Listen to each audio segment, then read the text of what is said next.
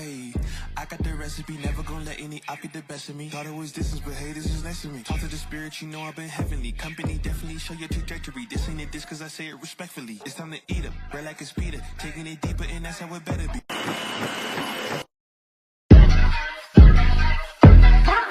Ayy, I got the recipe, never gonna let any op get the best of me. Thought it was distance, but hey, this is next to me. Talk to the spirit, you know I've been heavenly. Company definitely show your trajectory. This ain't a diss cause I say it respectfully. It's time to eat up, bread like it's Peter. Taking it deeper and that's how it better be. I never let the comparison get to me. I just remember the promises meant for me. I know the enemy and that he's sent for me. I keep the blood of the lamb as my centerpiece. I cannot trust in no crystals or energy. Look at the chemistry, it do not even mix chemically. Most of the tricks they be gimmicks, they mimic the truth. It's poison and we got the remedy. There is a bomb, apply it. The fire can stand to the tallest of giants. The tyrant and all the suppliers are scheming and lying. They selling this dreams and we buying it. Show me the chicken, I'm frying it. Show me the dough and I'm prying it. Ain't never lacking it, so what I'm packing, he taking it, he magnifying it. They say you ain't bout it. Tell them that you finna make it, but they doubt it. But you rose like a flower. Tell me what it's like to live with superpowers. I don't know, but I'ma get it. I'ma get it. I'ma get it. I'ma get it. I just know that I'ma get it. I'ma get it. I'ma get it. I'ma get it. I'ma get it. Ayy. I got the drive, the bus, the truck, the gas is stuck. I ain't the one to rely on the luck. I put in work and then he show up. I know it's fake, this shit in the reps, ain't no regrets, I do too much. It ain't me if you saying I stunt. He calling the plays and I do what he want. This ain't a front, glory to G-O-D. It's what you could do with a mustard seed. It's what you could do when you start to believe. Take fear and you cast it inside of the sea. 100% out of me, cause he gave it all on the T when he let it bleed. So what is you saying to me? You just insecure about the love that turned me to a beast. I take a step and I ain't turning back. He made me first cause I know that I'm last. I ain't got time for no thing in the past. Learn from it first and then I react. Hands off me, don't hold me. Get it jumping like a trampoline. All truth ain't no trolling. We in good hands, no folding. They say you ain't bout it. Tell them that you finna make it, but they doubt it. But you rose like a flower. Tell me what it's like to live with superpowers. I don't know, but I'ma get it. I'ma get it. I'ma get it. I'ma get it. I just know that I'ma get it. I'ma get it. I'ma get it. I'ma get it.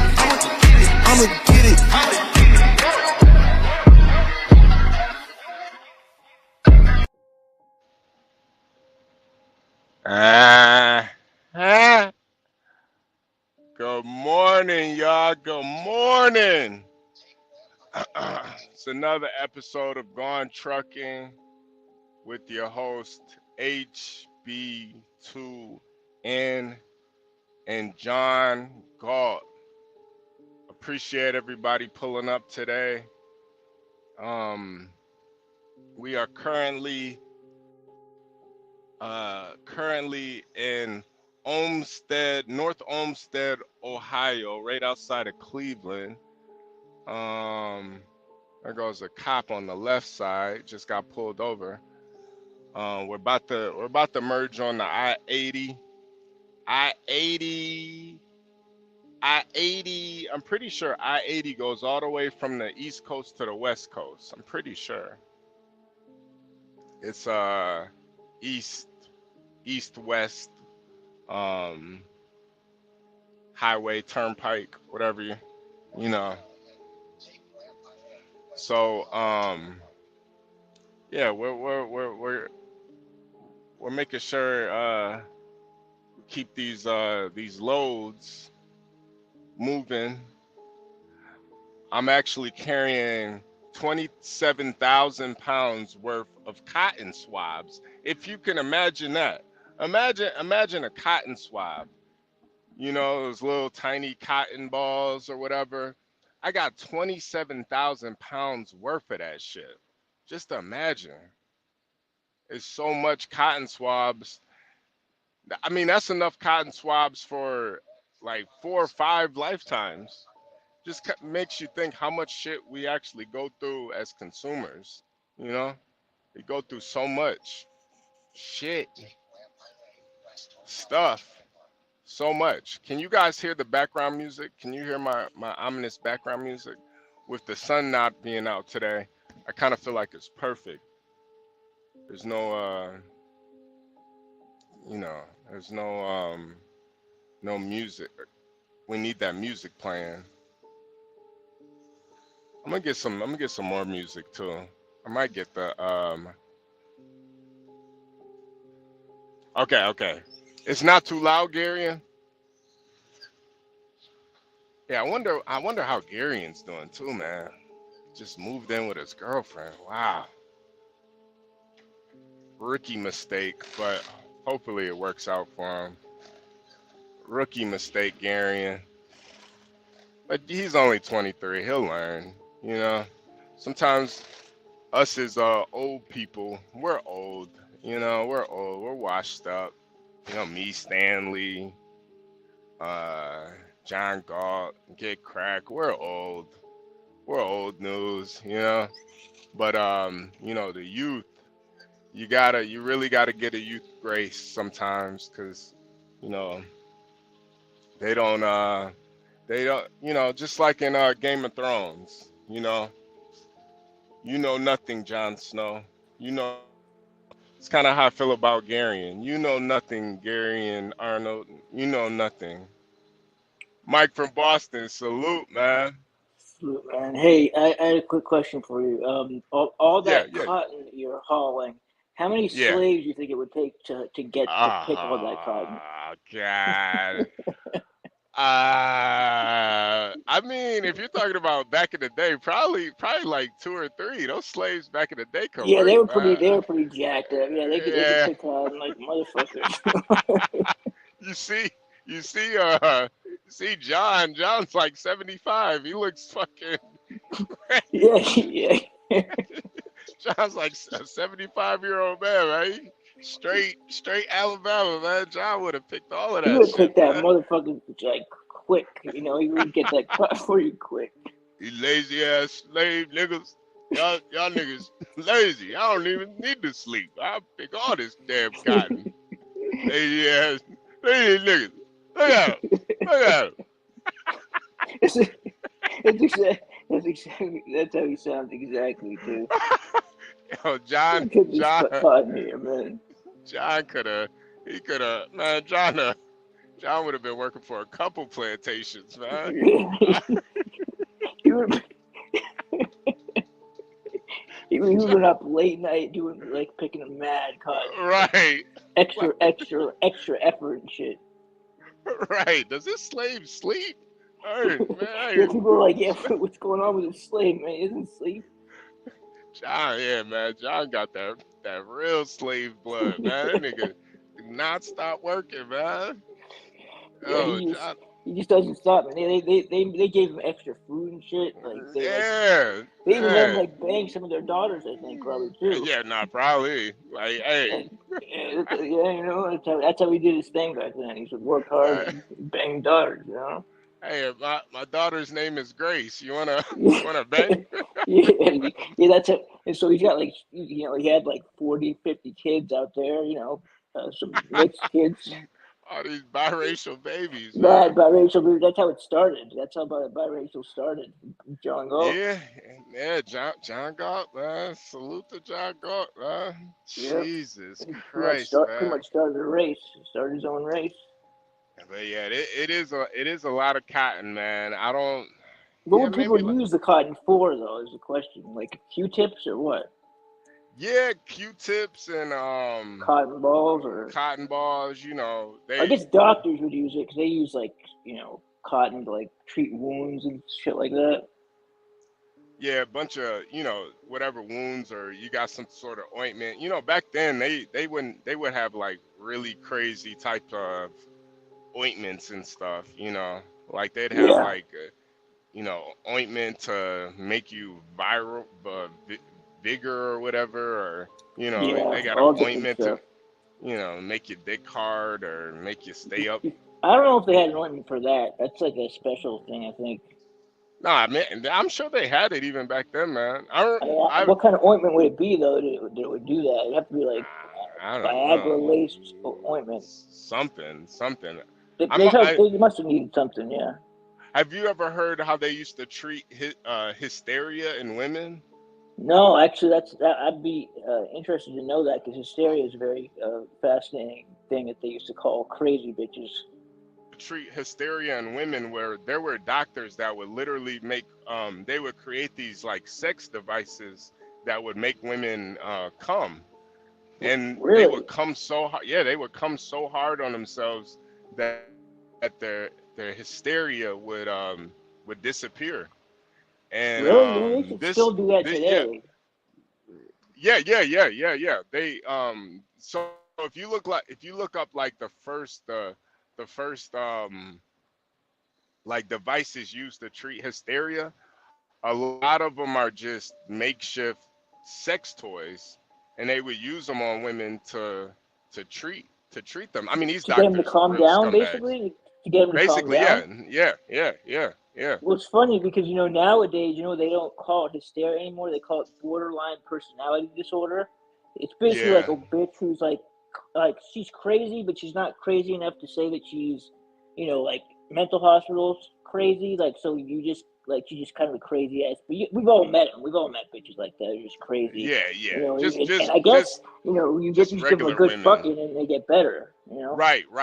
But I think it's the orgasm that really gets them back Yeah, you gotta in hit it. You order. gotta hit it right. You gotta hit it right. Yeah, Yeah, yeah. and hit the spot. Just right, and then they Oh start to man. calm the fuck down. Yeah, Calm down, yeah. bitch. Yeah. I mean, I don't know if you've ever made a woman orgasm, Boston, but it does work. A couple times here and there, Yeah. hit the spot.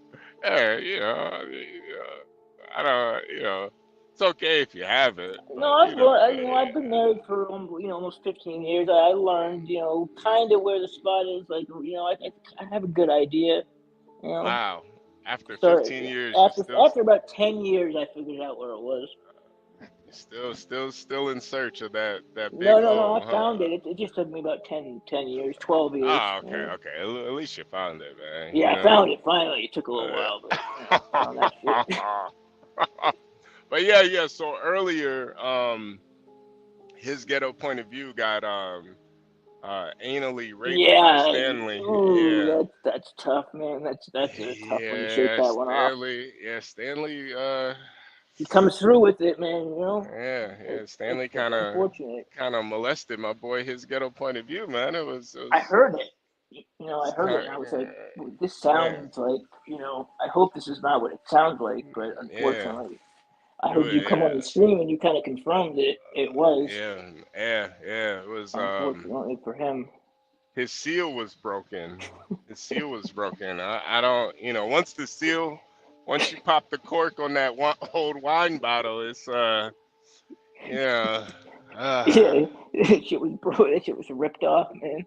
Seal yeah. was just torn off, He, man. he tore the seal off. I hope he's okay, man. He Jesus needs to go. He Christ. needs to go to the doctor and get checked out for a couple things. Yeah. But Ah, hope I man. think Stanley probably had that prep shit that they were talking about. Oh yeah. So at least he doesn't have to worry about getting AIDS or whatever. Oh, Hopefully. hopefully, yeah. I don't. I'm pretty sure Stanley doesn't have AIDS. I think Well, I that's mean, I'm pretty sure he takes that prep. That prep. You think Stanley takes it just We, I, because? yeah. Well, I mean, you have to think about how many people has he, raped over the years. Like how many dudes? Like, I mean, one of those dudes probably was like, So you gotta just kind of expect it. I mean, maybe not, but I hope Ghetto Point of View is getting, maybe he probably has to take prep now. Do you think rape is like prevalent in the gay community too? I've never heard of anything like that. Well, actually, you know what? I've heard of there's been serial killers that are gay and they kill men instead of women and they rape them before they kill them. But that's the only time I've really heard about it. I've never heard of like a Oh, serial rapist that was a man that raped other men, except yeah, maybe in prison. Maybe in prison they do it probably. yeah. But But I I don't know mean, if that's really rape in prison. I think that's just well, I kind of like mean, prison. it's not like they show on TV, like on that show Oz. It was like everyone was getting raped. I've heard Yeah, that it's not like that, but it's like I think it's like if you if it's like the type of thing where if you go in there looking for it, you'll get it. You know, like Yeah. but if you're not like down with it, you know, I've heard it doesn't really happen except for like, you know, like soft ass dudes, like they're just like ready to give it up, you know. Yeah. You Yeah. ever see Well, that guy Fleece Johnson on you know, so that guy? yeah. He, Yeah. he, he took a Unfortunately. took a lot. I took a lot. You know he's out of prison now and on YouTube. You seen Yeah. him? Yeah. Yeah. I remember he did an interview with Anton Jackson or whatever. And the Anton Daniels or whatever. Anton Yeah. Daniels, yeah, yeah, yeah. So he did an interview with Anton Daniels, and he literally straight up told Anton Daniels, he was like, "Yeah, you're cute." He told him he was cute. Wow. Yeah, to his face. See, the thing is about a guy like that is back then when he was younger, you couldn't really make fun of him because he'd fuck you up and rape you. Yeah, yeah. I I mean, think he would. he was basically telling Anton he would have raped him. Yeah, he's got a lot of. I mean, he just doesn't care. You know, I guess I mean, does he consider himself gay? Because like that's pretty gay. Like that's gay. I'm You sorry. you know, I'm not I'm not a I'm not 100%. I feel like being gay is consensual. I think rape is like I think it's a crime. Yeah, it is a crime, but I mean, you know, in order for him to say something like, you know, I would have raped you or whatever, that's gay. You know, Yeah, like yeah, yeah, that's yeah, gay as yeah, hell. There's yeah, no excuse for yeah. that. Well, do you think maybe it's more like you're so soft that you would let me rape you? You Yeah, think I mean, it's more but that? what kind of man though is thinking I would have raped you back, or you know, I would rape you if I could? Like Yeah, that's gay as hell. yeah. No, no, you got a point. You got a point. I mean, like, so that I see that guy, you know, and I have a hard time looking at him as anything other than a homosexual, really, because he was Yeah, talking about he said that on the TV show back in the day, the show that he was on. He was like, yeah, he said that to the people interviewing him. He said it back then too. He was like, you know, if you guys were in here back then, I would have been grabbing your butt or whatever, all this weird stuff he yeah, was talking about. But that's gay. Like, I'm sorry, that's gay. yeah, He cannot claim to be a straight man. yeah, yeah, yeah. I mean, I don't know if he's necessarily gay, but he's definitely a monster. Well, I you would know, consider. he's. I mean, again, remember what he's saying. He's saying to these men that are interviewing him, Yeah, yeah. if you were here a couple of years ago, I would have raped you. That's Yeah, gay. but even those men for not like defending themselves, they're kind of gay. Yeah, they So kind of need you need to. Well, I mean, that guy would fuck you up though. So I mean, They said that guy was one of the most dangerous people at the prison. Even just besides being like for raping people, he was like the most destructive inmate they ever had in Kentucky. Like he was the most violent guy that they'd ever seen. Like he would fuck yeah, guards up. He'd fuck up any. I mean, he would. He just was. Yeah, I would have still, he's a I would have monster. still, yeah, he's a monster. I would have Yeah, he's a still, I would have monster. still slapped him.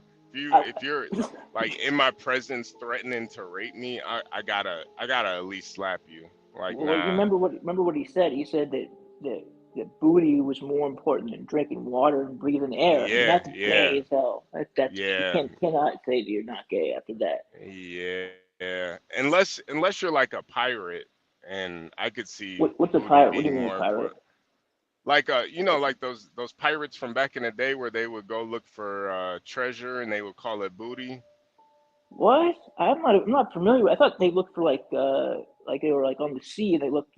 Were they gay too? No, no, no, no. That's just what they used to call treasure. Like whatever they found, they would call it booty. Why? I don't know. I don't know. I think I don't know. I don't know. I mean, that's I kind don't of know. that makes me think that they were probably gay, I don't know. gay Hey, pirates. Black Suitified, what's going on, man? What's up, bro? The term booty Uh is huh. not. It, Break it down. Break it down. Break it down. Break it down. You got you Black got Suitified. you got MFB worried over here, man. Yeah, so I'm not familiar with this whole So pirate situation, so so you're gonna have to break it down. um. All right. So when they referred to pillaging treasure, it Hmm. was booty, BUTE, not Oh, okay. Not booty, BOOTY. See. That's the thing. Well, unfortunately for them, people must have thought they were gay talking about And booty. Yeah. and the word booty comes from an English term, I believe, that meant exchange. Don't quote me on this. Oh, I'm pretty okay. sure, I'm using my powers of literacy, just like, when people say gay, which meant happy. And that's another term that has been usurped by the Luciferian left that we have to deal with now. But, Yeah. it was just fine in the Flintstones theme song, Have a Gay Old Time, Yeah. except for fag, which just means a bundle of sticks, etc. Just different things that again, these homosexuals have usurped and turned into a derogatory term. But yeah, that's what booty means. So do you think that most of these liberals are just gay? Yeah. Yeah. I didn't hear you say it one more time. Do you think most of these liberals are just gay? No, I just think that most of these liberals lack the gumption to say no when they're being led. Like who's the writer of that book Propaganda? Can't remember his name. Stanley knows his name. Of course Anyway, he does, yeah. What's his name? Stanley, who wrote that book Propaganda? Jason Stanley? Oh no, you're talking Bernays. Thank you, Edward. Yeah, Bernays. He is the. Well, Bernays was not a liberal. No, he wasn't. No, he wasn't a liberal. But I'm referencing him talking about the idiosyncrasies of people who can lead the masses with deception. Because when he wrote the book Propaganda, that's what he was saying. He was like, the true leaders are those that are unseen, the ones who create all of the media, etc. And he proved it when he did that. What was it, 1929, when he was hired by the tobacco industry to make or to influence women to smoke cigarettes in public by getting them by hiring models to light them up in their march. He hired models as they were marching down whatever street that I don't remember, and they were smoking the cigarettes in public, and they wrote an expose on that very situation, and they called them torches of freedom. And that's how women en masse were goaded into smoking cigarettes in public, and just the further erosion of the norms of society. It usually has a monetary backing and a monetary goal. So yeah, but all that to say, the words have been taken over, and that's what I mean by when I said yesterday, or I can't remember when I said it, when I talked about double speak. They'll say something and they don't mean what they say. They make it convoluted deliberately so that you can impugn a meaning and then create the meaning for themselves, for them, etc. But it all leads to their end.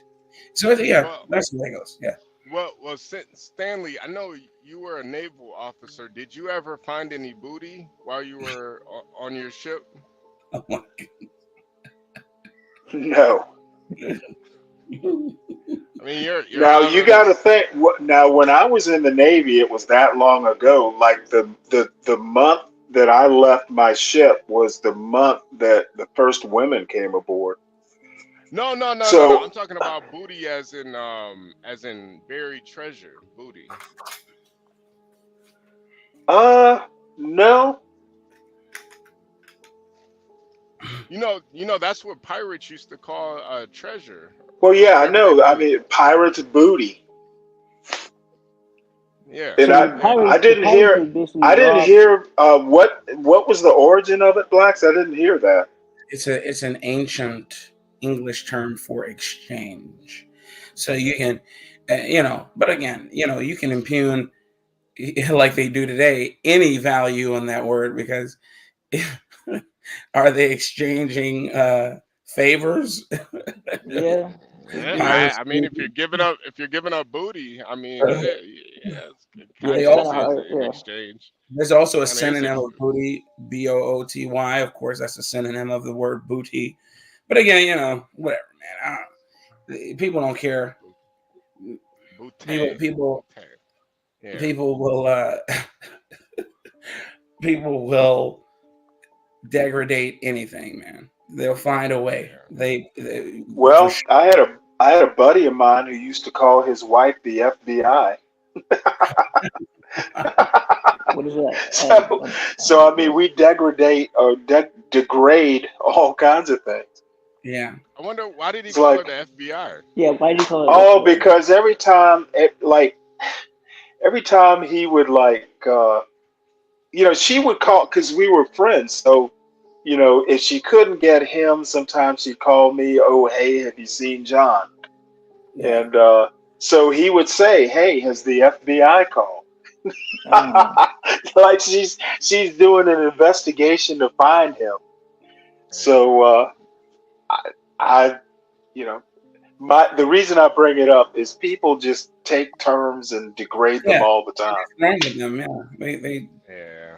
Yeah. They'll degrade them. They'll Is it just me, or are you guys? I don't know if you guys heard John talk about it yesterday, but it's really kind of rattled me at the core. But John was talking about how he had sex with an African woman one time, and she had her clitoris cut off. I did not hear that. Yeah, FG, female genital mutilization. It's a thing. Yeah, that's messed up, man. That's really Yeah. crime. And I'm not that familiar. It tends to be like radical Islam that insists on stuff like that. I was just about to say that. And it's basically a way to ensure. Well, number one, women shouldn't get pleasure, out of this. Right. And for young females, it's a way to ensure chastity. Right. I wonder if Bob, because Bob is one of those guys. He says that he thinks going down on a woman is like disgusting, and I wonder. Yeah. Well, when I was growing up, a lot of black people thought that. A lot of black males. I'm gonna be honest with you, Hb2n. I didn't do that just as I courted women. I wasn't about to. That's a thing for kind of like marriage. Yeah, I just being right. I didn't go and court women, and then as they asked me to give them fellatio, did I agree with it? I surely didn't. All the way up until my adulthood, I wasn't doing that. Well, I mean, it's always better to receive than to give. That's a fact. Yeah. But again, I just for me, the justification is it bleeds. Some women are just disgusting. Men too. But I'm good, man. I was not about to just be putting my mouth down there. And then some of these women dealt with men that were of ill repute, and they were just disgusting in their own right. And did they clean themselves properly? And I'm good. Hopefully, Yeah. But I mean, I guess if you just cut the clitoris off, you wouldn't even really have to worry about that. Yeah, I mean, so did John describe what the point even was? I mean, like, what was his point? I wonder why she was even doing it. You know what, John is a mystery sometimes. Yeah, that's a fact. I mean, I think John. A lot of times, John is just pontificating. Like I was complaining this morning. A lot of times the way he frames stuff is just like, I had to ask him, do we live in the same world? It's like, honestly, until he actually told that story, I honestly thought like the clitoris. There's a certain name for it, but it's like a mutilation of the clitoris or whatever. But I honestly thought that was like, how like you have this white technology that just tries to demonize Africa.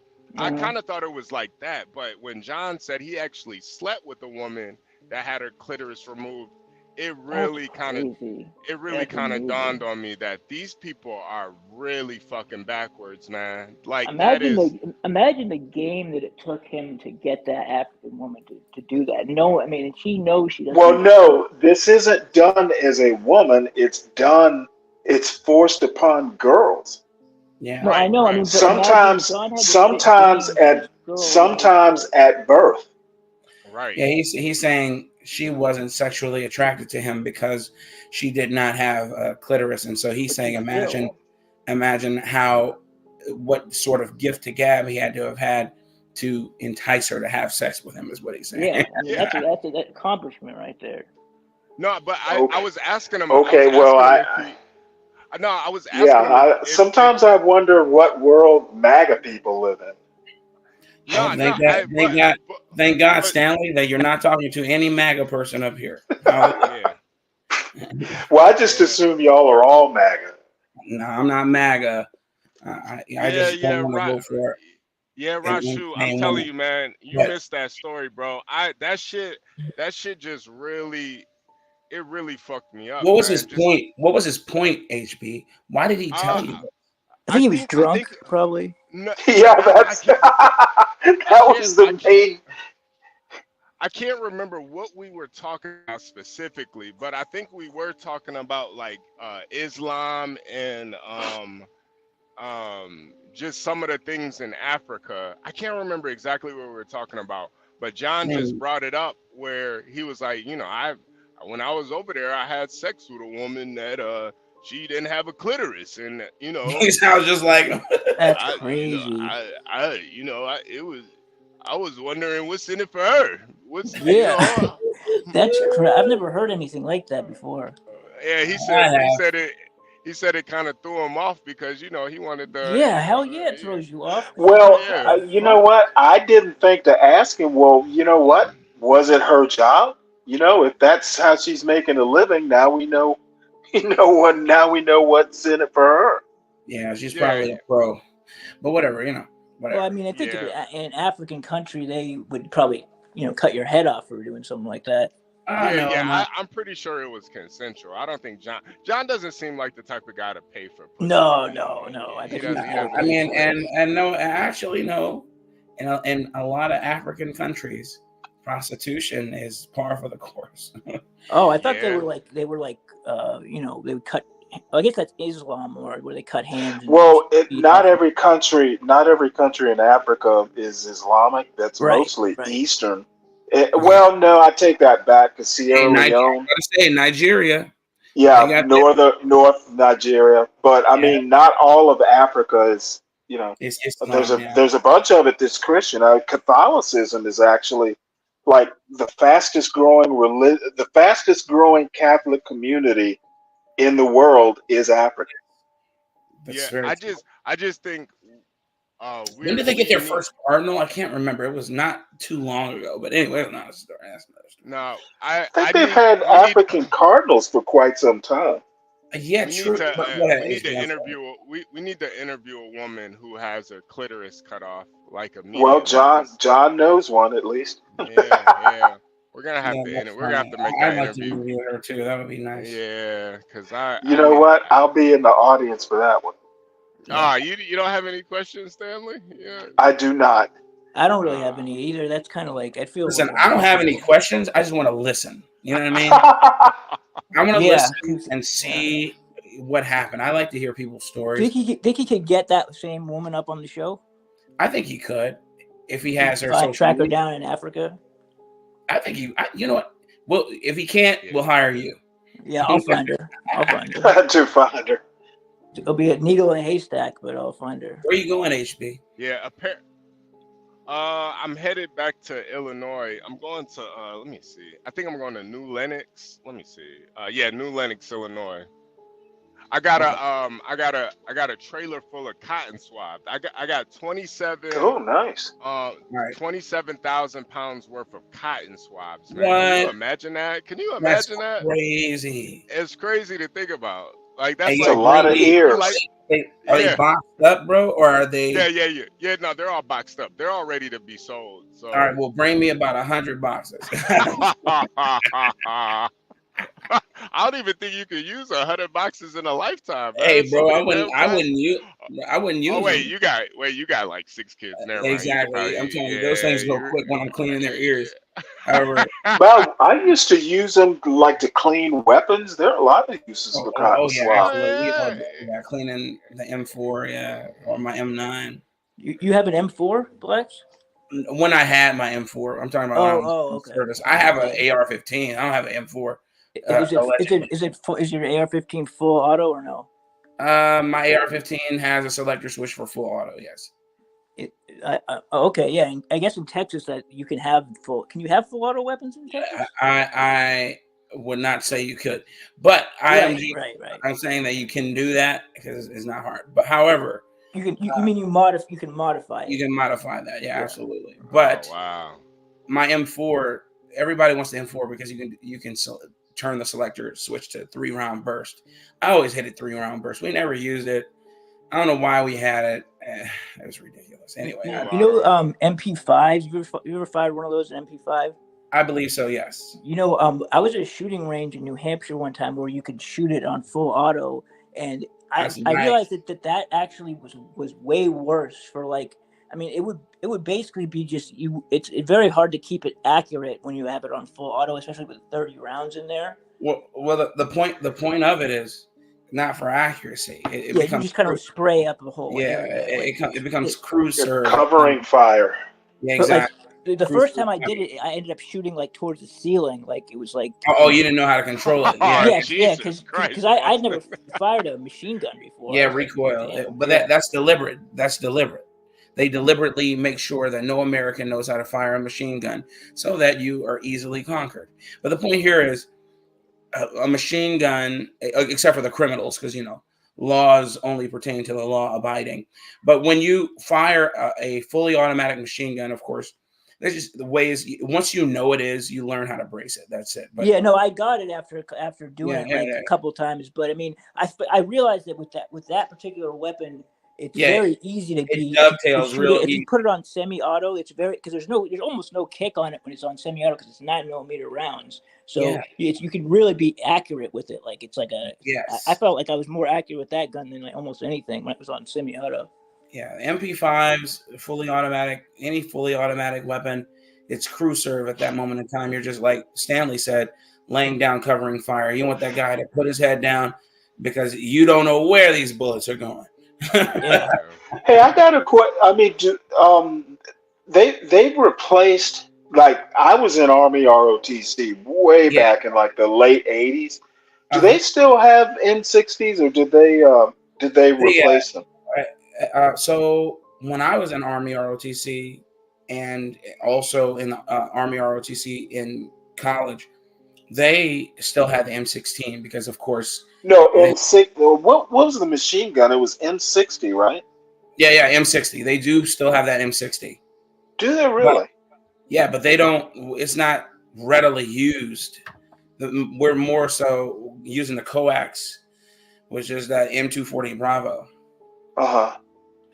So, but yeah, we've trained on M60s. Huh. Man. Yeah, those things. Because it still fires a 6.2 round. You know who probably still uses the M60? I guarantee they probably still use that ancient weapon in special forces groups. That wouldn't surprise me. Yeah. They were just so heavy, though. They are. But yeah, M240 Bravos replace that, etc. You can. It's just like the M60. You can it's drum filled or belt fed. Hey Blacks, have you ever been to one of those gun shows back in Texas? Oh yeah, man, they're great. They're very robust, and you can get whatever you want, pretty much. Yeah, they have them here in Mississippi too. Like they got it's because it's. Oh, you're in the SIP? I didn't know you were in the SIP. Yeah, I live in Mississippi now, man. Oh, I didn't know you actually lived in Mississippi. My wife inherited like 500 acres of land. What the hell? Yeah, it's crazy. It was a crazy thing, but we were just like, hey, 500. got a whole bunch of wait, 500 acres? It was crazy. She had a grandfather who her grandfather never told anyone he was like filthy rich, and she Freaking land baron. and like had all this land, and the government wants to, like, buy some of it from us for Of course they ridiculous do. amounts of money, like for different highways and stuff. So we pretty much, like, yeah, we had to move down here pretty much. Like, we were like, yeah, this Like, is like kiss my derriere. You're not buying none of it. But you Yeah. could. Jesus Christ. But like, there's people that want to rent, that will lease the land to do, like, what do they call it, like solar, those solar panels they're trying to Yeah, do. solar arrays. Yeah. So the people are like offering hundreds of thousands of dollars just to put some of those on our land. What are you gonna do? I mean, I don't know. It's just like all these people are coming along, with different offers for things, and it's like, really, we're gonna pay us what? Like, just put these solar panels on there? Hey, look, they give you that number. Tell them to double it, and you'll be good. Yeah. Well, we haven't done anything with it yet, but that's why we're down here. Hey, just give me my 40 acres and a mule, MFB. Yeah. You guys might as well get slaves down there. HB or Blacks. Hey, have you seen the XM250 though? The replacement for the Saw. I saw. Yes. Oh my God, it's beautiful, dude. It's suppressed and everything. It's beautiful. Dude, oh my goodness, yes it is, and I wish I could own Like, the one. future is nice because wait, you got an extra probably like hold on. you got a probably extra 1,000 yards on. Hold on. I got a cash app from Anonymous. I appreciate that cash app. Thank you. Thank you so much. All right, let me let Simperius back up here. Go ahead. Sir. Go ahead. Sir. No, I was saying, like, fucking dude, that XM250 is gonna, because the problem we had in Afghanistan is they were using 7.62s, and they were hitting our guys from distance with the Saw, and with the and we couldn't use suppressive fire at that distance. So that's the whole 6.8. And now with the XM250, the 6.8 is going to give you like an extra probably 1,000 yards of like effective range, dude. And plus it's suppressed, dude, and so it's safer for the soldiers with all the debris and all that kind of stuff. So you think about what Imperius just said. You were in the army, Imperius? No. I just have tons and tons of firearms. I'm big into that. Absolutely right, man. You got guys shooting 7.62 with sniper rifles and with AK-47s that are fairly accurate, shooting you from further away, and you got 5.62 rounds coming out of an M4, and then you also have 7.62 coming out of a Saw. But the Saw isn't a weapon for accuracy and distance, like he just said. It's just it's ineffective after maybe 300 yards or so. So you're not, why do I have that weapon? And these guys have things that can kill me from thousands of feet away. It's insane. So yeah, that does make sense, man. I'd love to actually fire one of those. That would be awesome to fire, man. Yeah, they're still kind of they're not civilian available yet. Like, you can get a 6.8. Like, I'm trying to get one. I really, like I said, that's my next. Although I do want the Lagos Alien, I do want that. Yeah. But and see if he can let me on the base and fire. Yeah, dude, the X, that would be, because I know you can find a place that has them, but you need your FFL, you know what I mean, CO1. Absolutely. Yeah. You guys see this? You guys see this sunflower field over here on the left? Dude, where are you? That's gorgeous, HB. That looks gorgeous, I know, man. that shit is fucking God bless beautiful. America, dude. Look at that. Jesus I know, right? Christ. Hey, I've never they seen have this many sunflowers before. Bro, they got places like that. They have places like that in Texas as well. Just haphazardly, I'm driving down one of the back roads, and then you just see fields and fields of sunflowers just like that. Yeah, that is gorgeous. Well, HB gets a lot of HB's got a lot of great experience because he realizes there's more to America than the cities and stuff like that. It's so big and so vast, and there's so much beauty and stuff. Like, it's so much outside of LA, New York, Miami, Chicago.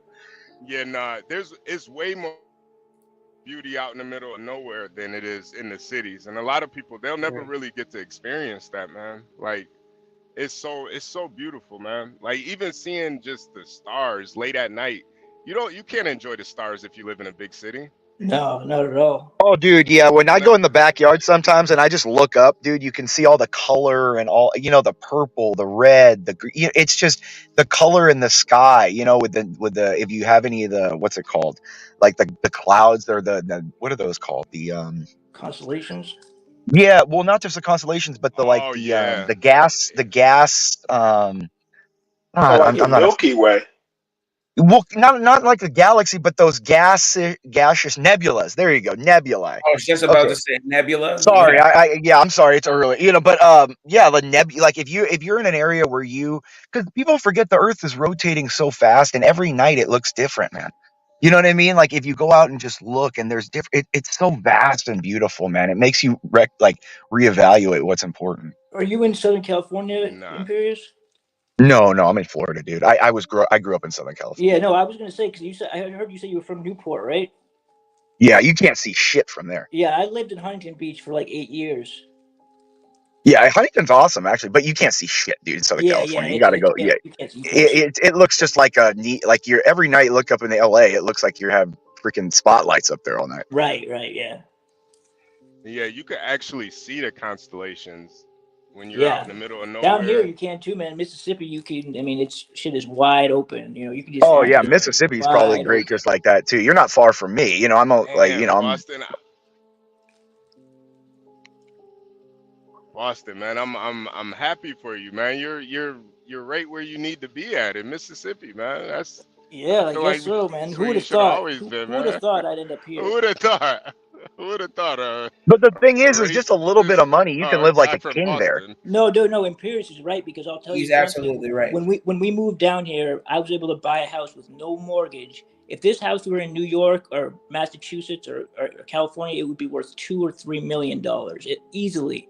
But I was able to buy it here for a portion of that and with no mortgage. Like it's crazy. And just everything is so cheap. They don't have the same taxes. Gas is so much cheaper. I mean, it's just everything is so much easier down here.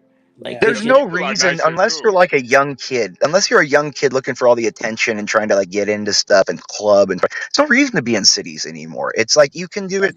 Like if you're like an older guy like us in their 30s, 40s and stuff, dude, you want to live peace. I want to be able to have a nice house. Shit, I want to not work that much. I want to be working from home. I want to relax and wake up. Like today, I'm not working. You know what I mean? Like I want to be able to wake up and relax, go to the gym right now, and just and live in like, dude, it smells beautiful this morning. The ocean air is gorgeous this morning, and it's just, you know what I mean? It that kind of stuff. I agree with you wholeheartedly. I agree with you wholeheartedly, and that's why I'm in Texas. I couldn't, you know. And Texas is gorgeous, man. It's so beautiful. And now I got to move even further out because city life is encroaching upon where I purchased, and I don't like it. I just want to get away. And at first, you know, my wife was like, "Oh, you know, let's live closer to everything," and I said, "Okay, we can live within 30 minutes." But then now she understands the value when I say I don't want anybody on the right of me, left of me, behind me, in front of me. I want to have a buffer between me and the road, all that. If I have a reliable vehicle, which I will always have, because I'm going to maintain my vehicles, I'm going to be able to get where I need to go, especially in this day and age. So I don't want to be around everyone with noise pollution and all their problems and police. Fuck all that, man. Stay away just from traffic, man. Like HP will tell you, he's probably relaxed right now driving. It's a good day. There's no traffic. He's not stressing. But when it's bumper to bumper, it makes you in a bad mood. And everyone that's in traffic all the time, that's why people are angry in cities. It makes you want to kill. Like in Chicago, people get shot on the freeway all the time, and I get it. I get it.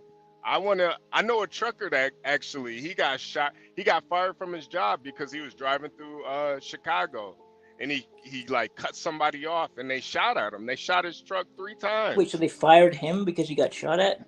Yeah, they fired him. Why? I mean, white supremacy. He was using his white privilege to get away. No. Well, he was actually a white guy. That's the funny part. He was a white guy, and it's that's what I'm saying. The driver was using his white privilege. He should have stayed there and let them shoot him. Kill him. No. I think it's just like an insurance thing.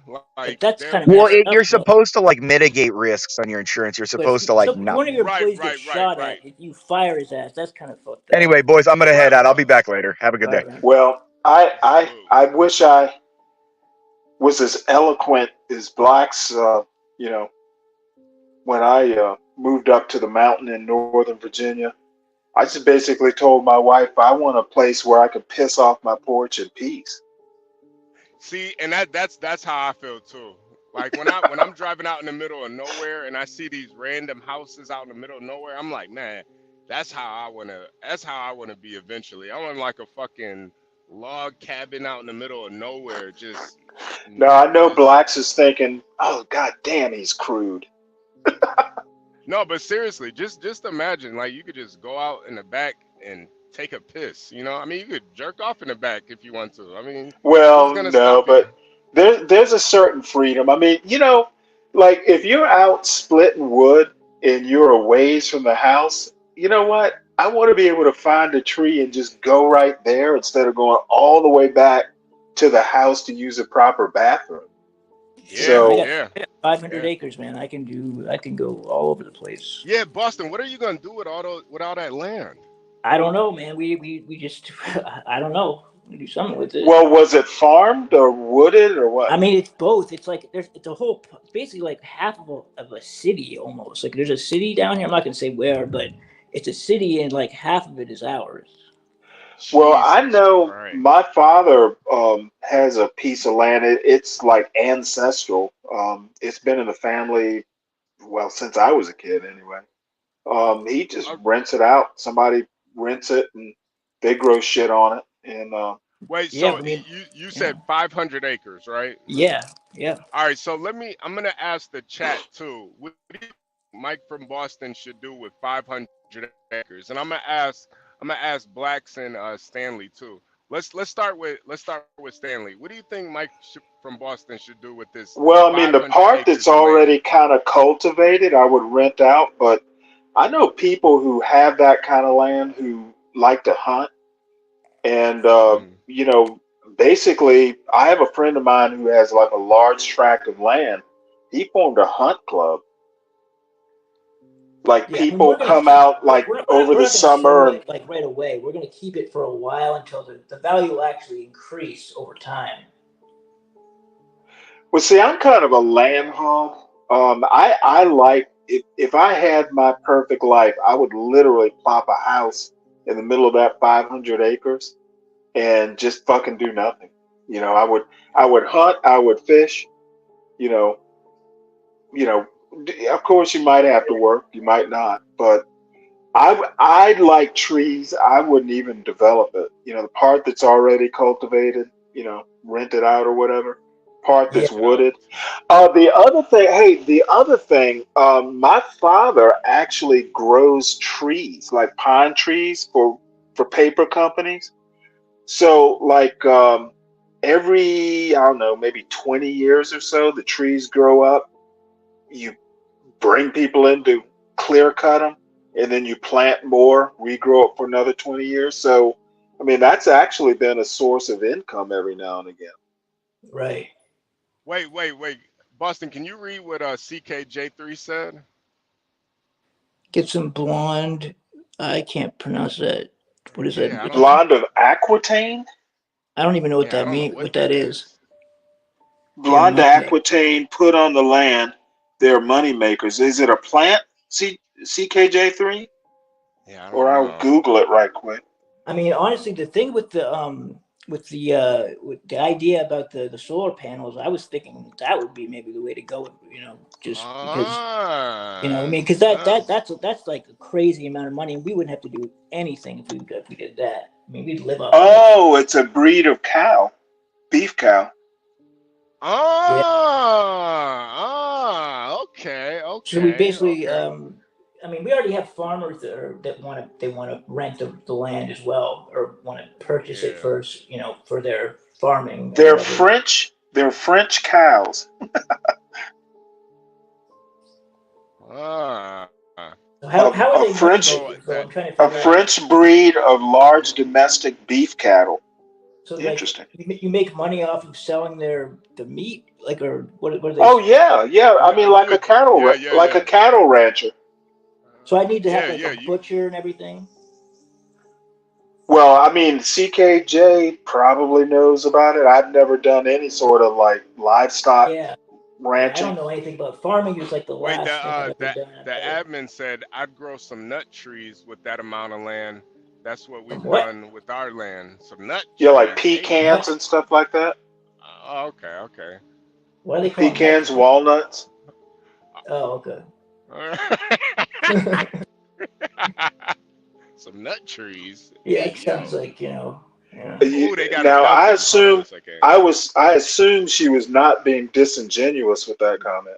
No, I thought that was No, maybe no, a no, slang term no, Well, for no, that's a joke no. back to his ghetto point of uh, view. Yeah. You did kind of Where rape where that at did his he ghetto yeah, point you of where did did view. he kind of take his disappear to anyway? Yeah, I think you violated him enough. I think he's you okay violated him now. pretty good. Yeah, I think he's resting his anus right now. Yeah, Well, that was Tyrone's next. Oh, oh shit. You're ah. gonna take that ass from Tyrone? No, no. What I'm gonna kick Tyrone's ass. Yeah. Oh, hey Black, so you still there? Oh, by the way, gentlemen, Phil Donahue just died, or I got a thing. Really? Uh, Donahue? That's too yeah, bad. he was 88. Man, that's Wow, pretty man, old. R.I.P. to Donahue, Yeah, man. R.I.P. that I guy. think I think he interviewed Khalid Muhammad before. He's cool. He's been interviewed a He lot. has. Yeah, he was pretty good. He was He pretty good. interviewed Francis Welsing. Who knows who else? Wow. I'm about to stop and get some coffee. I don't really drink coffee on the road because it kind of fucks up my sleep schedule. Yeah, But coffee is. Yeah, I don't drink coffee either. yeah, I don't. I usually don't. Maybe I'll drink it like maybe once while I'm out on the road. But But what do you do when you get really tired, though? That's the one. That's the I, question. I usually just honestly like doing these lives and shit. It helps me not get tired. I You mean, but know? like, there, at a certain point, do you just say, "I'm going to pull over and go to sleep"? Oh yeah. If I'm ever that tired, I'll pull over and get a. Yeah, That's I mean, I yeah. kind of have a rule. Like, if I'm ever, because I drive a lot, for my cases, and if I ever get to the point where I feel myself starting to doze off, I get off the highway immediately because I know if I keep Yeah. trying to make it home, I will get myself killed. Yeah. So That I to just me, that's the majority. That's the majority of All right, I'm truck back, guys. I'm truck wrecks. dealing with Is my guys. electrician. yeah, because people try to fight it, but you can't Yeah. fight it. If you try to fight it, it gets worse. It Sometimes you does, just need to get Yeah. off the freeway for a few minutes. Like, that's all you got to do. yeah. Yeah. Close your eyes No, for. no, Yeah, go no. ahead. Blacks. We were so Boston inherited what you said 500 Yeah, acres of 500 land. acres. Yeah. Yeah, What do you think he should do with that land? We've gotten a couple good suggestions. We got nut trees, grow a nut tree, get cattle. Um, like what? I Like think Aquitaine? you said Yeah, you said what? that's what it was. Like Aquitaine? Yeah, that's what he said. Yeah, Yeah, yeah, man. yeah, yeah. Those things are worth so much money. So And then there's from another. the meat of the cows. Yes, and Okay. their hides, and then uh, you could. There's a tree that pays a lot of. I can't remember the name of this tree, but if you grow this tree, they grow them a lot in Florida, and I cannot remember the name. You can make so much money on this tree, and it's so easy to grow. Really? It's a cash tree. What is it, man? I don't even know what they do with it. Give me a second. Let me see. Money making trees.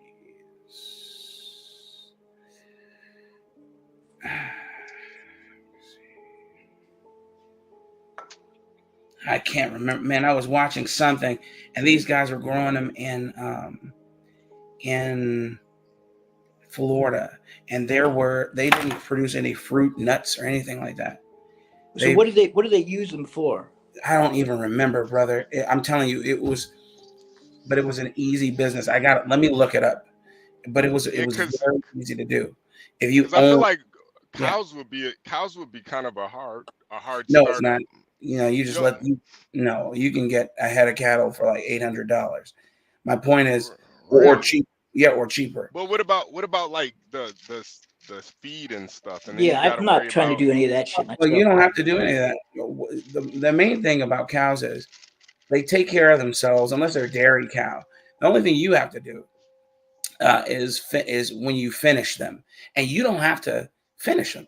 You can be like, hey, they're grazing around my land, they're growing, and then after they're done growing, you can give them out to or sell them to a beef processor, and then they'll finish them.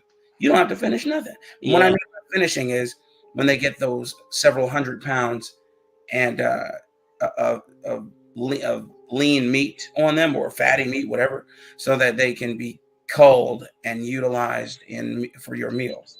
Right. Everybody's saying the cows, man. Everybody's saying the cows, man. The cows. That is. So is this like the type of meat that you get at like a fucking like Capitol Grills, that like with this kind of steaks they sell, like that type of shit? Yeah. I'm assuming so. Yeah, like the high grade, like steaks and stuff like that. Yeah. Yeah.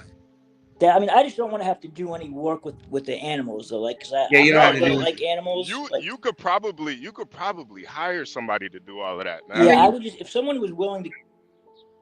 I was gonna say, and then of course you would check on them. Yeah, let me check on them. I said it's weed legal in Mississippi. Yo, 500 acres of weed. Yeah, hey, that's a headache. That's a headache. Yeah, I think the cartel might come kill you and your family. Yeah, I don't think you want to. Plus, it's a headache. Yeah, that would honestly be harder to do than cows growing weed. But what I was gonna say with your is similar to what I heard Stanley say before I left. You could just start a hunting business where you just lease out plots of land. Lease out licenses to hunt on your land. I believe that would be lucrative for you, for sure. Is there things to kill though and shoot on that? I'm sure. Especially. I'm sure there's got to be deer living out there somewhere. Yep. And then on top of that, you can purchase deer and turn them loose out there, and then set up feeders. Spend a little bit of money, set up feeders, and then go on guided tours. You say, hey, look, I guarantee you to bag a 6-pointer or whatever. And then, or maybe not that big, but still, I guarantee you to bag a deer, and you set up feeders. And when you set up the feeders, you will take them to, where they are early in the morning, wait at the feeder, and then shoot. There's so many ways to monitor. Yep. Make sure it's legal before you do that. I think it's very legal to do it on land. The problem is when I do know that in Georgia anyway, there is, and I can't remember the exact language, but you can't like lure them in that way and then kill them. I get that. Yeah. Now the thing is that what people do is they're like a deer mix. Have you ever seen that like stuff? Basically, it's like a deer lawn. Yeah. You can plant clover and stuff that will attract deer, but like setting them out, like it's like I think it's illegal to set up salt licks. I don't know. Well, not to kill them anyway. Yeah. Right. But I can't remember. I know you can set up feeders, but you can't. My point is like just to keep them in the area. But I can't remember what the laws are pertaining to that, because I know that they do that out here in Texas, East Texas mainly. They'll have several acres, I don't know how many acres, where you can license a trip to their land, and they guarantee you a buck, and then you go and they'll butcher it for you, etc. Well, the thing is doing it that way though. I mean, are you talking like setting up a lodge or? Maybe, man, whatever it is they do to make sure. Yeah, that's like a major investment though. Yeah, that is. It is a very substantial investment, but it's lucrative, man. It is so lucrative if you can get people to buy into that and even get investors to help you, where you pay them off over a time. But absolutely, it's great, man. The beautiful thing is they're not making any more land. He has 500 acres of it, and he can pretty much do. The sky's the limit as to what he can do with that land.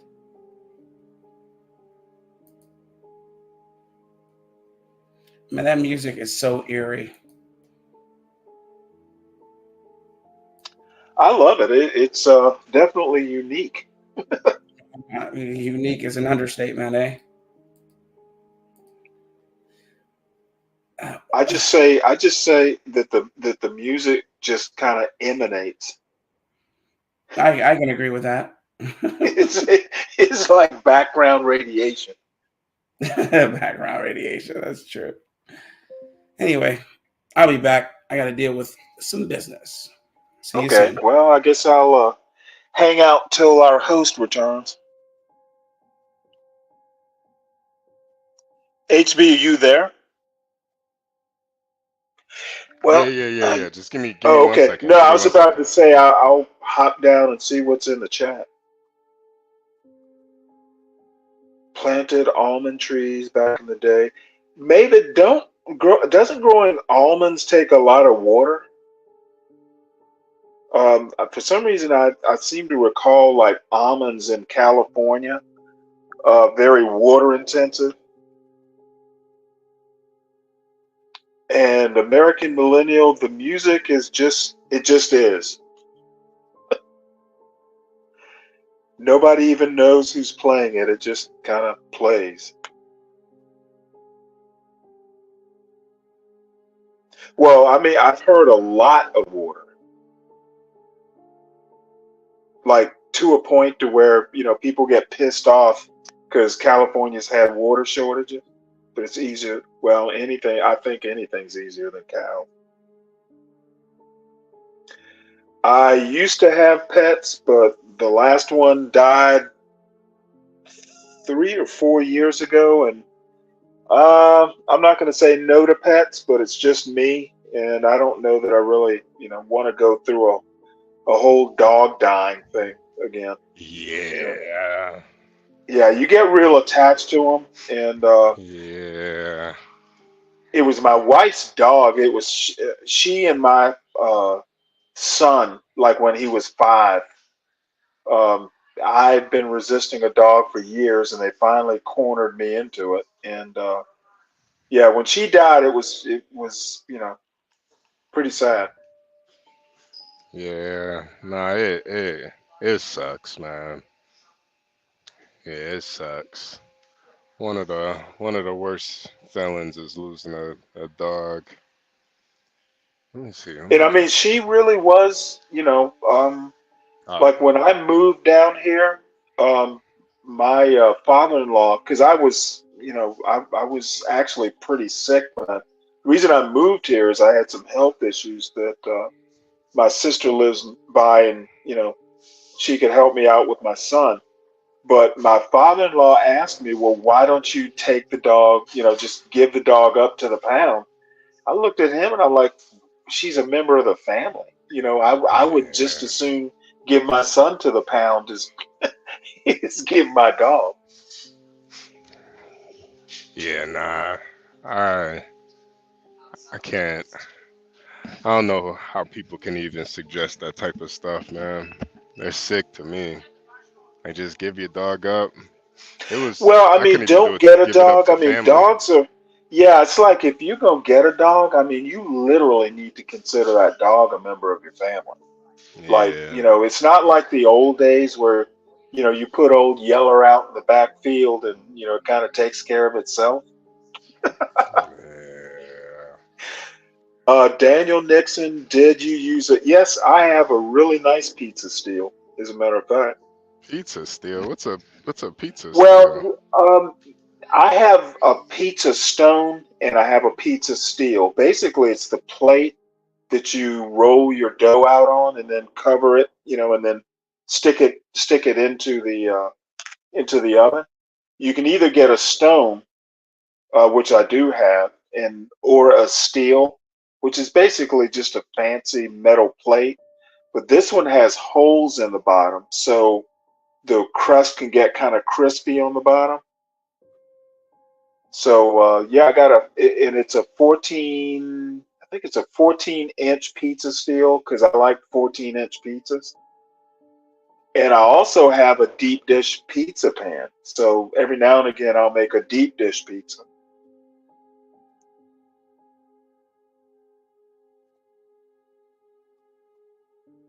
And believe it or not, I don't like pizza that much, except for the pizzas I make. I don't generally like buying pizza.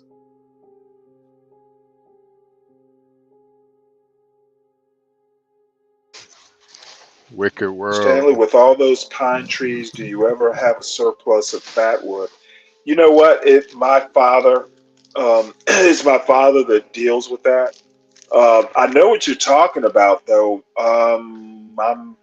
I never asked him. I think they just clear cut the trees. Now, the other thing in Georgia, there are not a hell of a lot of fireplaces in Georgia. There are plenty. Most houses, they don't even put like fireplaces in. Like, up.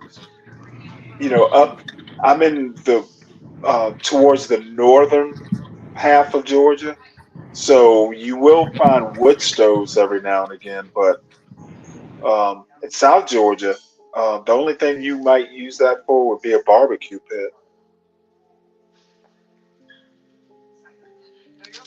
I wonder. Yeah, Boston, 500 acres is insane. I'm still trying to like think about how much Yeah, land that that's like is. old time plantation big. Yeah, Is he gonna put thank you. slaves working the cotton? Yeah, that's what I was thinking. I think that's what he wants to do. He just just doesn't want to admit it to us. Yeah, I think that's what he really wants to do. But No, he's from Boston, so I don't know. He might be an yeah. abolition. He might be an abolitionist. Yeah, Boston didn't have sleeves, I thought, right? No, they didn't. They didn't. Yo, But HB, I think he still might. do you think that Stanley's drunk already this early? Yo, who? Who's drunk? Do you think No, Stanley's this he's asking if I'm drunk already.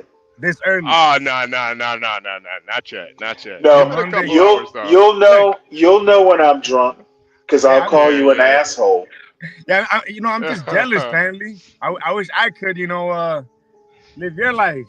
Well, when you get old, you don't drink as much. It takes a lot less to get you drunk. Nice. There you go. Yeah, No, you know Jason, I'm what? trying to get to that land. I actually have been too lazy to go out and get beer. Mm. So is that what you drink, Stan? You don't drink liquor, wine, you drink beer? Every now and again. See, I don't live near a liquor store, and it's just too much trouble to go all the way to get bourbon. Mm. Like Yeah. Kentucky type bourbon is what I generally like, but Yeah. beer's good enough. And They don't So you have I, Uber Eats so you where like you're at, Corona? Stanley? They don't have you know Uber what? Eats? I've never tried to get beer with Uber Eats. They have it. I've just never. Yeah, Oh wow. yeah. You could get it. What beer do you drink, Stanley? Corona? No, I used to years ago because my wife liked it, but I'm not that. I'm not a big Budweiser? fan. Other than Dos Equis, I don't really like Mexican beers Oh that wow. much. So you're drinking Budweiser? Bud Light. Oh, there you go. Not bad. I mean, why not? Fuck it, right? Well, it's cheap.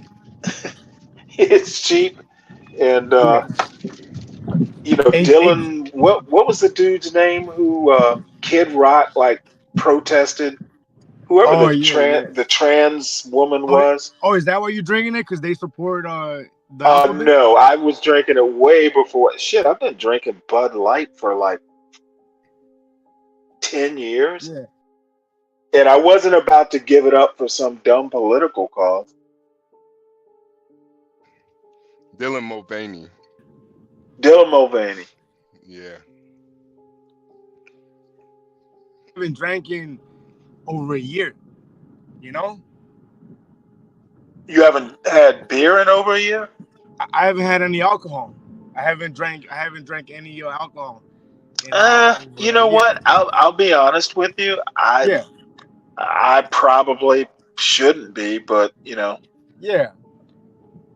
Yeah. but I don't know. Why not? I'll If you're in the mood, why not? Who gives a fuck? As long as it's yeah, not but kicking you your know ass. what? I haven't been I've been like doing housework, all this shit that I should have been doing for a while, and trying to keep Hey, myself occupied. hey, Wicked World, can you read this message on the screen real quick? Yeah, it says HB. Can you verify Wicked World since he's up? They're the correct way to pronounce Dos Equis. Oh, Dos Equis. you know what? I never even took Spanish in high school, so forgive my pronunciation. I mean, it is what it is, I bet our admin rolls her R's. Yeah. Look, people mispronounce my name all the time. They call me Wicked World. It's really El Wicked World, El Wicked World. Come on. I want to hear her say cerveza, or however you say it. Yeah, there you go. Or does, I bet she does it with like a Castilian accent. Cerveza. Yeah. Yo, HB, quick question, bro. I knew a trucker, right? He told me that he used to drive drunk. I guess he had a drinking problem. Do you know many truckers that do that? I don't know any personally, but they're out here. They're out here. That when he told me that, I thought that was crazy because he had like what is it, 18 wheelie? I was like, holy fuck! Yeah. How dangerous that is.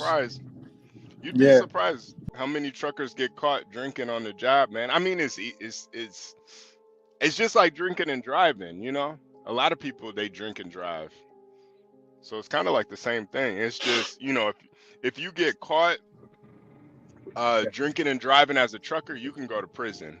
Well, you probably will go to prison. You will go to prison. Kind of dangerous. I mean, drinking and driving is dangerous anyway, but with a semi? Yeah. Well, he told me that I can't imagine wanting to. He told me that he couldn't drive without being drunk, though. Like, he had to drink. Wow. Otherwise, he couldn't do it. I was like, that's kind of tough. A tough spot to be in, no?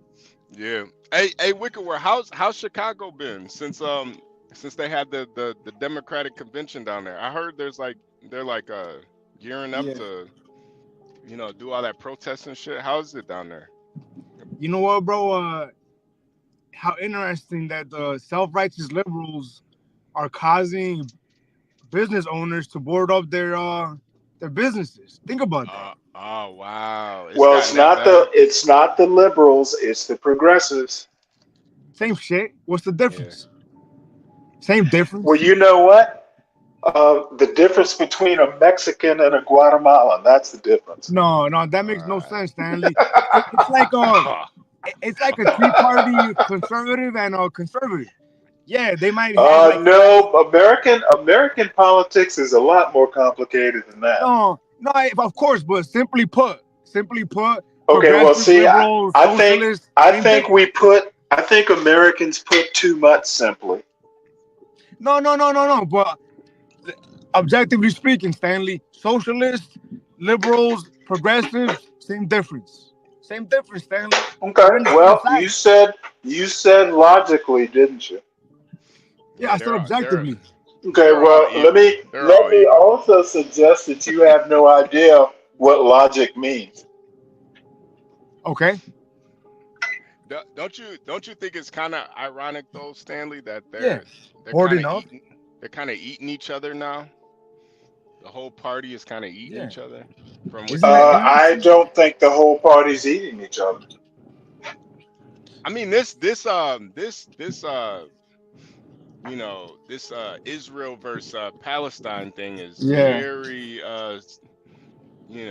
I think for most conservatives, we know what side we stand on in that fight, but with the liberals, they're kind of split down the middle. Like even you. Well, I think that the progressives have a point, especially in light of Netanyahu. Netanyahu has given money to Hamas, so I mean, nobody seems to want to publicize that point. I mean, I think it's because like us as Americans, we've given money to Osama bin Laden, so we know how it works. Right. Sometimes. Well, so knowing how it, all I have to say is that we got what we deserved funding a terrorist organization. Yeah. Netanyahu's getting what Well, he deserves. wow. Because, I mean, a lot of times things come back to bite you. Yeah. Mm. Yeah. The Hey, chicken's coming home to HB, roost. Yeah. HB, there was people at these gatherings, these liberal gatherings, with signs that had like recipes for homemade abortion remedies. Like if you mix this, and this, it's like an abortion pill. Oh, I mean, wow. that's where we're at with the liberals, dude. And I don't even care about Okay, well abortion. let's do a little history lesson here, shall we? Okay, can you address Do you the think point, though, do you Stanley? think do Can you you address the think point, Stanley? The point that there was I'm people with trying. signs I'm trying. with homemade Okay. remedies for Well, abortion pills. let me address the point. I was going to try and be subtle. You're fucked up, and you don't know what you're talking about. Is that Okay. direct enough? No, well, elaborate, because how does that answer the Oh, I question was trying to the to person with a elaborate, and fucking then I sign? was trying to elaborate, and you didn't Now allow you're me gonna go to. into a fucking bullshit history lesson that has no meaning, that has no bearing on the Okay. Well, point it of doesn't this have bitch. meaning. It doesn't have meaning to someone like you. Okay, continue. So, are you telling me I'm wasting my time? I think you're gonna waste my time Okay, with a well, you know bullshit what? story. I sure don't want to waste your time. I Again, appreciate that. I'll make it short and sweet. Okay, You're obtuse and you have no fucking idea what you're talking about. You but shouldn't be talking politics. HB, do you see this, HB? It's typical of a fucking liberal to start attacking you personally, right? That's what they do, and you know that. I don't have to tell you, HB. You know that shit already. He has no ground to stand on, right? I don't even care about abortion, HB. But any objective person can see that a person doing that kind of shit is Did I outlandish. hurt your feelings? No, not at all, brother. Okay, Not just at all. checking. I don't want to do that. No, it's 9:30 in the morning, dude. It's a beautiful morning. I'm about to fucking go for a run. I Where you know, you running at? Where I you wish I running was at? getting drunk like you, Stanley, but you know, it is Where you what it running is. at, Wicked World? Where you running at? In some suburb. There's a He's suburb Okay. he's nearby that running has a nice he's running place.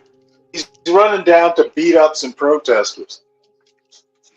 Oh, John. Hey, Wicked World. Don't leave, Wicked World. Come back, Wicked World. Damn. He might have lost some connection. Wicked World, come back. John. Okay, yeah, he's back. He's back. He's Well, I back. think he lost connection a while ago. Yeah, yeah. We can't all be getting drunk all day, Stanley. Come on, Dude, Stanley. We can't all be getting drunk all day, dude. why do you think I'm Hey, drunk? hey, Wicked, you in Chicago, right? Yeah. Man, shit. Can you get us some footage, some coverage of what's going on in Chicago, man? What do you mean, like some live footage? Huh? Say what? What do you mean, like some live footage, or what do you mean? Yeah, that would be great, man. I would love to do that if I could, but I don't think I'm gonna. I don't want to go nowhere near the fucking liberals though. John, you know how that goes. Yeah, I mean, you know what? It takes courage to get around liberals. I mean, Ah. you have a lot of alphabet over there. I don't want to get AIDS. Yeah. Hey, Wiki, did I hear you say you worked in a prison? Yeah. I work in the jail, the county jail. Oh, you work? No, you don't. You work in Cook County? Yeah. Man, what you gotta come back on one day, man. Let us talk to you about your time working in Cook County. Look, John, I told bro. HB a story once. Remember that story I told you on 777, HB? What? Tell me again. Long story short, I walked in on an inmate raping another inmate, raping. Yeah. Hey. It was something. Put it like that. Hey, when would you have time, man, to come back and just give us like a segment on some of the shit you seen in the Cook County jail, man? That shit would be explosive, bro. Yeah. No, I mean, we'll talk about it. I mean, I know you guys are on a lie, and I come in when I can. Usually, you guys have a full room where people like Stanley are just fucking spewing. No. We're not gonna let anybody else up but you, man. It's just gonna be me, you, and HB, man. You know what I mean? And then we just gonna, HB from Chicago. We might let Blacks Who Defy come up. You know what I'm saying? Oh, but that's the name. It's gonna be mostly Chicago-based people that know about Chicago. Oh yeah, and you with your knowledge of Chicago, the Hispanic you know, the Hispanic angle and the Cook County, man, that's gonna be a hell of a show right there, man. That would be some great content, bro. I can always just snipe from the chat. Yeah, and then after we discuss it, then we bring everybody else up. We'll be taking comments from the audience, chat. Well, put it like this, John. Put it like this, man. The shit I would tell you, Stanley would be offended, because Stanley thinks apparently this is a world where we can all just love each other, and if we love these clowns enough, they'll stop victimizing us. Well, maybe. Wait. Somebody's victimizing you? Right. Maybe Wait. Do you mean so liberals are victimizing you? These guys, I don't know that they're liberal, but they would be liberal. If they were political, they'd be liberal. Yeah, definitely. Don't pay any attention to Stanley. Now, are they victimizing you in or outside of the prison? Hey, don't pay attention to Stanley. Yo, John, what do you think about this, John? At the DNC rally, there's people with signs with homemade remedies for making an abortion pill. Yeah, hey, I'm for it, man. I believe that you should do your own abortion. If you want it free, do your own abortion. I was going to give him a history lesson. Like, liberals didn't invent potions to solve eugenics and yada racism. Right, I got you. Hey, I'm for them, man. We should give them clothes hangers. They want to get a free abortion. we should give them a clothes hanger. So how do you figure, John? And you know what? I think I agree with John. How do you figure, John? Why do you? I mean, if you don't mind me asking, I'd like to pick your thought on that, your brain on that. Man, you know what I think, honestly, bro, is that that their strategies, their philosophies are going to get more and more extreme. You know what I'm saying? Like, you got the gays taking PrEP all day, die PrEP at night, and engaging in reckless behavior. Like, it's terminal, bro. There is no, this shit is, it can't end well. You encouraging people bad behavior is never going to end well, right? Yeah. And so I think, but their behavior will get more extreme. You know what I'm saying? For sure. They're going to have to dig deeper and deeper to keep on explaining away this kind of shit, Right. And what kind of shit? Having the transgender men in front of little girls, the LGBT raised in San Francisco. Does that happen? Does that happen a lot? Understand? I'm not against it. Enough, Stanley. But the behavior. I'm sorry. What is enough? The behavior is getting so extreme, Stanley. Okay, I think y'all are just. It's a moral panic over nothing. No one's here panicking. I'm just saying that. Well, it sure sounds like it to me. Well, if you introduce LGBT, because it's egregious, right? You know what? It's egregious. How often? Okay, you know what? I bet no one on this panel knows. Egregious. Period. Does anyone here know a trans man or a trans woman? I don't. Yeah, I've known a couple. Yeah, I've known. Yeah. Who else besides John, who seems to know everybody? No, I knew one from college. I knew one. That's right. He wasn't actually a trans in college though. That's the crazy part. He transitioned after we graduated. Okay, so we all know somebody. It's like planes rarely crash, but when they do, it's really bad, right? So it's the same. Okay, so therefore, we ought to ban flying, right? No, Stanley, I don't know why you're defending transgenderism and things like that. I'm not defending it. I'm just saying it's a dumb idea. I'm saying it's a dumb idea to panic over nothing. That's what I'm saying. Over nothing. It's not panic. Right. Is anyone here panicking? I think it's panicking. Okay. I think y'all are about to cancel all flights because a plane crashed. All right. No, I'm not. All we're saying. Listen. Here's the thing. The problem isn't about trans, okay? The problem is trans don't mix with kids, right? It was be a trans. Why exactly? Right, man. Fuck them kids. Why exactly don't trans mix with kids? Come on. Oh my God. Help me out here. Come on, Because Sam. they tell stories in a library. No, Stanley, they're do you want like iron workers or there's trash men sex reading to your kids or there's teachers? I don't want iron workers in it. there's Yeah, sexual You let know alone deviants. trans what? people. I think as long as kids are being read to, I don't really care who does it. Oh, come on. What it is just an What assault about like because they're not some trying to It's pedophiles? an get. assault. Yeah, Wait, see, look, hold on. it's an assault from the left. How Yes. do these kids get to the library? Their parents bring them. It's Hold abuse, on. Stanley. In Simply put, it's schools, in abuse. schools. Stanley, it's so egregious. So here's an example. Why didn't I they don't get think it's iron? egregious. I think Why it's didn't they? almost non-existent. Why didn't they get, like, say, iron workers to read to kids or You astronauts or know something? what? It had to be trans. It had to be drag queens. It had to be drag queens. I would not be against that. Well, why didn't your party do it? How many iron workers are volunteering to read to kids?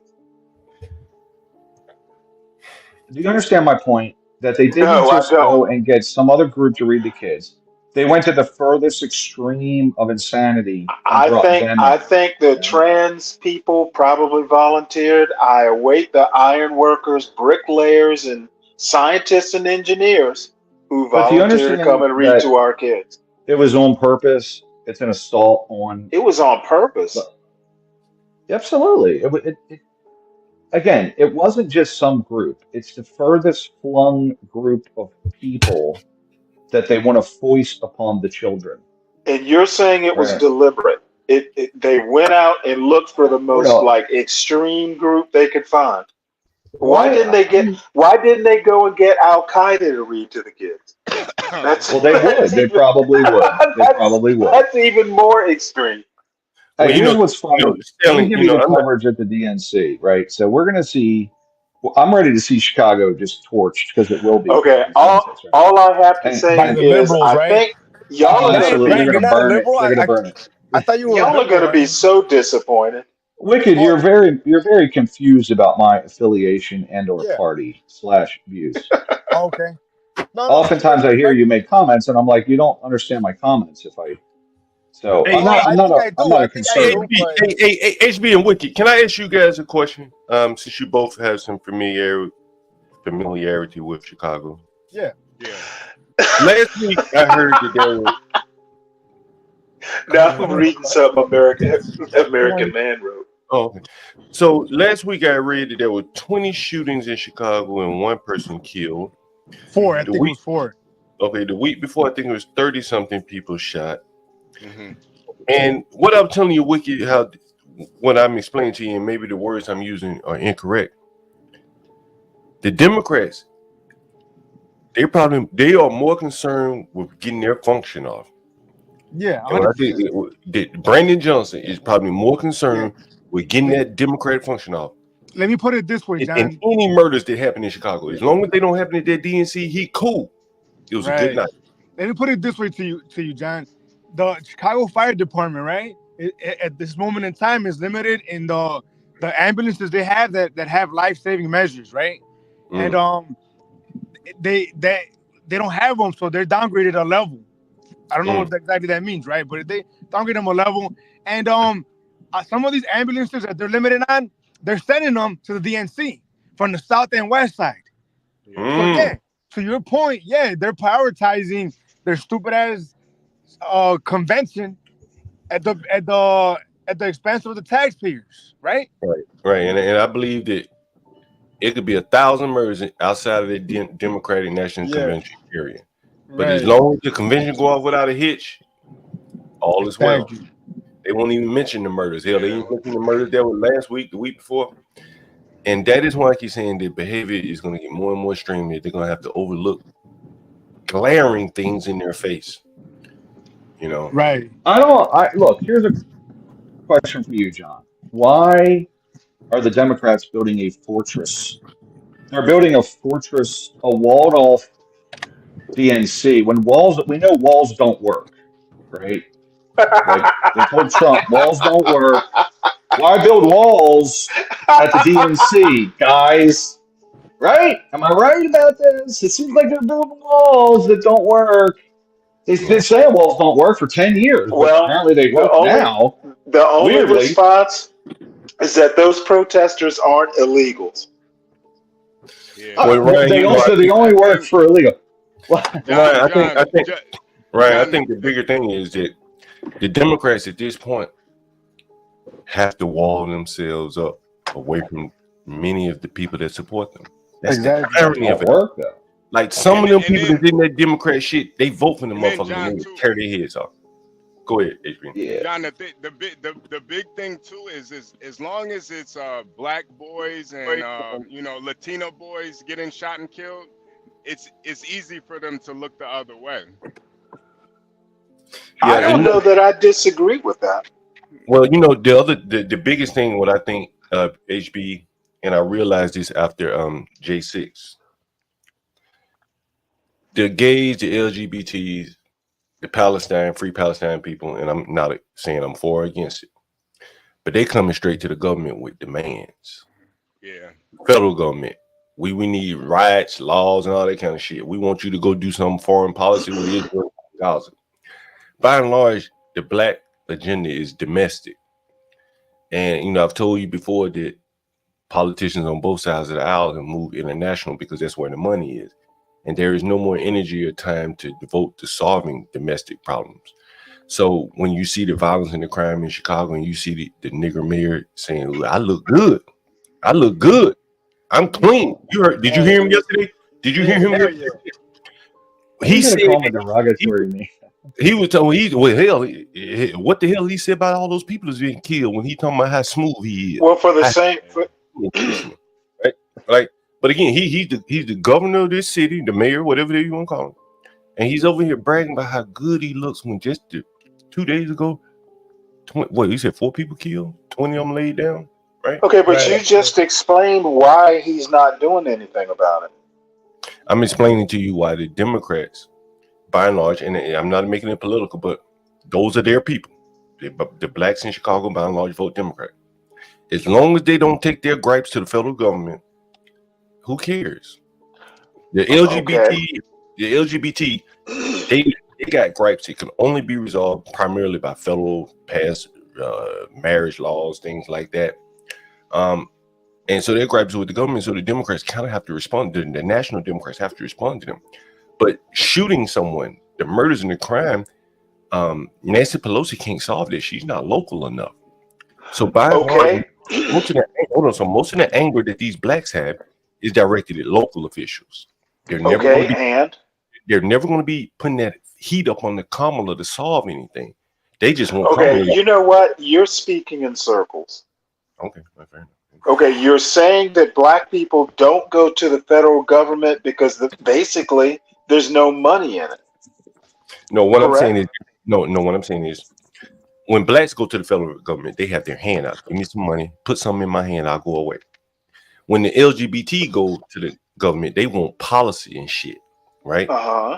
They make Nancy Pelosi come up with policy and shit like that.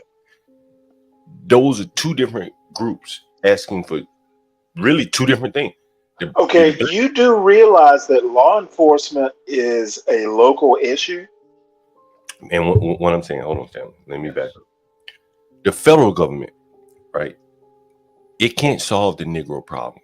It can't. The crime and shit in the inner city, it can't solve. Okay, crime is not up to the federal government to solve. Crime is a local issue. I understand, but the federal government. So what are we talking? Why would they go to the federal government if it's not the federal government's job to solve Chicago crime? Well, when they do go to the federal government, like you see in New Orleans and Chicago, the only thing they can ask the federal government to do is put the handcuff on the police. And so they put consent decrees on the police in Baltimore, Chicago, New Orleans, DC. Most of these cities. Okay, now you've changed your story. So most of these cities are operating on the consent decrees where the blacks more or less ask the government, stop the police from doing their job. That's really all the blacks have to ask now. They can't ask for any community development, things like that. Whereas the gays, so you're saying the black community does not want the police to stop the crime? I think that the blacks would like to have crime stopped, but I think that it's going to require the calculus of how many do we spare of ourselves to solve the crime? Like, you got to cut some you got to cut some bone. You got to cut the cancer out. That means cutting part of yourself. And I think Okay, that's I'm lost now. right. I think that's the part that many Okay, Democrats, what's the cancer exactly? the black crime, which the blacks to solve the black crime, they got to basically excise some of themselves. And I think that Okay, so what you're saying is the black community does not want to sacrifice to solve crime, and therefore they don't want to solve crime. I and the get it now. and the Democrats to say, look, we can't solve this shit. You know, what do you want us to do? Oh, okay, police bothering you. Okay, Okay, well, what can they do on a federal level? They can't. It's a what local issue. they could do is maybe not put consent decrees on these cities and states. Like, if you look at what happened in Ferguson, right? We put consent decrees on St. Louis. This shit didn't even happen in St. Louis. I think it was St. Louis. They put consent decrees. Even if it was Ferguson, they put consent decrees on the shit that didn't require a consent decree. And if you look at every other city where they put a consent decree, the city hasn't gotten better in terms of crime; it's gotten worse. I would say the liberal played a great part in this. That's a lot. That's a lot of stuff to say about nothing. Essentially, what you're saying is the black community does not want crime solved. And I think you could put out the you could send out the National Guard too if you really wanted to. That's the governor. Well, I would think that, again, that the governor being a Democrat, it would be bad politically for the Democrats to send out the police, the National Guard. Primarily, you'd have to target blacks. You couldn't send them to the white neighborhoods in Beverly, all those areas of where Wicked World could best explain. You couldn't send them there. You'd have to send them. Okay, and then the other thing, define consent decree. You've lost me there. All right, hey Mella. Hey Mella. Hi, Mella. Hi, happy DNC Day. Look, before it changes to Ferguson, I just wanted to say that being a Chicago native, I understand there's this perception that Black people don't want issues solved.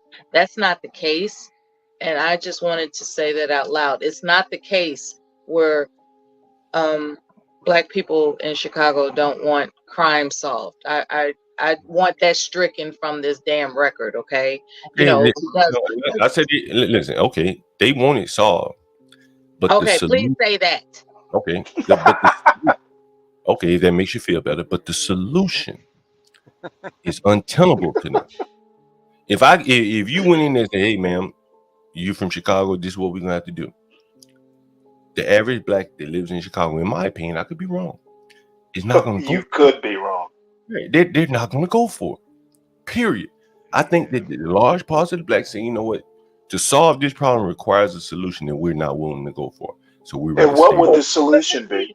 See, here's the thing, right? Growing up in Chicago, I know that there's a gang situation, right? There are many different gangs in Chicago that influence who gets, you know, to carry out orders. Let's say it like that, right?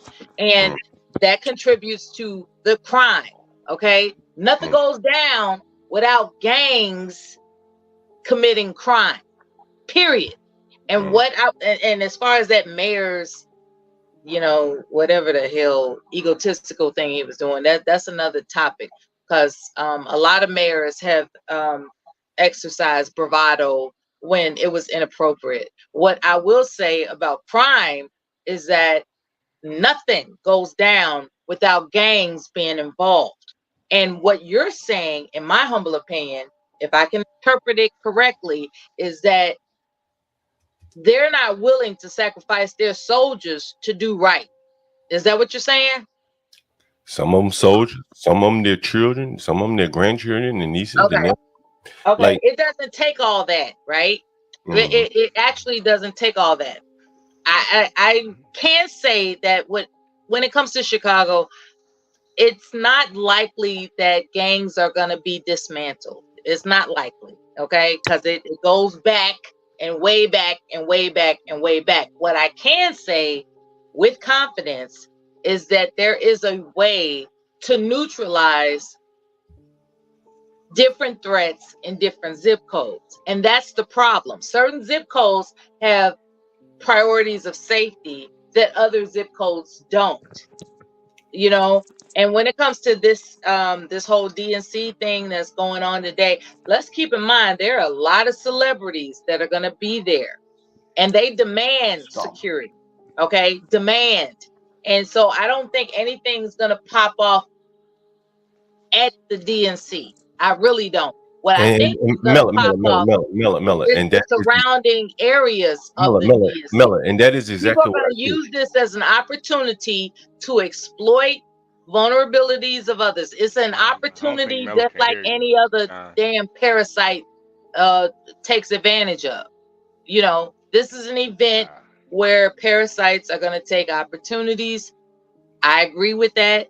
However, as far as the immediate area where the DNC is conducting its broadcast and business, I really don't see that there's going to be any J6 type of situation. I don't think there's any danger that's going to happen at the DNC itself. I think it's going to be, you know, within the city where people are just going to take advantage of an opportunity. Mella, we've given you time to talk. I definitely agree with you 100%. That the Democrats, the establishment Democrats that are coming into Chicago, they know how to solve crime. And they're going to put on an event in a part of Chicago where there would be very little to no crime. And so I'm saying they know how to solve it. And they're willing to do what it takes to protect those celebrities that you speak of. Hell yeah, they're going to make sure that Chicago is as safe as Switzerland, at least in the part of Chicago that they're in. Right, but those hold on, Mel. All right. And if they can pull that off, it don't matter how many people get killed outside of their DNC convention area. It could be 100 and that's a good point. Okay, that's what a good point. fuck is your point? Hey, hold on. It could be 100 niggas get killed, and not one of them DNC niggas will walk outside and say, "Hey, man." John, it is not the DNC's job to solve Chicago crime. What he's saying is what the hell are you talking about? What he's saying is that the security is going to be pulled from the CPD, Chicago Police Department, from other areas that ought to be monitored.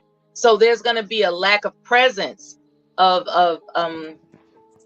authorities in other neighborhoods. Like they're pulling people, like they're conducting overtime as we speak. Okay, there are going to be people being pulled from other neighborhoods that are traditionally known to have random violence. They're going to pull those officers from those areas and focus on DNC, and so there's likely it's not a foreign concept that when you well, I'm trying to fit that is stating the obvious. Now I'm wondering what's the point of stating the obvious? Brandon Johnson meaning are we going to blame the DNC for lack of presence and more crime generated by the lack of presence? Are we going to blame the DNC for that? Yeah, that's what's going to happen. Well, that's what's going to happen. I just want to make sure that John is saying it is the DNC's fault that crime may spike during this convention. That's not what I said. Okay, well, that's why I'm asking the question, because I seem to be getting that impression. The violence. He's saying the violence is a reflection of the community and the choices that the black community has made. I'm saying that's bullshit. What's all this black stuff? Everybody's gonna look. What's all this ma'am. I'll tell you why. Just as John said. In every John is wrong. So you're gonna be wrong too? Okay, if I'm wrong, I'm just gonna say this before I gotta go. I'm just hopping on real quick. Look, in the end, it's gonna be the group or the community that is willing to assert the most physical control. Blacks are not willing to assert the physical control of the communities, and the Latinos are going to come in and they're going to take people out of their house and light them on fire in the street. Okay, and you guys when you say physical control, exactly what does that mean? Because she brought up gangs. She said, "Oh, you're not going to stop the gangs." And Well, you know who's going to stop the gangs? You use the term physical control. What do What gangs is do? physical control? How do gangs assert themselves? I have no fucking idea, and probably Violence, you Stanley. don't, and Violence. you don't Violence. either. Yes, Stanley, I do. Violence. Okay, A gang doesn't exist how without the do we? backing of How do violence. we? Okay, now I'm wondering You have to impose higher levels of violence on a are wider. gangs coming up? You say the black community doesn't want to assert physical control. Now you start talking gangs. My question is, what physical control is the black community not willing to assert? Black people aren't coming out of their house and shooting gangbangers on the corner right in the head. Okay, so you expect black people to come out of their houses yes, and because that's what white fucking people shoot? did. You That's know what white people what? did. You sound as idiotic as John. No, that's what white people did, Stanley, and that's what Asians did. You know what? You know what? Okay, so I think white people like you might do it and get away with it. Stanley, it's not about getting away with it. It comes down to the power of violence is what asserts any kind of control. As I said, Imperious, you sound like a blithering idiot. Stanley, if you can convince anybody that If violence you're isn't expecting people to come out of their homes with guns blazing, then you're a don't blithering idiot. complain when you're a slave. That's all I'm saying. You don't have to do it. You don't have to do it. You don't have to do it. You don't have to do it. But when you aren't willing to and others are, don't complain that they're in control. See, John, they don't understand control, John. Has antebellum fantasies. You eat hyperbole for breakfast, don't you? Overreacting with your antebellum fantasies, okay? This isn't antebellum fantasies. This is what goes on every day in Southern California. No one talked about slavery, and you're bringing it up. No, what you're talking about is you're tired of not having your community the way you want it. You're never going to have it the way you want it. You're never going to. What you're proposing is everybody gun up so the and only come way out. The country worked was when a white man had a whip in hand. Is that what you're asserting? no, he's just trying to create Turnpike. No, he brought up slavery. No, you guys are stupid. You don't know. No, this is what I'm saying. You guys don't understand the basic fundamentals of what establishes a community. You know what? I suggest you're complaining. You're complaining about things. Who the fuck's complaining? You're saying.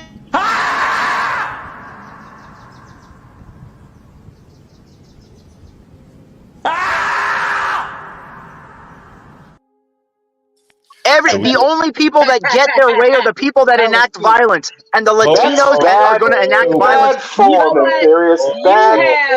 Can I just bloodlust, sir? Hold on. We let all you guys talk, but it's got to be one at a time. Otherwise, we just be shouting, and then you're gonna run people out of the audience because no one wants to hear shout fest. Right. I'm gonna let you all talk, but guys, it's one at a time. I promise you, anybody talk over you, we try to stop them, but one at a time, guys. Control John, yourself. that's why I let the beaver give him a little hint. The reset. Yeah, reset, but they yell over the beaver. Man, it's a beaver screaming. You guys still don't get the hint. Yeah, man, to try to keep the audience, civil, keep the panel civil, we want to discuss this. We're probably not going to change anyone's mind, but we can discuss it. All right, Ryan. Stanley. All right, can I correct something from earlier between John and Stanley? So John, Stanley does have a point in that the whole defund the police movement. If you can prove to me that they did a poll. Hold on, Imperious, just wait a second. The decider of what goes on, I'll be willing to listen. Okay. They did a poll soon after the defund the police movement and asked the black community in various areas, do you want to defund the police? And they said no. It was predominantly the white liberals that were for the defund the police movement. So they asked a lot of people said, no, we want more cops to patrol our areas, right? That was a white liberal thing by and large, right? Because they don't live anywhere near the crime. They're in gated communities, right? So that was a lot of that was white libs. It was not a lot of the black community wanted more cops to help to get rid of the gangs and stuff, right? So they just don't want to be. Can I respond to that, Ryan? Can I respond to that, Ryan? Yes, sir. Do you remember right there in your hometown, Freddie Gray, right? I do remember. Those people, it was very ambiguous about how he died, but definitely the police did not kill him, right? I think everyone with reason can say Yeah, it police was and questionable. No, deliberately kill. Ryan, what they want is they want a black infrastructure. Oh, I'm going to bring it right back. But I think what happened after Freddie Gray is kind of symptomatic of what happens everywhere, is that some shit like this happened, and then the blacks and the politicians overreact to it and put they hamstring the police like they did in Baltimore. And you saw in Baltimore after Freddie Gray, the arrests, the stops, police interaction went down to zero. Now they didn't defund the police. The police were still there. They just weren't doing anything. Yeah. Right? They just weren't doing anything. They're just answering calls. They don't police. They don't look at what's going on. They just answer the there's a blah blah, and they go right. So they see you running. The Ferguson effect was well studied. That was called the Ferguson. Well, and John, it's worse than that. John, it's worse than that. You're establishing a criminal enterprise within the government itself. That's the goal. Just like in Dalton, this is what I'm saying. What they want is they want a black infrastructure where certain blacks can get tons of money out of it and use other blacks. Baltimore is. It's all. No, it's not. Yes, exactly. That's my point. Yes. It was That's before. What they want. They don't want police. They don't want police. What they want is other blacks in the uniform that will let other blacks that they like get away with what they want. And then the community will say, okay, well, whatever. This is how it is now. There's plenty of good people in Baltimore. Yeah, there's plenty of good people, but they don't have any effect because they're sitting there and shutting up and not doing anything. Defend their children from the animals that are dealing drugs. You must be willing to lose everything to gain something. And the black community, like you just saw. Right. That was a killing in Baltimore recently, where a boy was in school. His mama called him in school, and he left school and went and killed somebody. His mama called and said, come kill somebody for me, basically. Yes, and that's terrible and disgusting, and there are cases. But by and large, there's a lot of blocks of good people that are being terrorized, and and look, I have a different theory, John. The media has turned this into an unbelievable thing, right? They did. I read another poll, right? Do you know that? So there's like 20 unarmed black dudes shot a year by cops, and like 30 some white. But either way, there's like, if you listen to MSNBC viewers, there's like 1 million people think they're being hunted by the cops every day. And if you look at the statistics, that's not the case, right? So a lot of people hate the cops for no real reason. There's no reason to. Like, if you look at the actual math, it's, if the cop pulls up, you pull over, you're respectful, you're going to be okay, right? But the media has turned this into something that's just terrible. It's terrible. I mean, let me ask you guys a question. Around the country, they've lowered the threshold for a felony for stealing in areas like LA, Chicago, New York, DC. The felony is anywhere from $800 to $1,000 per person. So if you go in the store, you steal $500, you bring your cash register, your calculator, and you make sure you don't hit the felony threshold, and you and your buddies can go shopping every day of the week. And as long as you stay on that threshold, all you get is a misdemeanor. What kind of people would pass laws like that? What were they trying to tell us? When they said, we're going to lower the threshold for you to go steal other people's shit. Who were they passing these laws for? Ask yourself that question. Hey, John, can I go when you're done, John, please? He wants the question answered, you guys. Anyone want to chime in? Yeah, and People that understand that only the people that are willing to commit everything will get what they want. And if you're not willing to push back to lose everything, they are. Liberals are ready to burn this world down, and if they have the choice, they'll nuke the world rather than letting a conservative live. Do you have the will to push back equal to that? Okay. Or you lose? So my question, anybody want to answer? Hold on. Go around. American man go first. I don't think American man go first. Stanley next. Hold on, Stanley. Hold on. We're gonna let you answer Good morning, guys. Let me say this. The type of people you see, first of all, right, and I know this is gonna offend the young lady, but we have to be honest. Black people are dumb. They don't understand what's going on. They vote the same. They vote. I'll give you a chance to respond. Ma'am, I don't tell you how to answer a question. Please show me the same respect. Thank you. That's why women shouldn't speak. Now, She's a veteran, man. Come on. Black, she's still a woman now. But I do thank her for her service. Um, Thank you. Thank you. Thank you. Here's the thing: black people are Sounds dumb. like you should The be type of thankful for me. people, the type of people. Ooh, don't tempt me with a good time. Come Um, on, American man, bring it. but she said it. What do you want me to do? The type of people that want those type of laws are the type of people that want to fill up your prisons. All this stuff that these liberals are doing and letting these dumb monkeys get away with is to set them up to be prison bound for the rest of their life.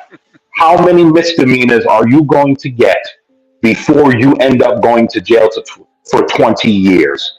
They think they're getting away, they are not. Eventually, you have to pay the piper. And that is what's happening. While these monkeys think they're getting away with something, down the line, they will do hardcore prison time. But because black people don't think, they can't see the future of the nonsense that they're doing. So the type of people, John, that allows that are the type of people that think in 20 years down the line, which is the extinction of black people. Black people don't know it. And black people are voting for this, and they are voting for all the illegals in their cities. All right, let me get And Stanley. Imperious, Go ahead, Black. I'm gonna Let finish me up. let me go after let me go after and Stanley. Let Imperious me go after and Stanley. Imperious is correct. If black people are not going to enact violence on all these illegals, they are going to be ran over. It's just that simple. It's the ultimate basic understanding of the world. You must stand and use violence if you're not going. Look, I'm a Catholic. I don't support it, but even Catholics have just war theory. Can I go I now? think Yeah, Okay. yeah. Stanley. I All right, hold wanna on, go after Stanley. Stanley. Yeah, HB go and ahead, Mello, we're Stanley. gonna let you. Go Mello will ahead, let you Stanley. finish up. Topic. All right. And John, reiterate the question too, just so everybody's on the same page. Why do you think these cities lowered the limits or raised the limits on what it takes to get a felony, and who do you think benefits? And why did they do that? It's Keep up. casting a wider net. When you have a criminal minded individual that sees an opportunity, they're compelled to take it, right? And like, say for instance, it's not $500, it's $20. Well, the average criminal is like, hey, it ain't worth risking my freedom to get $20 worth of merchandise. But as it increases, right, as the acceptability absence of a felony charge increases, a criminal minded individual is going to be like, you know what, that might be worth my time, and they will enact. Mello. Hold on, please, sir, please. I appreciate you, I really do. I just want to get this out real quick. What my assessment is a net is being cast wide in order to populate prisons. That's my point. Wait, let me go, John, because I'll be real quick, and then Stanley. Stanley. Go ahead, man. Now you asked what type of person would make a law so you can actually steal more things before you catch a felony. I think Correct. the simple answer is a person that ain't never ran no business before. You think she that stupid? You think all of them are stupid? It's not just about the misdemeanor charge. What they can do is add more charges. Do you see what I'm saying? Once you get caught up in a misdemeanor in that incident, you can be charged with additional crimes that lead to a felony, and next thing you know, you're in a prison, which is on the stock market. Okay, and so it's a net being cast wider to capture people. Nah, John, I really think part of it is they are kind of that stupid. I do think there is some of them that are just demonic, but I think a lot of them, I remember when all those riots were going down, you heard politicians talking about, we don't care if you go steal from Target and stuff. Like, they really don't know how that you think target they're stuff. stupid? Well, John, I think I I have a little different. I think it's just the same I thing think as they're it's always been through history. The Mm. government is allowing people to go crazy so that you cry out for the government to save you, and they can impose an iron fist on you because you're going to cry out and say, "Please, government, we'll let you take whatever you need. Just settle the citizens down, make it peaceful. You can do whatever you want." I It's the think it's same thing smart. that's happened for a long It's time. the Hey, let me design. get.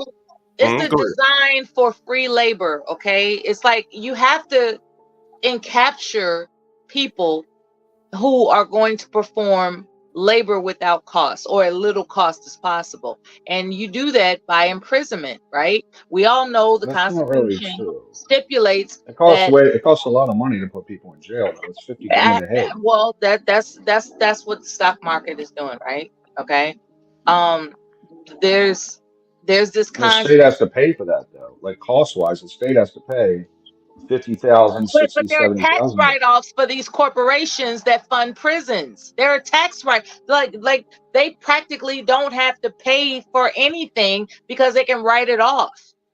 You The know, so corporations or the cities. Like if I have a city jail and it's I'm the not. city, I got to pay for the prison and all the people in it. And even if it's a private company that runs the prison, I have to pay that company out of the taxpayer dole. You It still you costs a lot of realize. money to put people in jail. Okay, so you know a lot about taxes, right? Well, okay, wait. taxes aside, the Let city still has to either let's do it itself or they got to pay a company to do it. If the Listen, taxpayers of the city have to pay for it. when did Stanley come in? He didn't come in, did he? No, I haven't commented, but Stanley hold on here. one sec. Next person can just go ahead and go. You guys keep going. Oh, sorry. I'm sorry. I didn't mean to interrupt you, Mello. Go ahead. Sorry.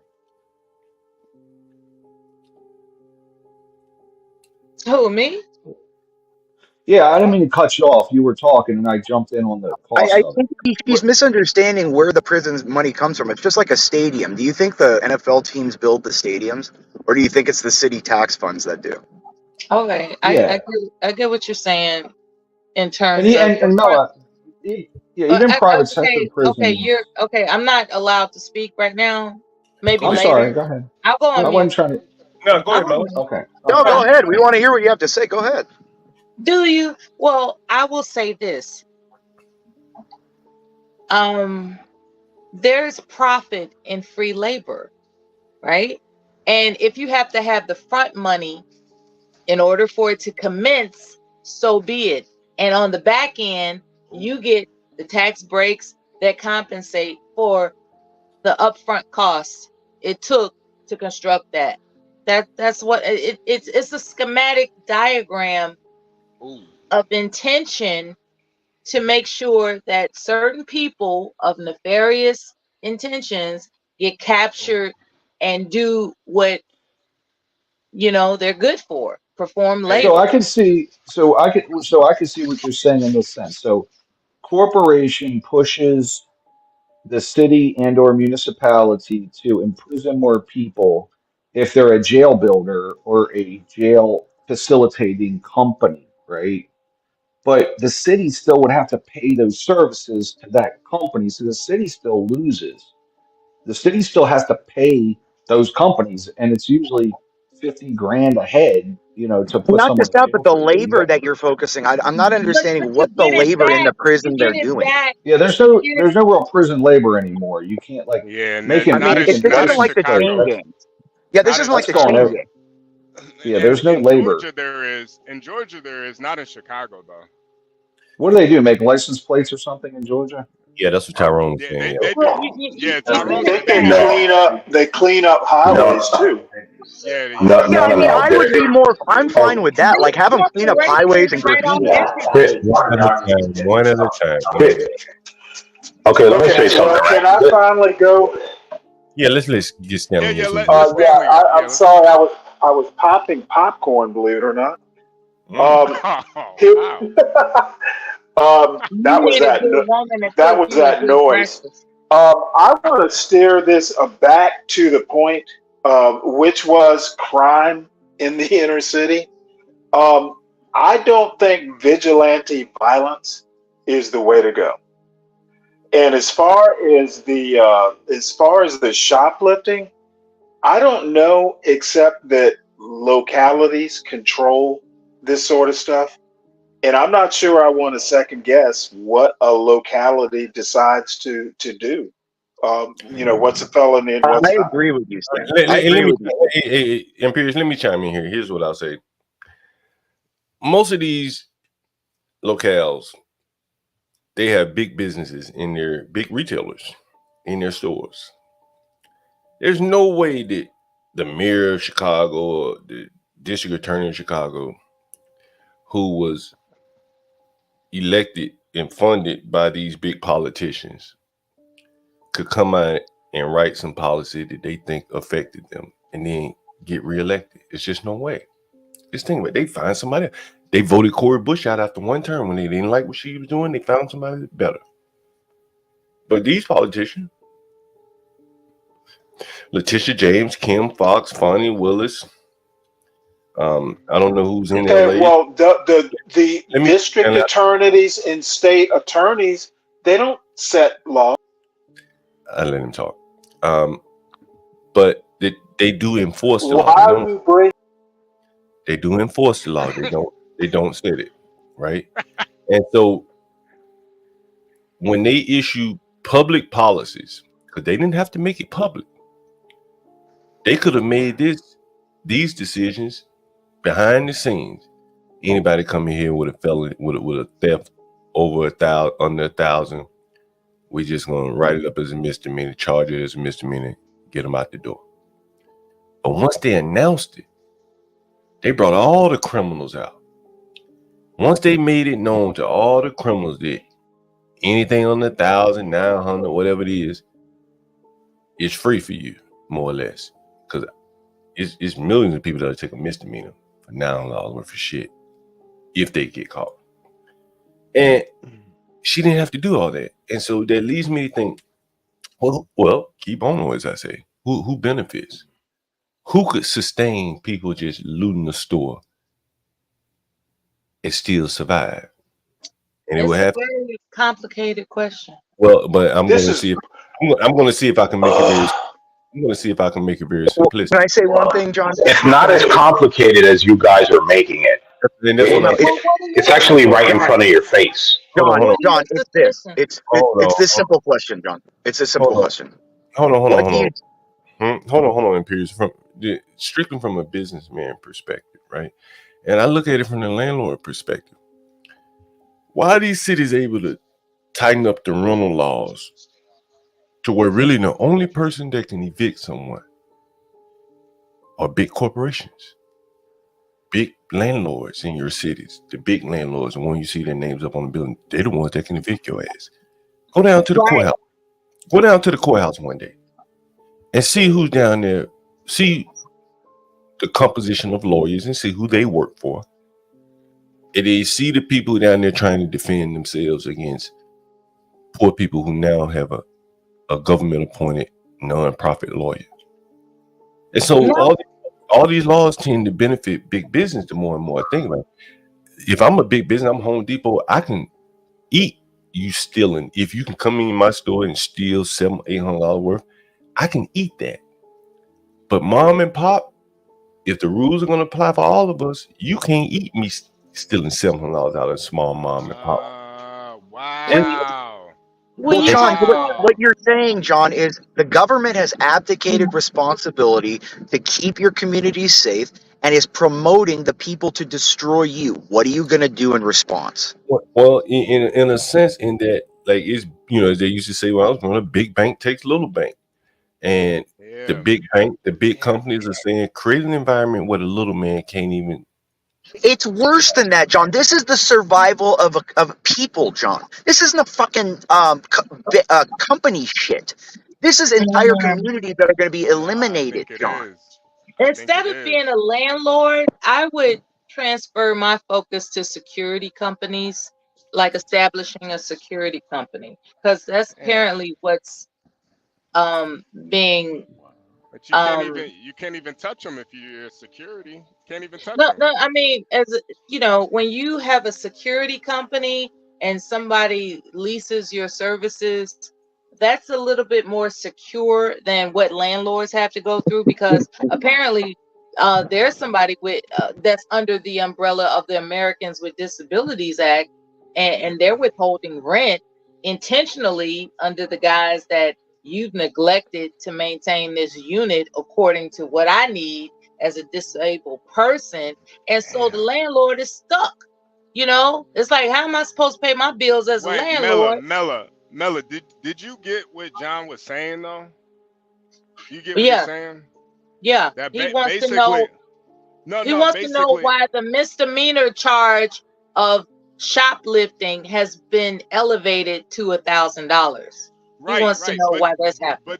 But do you get that he's saying that it really benefits the big corporations? Yeah, The small, he's saying that when they do that, let's say they withhold rent. Do you think a big business, a conglomerate that owns 10,000 units, cares if one or two people withhold rent, or do you think it's a guy who owns 8, 10 units like John does? Right. Who's it going to affect more? Right. To 8 to 10 units person. Right. And that's what I'm saying. So if you go steal $1,000 from Home Depot, that's a rounding error. That ain't even, they might not even notice it.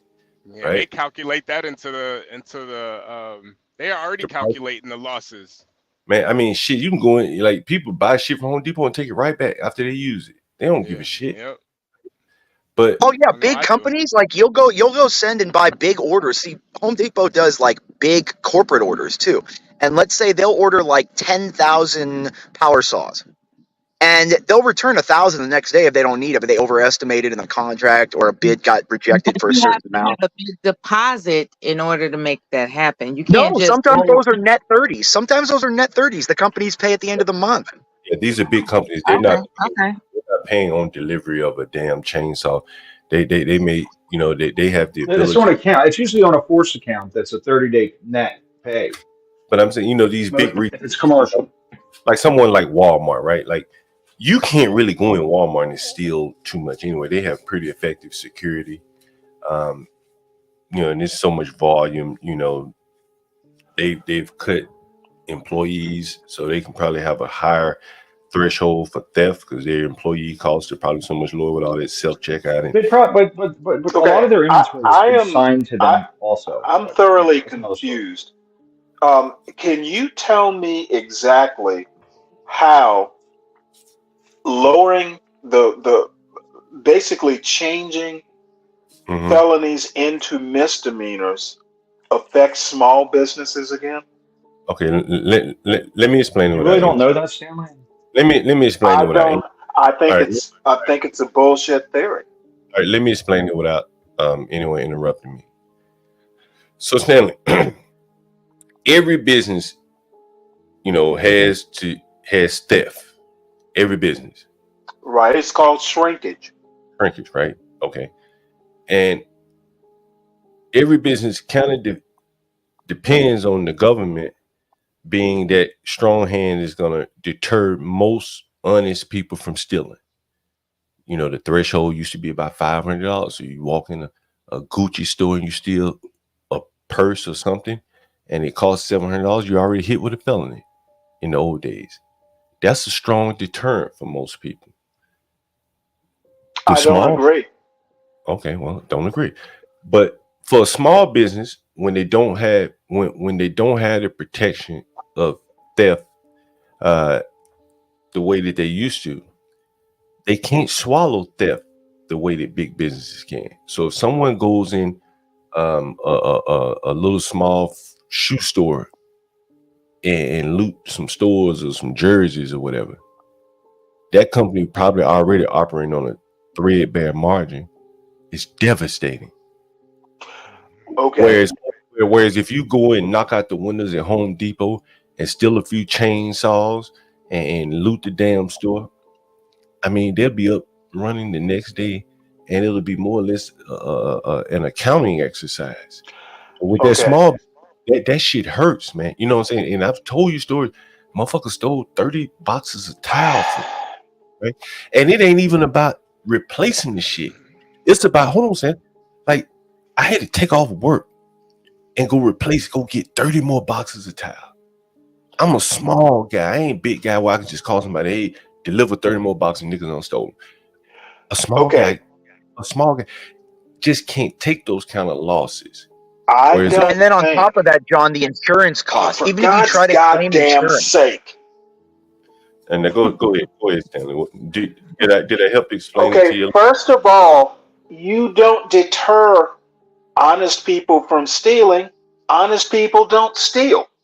Well, what you're trying to do is deter criminals or people who are not honest.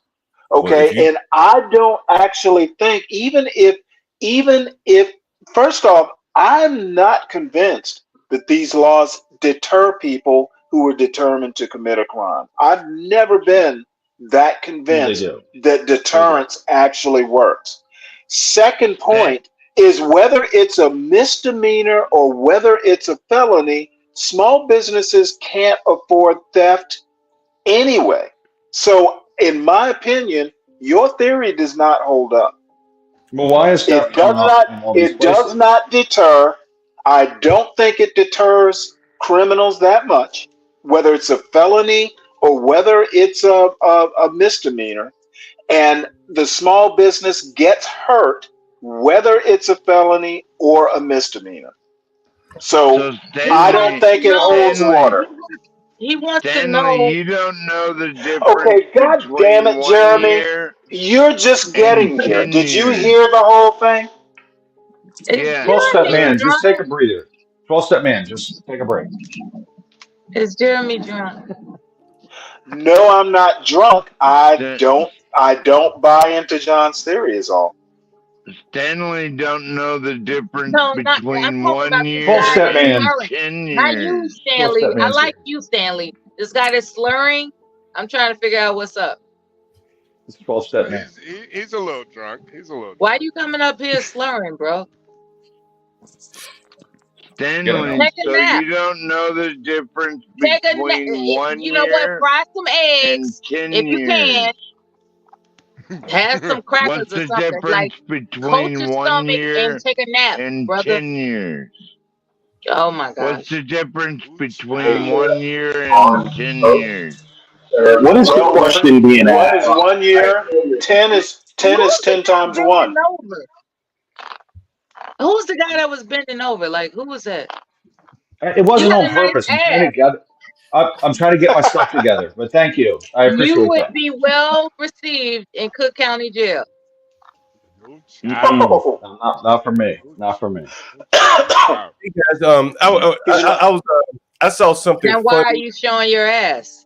I saw something. Come on now, I was trying to gather my belongings. Come on, guys, don't get off. Be nice. Be nice. I saw something interesting on the news this morning, guys.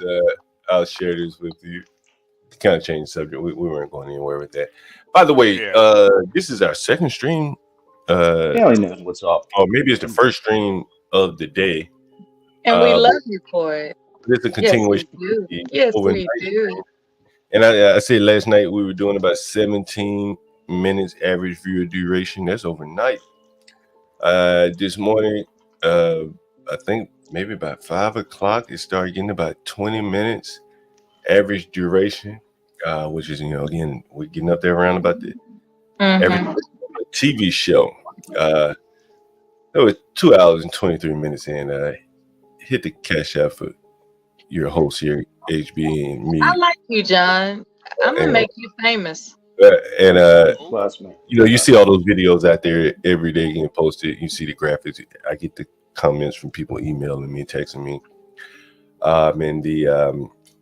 And what we see the comments on the interviews, on the shorts, and all the other videos portions. But no, so you see her cash up there too.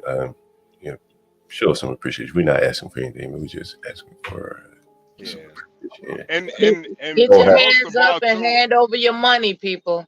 And by the way, I think Ross do a couple of people. Go ahead. Mm-hmm. Yeah, and most of all, hit the like button, you guys. That is free.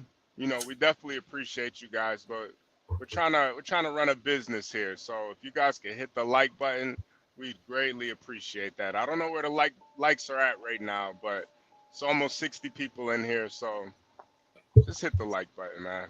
Yeah, that's right. We're escalating just fine.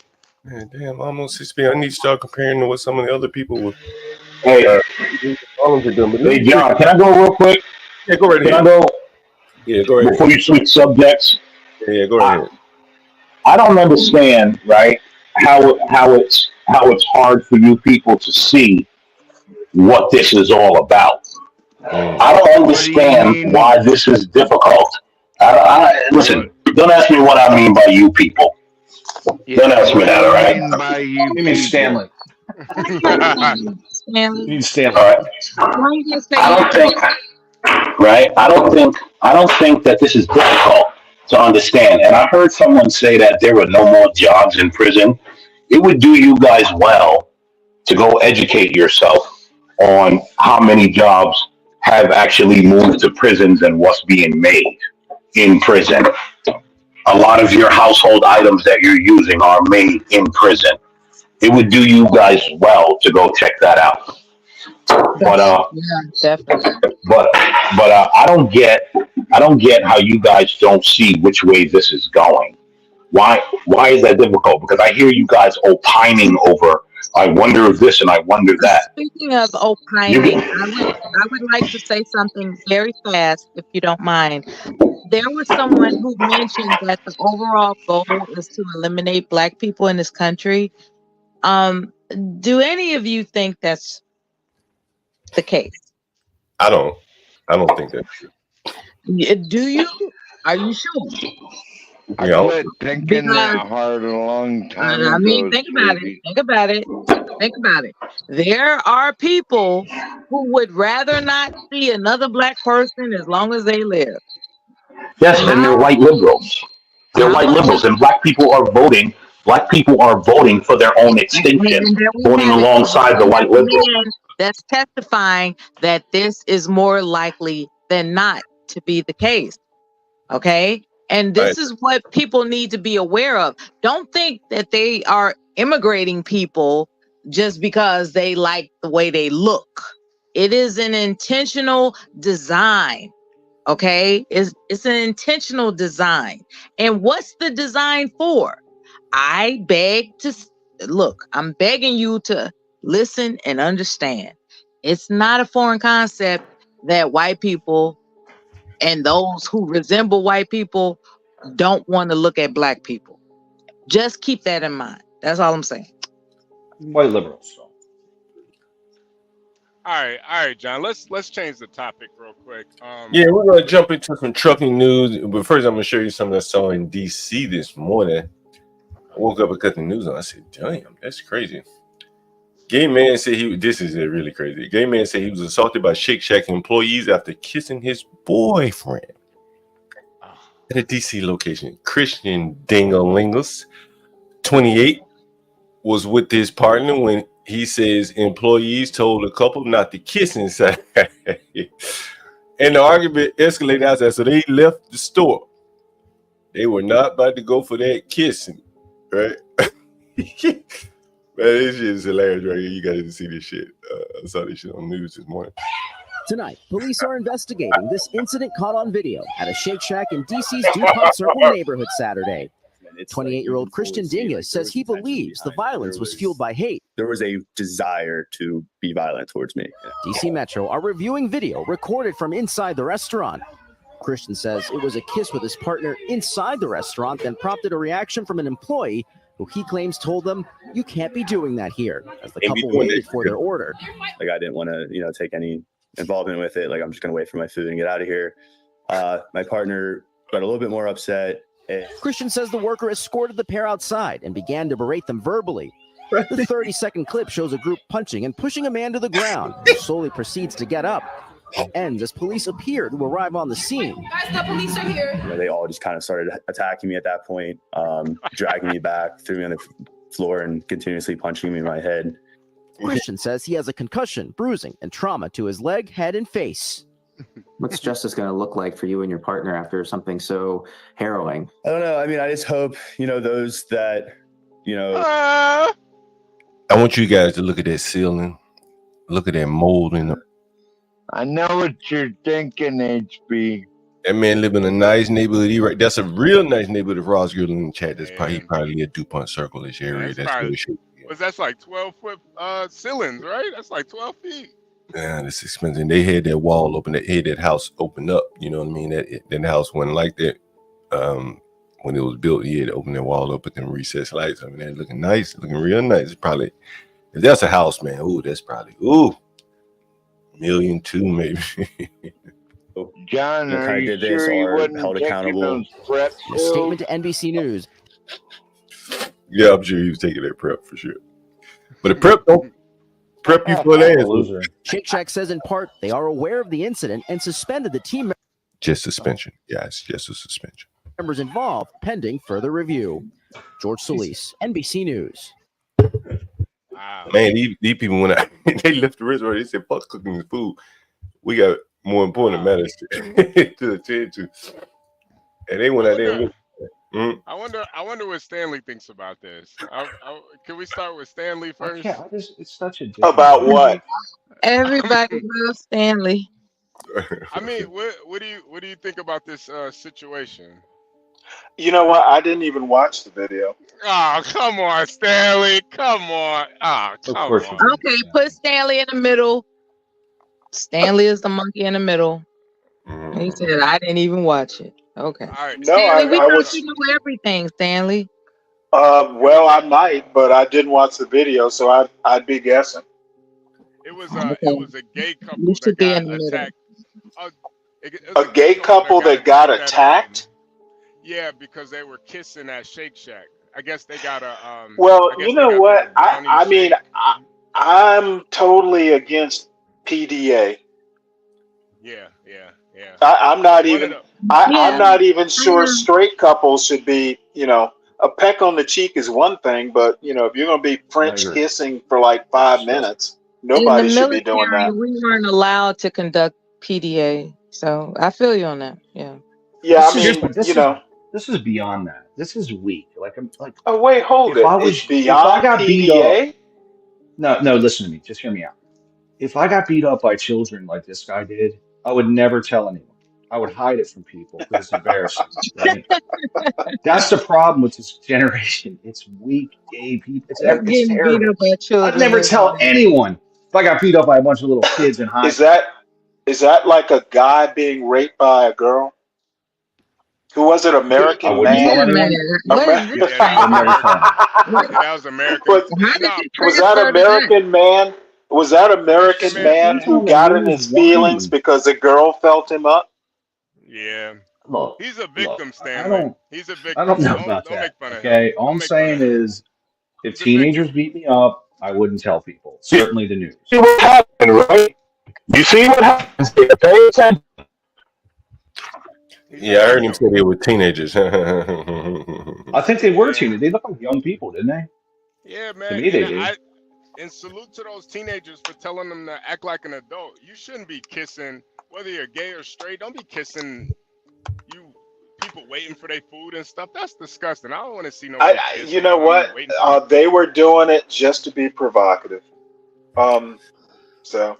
Poor kids. In a way, I kind of agree with Ryan. You know what? You get what you get. You know, if you want to be F around, find out, dude. F around, find out. I mean, dudes on the news talk about it. Are you kidding me? I find that if good-looking people are making out in public, I'm more likely to accept that than ugly people making out in public. Oh, for God's sake!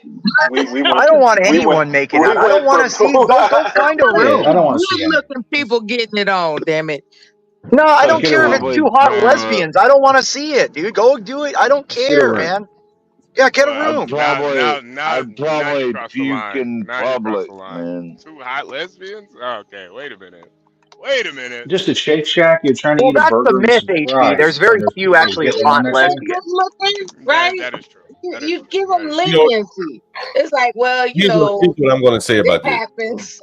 Usually only one of them is hot if it's a lesbian couple. Here's what I'm going to say. Usually, John, the girls are just doing it to get like attention from guys. They'll hook up with each other or make out, or they're bi-curious and they're hooking up with a guy and a girl at the same time. But very hot lesbians, come on, dude, that doesn't. They're usually freaking wildebeests or some kind of dykes, dude. We're not talking about those. We're talking about the good-looking ones. Here's a That's like there's so few. That's what I'm saying. Like I look, I've been around in colleges. You know, even then, there's very few really actual lesbians that are good looking. It's usually like girls that are just like I said, girls. All right. I don't give a fuck if they pretty or not. Here's what I say about this. I gotta take a call. All right, I gotta take a call. I'll be back. This is a gay neighborhood, and I'm gonna show you. At some point, I'm gonna show you a text message I got from a guy who hires people. And if you're gonna work in a neighborhood like this, you better be tolerant. Period. Point blank. Yeah. It is what it is. And so, if I were hiring someone to go work in that neighborhood going forward, I would want to make, because there's more or less a litmus test in that neighborhood. You got to be very gay friendly. They put flags up and shit outside every store, every restaurant, every bar. So if you're going to hire people to work in a store like that, they must be tolerant, because those are your highest paying customers, your highest employee customers, highest income customers in that neighborhood. That man lives in that neighborhood. And so if I were an employee, I just wouldn't hire any more people that I thought had these kind of feelings toward gays. Yeah. Maybe I don't like the PDA myself personally, but if I know a lot of these gays come in and do that kind of shit, and why they buying their hamburger, well, I need somebody that's gonna go along, because at all the other bars and restaurants up the street, man, that's the game. If I was a cashier serving them, right, people that just decide to make out while I'm waiting for their order, I would say, "Are you done now? Like we got customers behind you." Like, I think it depends on the place too, right, John? Like, I mean, at a high class place, they will ask you to leave if you do that. They're not gonna, but the employees are not gonna go outside and attack you. Yeah. Right? They're not gonna do that. No. I'm just saying, like, even if you go to like LA and you go to a really nice place, or Stanford, and you're making out in a real high, they'll ask you to leave. I understand. But John, let me ask you this, John. Can you, as an employer, could you ask somebody during an interview if they're gay tolerant? Doesn't that go against some type of you kind of know. Wow, I mean, that's a good question right there. You can ask HB, you can ask, are you tolerant of like marginalized communities? That's how you get around that. Okay. I mean, you can say, hey, this is a gay neighborhood, and LGBT, whatever the wording that they use. But what I'm saying to you is, in that neighborhood, you have we have like a gay mafia here. We have gay police force, right? Crazy enough, we have a LGBT police force within the police force. We have an Asian police force within the police force. In your opinion, do you think there's something inherently wrong with the moral sensibilities of people that do that? Well, that's a show for another day. No doubt. But what I'm saying to you is, in this neighborhood right here where these guys, beat this guy up, it's a heavily gay neighborhood. If you go up and down the neighborhood, there are gay LGBT flags in front of almost every store. And more or less, you have to put it there, or you'll be identified as someone that's not tolerant.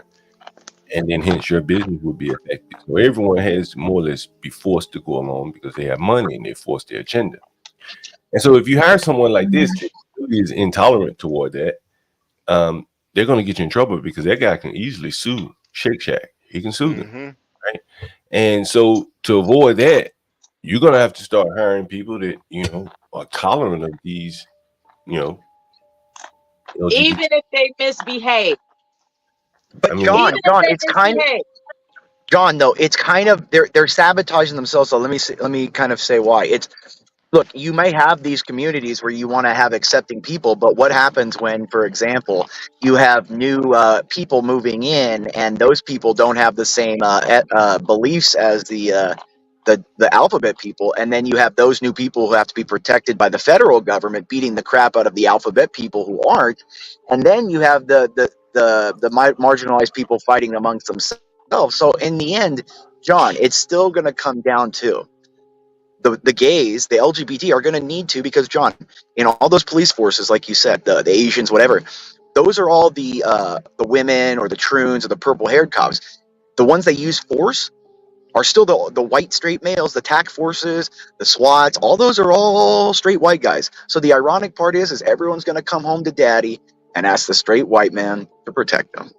Well, the thing is, and, back to this place is that more than likely, these employees did not live anywhere near this neighborhood, nowhere near, because if you just know the geography of this area, like all the people that work in stores like that, if they're black, they live over here by me, and that's a long way to get there to that place. And so ultimately, you got to hire people that are more tolerant of that. You find someone in your neighborhood that I don't know if anyone knows. Does anyone have any idea what the minimum wage is in DC? Anyone have any idea? God, it's got to be like $17.50, right, John? Something like that. It may be 20 now. I'm not even sure. Let me see. It's probably 20. I think in Chicago it's $20. So I can only imagine DC got to be close to that. And so when you getting up to that kind of, it's DC's non-tipped employees are $17.50. So I was right on the money, John. That was just a guess too. Yeah, $17.50. I mean, you can probably get some pretty good employees at $17.50. John, I remember 20 years ago when I got out of college and interning in a firm, just as like a legal assistant, legal researcher and stuff. John, I was making like $15.75, and that was decent. You one better than that. When I was working at O'Hare Airport in 1988, I made $3.35 minimum wage. Mella, you a aged fine wine, Mella, ain't you? No, I'm sexy for what I do. Look, check this out though. Here it is. This was before TSA, right? This was before TSA. There is this position where you are airport security, right? Before TSA, it was airport security. And you wore these old rinky-dink polyester suits. I think it was orange and gray, now that I think about it. And you just watch people go through, security, and you just stand there being as goofy as you want to be because you're making minimum wage. And at that time, minimum wage as airport security for this rinky-dink company was $3.35 an hour. Ain't that a bitch? Yeah, but you probably remember also, I mean, the cost of living was so much cheaper. You could maybe get by on making like $8.50 an hour, though, like as an actual living person back at that time. Yeah, you could get large fries for 25 cents. Yeah. I mean, my dad's always like, dude, you don't remember. I used to go to a movie for a nickel. My dad used to go to a movie for a nickel, dude. Like, you know what I mean? So it's a different world. Dinner for less than $7, like a ribeye steak dinner, because I was taken out on dates, and I, peeping the menu, as I recall, the ribeye surf and turf, all things included, was about $7. Oh yeah, and that was like, and they were big ribeyes too. It wasn't like they gave you small portions. It was massive. Woman, okay. When you talking about those kind of prices, those prices. I remember when they gave that shit out for free in Las Vegas. They used to give it away, man. Remember that? My God, $2.90 in Las Vegas. It was really, really inexpensive to have a good meal. It was very Mella. So you're saying back then it was a lot cheaper to love a woman back then? No, he didn't get any loving. He got my attention. I didn't mean sexually. I mean just showing a woman that you care. Yeah, there was no getting my sex. Well, I don't think there was social media where women were showing other women. There was no getting Mella sex, okay? There was none of that. Well, but hey, also there wasn't at your time. There wasn't a time where there was a social media where women are saying, "Oh, girl, look, get this," or "You're not getting what you should get, so you better have him buy you a Ferrari."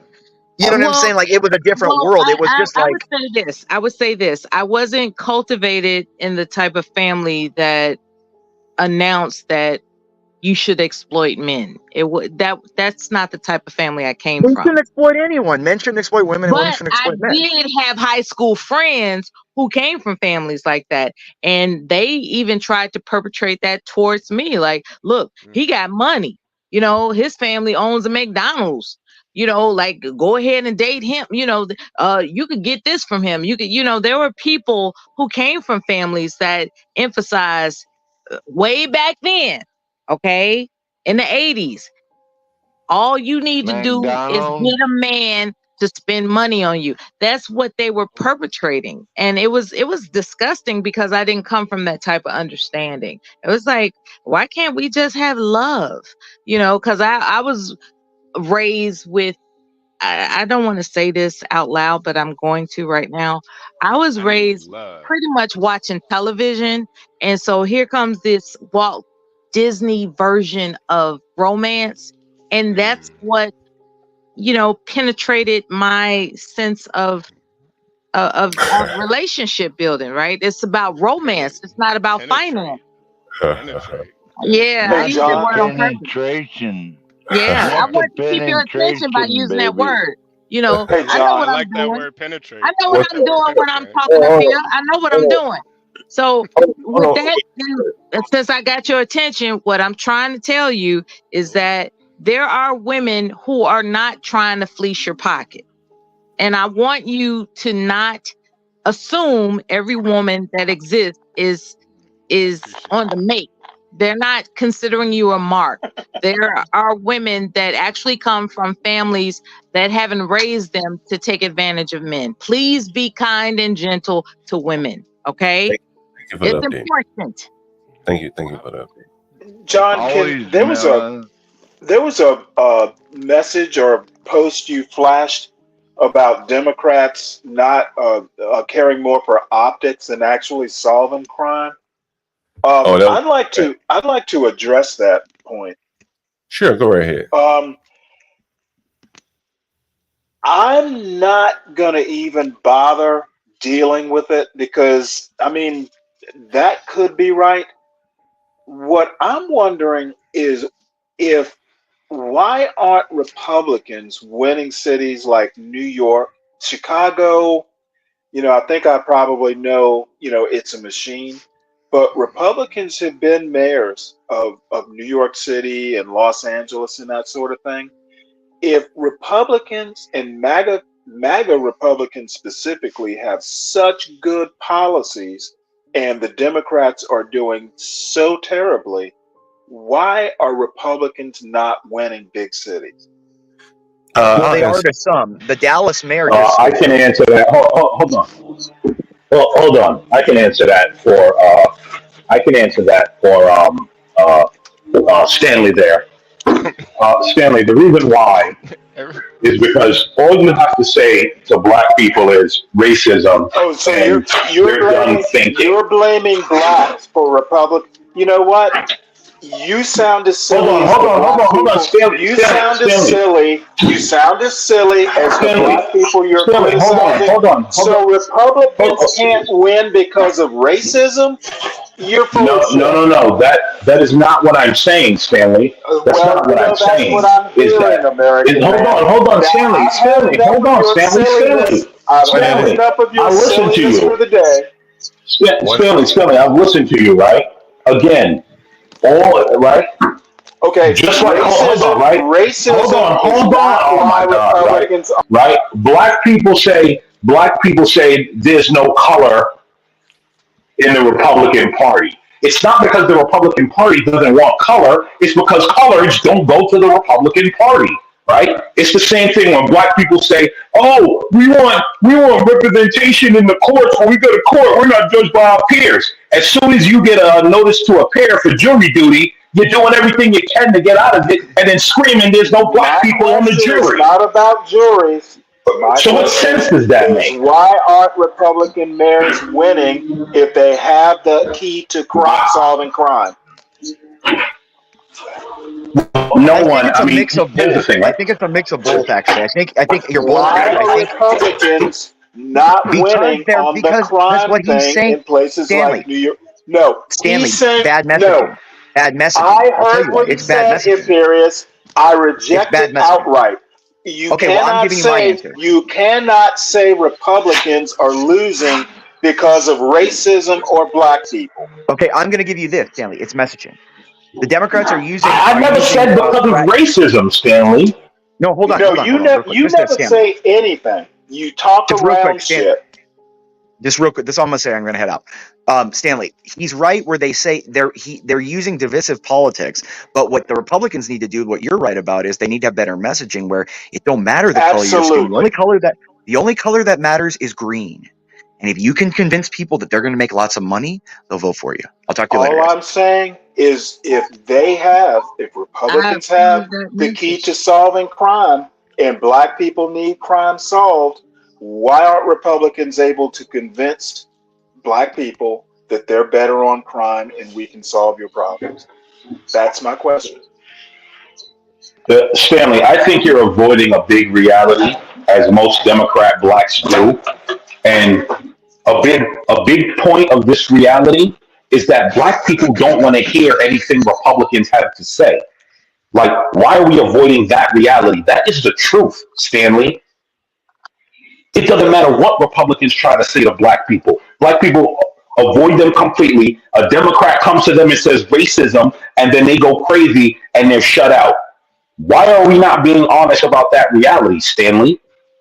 Well, I like the Republicans can do. Nobody wants to address the reality.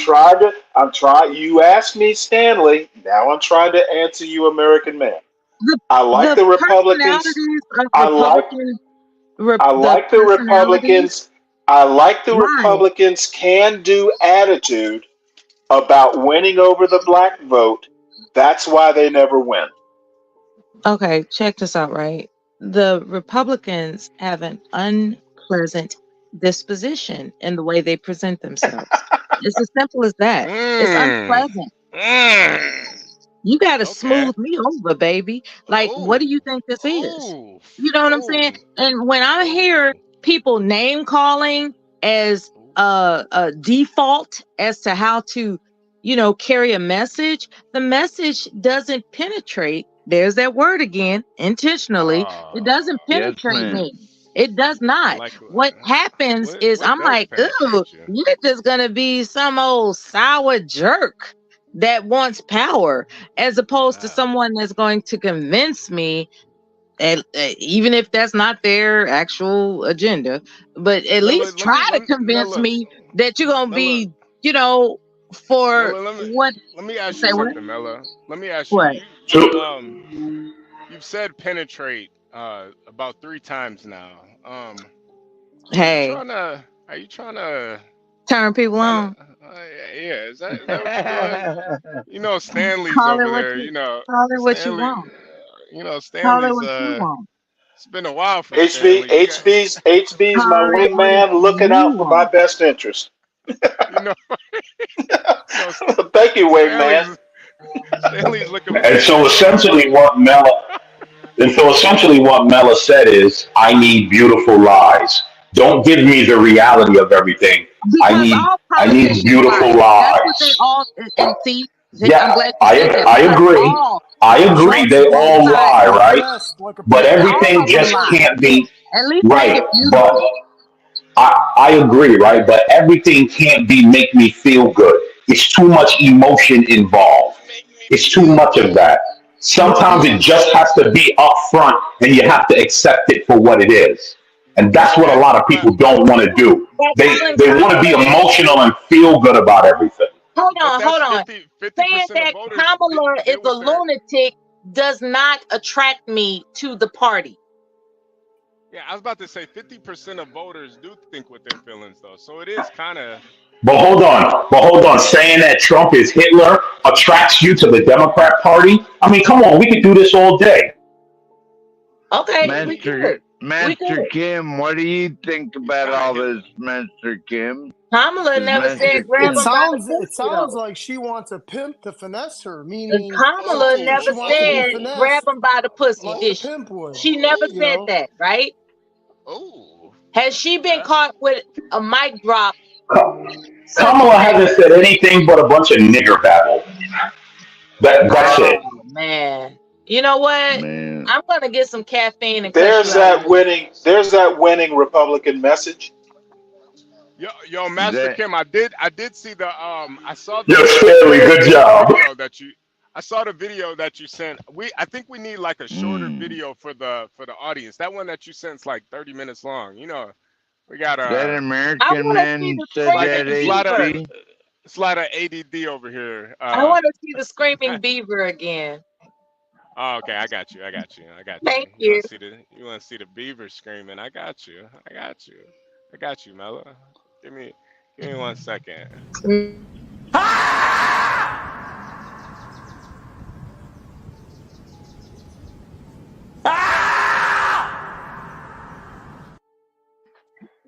Make my beaver scream. HB. All politicians are crooked. Make my beaver scream.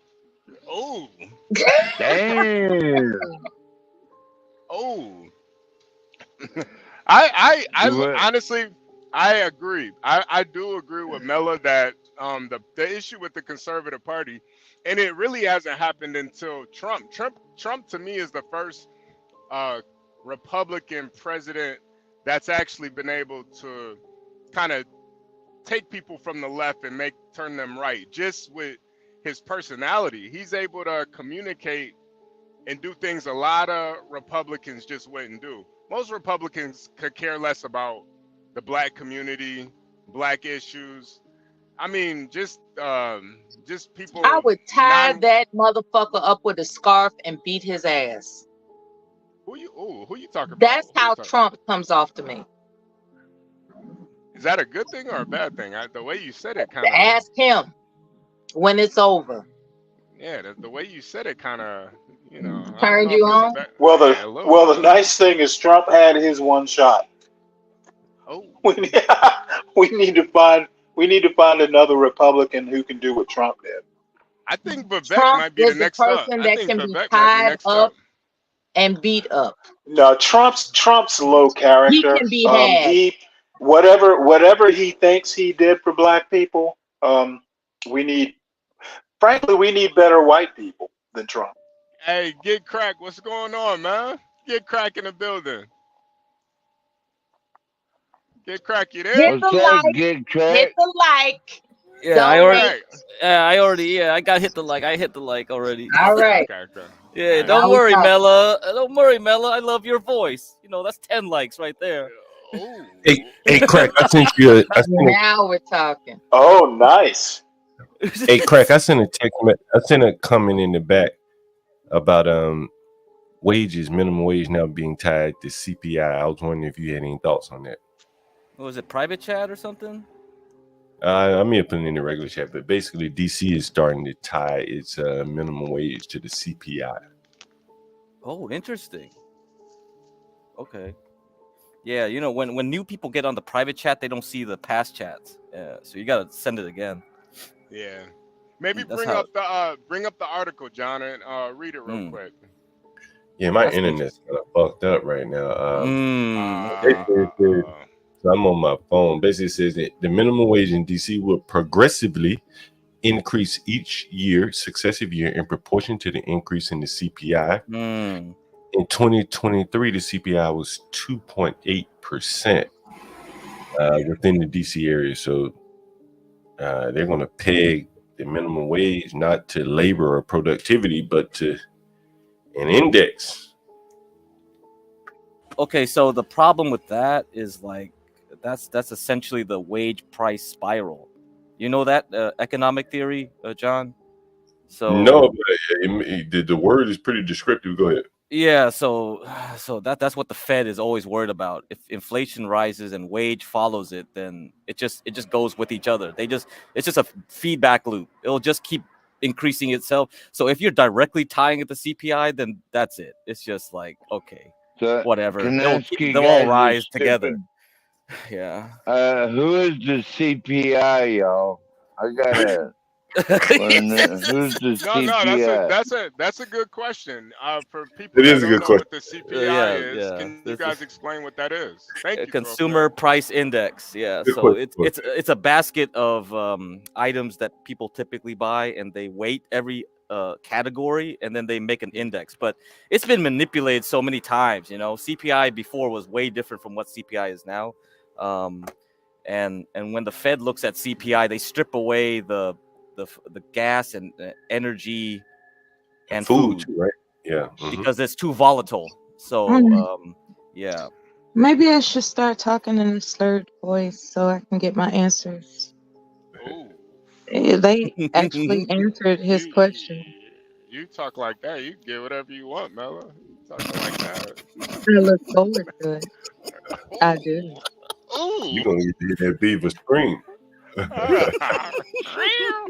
Stop it, get cracked. Stop it, get cracked. You know better.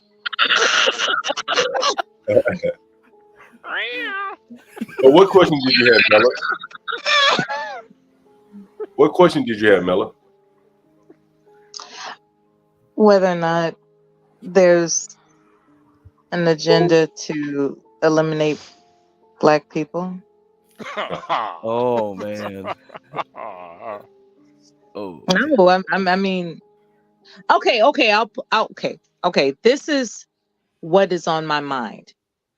There's talk in my reality that these are the end days and Trump is the Antichrist and all this other kind of, jibber jabber, right? And because they're my elders, I pause as to whether or not to critique them. What I find disturbing is that people of his age would rather see the world end if they can't participate in it. And because of his age, let's keep it real. Because of his age, if I can't have it, nobody can, is a prevalent attitude amongst people in his age range. And I'm wondering, do we really have faith in his sensibility? Do we really have faith in his, like, he's demonstrated time and time again that he could give a damn about whether or not the world blows the fuck up. Kamala, on the other hand, she's announcing that she wants future generations to thrive. That's what's puzzling me. Why are people for Trump when he's demonstrating that he's about gratification during his lifetime? Kamala is advocating gratifications for generations going forward. And that's the difference. Am I the only one viewing this? What do you think about that, HB? What do you think about that? I think Mella is a beautiful soul. But I think Trump, he has investments in America. So ultimately, he's trying to protect those investments. So I don't think he wants the world to. I don't think he wants the world to blow up, because then who's gonna go to the Trump hotel? Who's gonna go drink those $20 cocktails if the world blows up? So I think with Kamala, on the other hand, she doesn't really have any investments in America necessarily. Yeah, she's an AKA, but that's her real only investment. I mean, she didn't even have any kids. I mean, she didn't even. Yeah, go ahead, Master Kim. I wanted, and mind you, I'm in a meeting right now, but I'm kind of bouncing back and forth. But as far as what Mella said about any sort of conspiracy and maybe wherever she's getting her information, keep in mind there might be a misunderstanding of what the world is thinking of.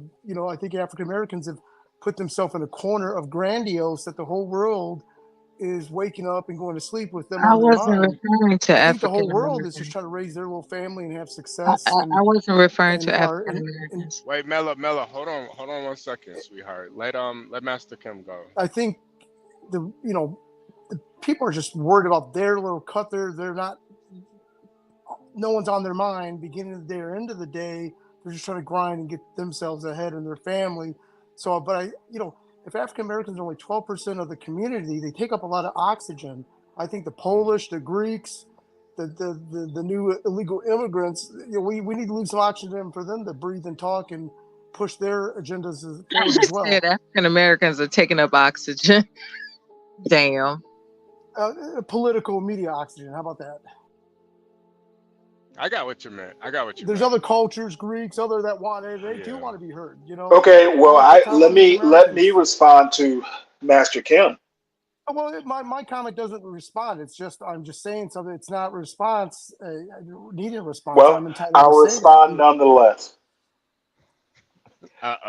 When the Greeks Stanley, start, the only one when the that's against Greeks, slavery, right? when the shouted that Greeks, guy down the other day because he was talking Allow about the Stanley to genocide. retort. I Allow don't want to Stanley hear to his retort. retort. Mela, shut the fuck up, dumb bitch. I don't want to hear Okay, what the here we fuck are. is retort.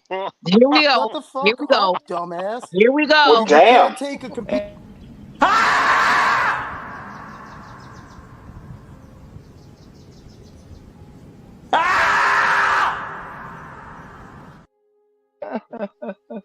There we go. A short dick motherfucker that has to be heard. Okay. Basically, my response allow to Stanley to retort. Master Kim is when the Greeks start identifying as Greeks and the Polish start identifying as Polish, etc. Right now, they all identify. Right now, you know what? Do you know how fucking silly you sound right now? You're crying. You're crying because I'm responding. Can you talk Surely anything about the white man racism? Can you talk about can act anything more on white adult man than He that. racism? sounds like a Can you short talk dick about bastard. My point I thought this was is kind of a business Greeks kind of and segment. Polish, How is this etc. shit They about racism? all identify as white. Wah, wah.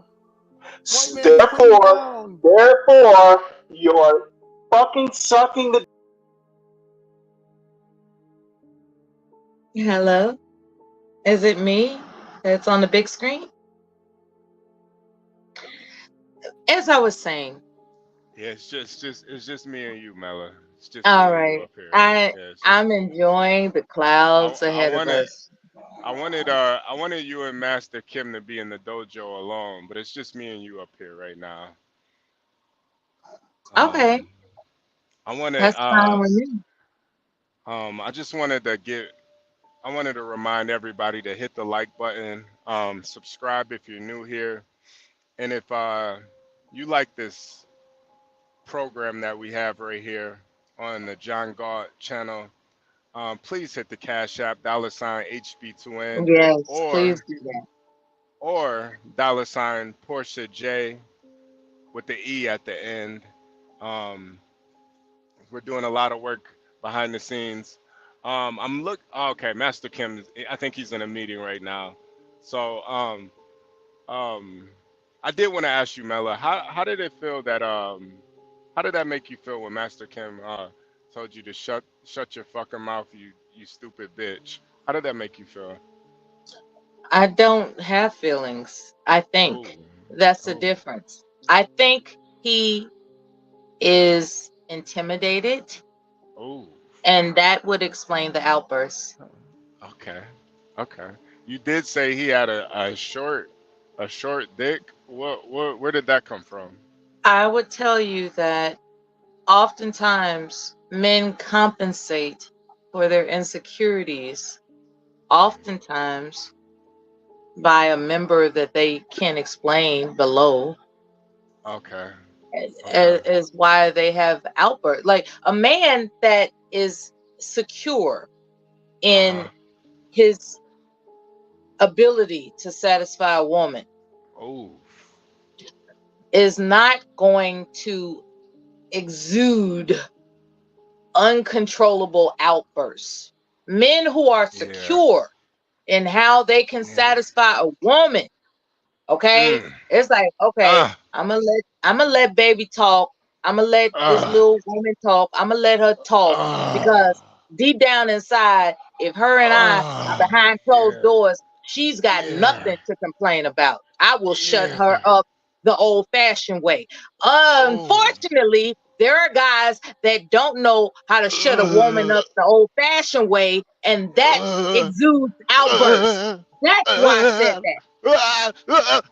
that. I hope you come nicely. I did.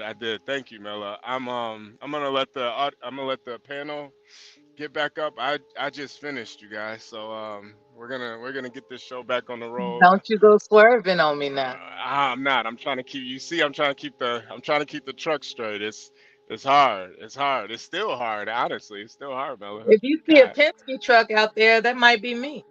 Oh, you out here too? Hold on. Look, I'm over here fucking up. I gotta get over. Hold on a second. I'm over here fucking up. Hold on. Let me let everybody back on the stage. Wow. If you see a Penske truck, that might be me because I keep it moving. I needed that. Thank you, Mela. Hey. I needed that. Thank you. Jesus. Hey, To finish what I was saying, you I didn't hate it. just do what I think Hey, you Carlos did. said I HP. satisfied you guys. Just acknowledge that. I wasn't paying attention. Yeah, sure. Yeah. I was giving you I you and like you H anyway. you and I like you and anyway. you and HB needed your privacy. You You know Stanley, that P. Stanley, I already stated my opinion on. I already Stanley, stated my opinion on PDA. No. You want to go next? You want to go Stanley, next, Stanley? do you want to turn, Stanley? Is that what that is? I don't do sloppy seconds. Make my people Oh scream! my God! Make my people scream! You hear that, good crack? What the fuck is going on? Stanley, you can go next if you want, Stanley. I got you. I only need to tell Master Kim. Master Donate Kim to the needs. channel. It's just another Manic Monday. Master Kim needs to think before he speaks to me. Okay, the bullshit about the Greeks and the Poles, dude, read a book. What book should Master Kim read? I would guess an American history book where white people don't separate themselves out by nationality when it comes to politics. Stanley, what about if I don't? Stanley, what if I don't give a fuck about the Greeks and the Poles? Well, you'd be echoing my sentiment. I don't give a fuck about them either. Whoa. Damn. Mainly because they identify as white. Is that your premise, Stanley? That's the okay. What he was saying is apparently black people. Sir, what he was saying is black people at 12% punch above their weight and basically suck up a lot of the air in the room. And he said, well, hey, what if how about give the Greeks a chance, the Poles a chance? My thing is Greeks don't identify as Greeks or Poles as Poles. They identify as white in America. I identify as American, plain and simple. Well, you might be the only non-racist white man in America. I'm believing African American or Latino American. Now, see, we could have used that creepy music. Wait. We're just all American. Hold on a second. Aren't we all Americans, Stanley? Hold on, 12th man. I just got a cash app from Here for the Tea. Ooh, child. Thank you, Here for the Tea. Ooh, child. I appreciate you. Ooh, child. I don't look at people with color. Wait. So, get crack. Can we get an update on the market real quick? You got any update? Oh, no, nothing. I mean, it's quiet again today, surprisingly. So no action on Friday and Monday. So I think everybody's gonna wait for Powell. Yeah. Am I good, guys? Y'all getting any background noise from me? No, you're good. You're good, sir. All right, good. All right, it sounds good, don't it? Get crack. So, man, what's up, dude? Boyle? Yeah, you checking Boyle? What's up, good crack? Yeah, I've been checking Boyle. Boyle. It's been kind of where's Boyle and NVDA at right now? And Boyle's at 10:30. Back at 10:30. Okay. NVIDIA. okay, it's trying to get to 120 above to 127 to 128 now. Oh, So wow. you better be thinking of selling like in these next couple of days when it's quiet like Yeah, this, yeah. Listen, I But told you I'm gonna, as soon as it starts to dip, that's when I'm gonna get out of it. But I mhm. feel like up until the 28th, man, I think it's gonna keep on moving. So I'm gonna just Man, hold. yeah, we'll see. Man, I'm gonna just Powell, hold. whatever. I don't know what he's gonna say. That's the problem. Everybody's gonna be waiting. Every word he says, it's just gonna be like a shit Yeah, show on man, I might be able Friday. to go to Disneyland with these games, man. Might be able Yeah, you to- got the Palantir still too, right? the You got the adult Palantir. yeah. Disneyland too.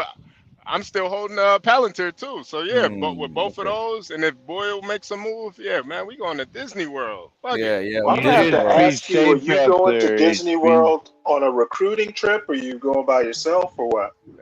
I'll just go by myself. You know, I don't got that much money. I don't got that much. So Take Mella with you. Take Mella with you. Do you You take pictures with all the costume take wearers Mella? too? The Take Daffy Mella Duck with and you all to the that? Magic Kingdom. Oh, yeah, that'll be a magic mountain for real. That'll be a magic mountain to climb right there, Mella. man.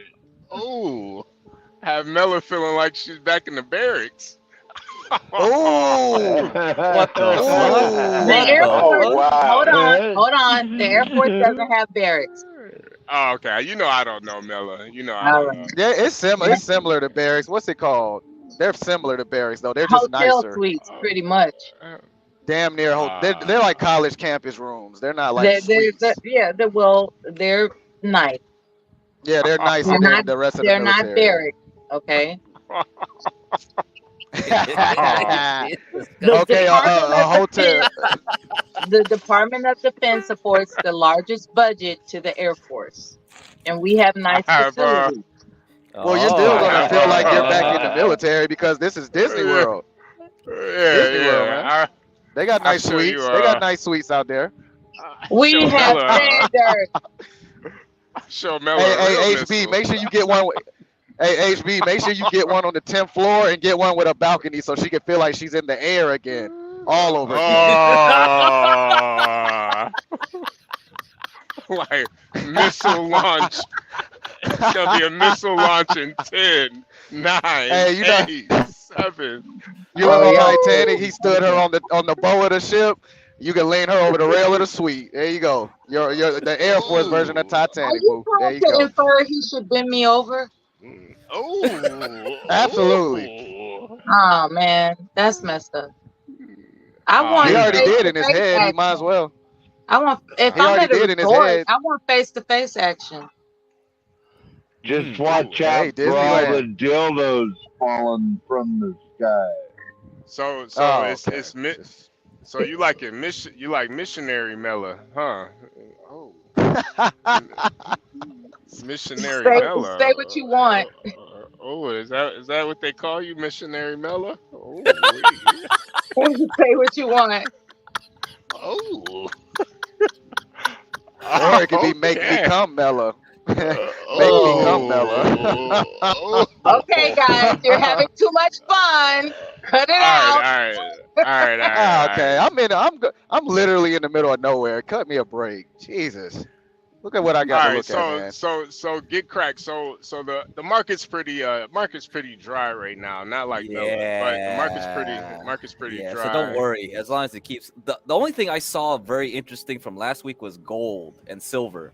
It pumped a lot, so I don't know if that means anything. I'll keep track of that because I have a lot of like stock suggestions over there. Okay, gold miners, silver miners. Okay, so we'll discuss them more later. Yeah. Because I don't really trust the gold silver too much. Let's put it that way. Yeah. I remember when I bounced like in 2014. I about near freaked out that I bought ounces of gold for $800 a piece, and now they're double that amount in value. Right. It's amazing. It's like it was incredible. It was offensive actually. It was like, come on, we're gonna stop by this collector shop and we're gonna buy some gold coins. And I'm like, gold coins? Who the fuck? I want to go to the Gucci store. I want to go to the Louis store. You know, I want that bullshit. Okay. But I was dragged to this coin collection shop, and I was shown different pieces that were attractive, of course, because it's gold. And it was like, okay, this one's $800. This one's $600, so on and so forth. I'm like, that's a lot of damn money. I could have a purse, right? Because you know, being from where I'm from, you know, and next thing I know, I'm looking at the price of gold soaring, soaring, and I'm like, oh shit, get cracksy looking at your wallet soaring. No, what I'm emphasizing is don't underestimate how gold escalates in value. That's Never true, Mela. underestimate that. So you should hold it, but you know, hold on to your gold. Yeah, and I'm not talking about chains, okay? I'm talking about pure gold. Right. What, yes. 24 karat? You're talking 24 Yeah, karat? but just because you got a lot of gold chains, that don't mean shit. I'm talking about gold coins, okay? Yeah. And get the physical gold coins. Don't get those certificates. Fuck that. Right. Get gold coins. HB, if you go get gold coins or bars or whatever, make sure they're 0.9999 fineness. All right? That's how you know they're pure.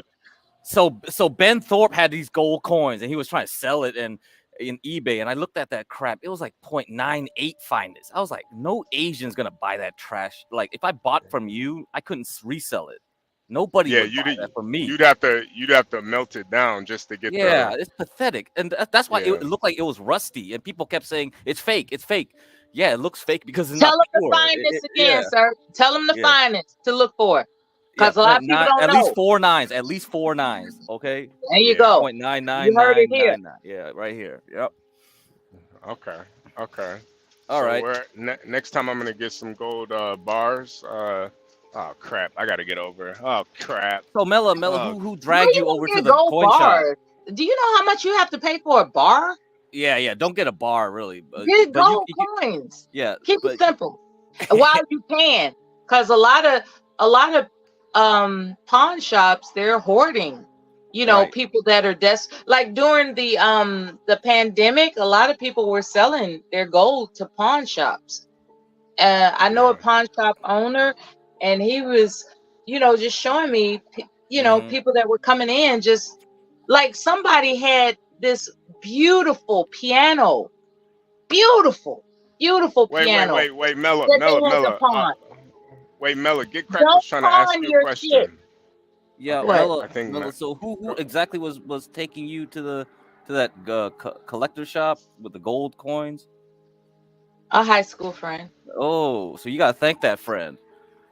Yeah, otherwise you buy a Gucci purse is like nothing now, right? Yeah, like I wanted to go to, you know, some boutique and buy bullshit that doesn't, you know, have equity and value, you know, like there you go, guys. That was my mentality, because being from Chicago and having gone to a high school where superficiality was the call of the day, I was trying to catch up with my Louis, Gucci, Prada dreams, and what was told to me that only suckers are consumers. You have to focus on investment, and so it was really that was cool, you know.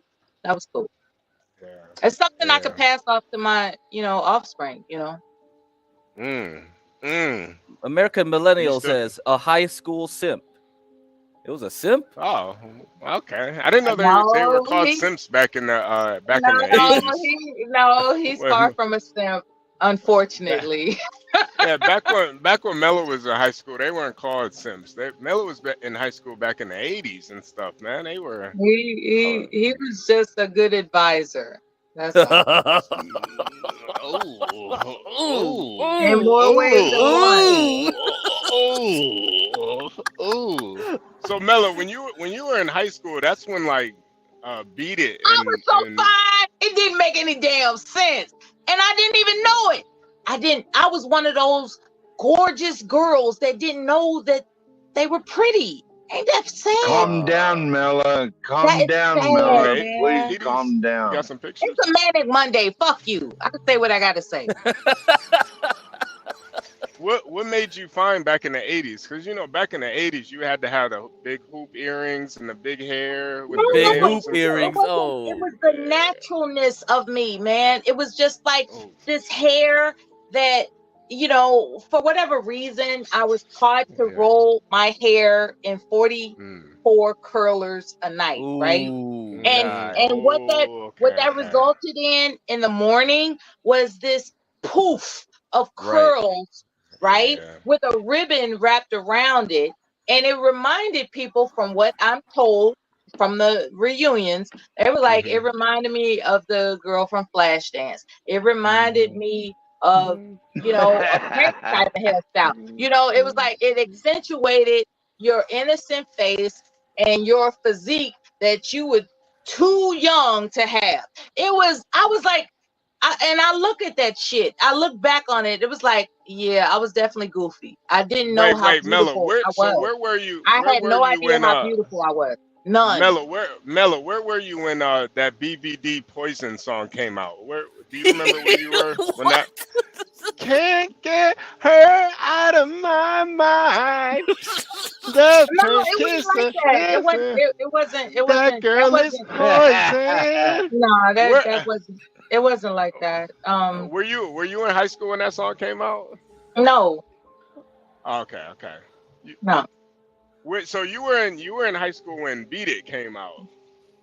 I was in the Michael Jackson era. Oh, okay.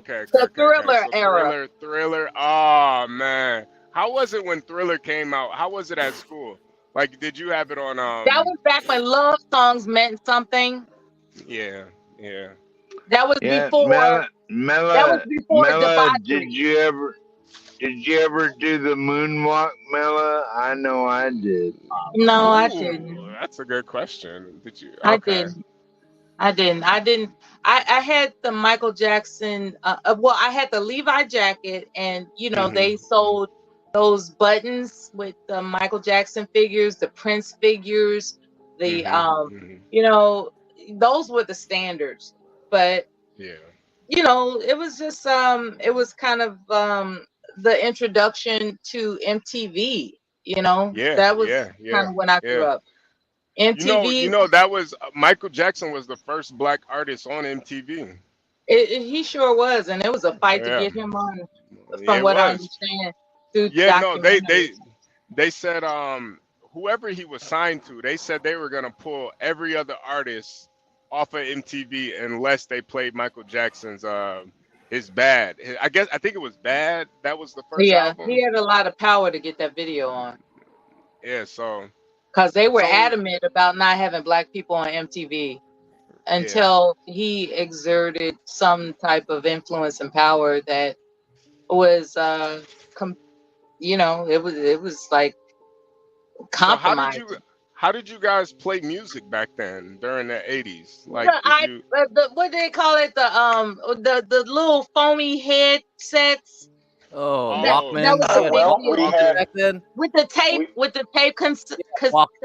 Yeah, you got the boom boxes. You got the Remember my Adidas?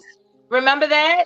Yeah. Mela, I'm a Run DMC era person. Mela was breakdancing. Mela was breakdancing with a boom box. Radio. Oh yeah, you guys had AM/FM radio too. Yeah, we had vinyl. We had vinyl too. Oh man, you gotta carry your vinyl with you. It's like, so you guys had to carry. You had to carry. I won't even talk about 8-track. Lisa. Oh, 8-track was bomb. 8-track was Lisa and the Cold Jam. That was the kind of hairstyle that I was rocking back then. You know, without the shaving on the side. Out of my mind. Mind you guys, I'm sick, so my voice is a little fucked and up. the Cold Jam. Kiss her, love her, Stanley gonna be cheering this. If I take you home, will you still be in love, baby? Oh yeah, I'll still be in love with you, baby. JG, HB admin, and I'm up there. I'm up there. But I'm still rocking it, baby. Yes. I'm so unscathed, and it's just really beautiful to talk to you young people. It's beautiful. Yeah, We're I mean, young. I'm serious because I can Thank keep up. God. Oh man. HB, know I'm what? telling you And this. when I say young people, I'm talking about anybody younger than me. I can How keep old are up. Yeah. you, Bella? None of you guess for me. Well, come I'm on, 50. Stanley. She's a I'm lady. 50. She's a lady, I'm Stanley. Come on. 59. Are you much younger than that? You're older than I am. Come on, By a lot or Stanley. by a little? Yeah, you're Ah, older than I am. Stanley, she's a Uh, lady. Come on, man. Come on, Stanley. You know Mella, what? I'm 53, Mella. All I have to say is We're about the same I was age. actually a teenager in the 80s. So Mello was too. Mello was a teenager in the Yeah, 80s I too. was in high school in the okay, well mid then you're 80s. not that much older than I am. I'm I'm sorry, not younger. I'm not older than you at all. If you're But you're not 59, I am not older than you. You're okay. my Well then elder. I'm gonna guess you're 55 and leave And it I at think that. that's why I like And my you. point and my point You my would be the point is older boy in high don't school I was looking for. really I think nice. she'd already All slapped your lights I have out, to say is Stanley. don't treat these young people nice. They need discipline. Well, I think Oh they wait, sir. I need think you got some feedback, sir. they All need right. effective Nah, communication. nah, nah. I can sympathize with your Is sentiment. that What I me, will HB? say is No, that no, no, no. That was communication. sir. That was sir. Yeah, Well, communication. you're a nice person. I can be. Oh. I can be. Telling you, man. I just don't appreciate, and I Wait, Stanley, respond. do you think you can appreciate a woman of Mella's Here you go. Here you go. Somebody of told you to Mella? wipe your steering wheel off before you talk to us. Oh, I wiped I it off. can appreciate I got some Lysol. a woman like Mella because she's fierce and she doesn't second guess her thoughts. She knows exactly what she's about, and Oh. she ain't Yeah, playing, I'm man. not I can definitely 58. appreciate that. I'm not 58. Ah, wow. I'm, Ryan, So you want to show your ass again, Ryan? you all are cute. That's what you are. yeah, You all Ryan are was up here cute. twerking earlier. I don't know. Who is Turkin? Turkin. Twerking. He was up here. He was a turducken. I'm a firm believer that laughter is the best medicine, and I just want to Yeah, that's what this show is exploit. about. Non-stop Yeah, I want to laughing. exploit Manic Monday. I just I just want people to come here and have a good time and show appreciation by pressing the like button and donating to the channel. With you, Mella, I think everybody can come have a good time. There's only so much I'm willing to contribute, brother. Yeah, nah. I'm not gonna So spill it all. I think you've contributed a lot to HB. Yeah, no, you have. I was gonna say mostly genetic material, but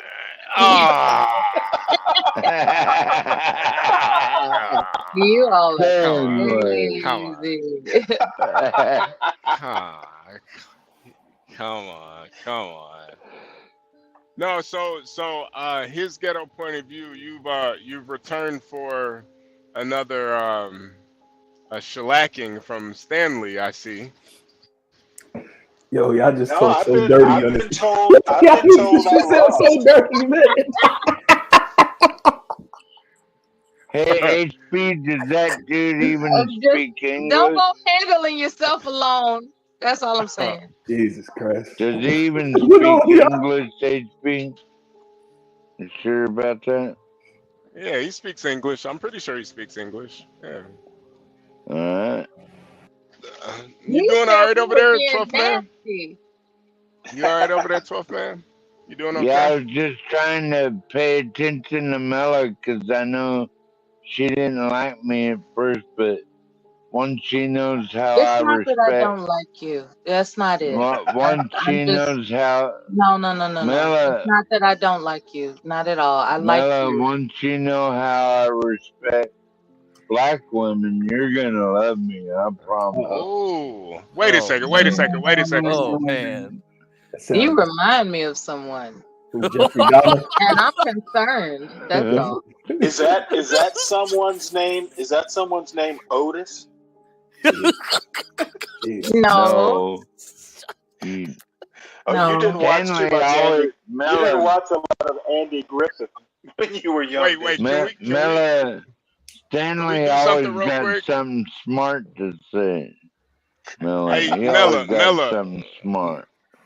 are you still there? Can we do something real quick? Let's do a Is it 5 minute. gonna wait a minute? Is it gonna be diabolical? No. We're Because I gonna need to do prepare for that. no. It's not gonna be diabolical. It's gonna be a Okay. 5 minute. It's gonna be a 5 minute super or fast date. What do they call those dates? Speed date. Speed date. Speed date. Yeah, we're Yeah, gonna do a speed 5 minute. dating. We're gonna do a 5 minute speed date with 12th Man and Oh Mela, God. and I'm gonna be the waiter. So I'll try it. you We're guys All down? online. right, It's harmless. Yeah. Okay, We're okay. online. It's harmless. I'll try it. you're hired, HB. Okay. We're currently at a fine dining restaurant. Ma'am, sir, would you guys like a bottle of our finest wine, our Pinot Grigio? No. Okay. Ma'am, would you like a glass? Yes. Okay. I'm pouring the wine into your glass. Okay, I'm gonna go walk away, and we'll bring you guys the menu back shortly. You guys can talk among yourselves. This is a speed date, so get to know each other. All right. This is a nice atmosphere. Do you like it? Yes, ma'am. What do you like about it? I like that you're here. You like what? I like that you're here. Tell me about your family. What you are willing to share, of course. I mean, you don't have to answer that question, but I could tell you about my family first, if that's what you want. Okay, I'd like that. Thank you. My family, I was raised on the west side of Chicago, and there was rumors and evidence of gang activity, but I was sheltered from it, and sheltered so much that I felt like I was missing out on what the urban experience is. So as I grew up, I found it necessary to join the military to get over my fear of the world. And once I joined the military, I became involved in a war. And that demonstrated to me that my sense of integrity is intact because I had the option as a woman to feign as if I'm too sick to serve. And I didn't. I stuck to my oath, and I know I have integrity. So me talking to you, what you're going to get out of me are questions that will be answered with no lie. Are you cool with that? Excuse me. Yes, ma'am. Here's the menu right here. On the Oh, menu what are we having? we have T-bone steaks. We also have lobster and scrimps. We also have lemon peppered chicken, and for our vegetarians, we have a salad with some grapes in it. Would you guys like to place your order? Yeah, take your finest He can order champagne for me. Oh, you want to? and Okay. T-bone steak for me and the finest champagne on ice Okay. for the lady here, and I'll let her take it off from there. Okay. So, ma'am, what would you like to eat, ma'am? Salad and bread. Okay. I will be back with your guys' order. Oh yeah, and a basket of bread too, please. Mm-hmm. There's real butter on the table, and Yeah. that's great. You know, I'm so glad you and I are sitting here with real butter on the table. You know. Yes, ma'am. Yeah. Could you tell me more about your experience in the Middle East? I was actually in South Korea. We served from there. When I actually was scheduled to be discharged, I would be going to Saudi Arabia. However, I was married, right? And my Yes, husband, ma'am. at the time, my first husband, demanded that I didn't go Are sign you up. still married? I am legally, but we're separated. We're separated. There are things that I could say as to why that's the occurrence, but nonetheless, we're family. We have a son together, and we're family. What about you? Yeah. Do you have children? No, just a dog. Okay. I, Would you like? I, Would you do? I mean, do you like children? I'm not gonna get really super personal yeah, with you. I Do you love like children? children. Okay, you like children. I volunteer for children Mm-hmm. on the state level. I mean, Mm-hmm.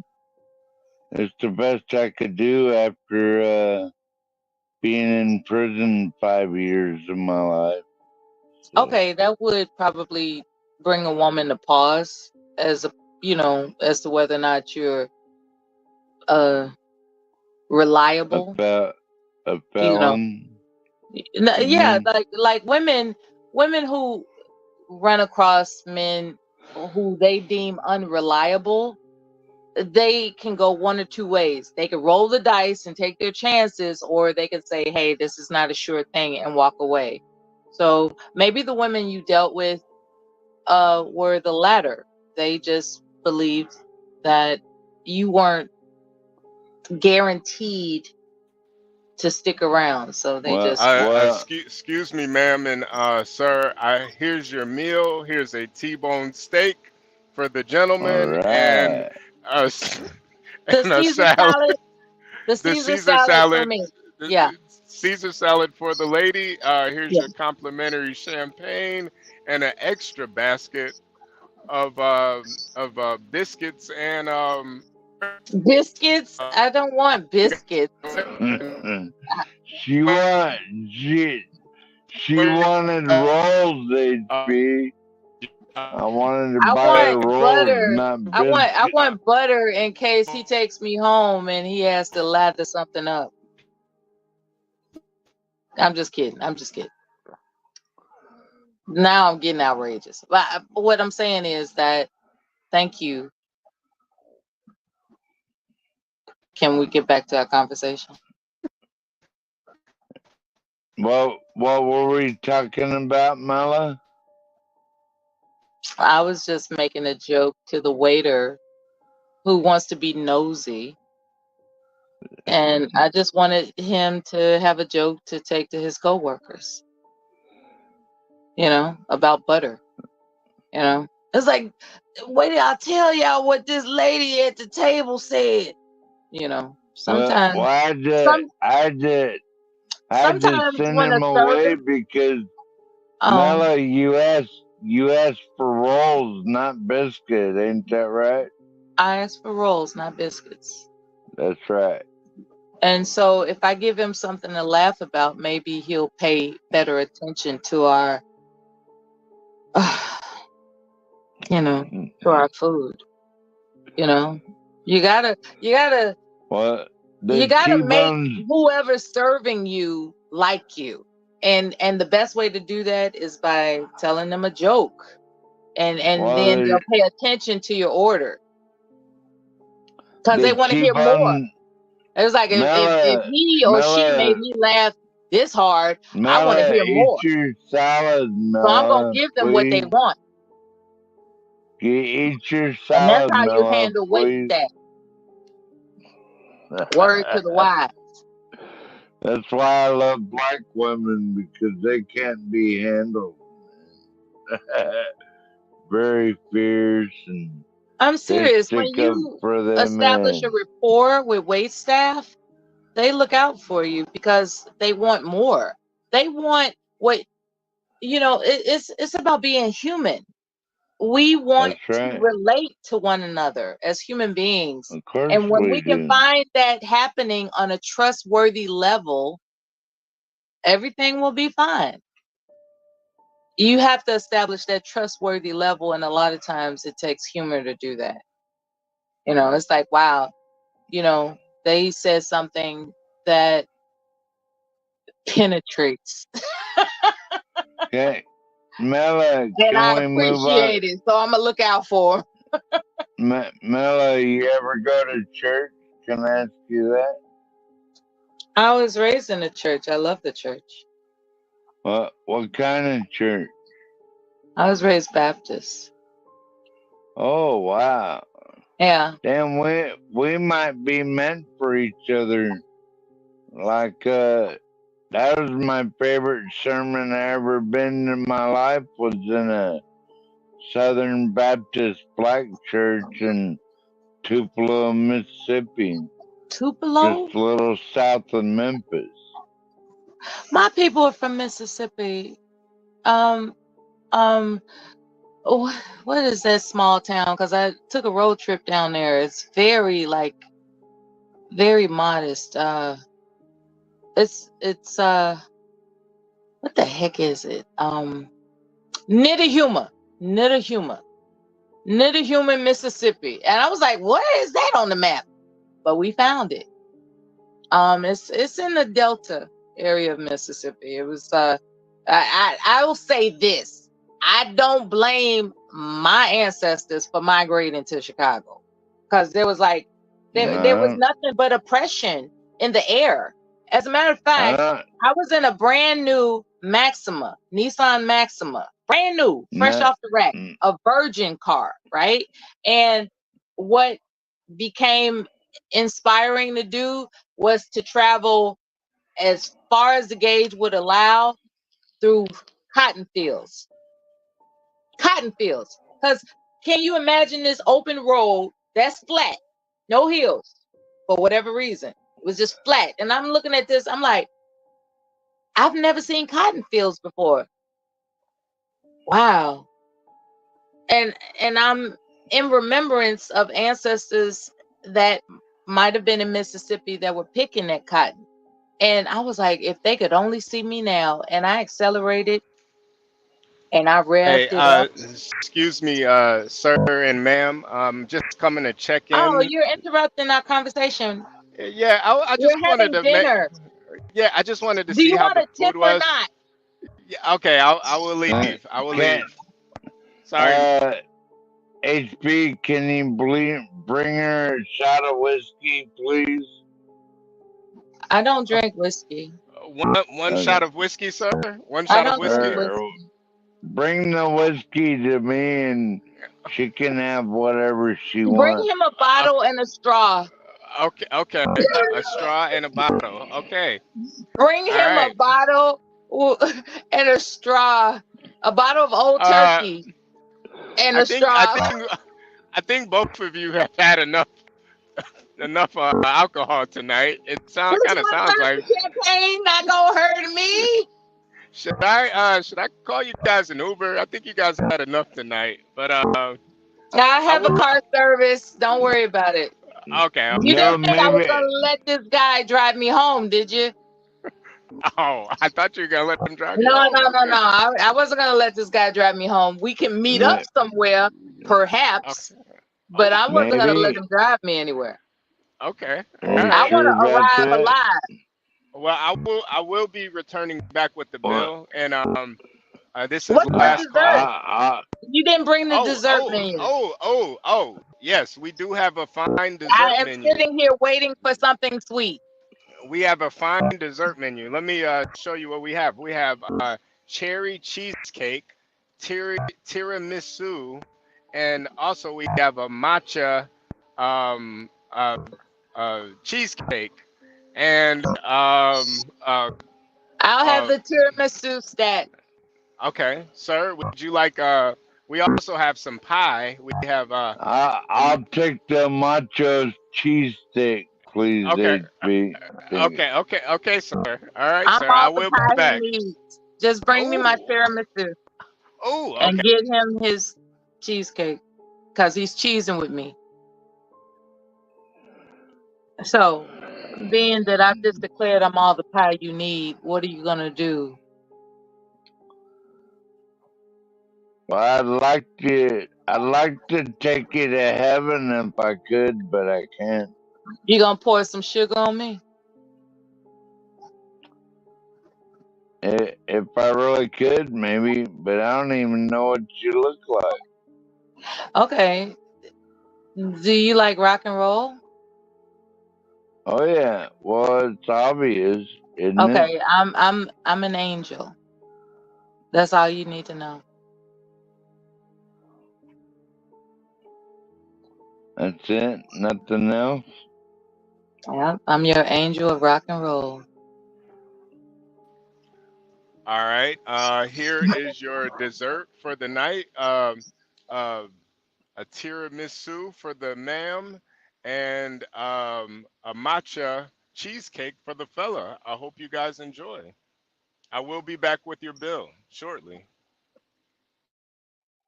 Wait a Thank you minute, guys both HB. for. HB, where's my oysters?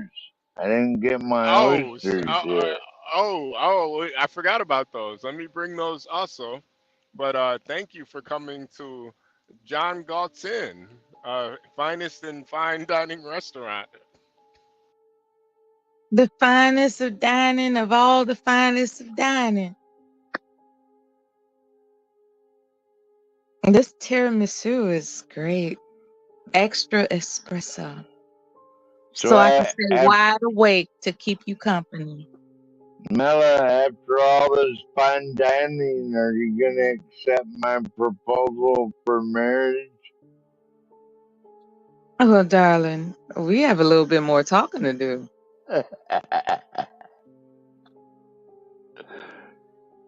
I suppose we do. But at least we both love Southern Baptist Church, right? Mm-hmm. Yes. So we found that in common, right? Mm-hmm. I could share a pew with you. I'd really like that. Mm-hmm. We can clap together with the gospel songs. We could say amen to the sermon, and we can hug when it's time to make a joyful noise to the Lord. And then, you know what Sir, here's your oysters. If you need Thank you. anything else, just let me know. How are the desserts? It's Pretty got good. it's reviving me. Oh, I really like the mucho Picasso. all right. Let me get out of here.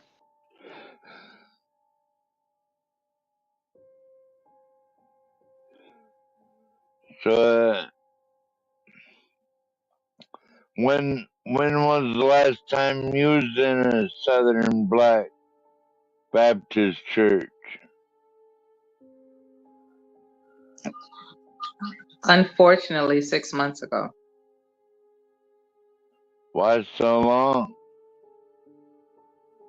There's been a lot of illnesses in the elders of my family, and when you go to that church for so many funerals, you know you kind of you kind of want to recuperate from going to a church that has hosted so many funerals of your loved ones.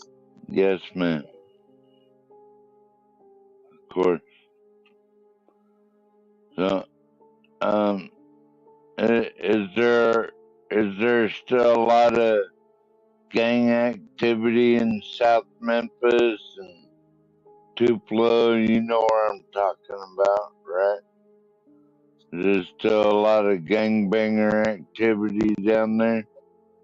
From the newspapers, yeah, I see stuff in the newspapers, but I'm not around it because, my sensibilities can't take it,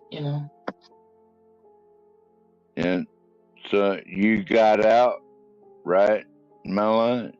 That's what you Yes. did. You got out.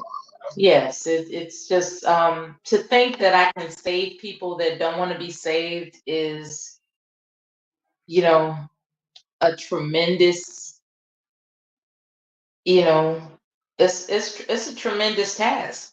There are people that are on drugs. There are people that I'm here's speaking of the drugs, here comes our waiter. you guys, here is the bill. I do want to know, after this amazing date that you guys have been on, will you guys be having sex tonight? No, I apologize. I What did you think say? Are After you this amazing date? Yeah, will you guys be having sex tonight? Any sex going on? We have No, this complimentary. is a speed dating experiment. I'm supposed to talk to several other people. I don't know. That's why I ordered salad, because I'm supposed to see somebody else after he leaves. You want another Like, date? All right. I didn't know this was a one-on-one. I thought this was speed dating. All right, 12th man. All right, 12th man, you're out of I'm here. trying to figure out why we're having a meal. We got a new. All right, 12th man, It's you're out of speed here. dating. We got a new contestant for the Love of Mela. We have Mr. Stanley Cross, ex-military, fine Southern gentleman, hailing from the great state of Georgia. Stanley Cross, ladies and gentlemen. Yay! Hello, how you doing?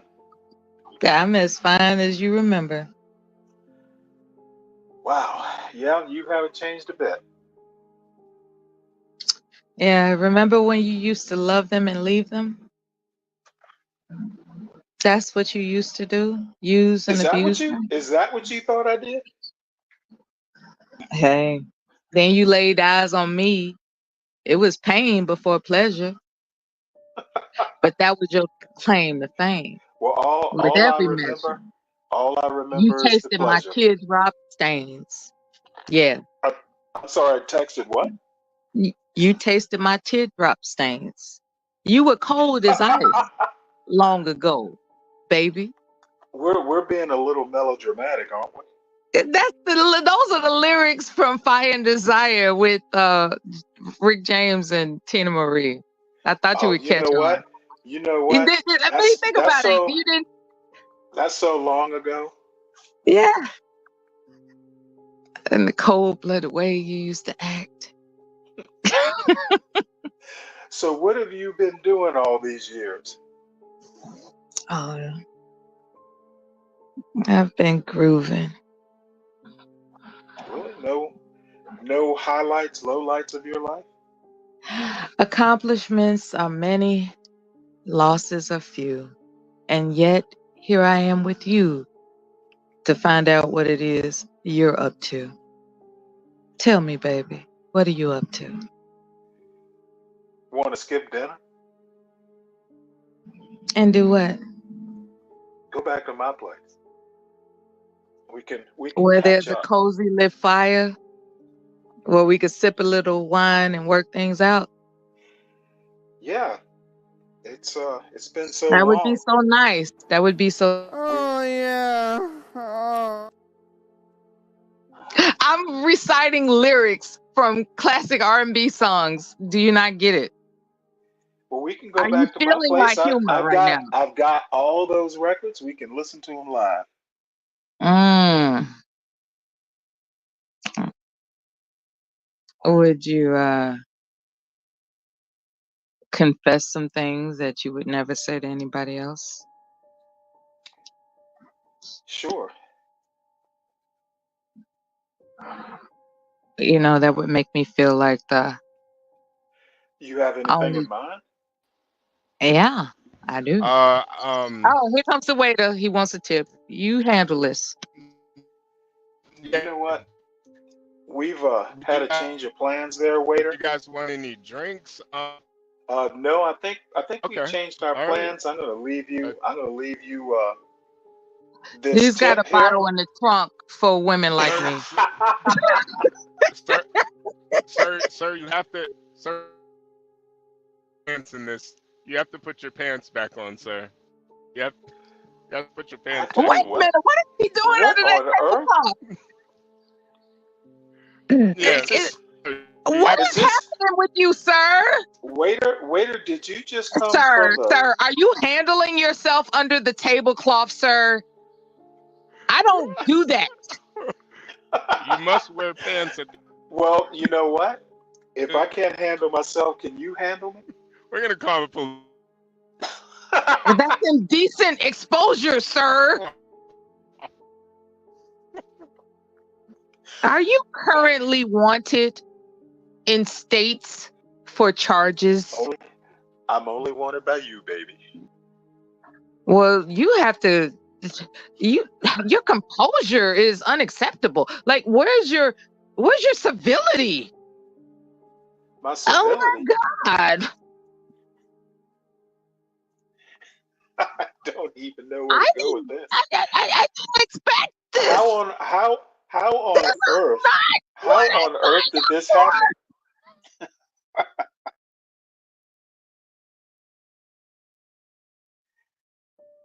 So I take it this means we won't be going back to my place. You move too fast for me. I give you humor, you give me perversion. I can't do it. I give you humor, you give me perversion. I can't do it. Well, you didn't think what I did was funny? If your pants were down underneath the tablecloth, it's not funny. Well, all I have to say is that that means you think you can buy me, and you can't. No, I think that means I can do a little bit more than buy you. What can you do more than that? Come on, it's just me and you. Whisper it in my ear, but put your pants on first. Put your pants on first. I don't want that waiter Put your pants on and whisper it in my ear. I'm not gonna tell anybody.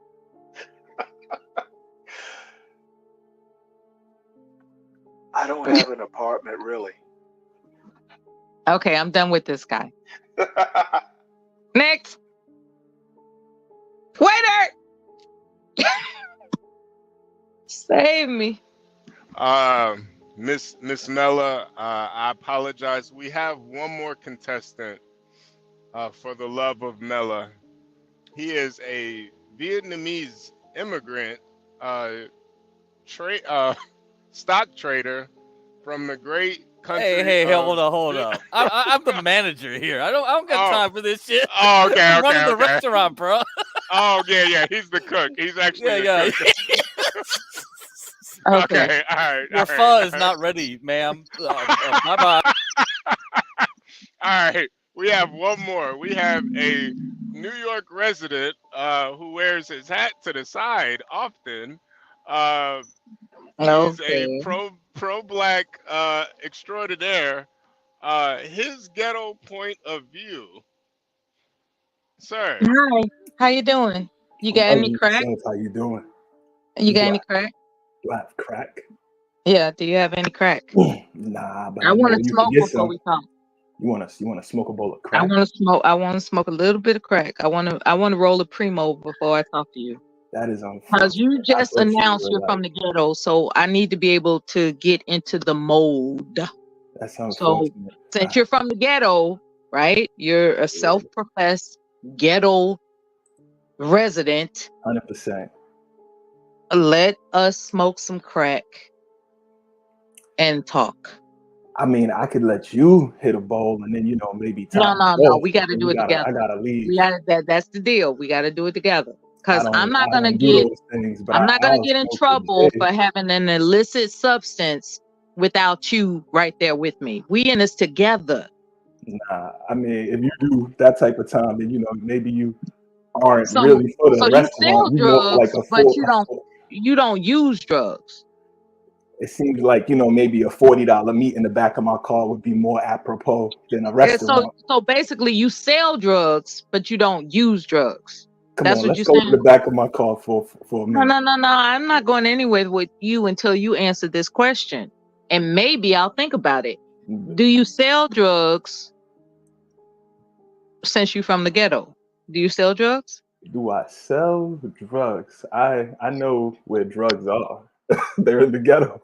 So you have people that you delegate to sell your drugs. Are you wearing a wire? What's going on here? Sometimes.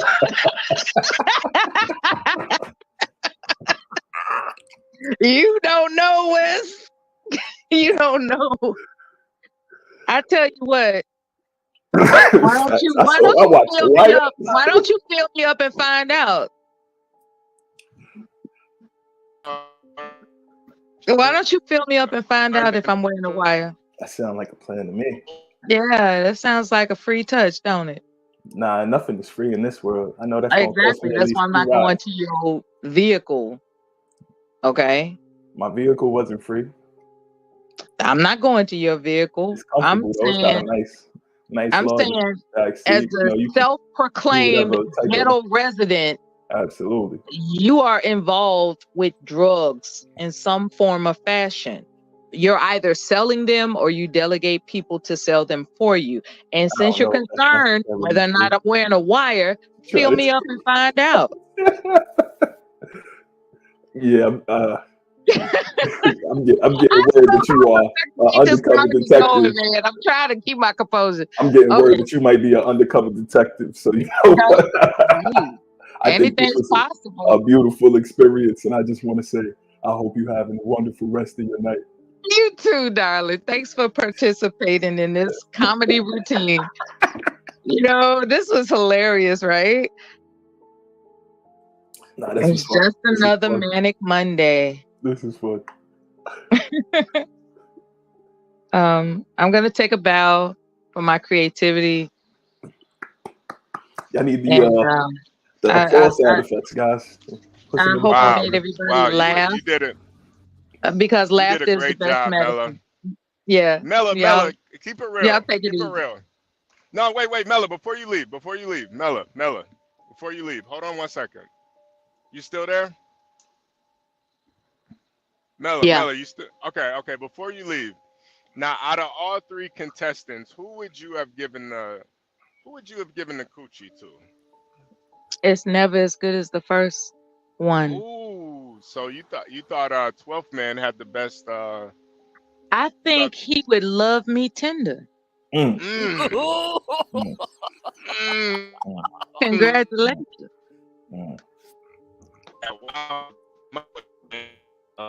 HB, you're breaking.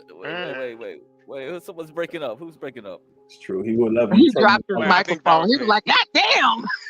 All I'm gonna do is take you for a walk through the hood. You don't want no problems with me. Oh, wow. Yeah, the first one would love me tender. Yep. Everybody else playing games. I'm gonna rough you up. I'm gonna be grabbing you by the throat. And all that crazy Stop stuff. being rejected. Okay. What you mean? Yeah, Stanley. I said I'm rough. I would be grabbing you by the throat and all that stuff. I choose Stanley did go. Stanley was trying to with the man who's gonna love you tenderly. Stanley tried to go hard. You tried to go hard, but he went the best. I choose the first one. I didn't go hard. You smoking crack.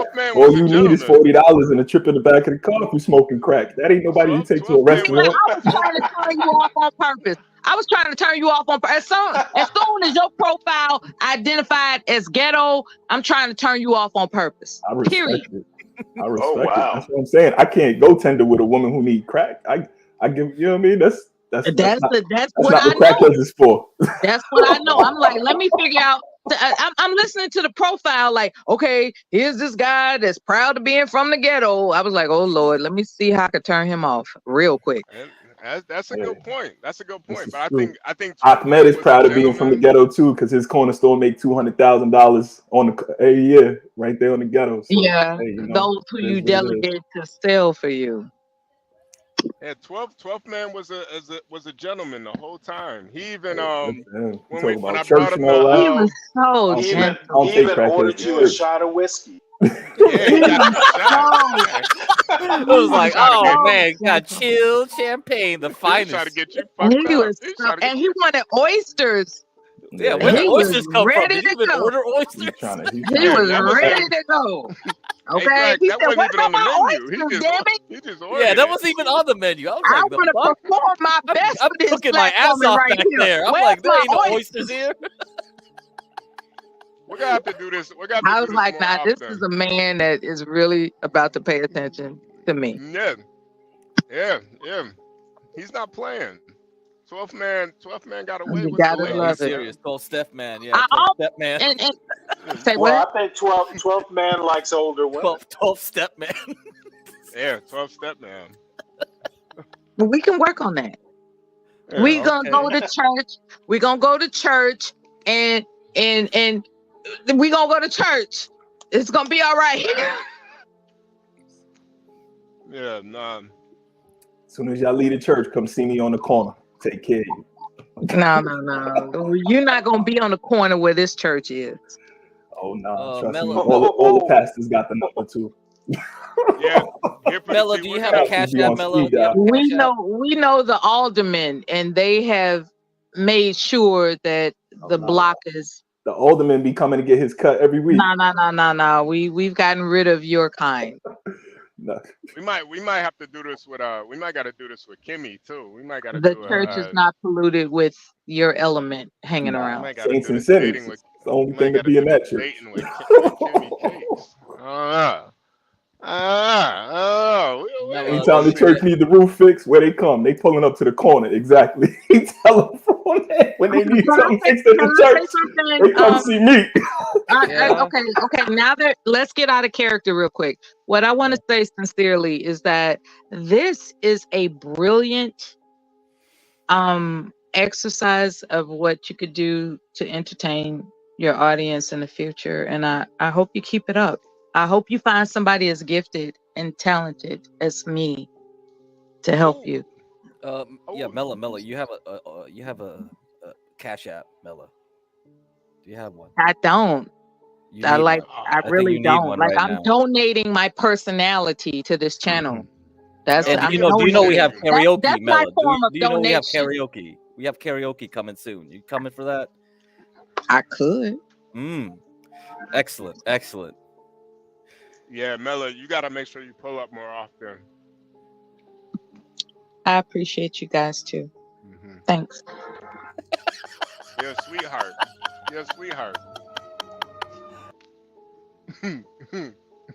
Yo, somebody got an ambulance coming towards them. An ambulance. And yeah, I mean, I'm out in the hood right now, just like walking around. Yeah, there's ambulances everywhere. Ambulance. Yeah, ambulance. What a feeling. Do. Oh my God, there's another one coming. Get Crack really out on the block right now, yo.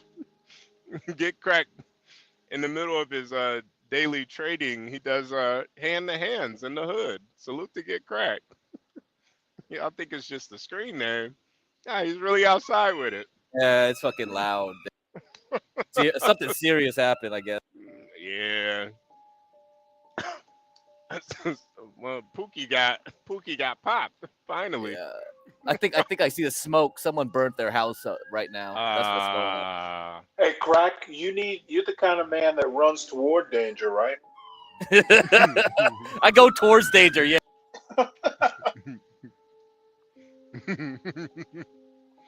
Yeah, I want to see if there's any dead, burnt up bodies outside. You definitely got to show You us. know what it is? Because in California, there's a lot of people that they bought houses and they're doing a lot of construction right now. They just try to flip them. They just tear down all these houses, rebuild them. It's crazy. Yeah, what's going on here? Yeah. Yeah, they probably hit something and blew up a gas pipe. I don't know. Someone asked a very good question. How is karaoke going to work when there's a potentiality to be, for the channel, for copyright infringement? Yeah, we can get karaoke versions of songs. We could also do it on Kick, like make it. Yeah. We could just tell people, okay, we start the stream here, but tell people, hey, go over there. And we could do like there are like non-copyright. You know how like they have like the kids bop songs where it's like the song, but it's like a different version, and we can always find that too, as long as the songs are known enough, well known enough. All right. Yeah. But no, I think we got to do these. We got to do more of these speed dating shows too. And wasn't that fun? It was, yeah. Everybody had a good time. Yeah, nah. Ryan wants to join now. Ryan wants to speed date. Ryan. I think Ryan. Shake your booty again, Ryan. What's up, man? Ryan, I'm what trying you to get think in. of speed dating? What's up? You try to get in on a speed date with Mela? Oh no! I'm not trying to get on speed dating. I was having a problem getting into the show. Oh, all right. Oh, okay. As you know, I like to pull up every once in a while. Yeah. The speed Ryan. dating was interesting. Yeah, Ryan, tell me what you want to do. Since you don't want to talk about speed dating. Oh, What's look on at your him mind? putting on his sunglasses. Oh shit! I think Ryan and Melanie. He doesn't want me to talk about his eyes and how hypnotizing they are.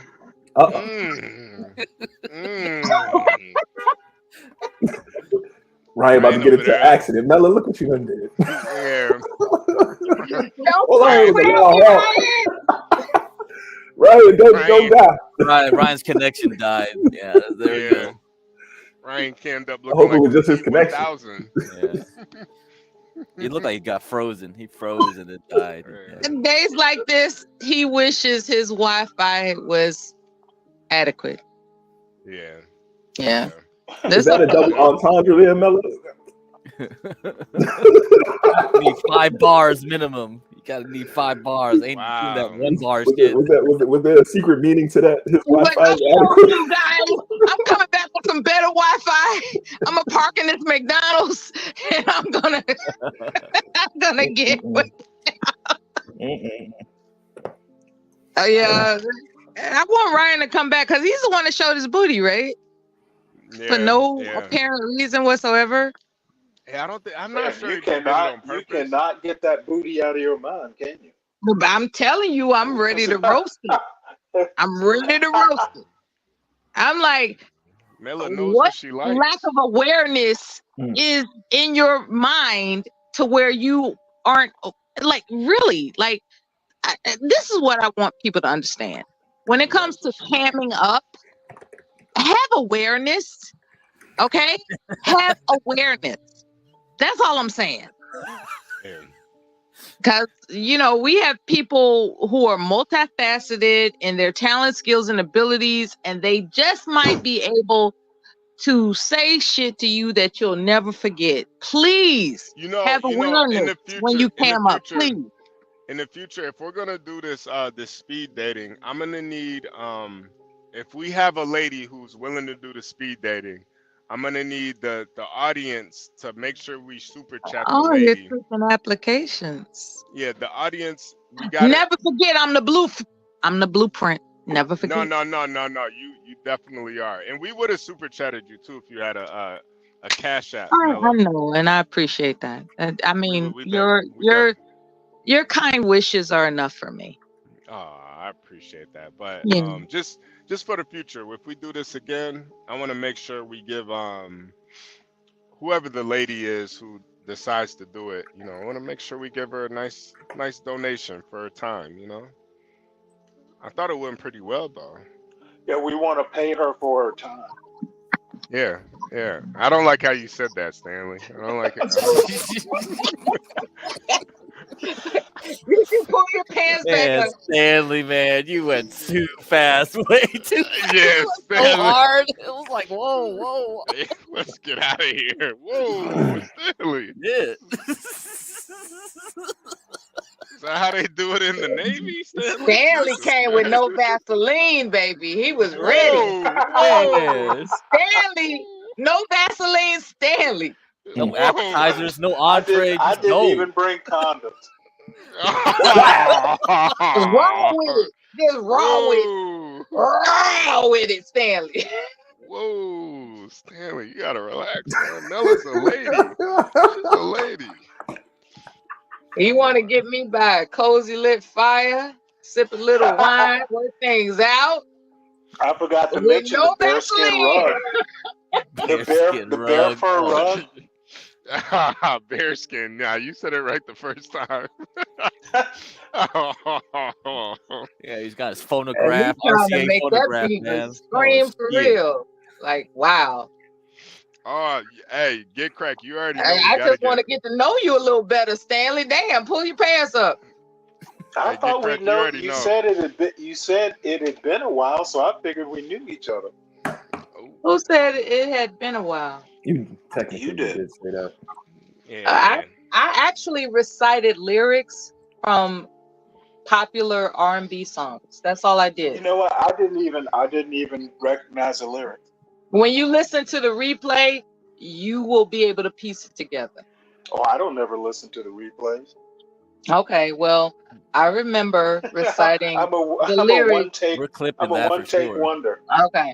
I'm sure people that are in the know are familiar with the lyrics of Fire and Desire. And as I was repeating what I was saying to you, okay, as I was enunciating what I was saying to you, people can verbatim relate that to the Fire and Desire song performed by Tim Unfortunately, Marie I'm and not Ricky one of those. James. I'm not one of those people. So, because you're not a romantic, and that's the problem. Oh, The first You know what? contestant is a romantic, right? God And bless him. whatever is not romantic about him, he goes so far as to go to religion. Like, I didn't bring up the church. He did.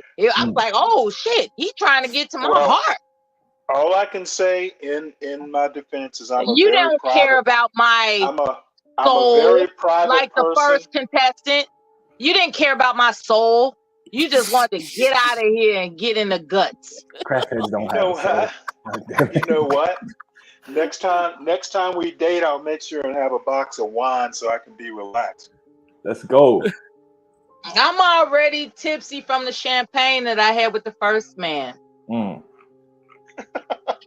Oh my God. Now what? You didn't drink the whiskey? No, I told him I don't drink. He was trying to get you drunk. I told him I don't drink whiskey. Whiskey on the table. He was trying to share his interest with me. No, his he was interest trying is to whiskey. See, That's not my interest. What you in your romantic haze didn't realize he was just trying to get you drunk. That's it. He was trying to share his interest with me. Oh, he's so Mella, every man got the same goal. We just going by the I agree. And I'm not gonna lie. When he ordered those oysters, to get to know my soul. When he ordered, hold on. Okay. What I'm saying is, when he ordered those oysters, I knew he was trying to have sex, right? Me, Mama. He look, me. Look, He wanted to treat you like an oyster. Mella, he wanted to treat you like an oyster. I know that. Oyster, I know he wanted that oysters mean oyster, sex. all right. However, prior to him ordering the oysters, there were no oysters on the menu, man. I was running the place. That's what I'm saying. He was indicating like, I'm turned on, I'm ready to go. I get it. He wanted to What smoke I'm you out. saying is that he took his time. You other guys didn't take your time. He took his time because it took a second for that liquor to work on.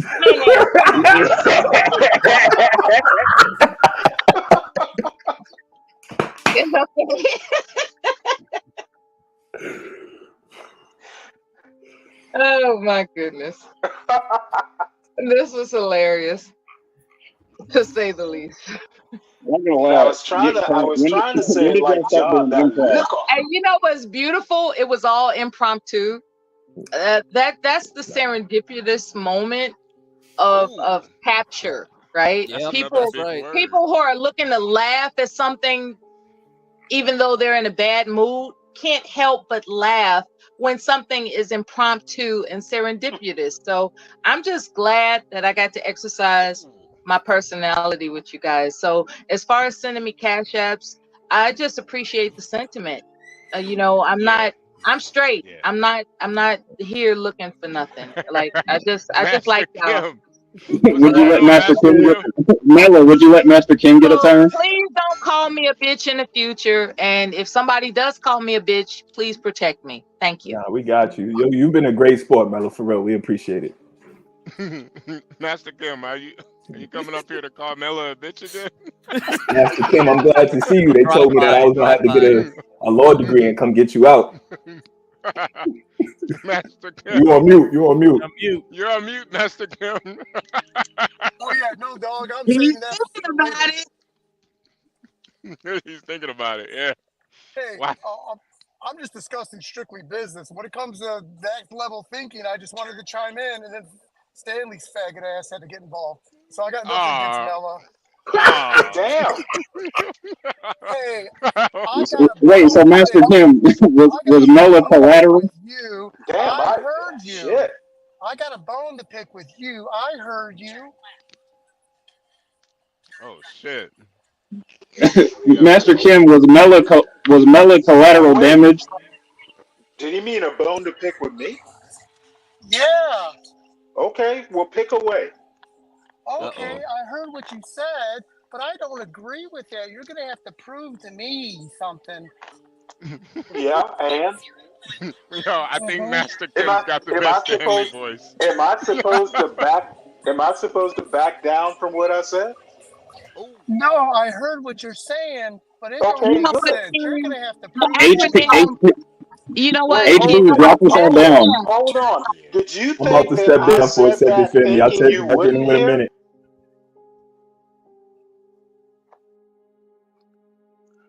I knew you would be online hearing. What's that? You're gonna have to. I'm not understanding that. You're gonna have to prove to me that. I literally said that. It's an accurate quote. Okay, well the point is mute.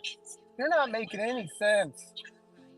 Okay, well, what you have to be careful of is just because something doesn't make sense to you, you might be the exception. Well, Stanley, if with a high IQ, you'd probably be able to tell that I'm actually making fun of you. I mean, come on. Well, I thought you were serious after calling someone I probably didn't know that well a bitch. No, I'll do it. I'll do it again. I thought you were mad. No, I'm talking business. I'll say it again.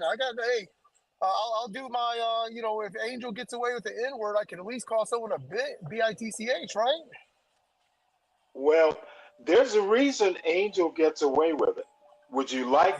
Do you really want to make that comparison? Well, I heard what you said. I don't know if I Right. agree No, with no, that. It don't let's make stick sense. with the angel. The angel gets away with it. Angel is something that you are not. Would you like me to spell out the difference? No, I don't know what I don't know what you're talking about. Okay, well, Angel has a condition. Are you autistic too? So does that preclude Angel from having proper manners on a public platform? You know what? I think we all know Angel is Angel and you're no angel. So just because Angel gets away with it, that doesn't mean Master Kim can get away with it.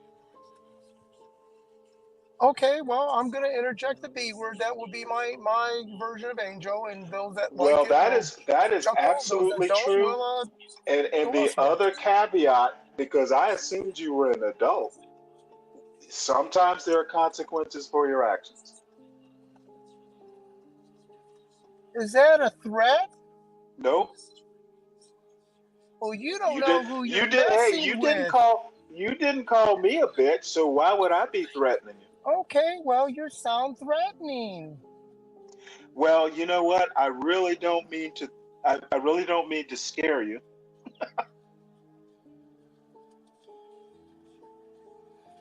So, okay, I'll put on my voice instead of sounding like your little faggot ass.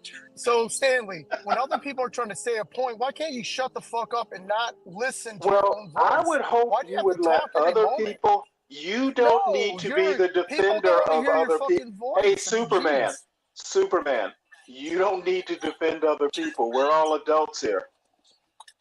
No, that was you. I was talking to Melody, your dumbass, simp ass who gets no attention for women other than this online interaction. And you gotta like protect her and shit. She's a big woman. She knows what's up. Okay, well, I did what I did. Is she not a grown I adult? did what I did. I'm sorry I hurt your feelings. I'll you didn't hurt try my not feelings to at all. When you I call think the wife somebody a needs to shut bitch from now on, I'll try not to interfere. Well, you're wrong. I said stupid ass bitch. Get it straight. Okay. Next And time, there's a difference. next There's a time little you bit call extra somebody a stupid energy ass in it. bitch, I'll make sure not to interfere. Okay. Okay, so again, the topic was on. I think it's anything race hustle is a loser avenue, and there's a lot of people that need to shake loose of that because it's going to doom you. So she went on to say that I had a small dick and all that stuff. So it's like, okay, if that's true or not, okay. So where do you go from sexuality? What else? Where do we go from here? Okay, see, you're recounting. I'm speaking openly. So she talks about this and that, and it's like, okay, so I'm being based on sexuality of kicking it with women and stuff like that. Is that gonna pay my mortgage and put my kids in dental school? No, so it's ridiculous. That whole comment, I don't know where it comes from, but it's silly. But okay, she thinks that I got a small dick. Go for it. So, I did get the I'm not COVID exactly shot. sure. If she would have heard yesterday's podcast, she'd know that things have been wildly different for me since I got the 2 COVID shots. Well, next time no third COVID booster shot for you. Yep, that's right. That's right. So I'm back on, and I'll do it again. If she's going to put herself out there saying stupid shit, she's going to get it. I'm not going to back down. And I'm getting away with the B word. If that makes you feel more manly calling her the B word, then so be it. No, what makes me manly is when I look at my kids, right? And I'm telling my kid how to get into a private school, and I'll cover all of that tuition, including his aircraft stuff. He's going in for aerospace stuff, right? Okay, well let me remind you of 2 things. It makes me feel confident when I see the volume, the velocity of income coming in, and it's the ebb and flows in business, right? I'm up, I'm down. When I look at the ebb and flows of the cheddar coming in, I feel very manly. Okay, well let me put it to you this way. Number one, your kids are not on this panel. Stop treating people like you treat your kids. Number 2, I congratulate you on your successes. No one else gives a fuck. Certainly not me. Okay, you're not the only one who has kids in expensive schools. You need to check yourself. I was wondering what he thinks about the DNC. It's going to be broadcast today. The arrogant gentleman. Oh, that's Master Ken. Yeah, the arrogant gentleman.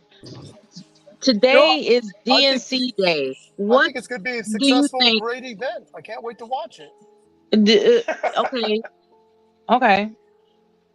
Okay. Wow. How is everybody? Great. Everybody doing okay? Wow.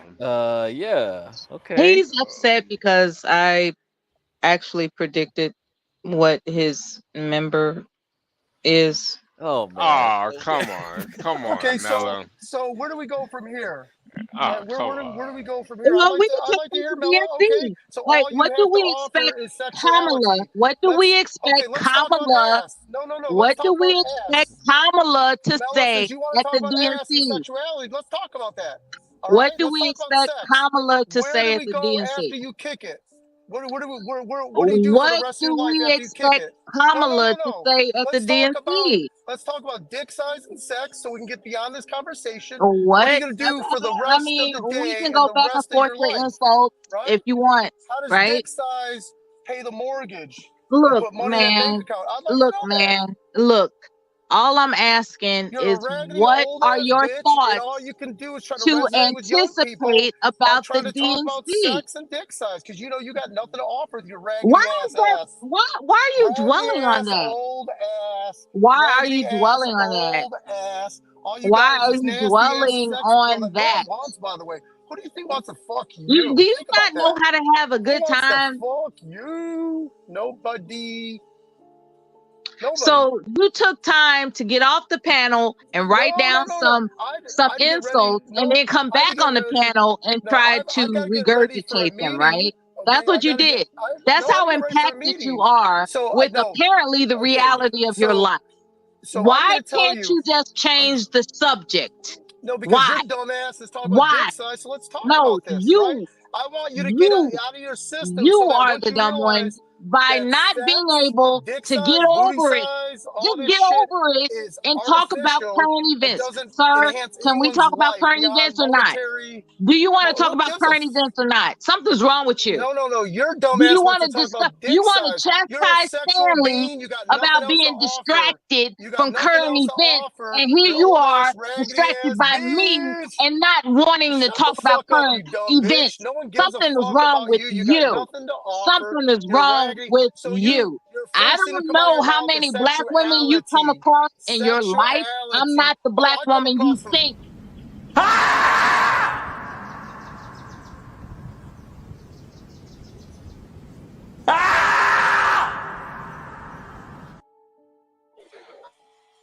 He's a jerk.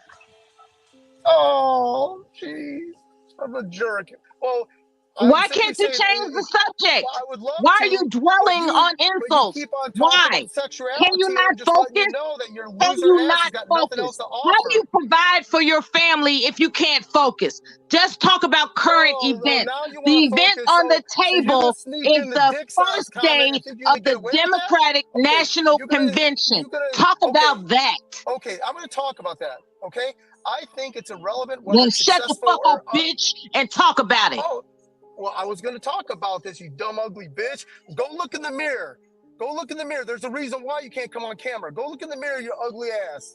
All right. It's And you called. tell me why you It's can't come called on being camera. anonymous. It's called being anonymous. Okay, okay, you're ugly. I ass, don't 'cause want you know tricks like you people finding call me. you out in a I heartbeat. don't want tricks like you finding me offering money. Find you For to pussy do you ain't gonna what? get. Oh, Okay? come I don't on. want tricks like you offering money for You know the pussy you ain't gonna get. You know the I'm market saving for you, nasty bitches bitch. like you is I'm like saving you, reverse bitch. That's what I'm doing. I'm saving zero. you. I don't know if you know math or whatnot. You know, there's the market. You know, there's got to be a supply and demand, right? Economics 101. Do you understand Next that? panelist, There's zero please. market for you. I'm gone. Right? Next There's panelist. zero market for Nikes made in Mexico, just like your ass. There's zero market for your ass. People don't want you. So what are you talking about? However, I'm going to mute my mic and would love to hear more about the DNC from your fucking ugly ass. I'm saving you. Well, make sure you guys hit the like button, subscribe if you're new here, and of course, if you want to help I'm that support this bitch's channel, savior. I am that bitch's savior. you want to help Period. support this channel, hit the Cash App, $ Hb2n, or $ Porsche J with the E at the end. That was Master Kim and Mela. Probably the worst date More of like the the other night. way around. Master Mella. Okay? Eat my M&Ms, bitch. Eat my M&Ms, bitch. Well, I did want to tell Go you something, fuck yourself. Mela. In that truck. Mela, I also have a very short penis too. So, you know, I think when you're going out It's saying not about the size. It's about the satisfaction. Okay? This motherfucker is selfish and crazy, and he doesn't care about anybody other than himself. And that okay, hey, Mela, I got one deserves comment death. that I've Fuck got one that comment motherfucker. that I'm not You sure know you're what? gonna like. As far as I'm concerned, you a white nigga. As far Do as I'm you concerned, you a know how white to read? nigga. Fuck Do you know you. how to read a Fuck tax you. return? Okay. Do you know how to read a tax return? I sent to John Galt my K1 statement that says Do I you lost identify yourself as white 200,000. nigga? Because So that's what you if I are. lost That's what you 200,000, are. does it mean I White made a lot nigga. of money and White lost nigga. 200,000? That's So to hello. lose I'm calling you. 200,000, I'm you have calling to you your make a name. lot of money. White Isn't that nigga. a fair Get the comment? fuck. You better. You know Is what? that a fair comment? You Does have anyone no understand the way a idea. K1 statement is? You have So no to lose idea 200,000, you what had to I make a can do. lot of money, but also Go lose fuck money. Is yourself. that a fair comment? I lost 200,000. You're safe for fucking For yourself. 2023. So that shows you that the volley of income coming in I have is great. But in addition to that, in a down economy, I All you lost can talk about is 200,000. money, Okay, white nigga. I think it's important. All you can So talk now about we're is saying money, white racial nigga. things. That's all you can talk Okay, about. so now it's going race, and that's why you're going to have Ooh, challenges child. throughout your life. Ooh, child. Because I'm a firm believer that race neutral is the best way to go. Kimmy Well, I Cakes don't know just if you joined the panel. How are you, Hi, Kimmy? everybody. Master Kim, don't Oh, worry. Kimmy. No one. Hi, give crack. Yo, thank Yeah. God a fine young lady joined the panel. Thank Oh. God. Shut up, white Right. nigga. Oh, hold on. I'll be right back. Master Kim, we all know that you got BDE, so we're not worried about the size of your stuff, right? Yeah. Hey, Stanley, out of all fairness, do I get the green light to say the B word to her? I mean, come on. Stanley, in this one situation, can I say the B word? And White I'm not going to niggas say do it. whatever they like. Oh, no, I think we that's should not leave true. the insults alone, y'all. Yep, If forget you TV. want, if Miss you Kimmy, want a I'm done. bitch, I'm done being that stupid. means I'm you done. want a Getting dark. four-legged So, creature. Mella, If please you hear want me a out. bitch, Mella, it means you want a four-legged creature. okay. So, Mella, hear me out. Okay, I'm not going to insult Go you. fuck Mella, the animals you're used okay. to. Mella, please hear me out, okay? Mella, I'm sorry for making you angry. Some of this stuff is I'm intentionally saying some You of the stuff wanted is just it. okay. You Okay, wanted it. can you control You yourself for wanted 30 it. seconds? Okay, so let's say everything you're To saying is lube you true. up with the butter Okay, I had on see, the first goddamn date okay, and so Mella, fuck you with it. can you You control? understand Okay, me? so when does stop? Okay, I've stopped long ago, but you can't Nigga, control I will yourself. turn your white nigga Okay, ass around. You okay, so understand me? Mella, okay, You Mella, don't have any idea. I don't.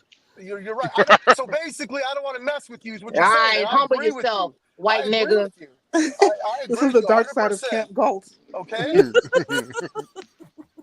So guess what I'm Wow. gonna go meet with? I'm G'd up. I'm gonna meet with my attorney because I'm suing some motherfucker.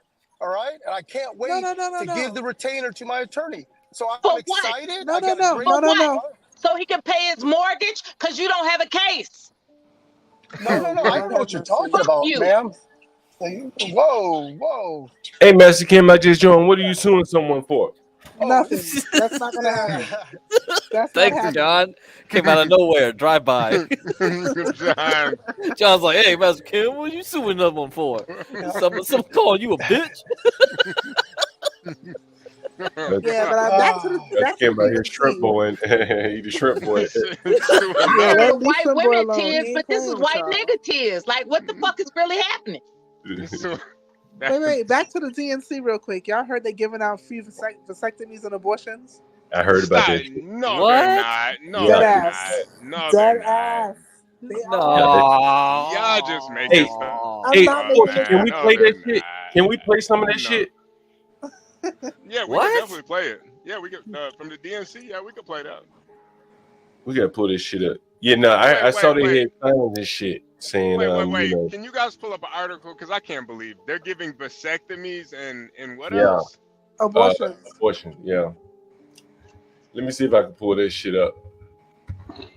Yo, are y'all What's serious? wrong? What's wrong with the free vasectomy? I'm gonna put it in the back chat. Stanley, it's not Stanley. This is serious. Come on, stop. Well, stop no, playing around. I'm serious. John, I'm I put dead it serious. in the private They're chat. not forcing vasectomies, are they? Stanley, come on, man. You know how evil that is, man. Come on. Wait, hold it. Free medical procedures? Why is that evil? Come on, Stanley. They're trying to There's a inoculate political people. agenda behind that, Stanley. Yeah, they're trying to inoculate the people, man. Come on. Okay, Stanley, wait. At a Stanley. DNC Hold rally? on. Come on now. Hold on. Nobody's forcing anybody to do it, are they? I mean, No, it's free. nobody, You might as nobody. well be. It's free. So what is so evil about saying, "Hey, if you want a vasectomy, I'll do it for free"?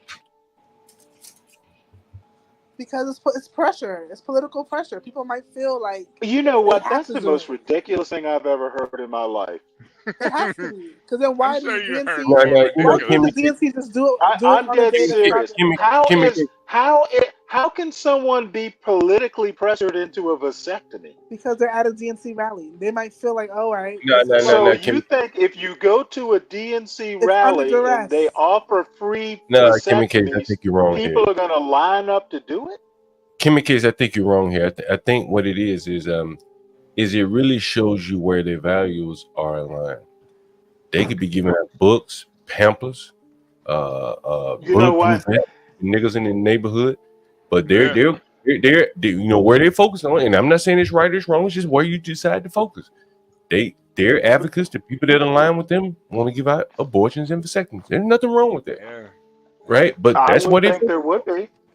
No, there's nothing wrong with it. It's a legal procedure. You can do it. And I guarantee you they got books too.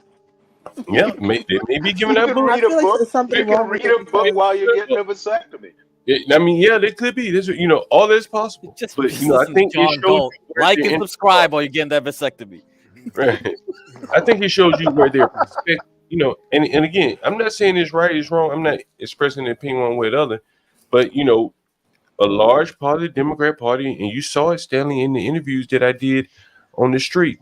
There were large numbers in them, overwhelmingly. Not gonna say large numbers because I interview a lot of people, but overwhelmingly or disproportionately, the majority of those people were concerned with their PrEP, their DIPEP, their abortion. Like that was top of the list, and there's nothing wrong with that. Okay, and Right? what's wrong with that? I didn't say anything wrong with so it. no I'm one just thinks saying, this is a part of their political Well, agenda. Like, no one thinks that. you keep saying it shows where their values well, are. it does, but there's nothing wrong with where your values are, right? That's your opinion. If you say, hey, I want to have clean streets and clean air, okay, that's your opinion. That's where you want to put your money in. If you say, hey, I want to have abortion and free DIPEP and PrEP, okay, fine, that's where you want to put your money in. That's what, if I want 1 million immigrants to come here, okay, that's where you think that your money should be allocated. Well, exactly. Hey, John. What's the opposite? Wait, John. I think the other thing too is it really shows the medical community who they're aligned with politically. Yeah, there's that too. I didn't even think about that, but yeah, there's that. You know, because these guys, those two PrEP guys, they are more or less aligned with the group that's going to keep giving them their medicine. I would be, wouldn't you? But I wouldn't engage. I don't. Well, yeah, that's true. But I, you know, I mean, if you needed PrEP and you could get it for free, no, I guess nobody needs. Why not vote Democrat? Nobody needs PrEP, though, right? You see what I'm saying?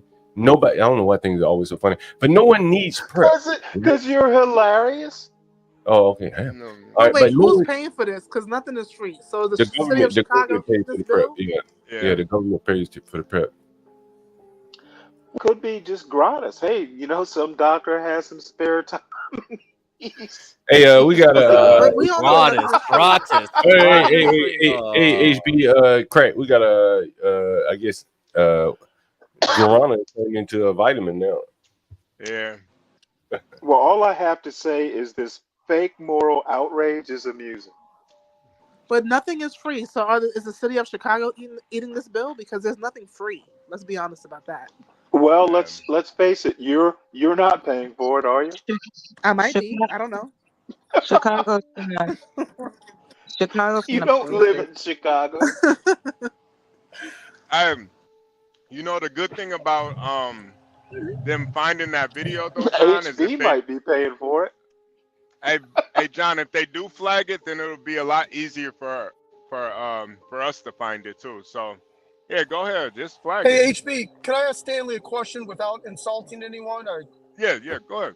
okay, Go ahead. Stanley, and again, I know you're high intellect, right? So you know that by Oh, using the term. Wait, hold on, time out. Who's Vitamin E? Because they're threatening to flag the channel. Check the comments. Yeah, Vitamin it's the same person. If they do though, you're doing us a favor by Sorry, showing us Mexican. where it's at. So yeah, go ahead, flag it.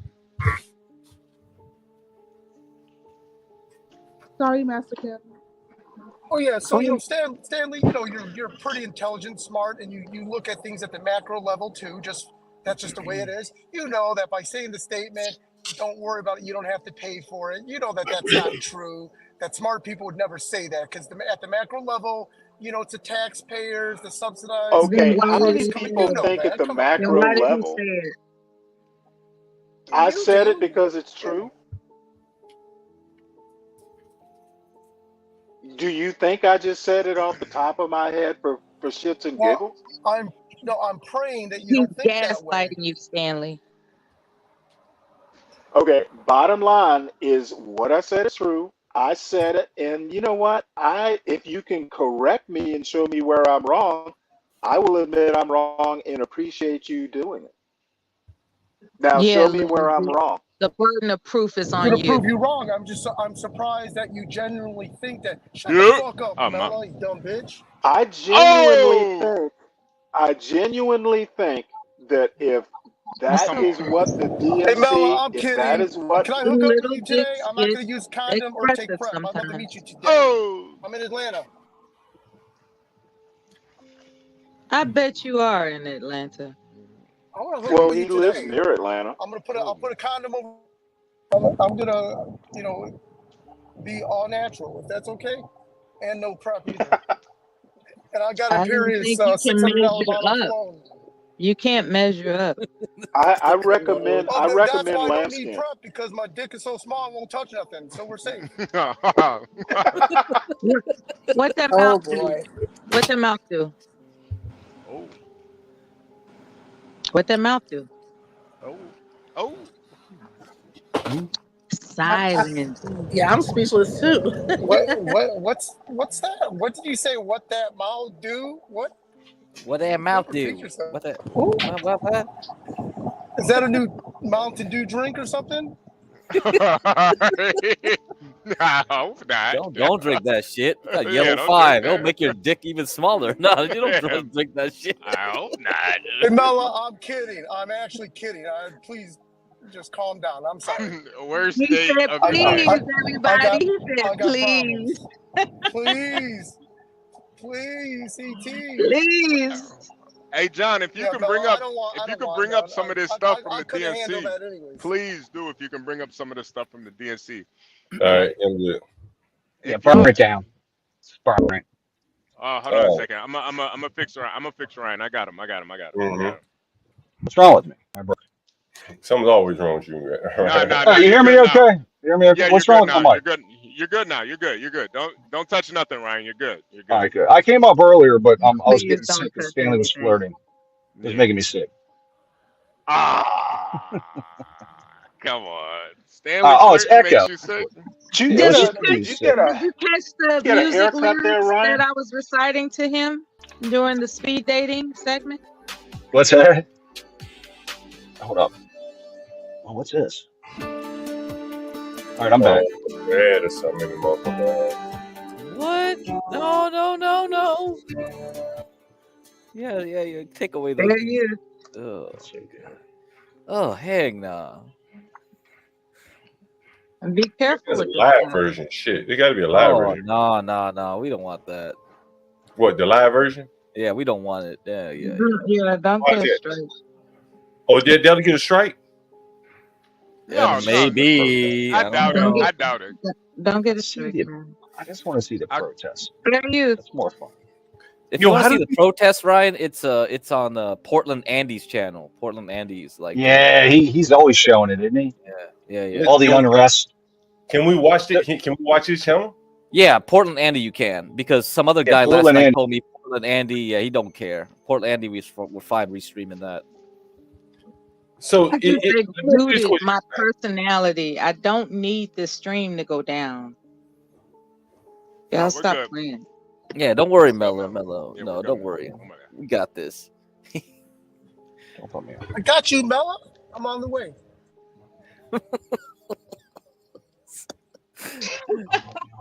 Man, we can't lose your perfect voice, Mello. Oh man. Yeah, Oh, thank you. Dennison hated your voice. Oh my God, that night I was driving through all the truck stops, and every time I had to get back on the Wi-Fi to try to control the panel, and then I left again, and it was Dennison was just hating on you that whole time. I was driving. I was like, what the fuck? It's just something. At the inauguration to send a message that we will not be to keep growing our movement. What's wrong with the fucking camera? Some people think social change is made by delegates in the DNC. Oh my God. It is made by us, and it is made in the streets. From the river to the sea, Palestine. From the river to the sea. Low bit rate. There we go. Yeah, he said it was low bit rate. Yeah. That's awesome. I thought it said low birth rate. No, have fun. Hop on public internet. That too. We'll see. That too. It's rough. It's trying its best.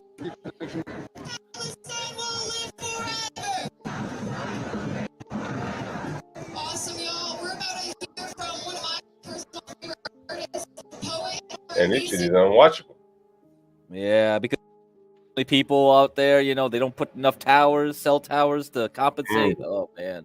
So every time you have a big event, you know, you see those vans pop up and they have all the cell towers, mobile cell towers set up, ready to go. Yeah. Man, our tech level is still kind of weak, man. I know. What's up with that? Yeah, we need real. We need the guideline is so it isn't to be within the guideline. What does that mean? Mainstream myself or something. Yeah, you got to make it bigger, like kind of like this, kind of like this style. You see what I mean? What? Well, I clicked into news layout mode. It's kind of like you can do it like this way and then full screen the video. You said like this way. I don't see what you're talking about. Oh, I just changed it right now on the stream. You don't see it? Oh yeah. See, then and put your face on. Yeah, like you can put. And like, so what is it? Oh, that's some kind of guideline shit. No, it just makes it less like likely to copyright because then you can say, hey, it's we do fair use and blah blah blah. Because we're not just blowing up his video, but he already said the guy said these two people, they don't care. He obviously doesn't have the fiber optics that it takes to have uninterrupted media broadcast. Right. Like fiber optics is the most guaranteed, and a lot of people, they just rely on these, I guess, satellites. You know, it's like sometimes there's interruptions. And with the fiber, you know, those cables that were laid underground, those a are lot of reliable. It's kind of like the U.S. is really spotty about that. Some guy from prison, I met this dude in a library, and he was telling me all about it. He was like, "Yeah, that's what I do. I lay out all these fiber cables and all this stuff." So yeah.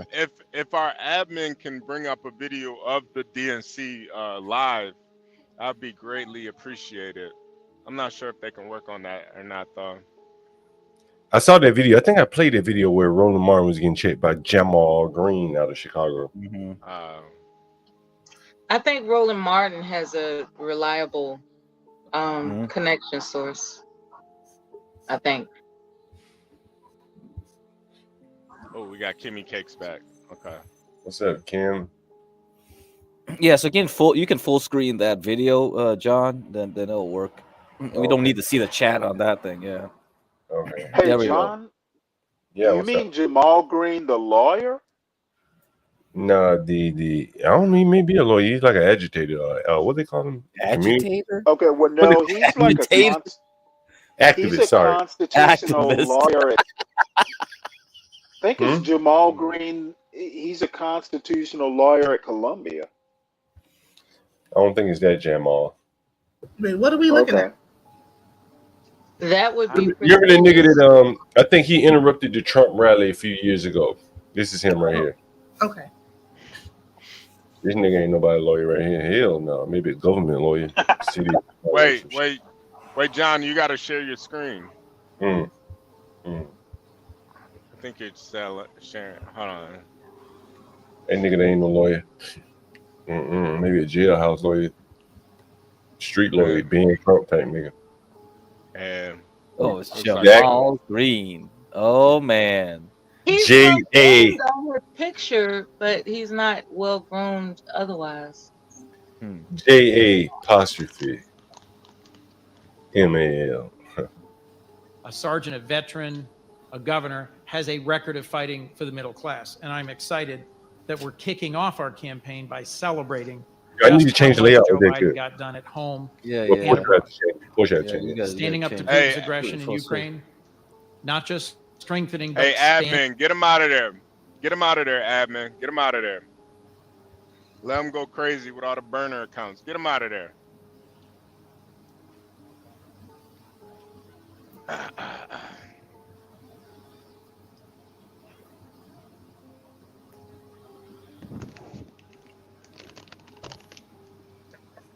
Weirdos, man. Those are weird. At least we're getting 50 viewers now. That's I am. that's our normal peak now. Yeah. But now we're getting 50 to 60 now. That's gonna be good. A bunch of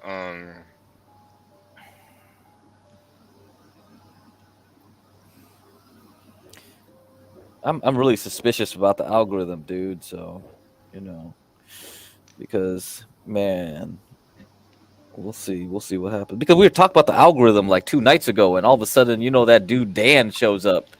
It's like, are you recommended because you like thinking about the algorithm too, or is it what the heck's going on? Yeah, no. Play the live footage now, and play the live footage now. Pull up the live footage now. I can put that on, yeah. Hey, Yeah. HB. Yeah. Go ahead, Master Kim. Hey, remind me maybe on a different when people's temperatures have lowered, including myself, to tell you how I paid a guy. No. A friend of mine paid a guy, a church, to go out of business for 1 year. I'd love to tell you that story. It involves a liquor license. Rebuild. So one day let's talk about that. Yeah. No, we're definitely gonna double back on that one. Yeah, that does sound interesting right there, Master Kim. Yeah, that sounds crazy. What the hell? Sound like some. It was in Columbus, Georgia. You're gonna love the story. Oh, that's gonna be a good one there. Yeah. All right, you can unmute it. Unmute it.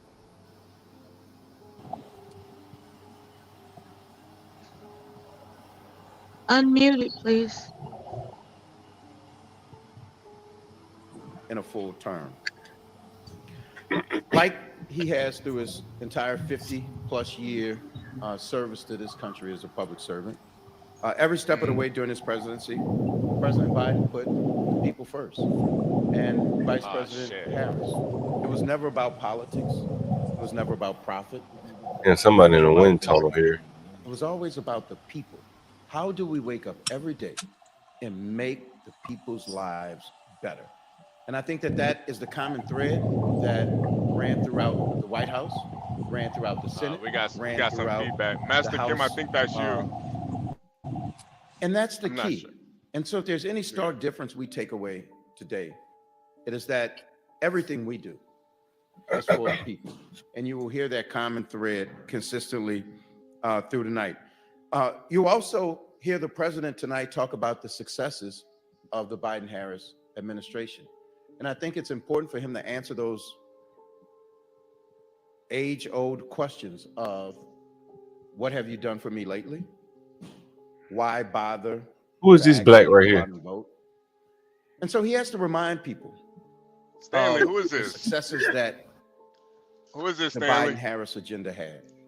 The fact that so many people came out in historic numbers the last election. Stanley! And put them in the office. Who is this? I don't know. Okay, and that's what you'll hear tonight. And he'll go down the list. And I think you will see a very proud president. We got Jihad Bill up here. What's up, Jihad? Has always made sure. I've seen it. I've seen it from somewhere. And we're excited about that. I think this guy, I don't know who he is. Last thing I'll say about Jihad's good. the president. Oh, my bad. I was on mute. What's up, y'all? Oh no, I was talking about the black guy. Quotes about. I was talking about the black talking guy. about this nigga? Yeah. I don't know. I've seen his name. Worry about the next election. Just don't statesmen worry about the next generation. And it was a statesman who came off the sideline 4 years ago to beat the worst president in the history of the United States, a person who posed the biggest threat to the United States, and as a statesman who passed and who will pass the baton on to Vice President Kamala Harris to continue to put this country first. And so here in Chicago, we're united. We're ready to answer the divisive backwards vision of Donald Trump with a positive, joyful vision for the future. Now, Vice President Harris and Tim Walz stands ready to carry the torch forward as we look toward the future and fight against those who would divide us and drag us into the past. This is about tomorrow. This is about making sure that tomorrow is better than yesterday, and that all the tomorrows to come are better than the yesterdays that we've had. And so if you look at where we were 4 years ago, and the senator touched on it, 54% of schools closed, businesses shuttered, people dying. You couldn't even go to funerals. You couldn't celebrate the lives of your loved ones. You couldn't visit them in the hospital to say goodbye. That's what the country was 4 years ago, before we had a president that came and a vice president that came and very intentional about righting those wrongs. Trump? You blaming Trump But under for COVID? President Biden, let's go back to Trump. I'm going to spend just another second on what we inherited. Crime and unemployment were up. Trump cut taxes for billionaires and corporations and made those in the middle class and those aspiring to be in the middle class shoot him in the pay for it. Shoot him in the head, Admin. Shoot him in the head. We saw Get him out an of here. insurrection at the Capitol, led and encouraged by that same unhinged former president. And I want you all to remember, Senator and I, we were in the building. It wasn't peaceful protesters. It was an insurrection. And if you have any doubts of how it started, go to the debate when President Trump said to the Proud Boys, stand by, stand back and stand by. Then he summoned them to DC on January 6th, then spoke that morning and said, we're going to go to the Capitol and you need to stop the steal, which cost us the lives of law enforcement. My bad. Agents. Blick. And made us the mockery of the world that we no longer had peaceful transition of power. And now he wants us to hand him back the reins of this nation as he runs on a Project 2025 agenda to ban abortion nationwide, jack up costs on the middle class by thousands of dollars, and fire civil servants. Yo, they're just lying. But the American people know better. They elected President Biden and sent Donald Trump packing in 2020. And they will reject him again in 2024. And they will send Vice President Kamala Harris and Tim Walz to the White House. The American people want a leader who will bring us forward, not back, who will lead us into the future instead of trafficking in the politics of division. America is ready for President Harris and Vice President Walz. Joe Biden showed this country what real leadership looks like. It's about getting things done for the American people. Results. By quitting? By doing quitting? the right thing simply because it's the right thing. And now Kamala Harris and Tim Walz have united our party around their vision to lead us into the future, into a bright future. I know Vice President Harris. I know when Joe Biden was choosing her to be his running mate. I've been by her side as she fought for the American people from the White House. I've had the honor of seeing her work up close. And what I've seen from her isn't just a candidate who's prepared to lead. Is anybody even there? But a candidate who's prepared to win. With Kamala Harris leading the ticket and Governor Walz as her running mate, they will do just that. They will win this election, but more importantly, they will bring this country together and bring us towards better days. With that, I will turn it over and we'll have a little Q&A. We do have a surprise, so we're going to welcome our convention chair, Finian Moore. Yo, John, it's about 6 people there, man. This is a shame. Good morning, everybody. And I will say, I apologize. It's about 6 people there. I think we all are going in different directions. Thank you, Senator Kuhn, for being Thank you, sir. Thank you, Mr. Oh, Cedric. wait, I damn. was What listening happened? to What Cedric happened? What behind the happened? stage, and I Did said I was going to start off by saying I That's want to more say than everything that sense. Cedric said Hold on. because he said it all. And I tell you, What happened? Can you bring the I video can't back think up? of Is a it just me? better Ah, It's shit. just you. partner No, to it's not have Bring the you. had video in back up. this There it journey is. than There There it we is. go. Hey, And if you guys for all haven't you're noticed, doing. you could Alex, tell of that course, I'm sure everybody has you could heard tell from that. him this morning, but he has There we been the go. executive There we go. director, and we have pioneered this journey There we go. in many ways. I mean, we started out, as you know, with President Biden. Now, who is this lady who right we all here? love, we all adore. We look forward to seeing him tonight. We are going to celebrate him. Who this lady? Don't know. Celebrate all the accomplishments that he has given Stand. us. So we thank you for Who's the being last? here. Oh, I don't know who. Report on I don't that. know who I am it here is. to just welcome you to the convention, He's welcome got you a to deep all voice. that we're going to be doing this week. It's Wait going a to minute, be that's a man or a exciting. woman? That's a It's woman. going to be some of the kinks I mean, with the will be Democrats, worked you never out. know. And we I'm hope just that you that's a will woman, right? Who is that nag, Stanley? Who is that? grace and patience. She looks like She's a a black. woman, right? This is a good She time looks like for a black America. garden gnome. And as Cedric has already said, contrast between the Democrats and the Republicans will be very stark. Like, And who you are will these hear from people? some incredible speakers this week. They will Well, tell you their obviously they're stories, not but they're no also going big to tell you the wigs. story of the Yeah, no, I Hall, was just wondering, like, of the who are they? Harris You know, not that Walls we supposed to know new them. ticket. But I think I've And seen they're that going to be black man. dynamic. They're going to talk about the future, but Hey, they're also John, I going to don't know if build you know this, on but the what the production was Biden-Harris completely administration different has from already the accomplished. DNC to the I look RNC. forward to the Yeah, I week. didn't see the. Oh, I I didn't mean, pay I look attention forward to. I to it. even look we forward could to at least hearing have their all the names spectacular speakers underneath, tonight. You'll hear from you know, Secretary so Clinton. we As could you look know, them she up. was a pioneer for Senator I Harris. have no idea Senator who these Harris, people now are. Vice President Harris, It's now the like 6 people nominee. there. It was And packed at so the she's built a lot of RNC. class, and we stand on her It was like a shoulders, and party. she will bring us her vision of what it means to run as a You nominee, just and wait she will until certainly tonight. embrace the vision of the Biden-Harris Ooh, you administration. said wait till So with tonight. that, I will stop. Oh, Quentin, welcome. We send all our friends. They have arrived, and we're And happy that to see haircut you make all. her look emo, With that, like I an yield emo the kid or floor. some I think shit. it's a wig. Yeah, that's a wig, man. That's a installation right there. You know what? There are plenty of white women that wear. Ah, this ain't got nothing to do with white women. Oh, This here ain't we got go What again. the hell are y'all doing? What the hell are you all inferring? Okay. I would like you, if you could, We not expand saying on, nothing. We not saying preview nothing. a little more of what Hillary Rodham Clinton will say at this historic moment where we may be electing the first female president. That hasn't been discussed much, but this was something that was so much a part of the Clinton campaign. Perhaps Senator Kuhn, and I know we had a lot, just tell us on how Biden is reflecting on his mood at this point in history, what led to him. Don't mean to rehash anything, but there's a lot going on. If you could sum it up. And then, is it really right that he's speaking at 10 o'clock? And if so, isn't that a little bit past prime time? Thank you. We can hear you typing. Oh, sorry. You know, in 2016, Secretary that you, Clinton Stanley? won the popular vote. She ran Yo, a that type- incredible race, and she Stanley, you got a shattered typewriter the over there? glass for many people.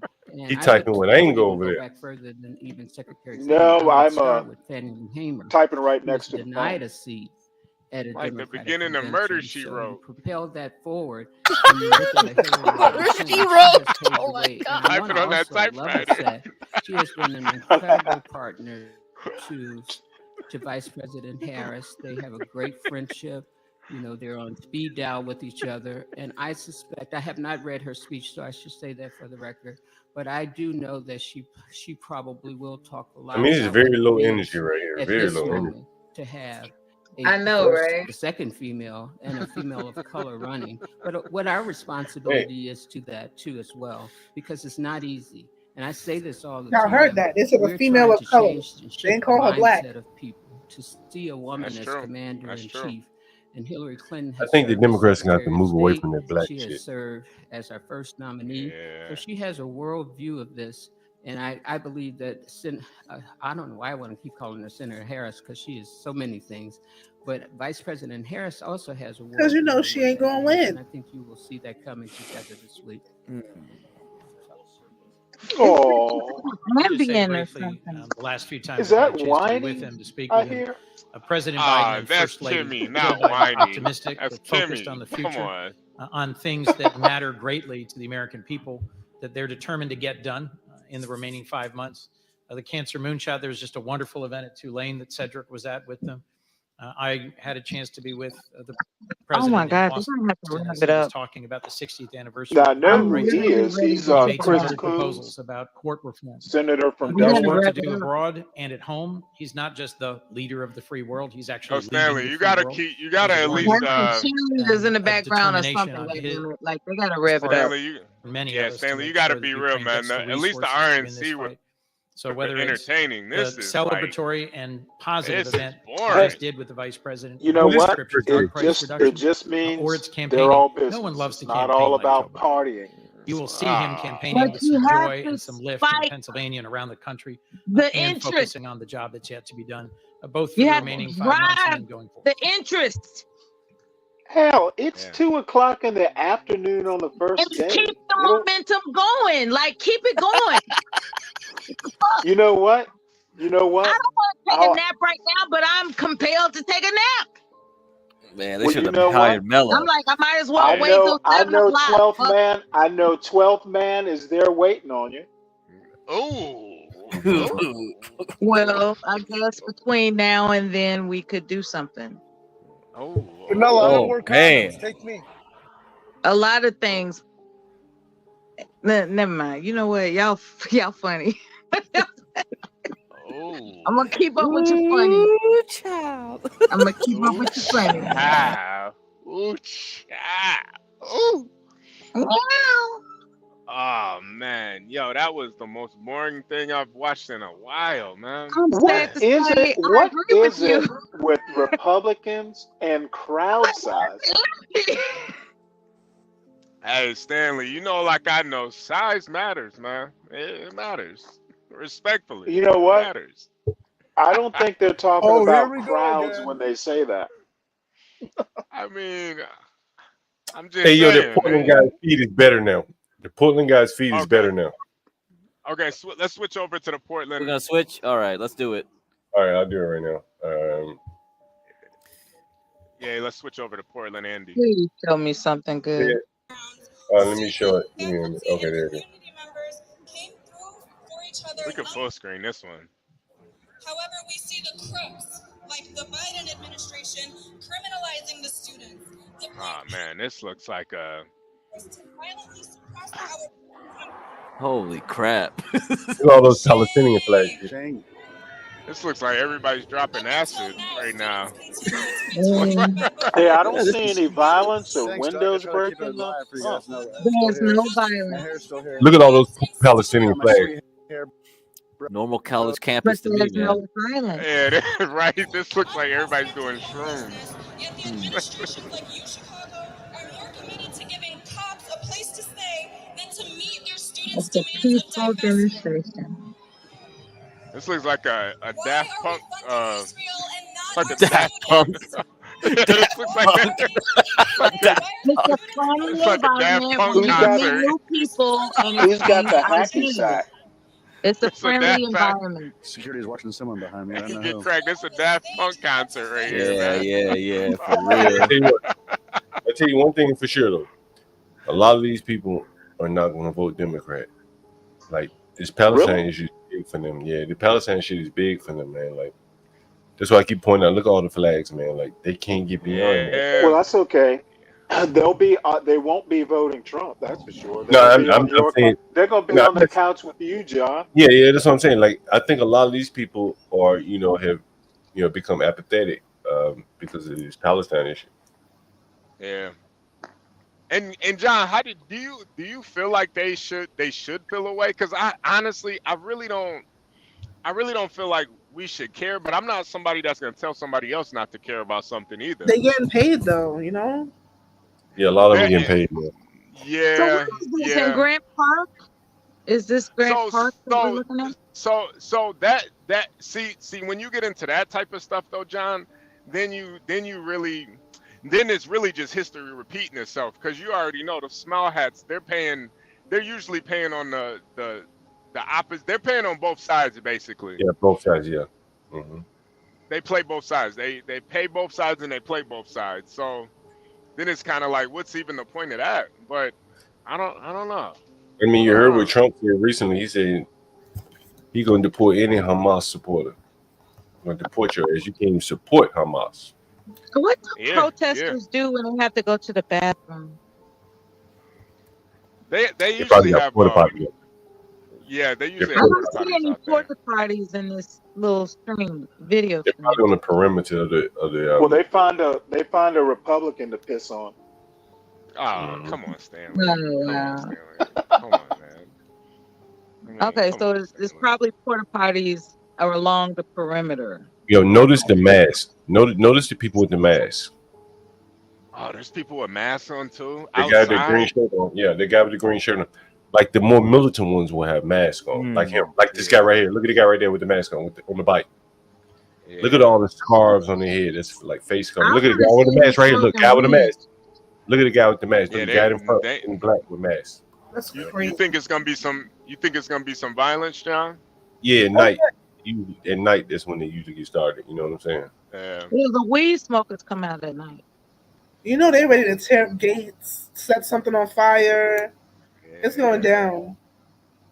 They might even find their way. Yeah, look at them. Look at Everybody's them getting getting all. drugged They're up getting all so hyper. they can come out tonight. Now they can't do shit right now because it's daytime. But in nighttime they have the cover of darkness. That's why they got the mask on, man. So they can't be facial Yeah, identified. right. And you know they're gonna get into the venue and start mess there too. You know what? They're all going to be too high to protest tonight. No, yeah, they ain't gonna be too high to ride. The real people are gonna come out tonight. These are just the real, the honest, the peaceful protesters. Yeah. Wait till the So- niggas show up. Where They did be just keep in the spot. Antifa gonna be in that motherfucker. Watch. I don't think there's no. I think this is the new Antifa and BLM because where are they? They usually show up every 4 years. Yeah, but they come out at nighttime. Like the ones with the mask on are probably the serious ones. The ones that would be seriously protesting. The ones with the mask. Is he? Oh, somebody. Okay. I thought he was doing it at first. There'll be no reason. There'll be no reason to have their picture, their mask on. You know what I'm saying? Nigga on a bike with a mask. You know They they got don't. children out there. Yeah. Look at that mask. You see the mask right there? Come on now. Yep. Y'all see the children? Why they brought children out there for? Well, those are the peaceful You protesters. know what? I think I'm going to put on a mask in solidarity while I watch this. Ah, come on, Sounds Stanley. appropriate. Come on, Stanley. Now you're getting ridiculous, Stanley. Come on, man. Come on. Look at this guy passing out flyers right here. You see him? I mean, nothing wrong with that. I'm just pointing it out. Yeah. I would love to see what's on that flyer. I just don't understand like why they're not getting collected by the DOJ Well, they haven't done anything. or put on some list.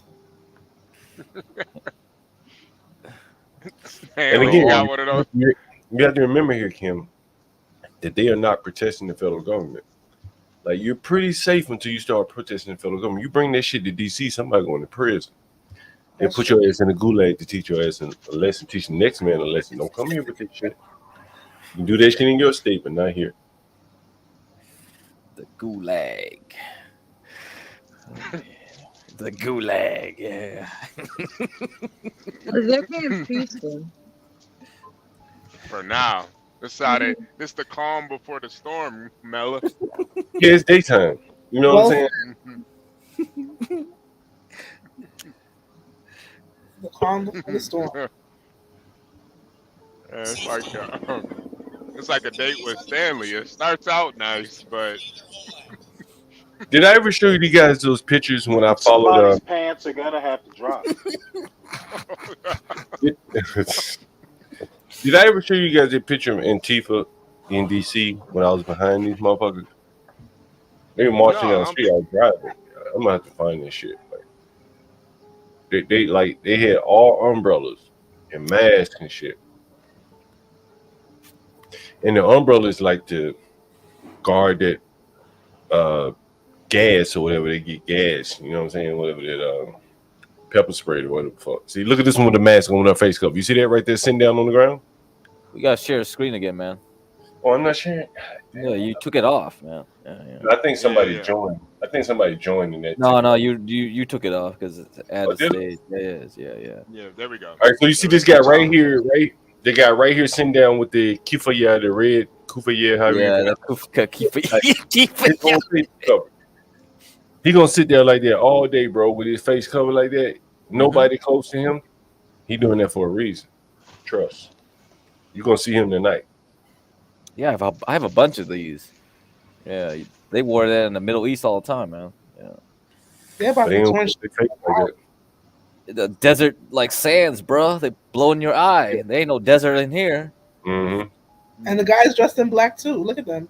Yeah, they all got masks on. Look at them. All four of them, all five of those people have masks on. The guy sitting down and the four standing up, all dressed in black. Yeah, this don't really look too peaceful to me. Right now it's peaceful. They just getting their My anxiety going up. Yeah, they're wearing masks by day. They'll have AR-15s by night. No, they're not gonna have AR-15. They're gonna have bricks and shit. Like the guy that was passing flyers probably was organized, probably passing out flyers telling them where to organize tonight. You see what I'm saying?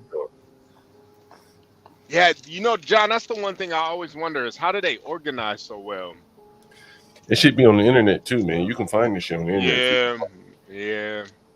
I hear that You may it's have like a certain lot groups, of times it's man. like base. They watch groups. films of J6. That's how they organize so well. Well, J6 was pretty much out in the open. They use the same bus companies. What they do is there are a lot of nonprofits. I went down to Black Lives Matter Plaza when Trump was in office, and I interviewed a lot of people, and almost there was every other group of them. They were like little groups, and they all were like nonprofits that were being funded to more or less do grassroots, like keep your protesters engaged, so when the moment comes, you can kind of rally the troops type thing.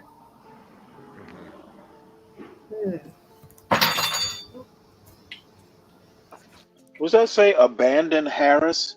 Nice. Wow. That's not a good sign, is it, Stanley?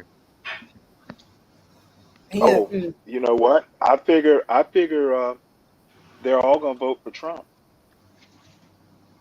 I don't know about that. All I know is that it's going down tonight.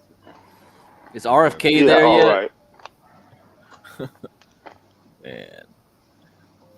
What is this overlay? Y'all are gonna be so sad in the morning. Oh, Chicago's still you haul standing. trucks moving. You see, what I'm saying I told you this last night, Crack. I said it's gonna go 1 or 2. Yeah, you did. You did tell. Yeah, you told us. What's this overlay say? I have a weird way of knowing shit. U-Haul moving trucks are parked outside of the White House today, hours before Biden's planned. Oh man, took it away. And I said this was done weeks ago. Planned farewell address to the DNC. Are they finally giving Biden the permanent boot? Yeah, Kimmy Cake said That's it awesome. last night. Wouldn't it be awesome if he did quit tonight? No, because they're trying to install Kamala as president now, so she could just turn over easy instead of having. Yeah, she's gonna have immunity. Trying to give her put her Thanks, as Supreme Court. November. Wait, wasn't this the plan this whole time though? That's what I've been saying. Yeah. That's crazy. I think so. I wonder. So you think Tim Walz is going to be her vice president? That's cool. Listen, these people about to start some shit. I mean, if they did that, they will have planned as well as the Republicans. Stanley, stop. Now, what I'm hoping is that, like the Republicans took the Supreme Court, we're gonna keep the White House. I don't think y'all understand. Like, we about to have to run for our lives. Man, I just want to go back to the Roman Empire days, man. Kimmy, everybody else is gonna be fine. You're gonna have to run for your life. That's exactly why I say once these people are ready to wipe people out, you and your kind are gonna be the first, because y'all drank the Kool-Aid. Kamala's jealous of your hair. She might be. Everyone's jealous of Kimmy's hair. That's for damn sure. Kamala's gonna catch you and cut it off. Listen, all she taught me is that she could be president, I could be president too. I'm actually a lot more. You know what? I will vote for you. Oh, I know Sandy will. I'm voting for Kimmy Mellon That's ticket. Right. That's right. I'm voting for that. You need to find a place for me in your campaign. I will do whatever you demand, Yeah. Madam President. Yeah, you're going too forward too fast right now, man. Wow, this is crazy. I had a feeling this would happen. Yeah. That's a fact. If you guys see something with words, read it out. It was said invest in communists. Is that what that sign said? You know, a lot of us can't read. So if you guys could read things out for us, we would greatly appreciate that. Andy, I want to see what that black and white flag is. Oh my god, they have this low bit rate shit. Oh god. Okay, I thought that was just me. No. I was about to go get my eyes checked or yeah, this is like one of those eye tests where like, hey, can you see the patterns? Yeah. You're like, well, yeah. I'm having a stroke right now. Well. Yeah, can you see the colors? Can you? Oh man, are you colorblind? Yeah, I'm colorblind. Everything's gray and shit. I think I want to enlarge my screen. Yo, how do scientists know what other animals can see? Oh, you mean like their colors, right? They said dogs can't see color and this. Yeah. How do they know that? The cones and the rods. Yeah, they can measure the cones and rods and kind of guess, but I think they might do more sophisticated stuff now. But yeah. Oh, okay, that actually makes sense. Yeah. Okay. We like colors for some reason. Yeah, but there's animals that see even more colors than we do. Well, they like to see more different frequencies. They don't care about colors like us. Like the color spectrum is like so small, you know what I mean? Yeah. Like for some reason we're like, oh yeah, evolution says, oh, we got to see colors. That's what we like the best. But it's the worst for doing any real useful things. Yeah.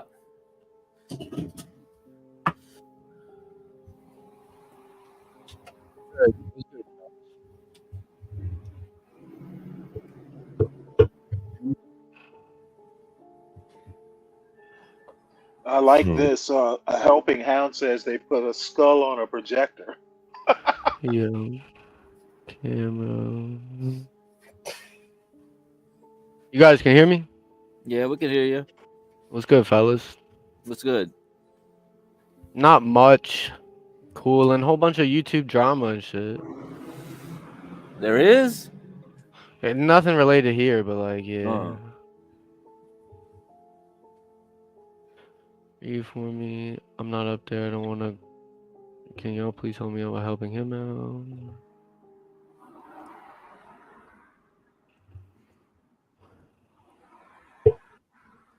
Listen, I know this is a kind of a weird question and shit, but I'm having trouble logging into my Gmail account, and it keeps trying to send me a verification code, and apparently I've used my own phone number too many times. So does anyone have, not saying your personal, but does anyone have a burner phone number that can just receive a code and tell me the code? Oh, it's okay if you don't, but like, I don't know. Asking the boys for a little help. I didn't know there was limits for that. How the hell is that happening?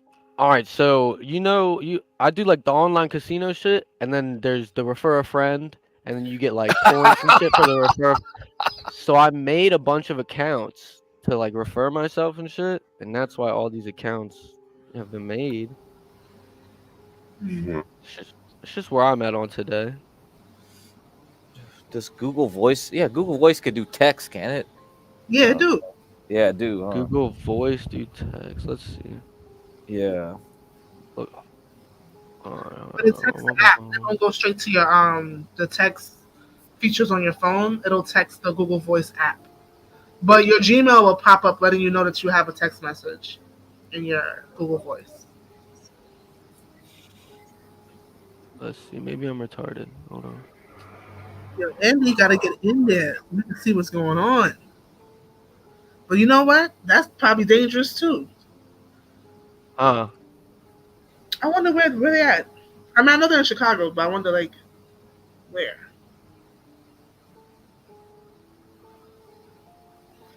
And Somewhere. the occupation. And the occupation. I don't think most of these young people work. No. Ooh. Oh, you talk. What's protest? What's this protest about? Well, they could be professional protesters. Yeah, that's your job. Yeah. They were showing app in New York the same ones that go to the free rent, no eviction protests are the same ones going to the transgender protests are the same ones to the Palestine protests. Yeah, they go. You know, they have like a little army that goes around. You know.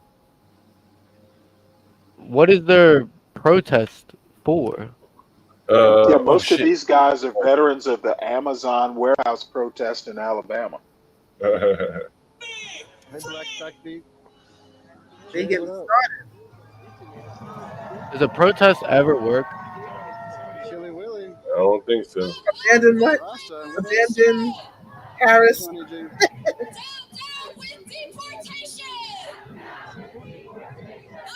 That's right, Andrew. Oh, I know exactly where this is at. Thank you, Black. Yeah, but yeah, I'm a gambler. It's too many different agendas in here. They got pride. They got.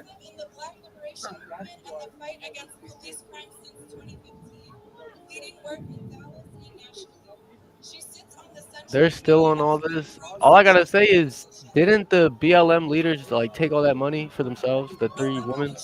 Yes, we haven't seen Patricia Kanye since. And her white girlfriend. She did her job and she did it very well.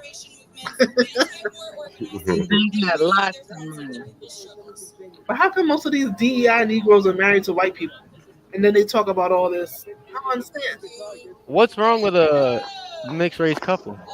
I don't think there's anything wrong with it, but I think there's something wrong when like Don Lemon's the first to talk about call people white supremacists and do the most racially, and then be married to a white man. Well, a lot of people in this space think you can't be pro-black if you don't marry black, which is very very Black Power 1960s. Stanley, Don Lemon sits on TV and cries. What was happening? The what? That's the same guy that tried to interview Elon, right? And he completely failed. Yeah, that's him. Can I Yeah, talk Don about Lemon. the time that a black man married a white woman just to make his black mother angry? I've never heard that before. Let me get one of these sweet berets. Like they talk, I don't think there's anything wrong with interracial couples, but they talk the most shit about white people. Is what I'm saying. And then marry white. That's because we know them best. Miss Kimmy Cake, can I ask you a question? Yeah. All right, and listen, it might be a stupid question, but it's something I want to. Can black people be racist? 100%. All right, that's it. Thank you, and that's it. Because I've seen a couple people that just believe that they can't, and that's fucking crazy. You feel better now? You said, "Do I feel better?" I just recognize you as someone with intellect. Like you're an intellectual. You're not just blind. Okay. You wanted somebody to confirm your suspicions. Not at all. Okay. The hostility is. No, you said this might sound like a stupid question. So in your mind, you needed confirmation that it wasn't a stupid question. All right. Yeah, I did actually. Is there anything wrong with it? That's all I'm saying. No, I'm just making it clear. Okay, then. Okay, glad we're clear. Damn. Tell the truth. You were making it clear that he's stupid. Am I stupid? It's a joke. I did not say that. It's a joke. They gotta get rid of these masks. Yeah, but you know it's near UIC because of that church steeple right there on the left-hand side. Right. Oh yeah, Right. yeah. That right there is near the UIC campus. They're near Bmore. Should I pull up? What? Wait, I'm near what is Bmore this as on the well. screen? It's Portia wants to read it.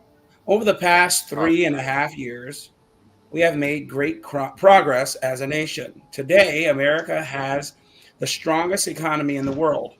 We've made historic investments in rebuilding our nation, in lowering prescription drug costs for seniors, and in expanding affordable health care to a record number of Americans. We've provided critically needed care to 1 million veterans exposed to toxic substances, passed the first gun safety law in 30 years, appointed the first African American woman to the Supreme Court, and passed the most significant climate legislation in the history of the world. America has never been better positioned to lead than we are today. I know none of this could have been done without you, the American people. Together, we overcame a once-in-a-century plandemic, and the worst economic crisis since the Great Depression. We've protected and preserved our democracy. And we revitalized and strengthened our alliances around the world. It has been the greatest honor of my life to serve as your president. And while it has been my intention to seek re-election, I believe it is in the best interest of my party and the country for me to stand down and to focus solely on fulfilling my duties as president for the remainder of my term. I will speak to the nation later this week in more detail about my decision. For now, let me express my deepest gratitude to all those who have worked so hard to see me reelected. I want to thank Vice President Kamala Harris for being an extraordinary partner in all this work. And let me express my heartfelt appreciation to the American people for the faith and trust you have placed in me. I believe today what I always have, that there is nothing America can't do. When we do it together, we just have to remember we are the United States of America. Salute. I gotta say, You know, Blacks, Portia, can you scroll up to the top? it's like being the Jets, but after the game. Hey, Trying to Portia, see you able to scroll up to the top of that article? Yeah, I want to see the top of that article again. Or I'm sorry, his speech. My bad. The second sentence, he said, "Today, America has the strongest economy in the world." So we all know that's an objective lie. However, who's going to check it? Well, but it has to be juxtaposed with reality. Again, who has a stronger economy right now? No need to check it. You took that. What I'm saying is that, like, you know, and I don't know how other people feel, but the people at the bottom, they can't. It may be a strong economy overall in the macro, but the people at the bottom have, you know, they've They're not feeling it, right? At best, they've tread water. Yeah. And to tell them that this is the strongest economy in the world, that would be almost depressing to me. Like, if this is good, you know, if this is the strongest economy in the world, then where do I have to go to get better? You make a very good point, John. You make a very good point. It's like the person that's living hand to mouth. What do they think about that sentence? Mm-hmm. It's like, okay, since you're saying all this, where are the, you know, indisputable opportunities available for me? Where is it? Here's the real question. Who's going to read that? Well, but this is where I say the cognitive dissonance come in, because someone wrote that. Yeah. One of it. it. Okay, you guys, this isn't new. This is the speech he gave at his initial, like, "Hey, I'm not going to run." Yeah, I know it's not new, but my point isn't that. My point here is, who's going to double check this to juxtapose it with reality. Well, you don't have to double check. Why You don't have does to. it need to Yeah. be double Hold on, checked? hold on, My Black. point isn't. My Hold point on, is hold on, Black. that You don't have to double check. John He's telling you it ain't raining. But agreed. you can rain though. Yeah, Like they're Okay. mixing I like where this is going because if I see Henry somebody on the Samuel. subway that's laid out, right? You know, am I gonna walk up to him and say, "Hey, wake up! This is the best economy on in the world"? Like, you know, this is a good conversation. Well, what I'm saying is, that isn't my point, John. My Samuel point is poses a good question. What country has a stronger economy? I truly don't like. I don't know. I don't know either. I don't know who's Finland? the strongest. Crack me though. But the Okay, bigger I point. don't think. I think we're probably number one. I know China's not number one. I know India's not number one. Who else would be in contention? Well, the U.S. So dollar is the Biden. that's the top notch trading utility, right? Like, whatever the term is. But I'm saying This when it is comes to the U.S. dollar, that's the standard of this trade. is just this is That's just a the MAGA standard. quibble. Shit's sad. Wait, what? It's MAGA quibbling. Oh, that was sad. Oh, come on, Stanley.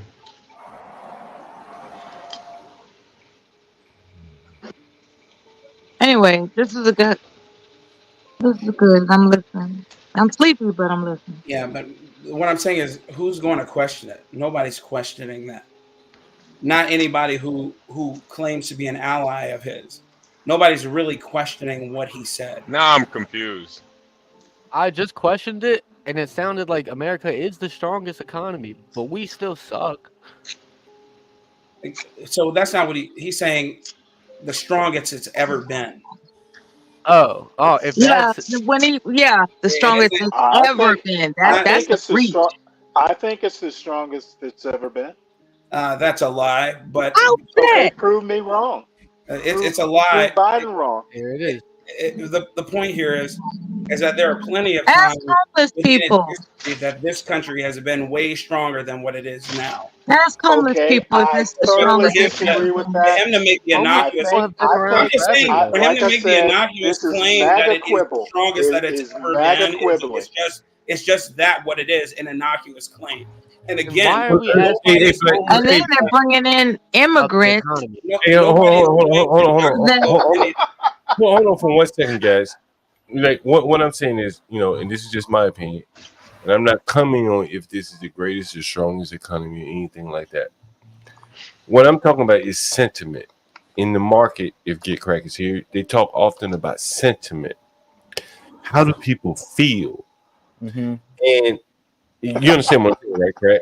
And because that determines how people spend their money. Do they decide That's right. Well, you saw how they felt, John. Right. When I know that. Right. But what I'm saying is that I can't hear everybody. But what I'm saying is that like America may have the greatest economy relatively. I don't know about the other economies. But what is the sentiment? They feel unsure. Yeah, I just heard sentiment. They I feel just heard- unsure. Okay, and I just heard Kamala Harris the other day. Hold on, let me finish. Kamala Harris was talking about how bread and food prices have increased. Now she just said that just the other day. But at the same time, you telling the people that the economy is great. Well, how can the economy be great if my bread prices are outpacing my income? Like, and I'm Well, that's the thing about a figurehead, right? A figurehead leader. Their job is to convince you that everything's all right. That's their job. That's what they do. They juggle in order to give the appearance, even through, as they say, mouthpiece. They send out a sentiment that soothes you, like a bedtime story. That's all a figurehead is for. They're going to tell you a bedtime story that you can sleep with. That's it. Here's the thing, Mello. If you go back to that crowd, the audience, can you go back to that audience? And Anybody with any intelligence will tell you this country is not secure. All right. So if you look at this audience right here, right? the economy by and large to these people doesn't matter. They're not talking about the economy. Yeah, they Either don't the care. economy is good for them or they are somehow exempt from it. They're not talking about inflation. They're talking about thousands of miles away, free Palestine. You're making this way too complicated. Yes. That's not what I'm saying at all. What I'm saying is that these people, by and large, that we see out here, are Yeah, disconnected. they work on emotion, and you Yeah, they're emotional. There's a difference. when you were a man on the street, when you talked to that homosexual, okay, when you asked him, Let's get you paid into it. Okay. $3,100 a month for a 1-bedroom shack in New York. Are you willing to move? What did he tell you? You said no. He said, "Well, no." He said, "I'm staying right here. I'm going to take my prep. I'm going to take that other antibiotic. Diprep or Dipep. That's what I said. You know what? And I'm going It's to take two my antibiotic, and I'm going to be content here, and I'm going to continue to vote for the losing team. I'm going to continue to vote for the team that brought me here." My point is that you're thinking, man. You're thinking about this. These people aren't thinking about it. They want to be Black. Hey, Black. they want to be inculcated in New York. Hold on, Blacks. The black guy had health insurance, so by and large, you could say that his prep is somehow being paid for. What about the white guy? Now, the white guy, I think, is the one that we really should focus on, is because he really needs the party that's going to keep providing the medicine that allows him to live that lifestyle. The economy be damned. He couldn't afford What that. medicine is that? Let me finish. The economy be damned. He couldn't afford that medicine if he had to pay it on his own.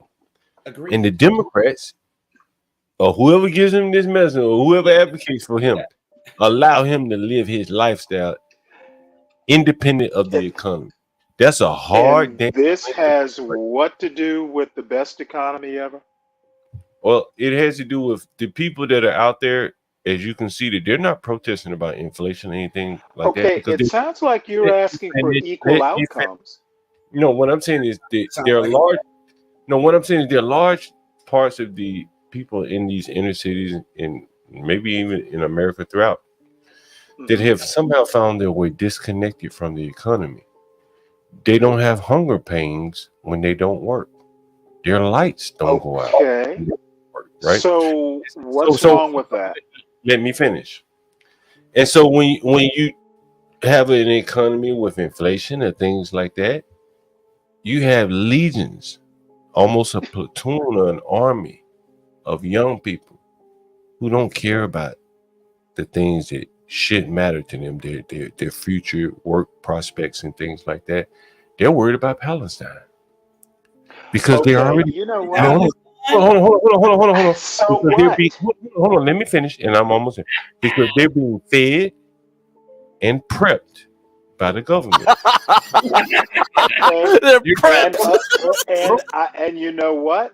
Jokes aside, so what? Are you asking that everyone be connected to the economy? It sounds like you're asking for equality of outcomes. No, what I'm asking for is that there has to be among these young people, able-bodied young people. Our able-bodied young people should be working, but somehow the government. To whom? Well, according to the health society, according to the law of averages, according to a surety. Okay, no. According to John Galt, according to John Galt, they should be working. All right, you're right. That's what I'm hearing. Do we not recall there was a president some time ago that guaranteed a chicken in every pot? You know, this is what I'm reiterating about. Was that most likely it was Roosevelt. But what I'm saying is that I thought it was what I'm saying. Hello, Stanley. Number two, date number 2, Stanley. What I'm saying, is that the figurehead of the country's primary job is to assure the content the sense of contentment with its citizens. That's what the president does. It's like, I assure you, citizens, we are fine. And then they fill in the blanks. That's what It was that's what the Herbert. job is. It was Herbert Hoover. Okay. Vacuum Arguably one of the cleaner. worst. Okay, vacuum cleaner Hoover. Okay, great. But that was his Well, no, that was Hoover. his slogan, right? That was his Okay. thing. He was like a chicken in the every pot. president. That was You the know, and that president who insulted said. me. Do you know when That he said insulted it? me. It was During, like, it's he like, said how it. are you gonna He said guarantee it. a chicken in everybody's He pot? said it Like, how you during gonna the do that? depression. He So said it during when the depression. Biden says that we have the greatest economy there ever was, he's doing his job. He's reassuring people everything's gonna be all right. That's his job as a figurehead. Okay, And the reality is that's not true. Okay, Mella. based on what? What are you basing this Mella. on? Mella, Mella's do you have a opinion, or can you refer Okay. me to a document that confirms this? Mella, do you Any have a vacuum cleaner? You have a vacuum cleaner, Mella? I've heard of that brand She doesn't. as She well as the doesn't use it. president. I've heard of Sears that Roebuck. brand as well as the president. Don't Sears get Roebuck. don't She get has a kinky with Roomba. me. This is not the time to be kinky, okay? No. I was just asking what And kind of this is vacuum not the cleaner time do to you be have? kinky. I'm just saying that What kind of vacuum cleaner there do you was a have? president that guaranteed a chicken in every pot. And I was And like, that was how Herbert bogus Hoover of you to say that. How bogus. in You can't 1928. guarantee that. Mella, what kind of vacuum cleaner do you have? The latest and the greatest. No, She has a seriously. Dyson. The latest and the Yeah, she got greatest. She Dyson, has right? she She got has a Dyson. Dyson with that big ball. The latest and the greatest. Yeah, the big ass Guess ball. the Yeah, brand. The latest and the greatest. Guess the brand. Dyson. Dyson.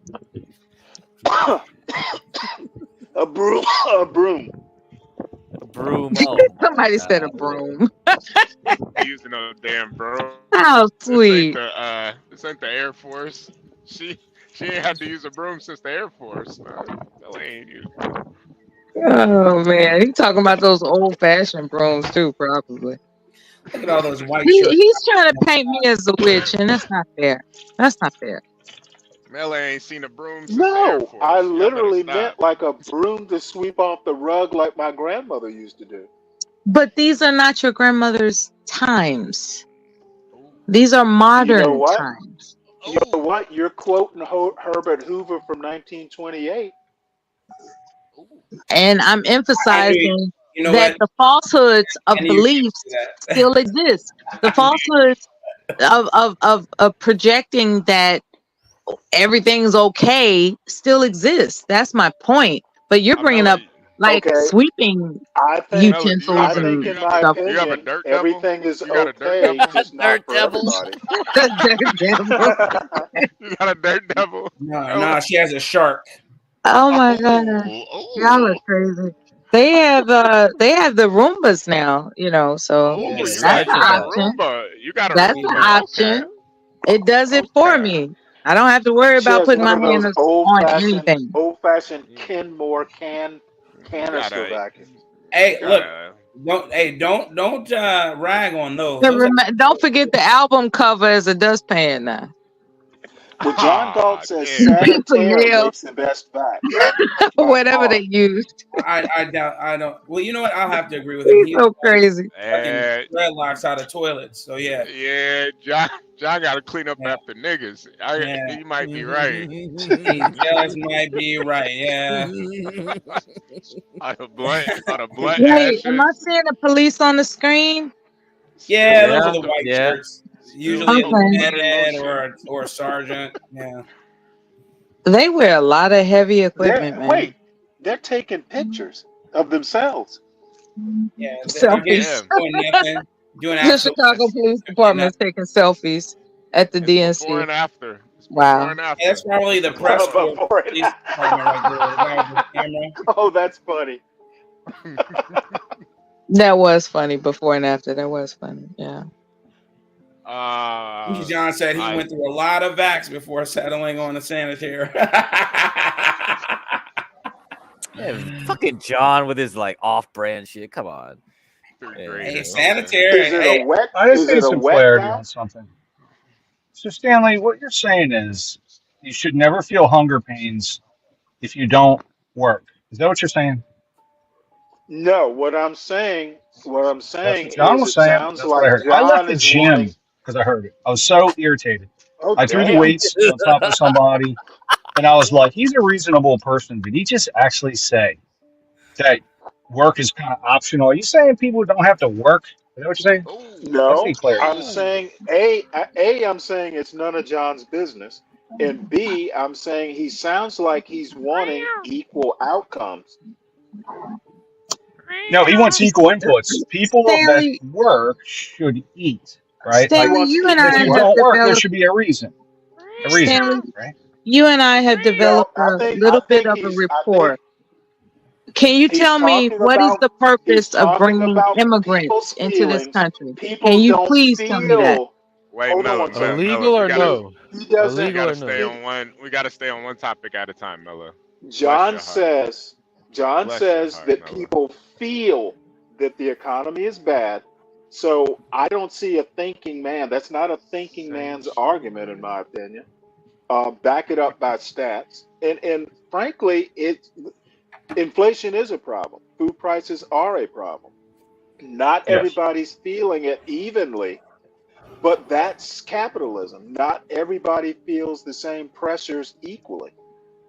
Hey, Blacks, is So that Halstead right there? either you're Are they for on Halstead? capitalism or you're not. And can't see it. John, it varies day to So day, it seems. I think Was so. that Hal? I don't think that's what he was saying. What he was saying is they Oh never have no, to feel that hunger pains, might which be is a Taylor motivator to Street. do some work. Okay, well, I think you that's heard Taylor something Street. different. Oh, that's Union Park. Okay, maybe Oh, I okay, did that. okay. I left the gym for no No, reason, you apparently. could be right. I could be wrong. But a lot of times, John's not perfectly clear. Well, I'll tell you this, Stanley. Like the I know Fed these loser really cares. protesters don't have jobs. They're probably just a bunch of college students that have nothing to do, but like it's fashionable to You know protest. what? They Our son, probably our never met a son said, Palestinian. Good We point. got a Good stat pump point. these concert, bro. lazy ass college kids. I agree with Wait, that wait, shit. wait, wait. I want to hear. Get crack real quick. Yeah, Get crack's so the usually pretty reason why apolitical. John Go ahead. says that is because like the Fed cares, because inflation is caused also by expectation. So if people feel Of that the course. inflation is going to be large, they will cut spending back, or if they feel inflation is going to be weak, or if they feel the Yeah. economy is good, they'll do more spending, and same vice versa. So that's why they care about these surveys. So the one they care about is the University of Michigan Consumer Sentiment that comes Yeah, out consider like, time. That's right. yeah, that's right. So that's what he was talking about. Okay, I have a Mhm. response for that. All right. Nobody ever said capitalism is an exercise in logic. Correct. Well, I think the first issue, Okay. Stanley, is that they're saying Kamala's saying she did a great job, right? And Biden did, even though real wages, in other words, wages to inflation, are down comparative to 2019. It's They're down. pronounced Okay. Kamala. No, Okay, call Kamala, whatever it that is. Kamala. Ah, Call that I'm gonna call her Michigan. Cammy. I Okay, thought it was Oh Cammy man. Mrs. Girl. Harris, whatever it is, whatever it happens to be, real wages are down relative to before, and that's why people are upset. Like Well, wages to relative to inflation. inflation, Yes, it's called real wages. I thought it Is was the economic term? okay, It's real wages. okay, Yeah. So it's wage increases minus inflation increases is real wages, right? They're down relative to 2019. So the buying power's down. People can't buy as much for their money, for their wages, right? okay, And so that's why people okay. don't feel good. They don't feel good about the economy Well, no, I'm because not saying people it's going aren't backwards. justified. I'm saying that, Okay, you know okay, what? okay. By some measures, we have the best economy ever. By others, we don't. Mainly by Yeah, I mean, if liberals, you, it's a great economy, but yeah, mainly by if, not economists though. yeah, if you compare it to I Mexico, have heard yeah, we're doing great. economists. I have literally heard economists agree with Kamala Harris, and I don't have names, but I'm sure I can find some. Oh, come on, Stanley. Economists Come on. don't Hey, there's all my guy. agree. Kamala, the Ugandan nightmare. Economists are not lockstep on this. How many of you knew his last name was Harris, by the way? Oh, no, it was not. Nah. What? What are you saying? I don't. Is it Kamala or I heard Kamala, and Kamala. Hey, look, It's it was good. I Kamala. think she It rhymes pronounced with it Mamala. Kamala.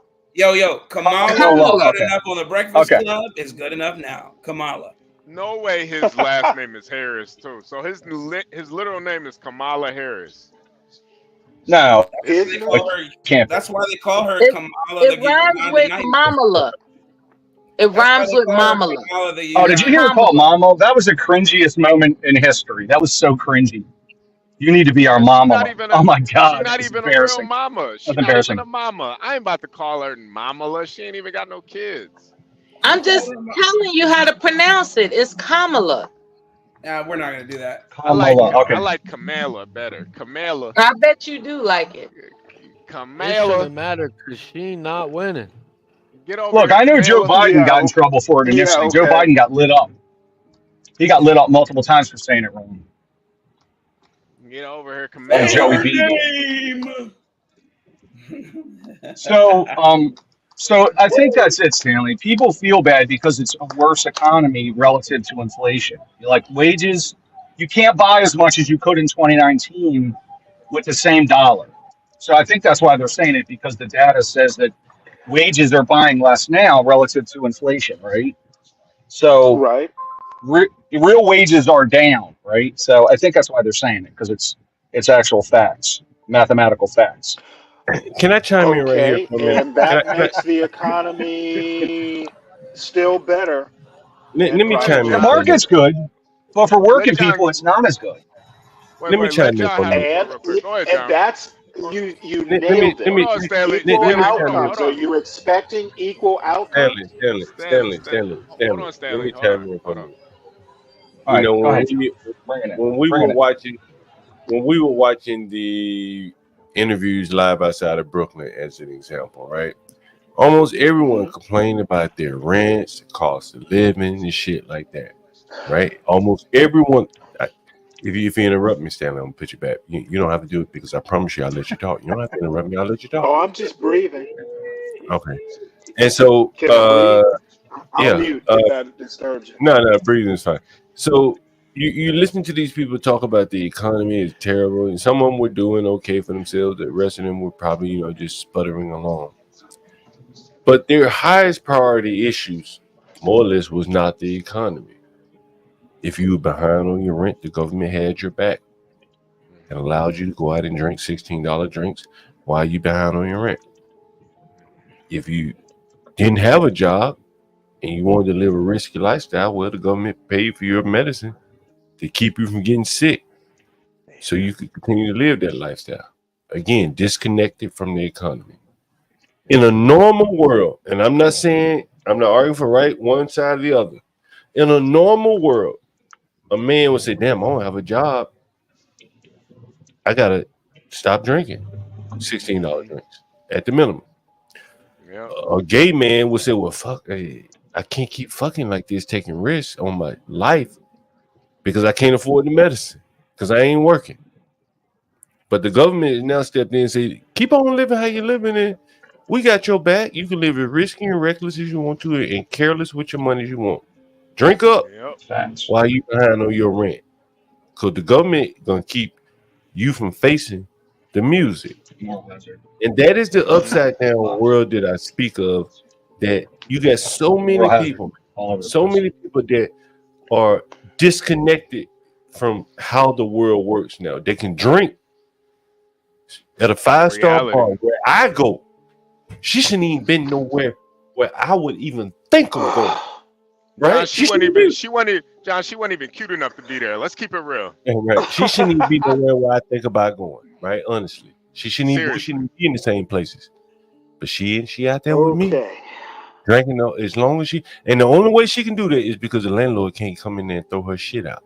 Again, the government. Okay. The So only way what she does this? drinking. Hold on. The only way she was out there and able to drink New York City Majestic's money and not fuck that landlord or something was because the government was going to protect her and allow her to live her life without any consequences. Right? And Okay. only Now, go ahead. is that the economy's fault? Is that inflation's fault?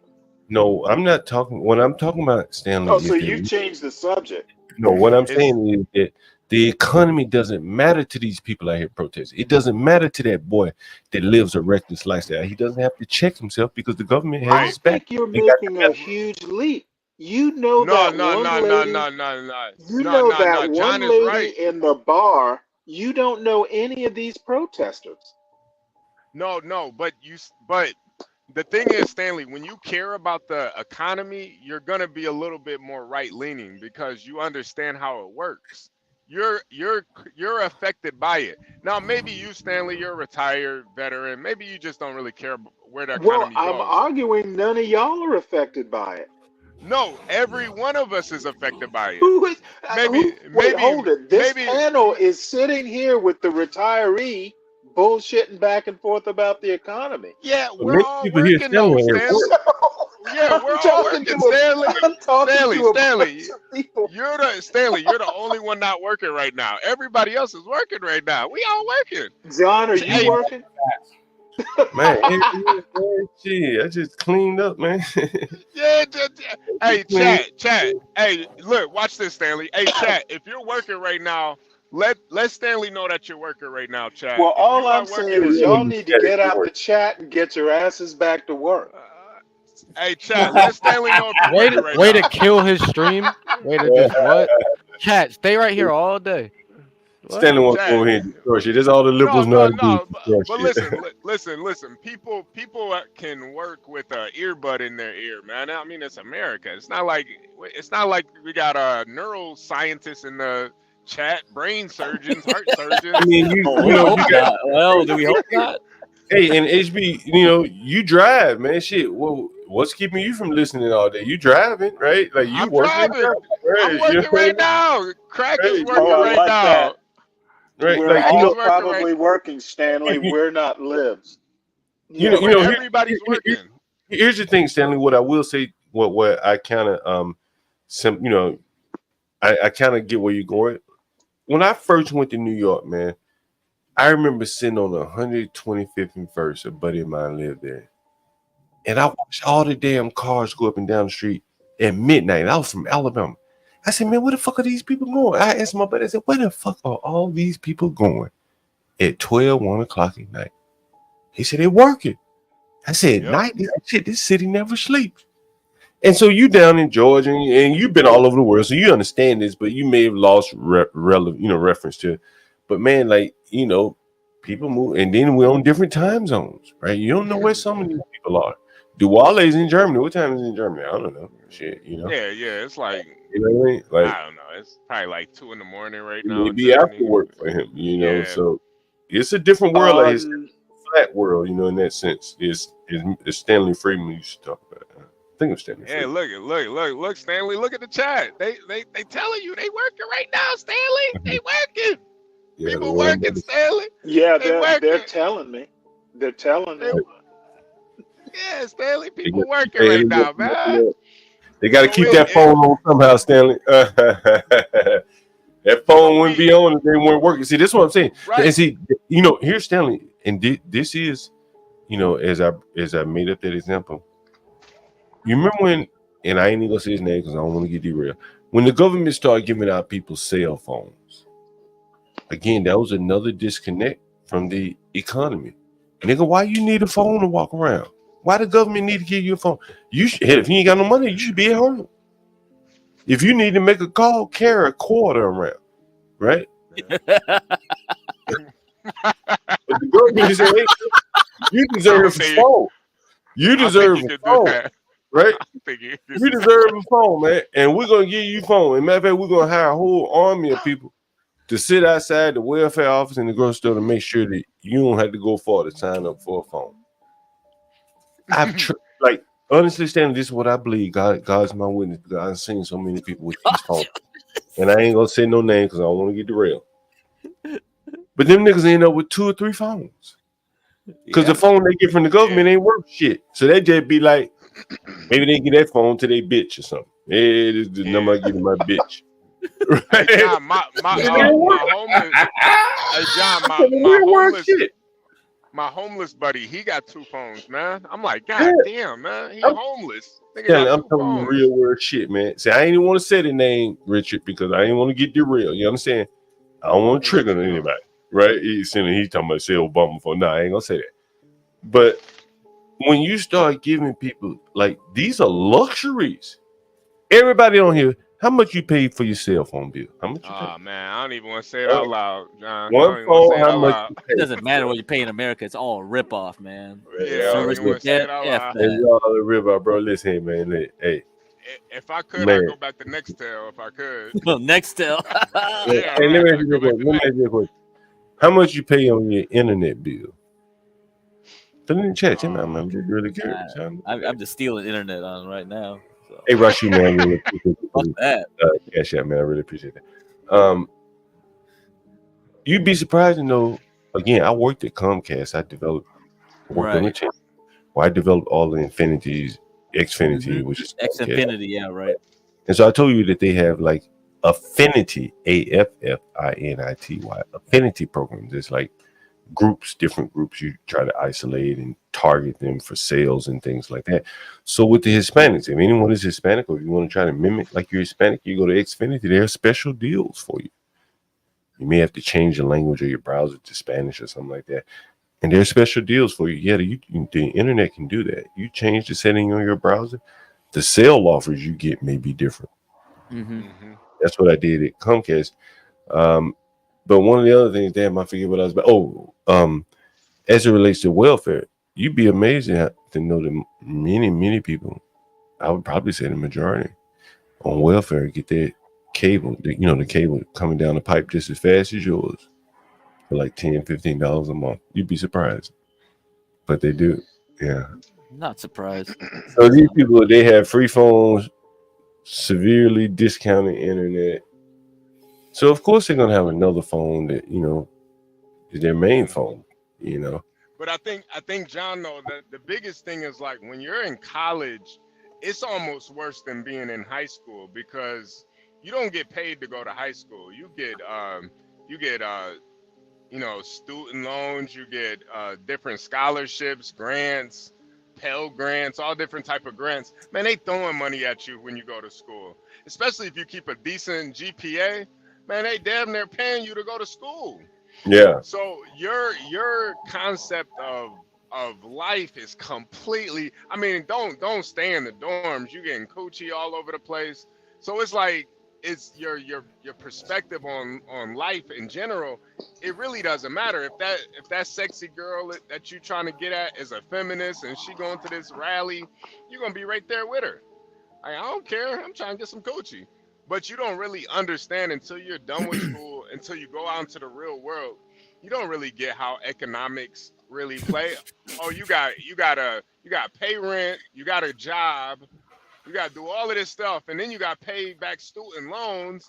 But then you got a cell phone, you still got to go out, still got to get some coochie. The shit don't be adding up. You don't get. Hey, stop this. Don't talk like that. No.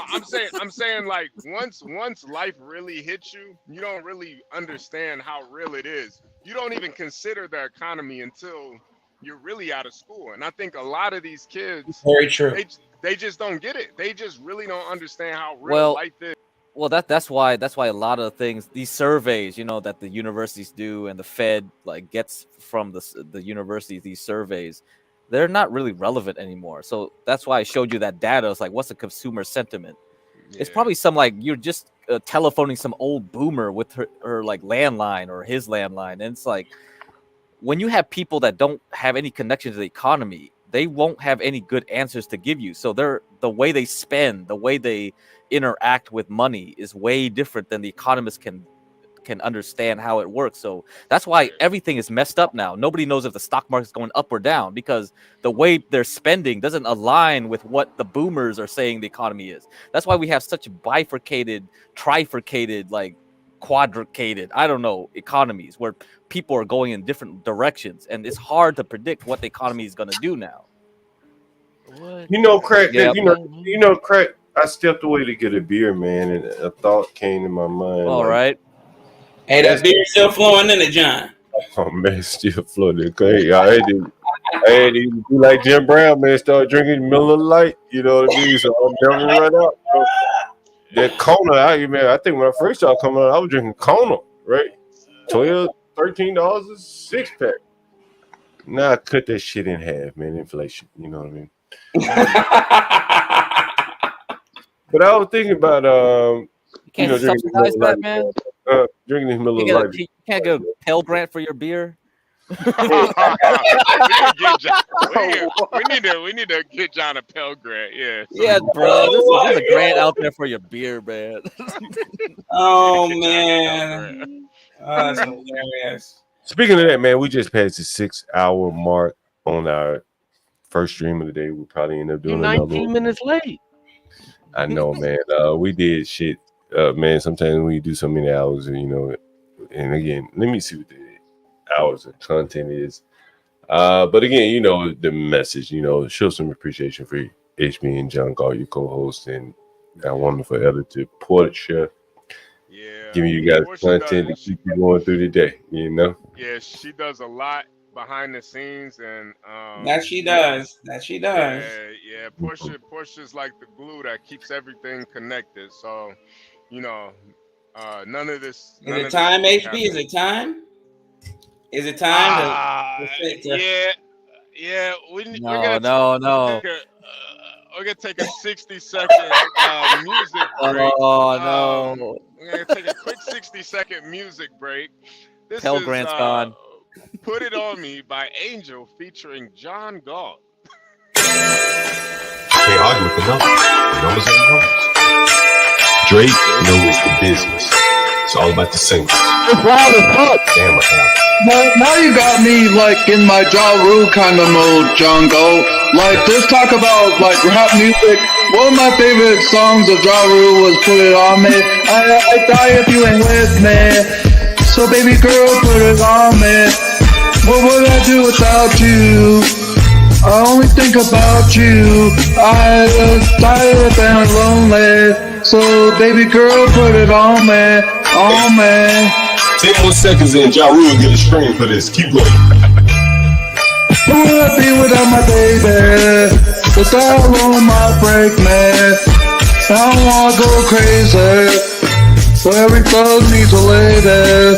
I think Ja Rule just got paid for that one. Hey yo, I swear. If I get a copy of this, I'm making it my ringtone. Oh my God. Dude, hey, you know what I want to do? You know what, HB? I didn't used to think John made that damn song, but John makes that song what it is. I'm telling you, John is the funniest part of the song. It's not even he is. He said, yeah, just going on the road here. Drake knows the business. Me and Angel going on the road here. You should, man. I'm telling you. Man, I got two topics I want to broach at some point. You guys, anyone in the chat with veneers? Anyone with veneers? Ooh, hell nah. Come on, god damn. You know, veneers is like one of those things where if you get it done anywhere other than America, your teeth are gonna be really fucked up. You know, John, I never told you this, but when I first went to school, I actually went to school for pre-dental, but I realized really early on. Yeah. I learned really early on that I couldn't really stomach the smell, the blood. No, it was the blood. It was the blood. I couldn't stomach it. Like I would literally get nauseous. I was too weak for that shit early on. I wouldn't be able to stomach the smell.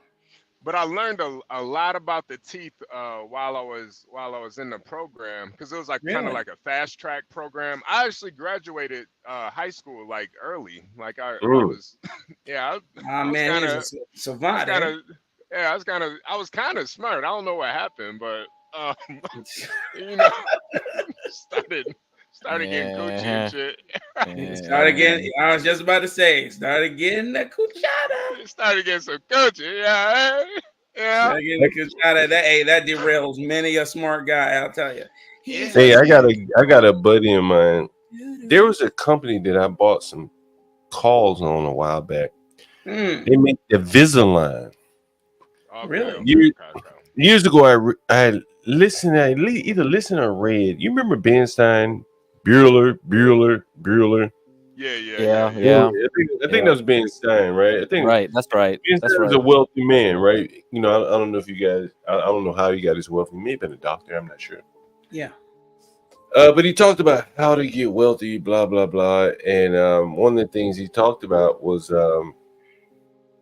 be a lawyer, be in an industry that's protected by the government or regulated by the government, like lawyers, That's a fact. or vanity industries like a dentist. That's even Or better. motherfuckers want to take that Ozempic waste and shit like that, right? So I have a buddy of mine, you know, a guy I grew up with. He said he started out selling Invisalign. That's the company. I can't remember the name of the company, but that's the product, Invisalign. Okay. I bought some calls on him years ago. Then he later ended up selling the actual product. And now he sells veneers. And I wish Master Kim was here because I want to say it's a Korean company that dominates a lot of this shit in the dental industry. I'm pretty sure it is because he worked for a Korean company. So anyway, I was talking to him one day and I was reading about the shit, and like there are a lot of veneer scams out here. Have you ever heard this shit? Yeah. No. Yes, I have. If you get it done anywhere but America, you're probably gonna get scammed. No, South if you Korea, do it here you can in get it. America, and you deal with, go ahead. No. There is a lot of scams here too, though. But it's really simple to do because so you have the veneers, you pretty much shave down somebody's teeth, and you could do that with, you know, A Dremel. You could do that with some really. Oh my God! Yeah, you can. You could. Yeah, and all you really need is like a composite bonding to Right. to bond it to the veneers pretty much, and you're good to go. But a lot of people don't realize, like, if you don't get it done by an actual doctor, your actual teeth are gonna pretty much rot to nothing. That's a fact. Yeah, because there's gonna be holes there. There's gonna be voids. They're not gonna do a permanent bond. The bond is not good, and then yeah. Well, here for the tea brings up a point that I want to do a stream about. In America, they are scamming here too. They are. Yes, they are. And they have this thing called veneer techs. I'm not sure if anyone's ever heard of it, but you know, it's And that's what I was trying to say. They do, and these people are despicable. They're abominable. It'll be some lady, some dude who says they can do it on the cheap. Yeah. Take you to their back alley dental chair or whatever, and then put the shit in your mouth. There's this one lady who was doing that, man. She went from state to state. This black lady was doing that. She got hemmed up in the first state because she wasn't licensed. She moved to another state and was doing it, and people's shit was rotten, and the things that she was bonding into their mouth were falling out. It's insane, boy. She's I think a licensed dentist, and she wasn't. I think you see what Roscoe put up on the screen. Even if you get it done by a real dentist, once your teeth are shaved down, it's done. Yeah, that is correct. That's very true. The last thing I would want to do is have someone shave down my teeth. What if I want to get these damn things taken off? Your teeth are permanent, and now you're going to permanently damage them. Unless you need like a bridge or something like that. And even with a bridge, there is a danger of you getting a cavity under that bridge, and you need a root canal. Right. Yeah, I want to do a discussion on that, man. Like, there are some terrible tragedies that have happened to people about veneers. Hey, out of all the professions, though, dentists have the highest suicide rate. Yes, I can say that. Well, you know what? I thought it was anesthesiologists. But I'm pretty sure it's still dentists. Okay, cool. Yeah, I'm pretty sure it's still dentists. Hey, John. So, like, the funny thing you mentioned Korea, like, Ava on her streams, she's buying all these Korean beauty products. Like, she's injecting her face with all this shit, Novocaine, lidocaine, whatever, like Botox. It's all from Korea. I was going to say When I lived in Korea, they are per capita the most makeup using country in the world, and they and you wouldn't believe who uses more makeup than anybody, the men. So is that like Grace wrote erotica with like the K-pop? So she was into K-pop and she wrote an erotica with all the boys doing each other. Yeah, that makes sense. That makes sense. Yeah, like This is there's so weird, man. I'm like, what the? yeah. You look up. I think the name of the group is Big Bang, or Big Bang. Yeah, Big Bang, and it's like 11 of them they create these super boy band groups. Yo, like man. 11 or 12 of them in a boy, and they call them. You gonna karaoke in Korean, bro? Bro, it's karaoke's big out there, but yeah, it's insane, man. That is crazy. Yeah, no, John, I'm. We definitely can do like a segment on these veneer techs and shit, cause I've seen some of them on Instagram and shit. I'm like, damn, this nigga did like 5 years in prison. Now you're a veneer tech. What's going on? Like, for real. I know that nigga. That's Leroy. He said this nigga did 5 years in prison, and now you're a veneer tech. That's Leroy. That nigga from 7 Mile. I know that nigga. What the hell's going on? When did that nigga get a doggone career? I know. This nigga ain't never had no career in his life, man. What the hell? Yeah, it's brutal, man, because once your teeth are gone, a lot of people don't know, like, teeth are something that if you take care of your teeth, you could be 105 years old with all your teeth in your mouth. It's not something that goes just because of age. It's all about how you take care of them. As long as you brush and floss every day, 98% of the issues that go wrong with your teeth can be prevented. You know what else is interesting about this HB about teeth? If you take some people, they get a cavity and their root canal is expensive. Yeah. So they say, well, fuck it, just pull the tooth, right? I mean, pain, doctor, I don't want to abscess. But if you get a tooth pulled, right, like that messes up the structure of your mouth. You ever seen people when they don't have any teeth and it seems like they lips and their mouth? Yeah, it does. Yeah. Right. It'll change your whole face. It'll change the whole structure of your face if you get a tooth pulled. Your gums will start to rot. I think what it's called is like a contact inhibition, kind of like with your skin. Is that if your teeth are there, it provides I guess the root and all that kind of shit is there. But when you remove it, it's like it just started to collapse or whatever. There's a demo turn to it. Hey, John, like I think Japan's working on tech where they can regrow your teeth. They'll inject some stem cells and it'll regrow back or some shit. That'll be cool. If they can do that, I'm like, oh yeah, I can just. Hey, look, if they could do it, I do it. Shit. Yeah, I'll be like, oh, this teeth is kind of lame. I'll take off this teeth and regrow it. Like, yeah, right. Big ass teeth, baby. Yeah. And the other one I wanted to do, the other topic. Tell me what you think about it. Who said teeth? Who said teeth? I said teethuses. No, I say teeth. Teeth. I pull that tooth out. Pull that teeth out.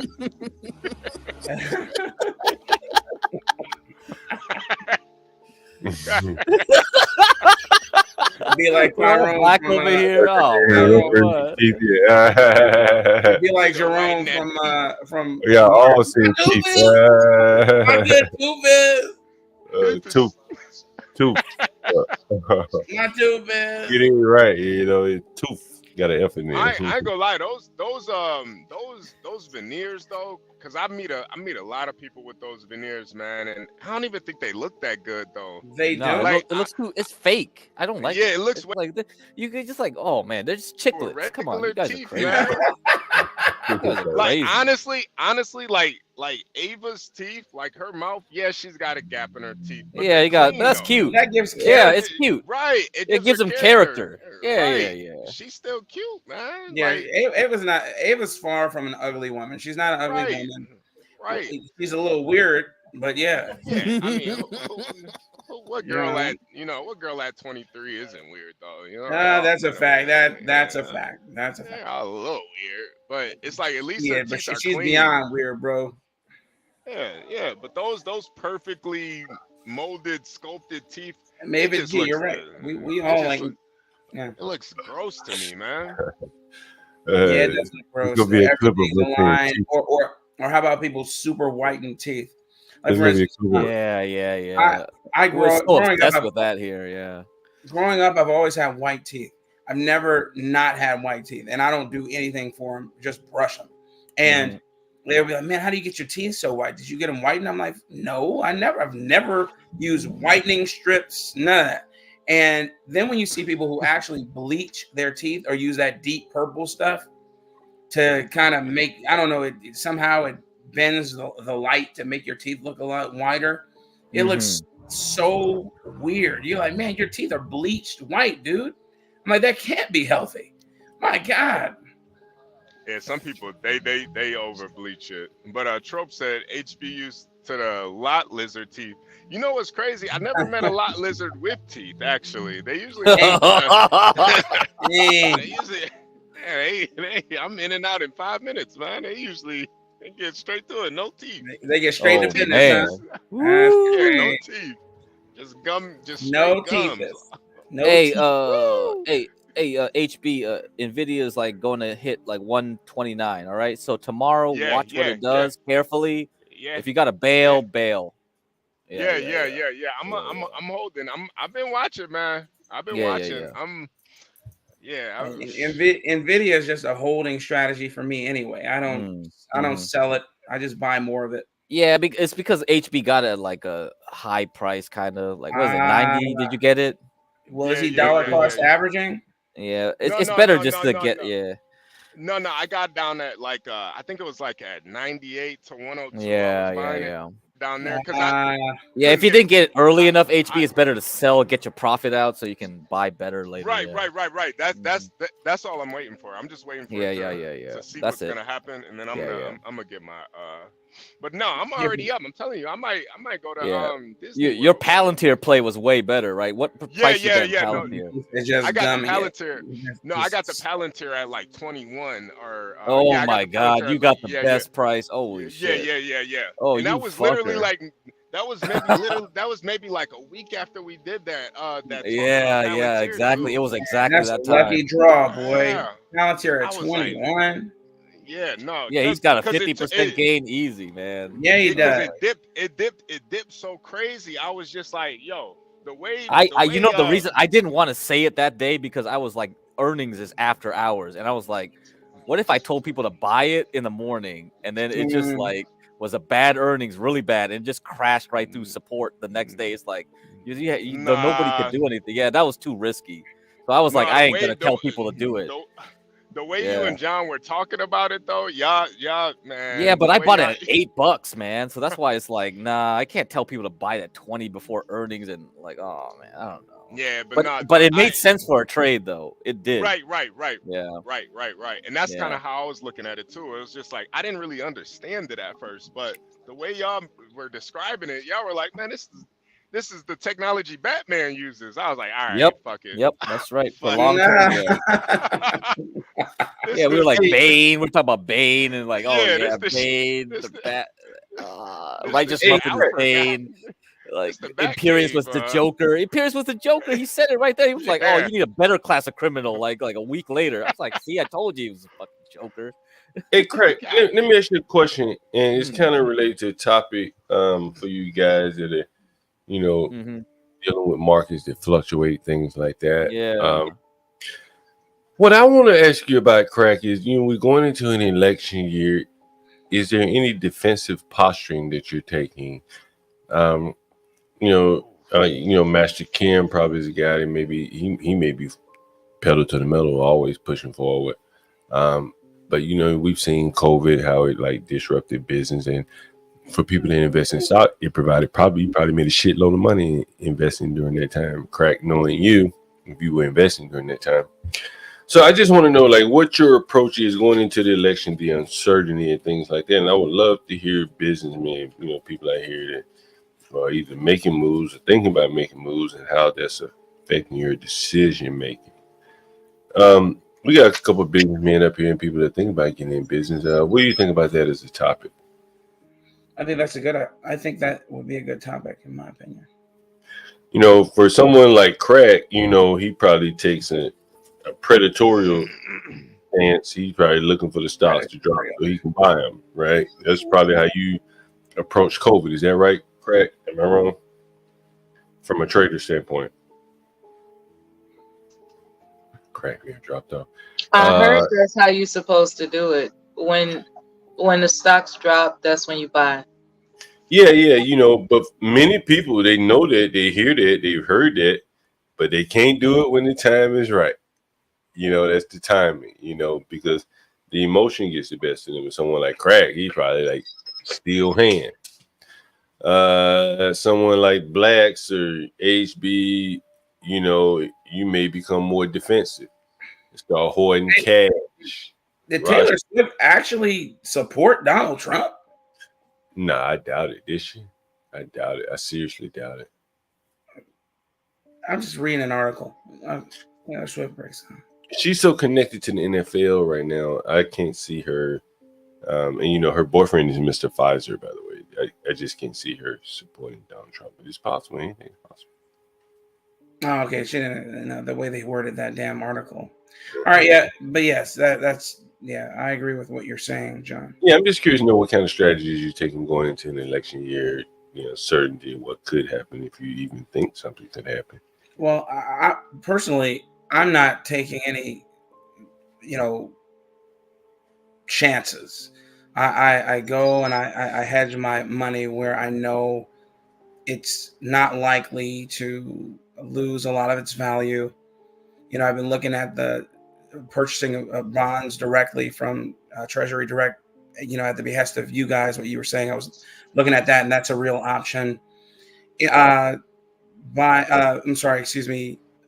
ETFs, indexes, and then, of course, all of my Dividend Kings that I currently have. I just maintain what I have. And then again, like you heard me say, I'm consistently purchasing NVIDIA. I get a few dollars, I throw it in NVIDIA for now, and until I have a better strategy. But yeah, there are greater strategies out there. Of course, we get Crack talk about them all the time, but this is where I'm at. I wish I would have gotten into that Palantir play though. Lord Yeah. Okay, John, I'm back. Internet, like my thing all died. But what's up? You said about elections. Yeah, so considering last year's election, COVID probably provided a hell of an investment opportunity for you, knowing you. It did. Like, because like every time you have the 4-year cycle, usually just before the 4 years, the election day, like the stocks will start dropping because there's uncertainty about who wins. And it doesn't matter who wins, but after they decide who wins, everything just flies up, you know. The 2021 was unique because the vaccine came out the news right after the election result. So, you know, Pfizer and them, they already had the vaccine, but they held the news until somebody won. And then when they released the news, it just, everybody was like happy. Oh, COVID's going to be over, this and that, whatever. You know what I mean? Craig, can I ask you a question? Hindsight 2020, how did you play COVID? How did you play I just did as much risky stocks as possible. So any kind of risky stuff. When did you do that, though? When shit just collapsed at the end? Yes. You know? So another thing too is like there's a saying called like sell Rosh Hashanah. So you sell your stocks during Jewish New Year and you buy back in Yom Kippur. Okay. That's an old saying. So a lot of stocks is. But you didn't hear? Oh, come on, man! God, I never heard that one. That's a good one. Go to Crown Heights. They probably say it every day. Oh yeah, man! I'm gonna sell Yom Kippur, but you gotta know some Yiddish. Probably you didn't understand what they were saying. So I got my Yiddish textbook with me somewhere in my garage. But you know, Yom Kippur. Yeah, maybe Yom Kippur doesn't work anymore. Yeah. You're a real man. So yeah. What stock were you buying? What really crashed and came back after COVID? everything kind of crashed. Like that's just how it is. It's just seasonality. It's like because September is when all the big firms they close out their positions, so they have to sell stuff, right? So that's the time they all generally sell because the fiscal year starts around that time. That's why it works. That's why that saying works. Because people think like the New Year's is where the fiscal calendar starts at the end of September. Yeah. Right. Every company has a different fiscal year, right? Not every company, but companies That's have true too. That's true. But in general, for the banks, that's how it is. So the banks are the one that's trading against you, right? So, so all the portfolio managers are rebalancing at that time, and then after that, you got the people in like trying to do the taxes. Then you'll have another like kind of effect around New Year's and Christmas. Yeah.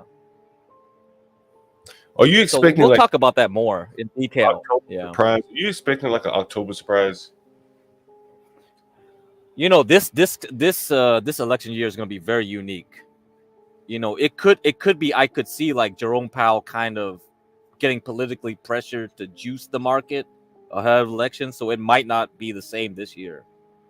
You know what I'm saying? Yeah. So I don't know. There's a lot of strange stuff that might be coming down very soon. And he'll talk on Friday, I believe. So we'll see. You set up a stream for that, right? Was that you? I think Portia's like working on it. Okay, yeah, I see the stream set up already. Okay, cool. Go ahead, guys.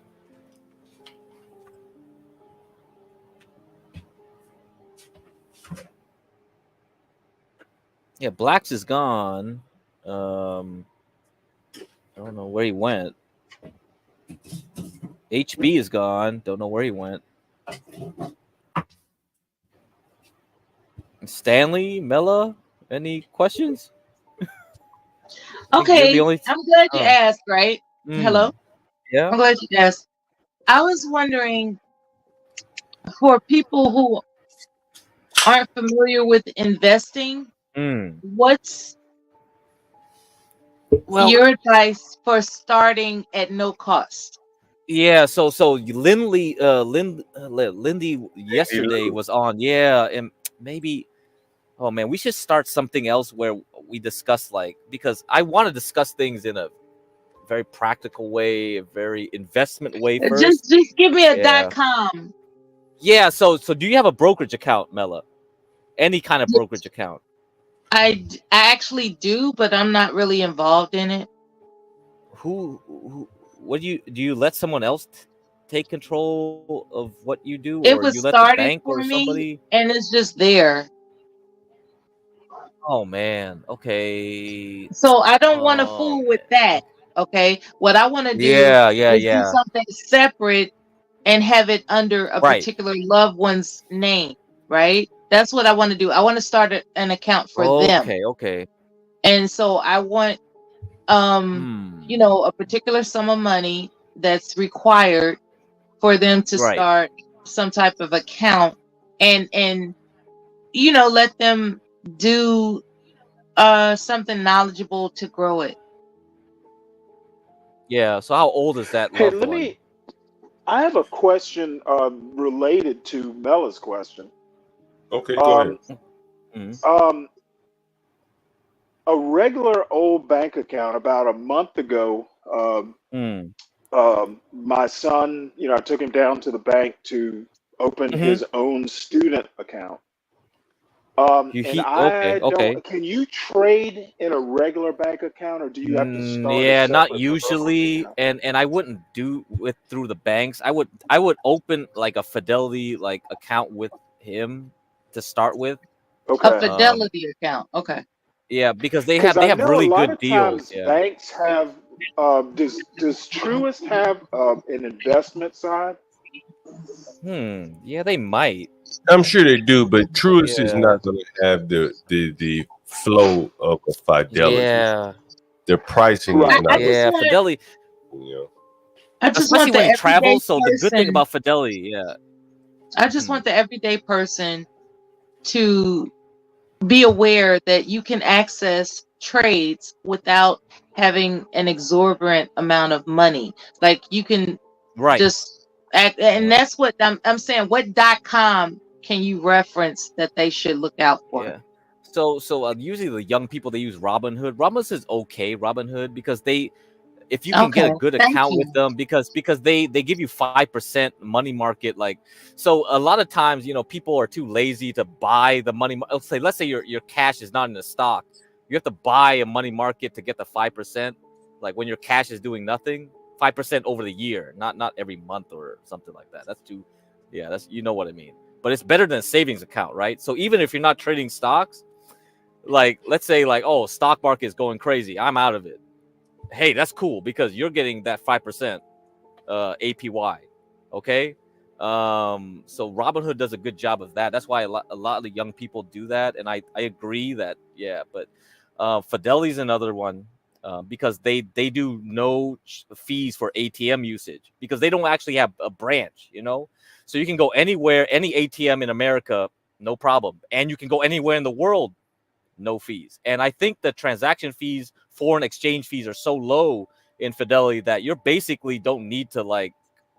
That's when I traveled, because a Chinese dude told me to get a Fidelity cash account because it was like I could go travel and I didn't have to worry about like, oh, I'm gonna get charged 5% for getting currency out from an ATM. Right, right. Yeah, so that was Yeah. so good there. So you should look into them, Fidelity and Robinhood, but also like people use Charles Schwab and Vanguard. So you should definitely have multiple options anyway, even if you're not going to use them actively. You know what I mean? Because you never know. One day you're like, oh, maybe this account is useful for something I need to do here, and you actually already opened it. Because just opening an account is so painful now. Because they're like, it is. because now they don't trust anybody. They're like, because my mom tried to like she's already has a Bank of America, and when Bank of America got Merrill Lynch, they started asking her all kinds of questions. What was your former job? What were you doing here and that? I was like, what the fuck? Like, you think she's a scammer or something? Why are you asking all these in-depth questions? Whenever I opened my account Let back in me the day, see I your didn't need tax to answer all this. returns. Yeah, it was insanity. I was like, oh, you think everyone's like doing identity fraud is basically what I got out of it. Yeah. Pretty much, yeah. Because you heard the It's got hacking, right? I think they got everybody's social security numbers in the whole America. Like, I don't know what's going yeah. on. Yeah, so this is gonna But be that's bad. beautiful, man. Your references are beautiful. Thank you Yeah, so much. so try to open as many accounts as you can. I would say like if you can, like if you have time, like, but Vanguard was recommended by Master Kim, and then I would say Fidelity. I like Fidelity. Robinhood, I would say is okay, but don't really like rely it on too much. Like if you have a lot of money, just keep it in like the Charles Schwab, Vanguard, and Fidelity. But if you have side money, you want to actively trade, and also it has that 5%. Like you're too lazy to like figure out like, okay, I got to buy this for them because it's it's inconvenient. Because a lot of people don't have time to be like, oh, what the heck? I gotta To read through all study, this stuff. right? Yeah. So it's like, Yeah. so I like how they tailor it to young people, but also be aware that because they kind of are a tech company more than a broker, you kind of are like, don't Yeah, don't it's real tricky. yeah. What I do appreciate is that these times are so new that you don't have Right. to have all this money to start up. You know what I mean? That's right. Because there was a time that if you didn't have at least 10 grand, they weren't talking to you. They weren't Okay. talking to you. That's right. You're right. Yeah. And now it's not like that. You can actually trade with no cost startup, Yeah, because that's why I hate to tell people to use like the brokerages from the big banks like Bank of America, Wells Fargo, like their customer service, they're not gonna treat you well. They don't care about you. They're like, go away from me. Not unless you got $150,000. That's when they talk to Fidelity, you. Fidelity customer service is very good. But I'm not sure about yeah, Charles Schwab because Charles Schwab bought out that's TD when you become a Ameritrade. private member and all that crap. Yep. So TD Ameritrade was good, and it got bought out by And Charles. I think that's sad. It's like people so I'm not should sure. be allowed to participate in commerce. Yeah, they should. This is the land of liberty. Like, let people be able to access Yeah, and I think participation in John Congress. was mentioning this because he was like complaining that all these because we had Ken Watson, it's Master Kim's like friend. Ken Watson was here. It did an interview.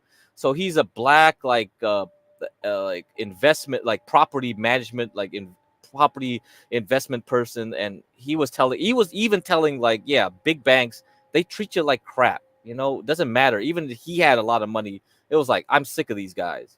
So yeah, we It's should not what it used to be. That's for yeah sure. they don't care. They don't want our money really. They hate it. So When he says they don't want your money, is because of a lot of there's regulation and things like we that. talk about the Basel III endgame, and we were Uh-huh. mentioning that it's gonna make it worse. They don't You want know. our money. They want the big boy money, like the foreign markets and things like that. They don't want American money anymore. Maybe, They don't want deposits in Mhm. particular, correct? Mhm. There Right. there may be different capital requirements for, let's say, if you have money in a money market versus a savings account or a checking Hey, account. and the thing about it, John, is like I feel like that's the Unless reason you're a why millionaire, you're nobody. and that's why I feel like the stock market And is that's getting that's a juiced. shame. So the stock market is getting juiced by 401ks, plus the reason that, hey, we're gonna give you a savings account that's like 0.1% interest rate. So that's why it kind of forces you to the stock market. You know what I mean, John? So that Yeah, you're and adding that liquidity, aren't it? That's why you get this overinflated shares, and that's why Ryan keeps going like, "Oh man, this is overpriced. This is overpriced." Stock price doesn't care anymore because it's just how many people want to buy the stock. That's why it goes up. Craig, And do you if remember the old book, A Random Walk Down Wall Street or something like that? You remember that old book? Yeah, I know that book. Yeah. That's a good book. Man, I was Yeah. in London. What that shit doesn't apply anymore. Yeah, it doesn't Right? apply. There's nobody that just read this fundamentally. When I was in London the last time, man, I was in an old bookstore, right? Well, I don't know somebody. Are you in Harry Potter's like little bookstore going like, what the fuck is this? Like, what is this? And I bought the book Wealth of Nations. You ever heard of it? I know you Ooh, yeah. That's a good book. hardbound covered book. I have one. I have a hard copy of that. Right, Ryan right. probably does too, because he keeps talking about it. Yeah, read Adam Smith, Wealth of Nations. That's all you need to read. I'm like, oh my god, people don't have time to read Wealth of Nations. But that shit doesn't apply anymore. It doesn't apply anymore. Yeah, I know. Prices would have moved 10,000 points, right? Yeah, it's like you Damn, I can read missed out. that. It's cool to read it, but it's like it doesn't help you make money anymore. The paradigm is shifted. Would you say that's fair? Yeah, it's fair. It has. And I think that many people that are on this chat, on the panel even, many people may not recognize how the paradigm shift. Like, as I said, like there's no such fundamental investment is dead money. Would you say this? Would you say this fair? Correct? Yeah. Because it's gamed out, and then the same Right. thing true is with algorithms. You get quants, right? It's gamed out too because it's like there's too many people like fighting in that. So I feel like the only way you want to make money now is try to find the simplest way, the most efficient way to just beat the dummies. Don't try to beat the big guys. There's so many suckers like nowadays that keep getting fooled into like, oh, do this or do that. And I think they're all traps designed to like funnel as much liquidity in certain areas. And you just want to tap into it and grab that money. And that's what CKJ3 keeps trying to like implore to people. Is like, I just want to follow the whale. I just want to follow the big guy. I don't want to beat the big guy. I can't beat him. Right. I just want to grab the crumbs that fall. Like he's eating at a table, like a buffet table, and he's just dropping crumbs everywhere. I just want the crumbs. And that's it. So for him, he's like making his money that way, like quickly get the money and get out, quickly get them. So if he's aggressive trading, that's what he's doing. Right. And for me, I'm trying to tell you, like, you can swing trade very easily because there's so many dummies that follow CNBC that you could ride something for a month or 2 or 3 months and then change your positions and then ride it down the other direction, Yeah. You talking about like riding the momentum or Yeah, using ride the their momentum. Right, Because right. everything still follows 3 months rule. So even though we have so many option traders and things like that, they still have to obey. Every quarter there's earnings, right? Every quarter there's like options expiration. Okay, so you got to follow. They still have to obey it. Yeah, even there's volatility in between. So that's why it works. Yeah. Mm-hmm.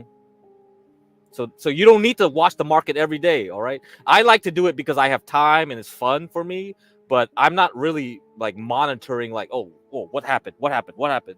You can actually make a very good killing just watching every month, every 3 months, a quarter, or if you have more time, hey, every week. You can just watch it every week. Like look at the weekend, you have some time in the weekend, you could be like, okay, let me look at it, look at my favorite tickers. And we'll discuss this further because you can automate it.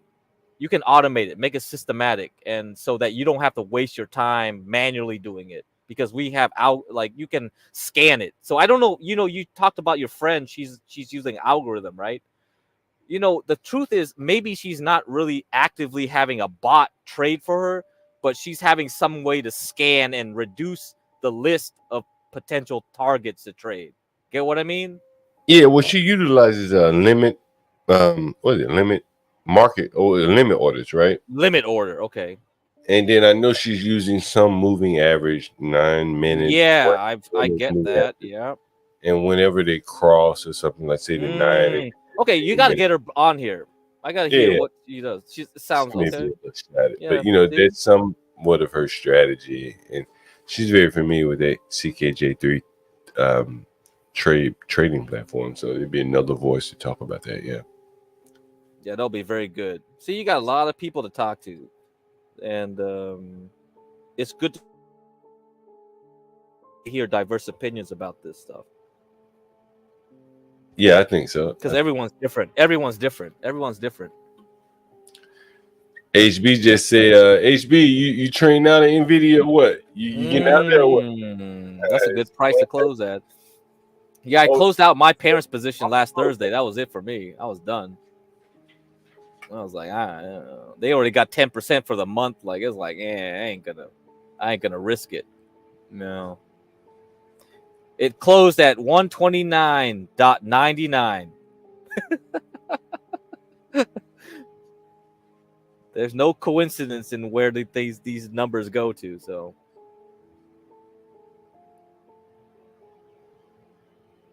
yo, HB. Yo, can you hear me? Yeah. Okay. So yeah, Nvidia's I feel like it closing at 130 is either a really good thing or a really bad thing. There is no coincidence in how it closes, man. I know. Yep. I remember when I was watching what is that?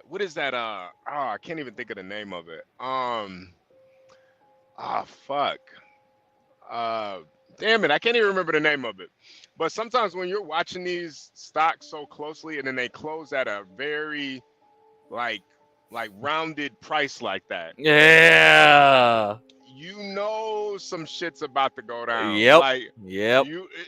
Some shit's about to go down. Because it's options, man. It's the options market. Some asshole has a bunch of strikes at 130 or something. Right.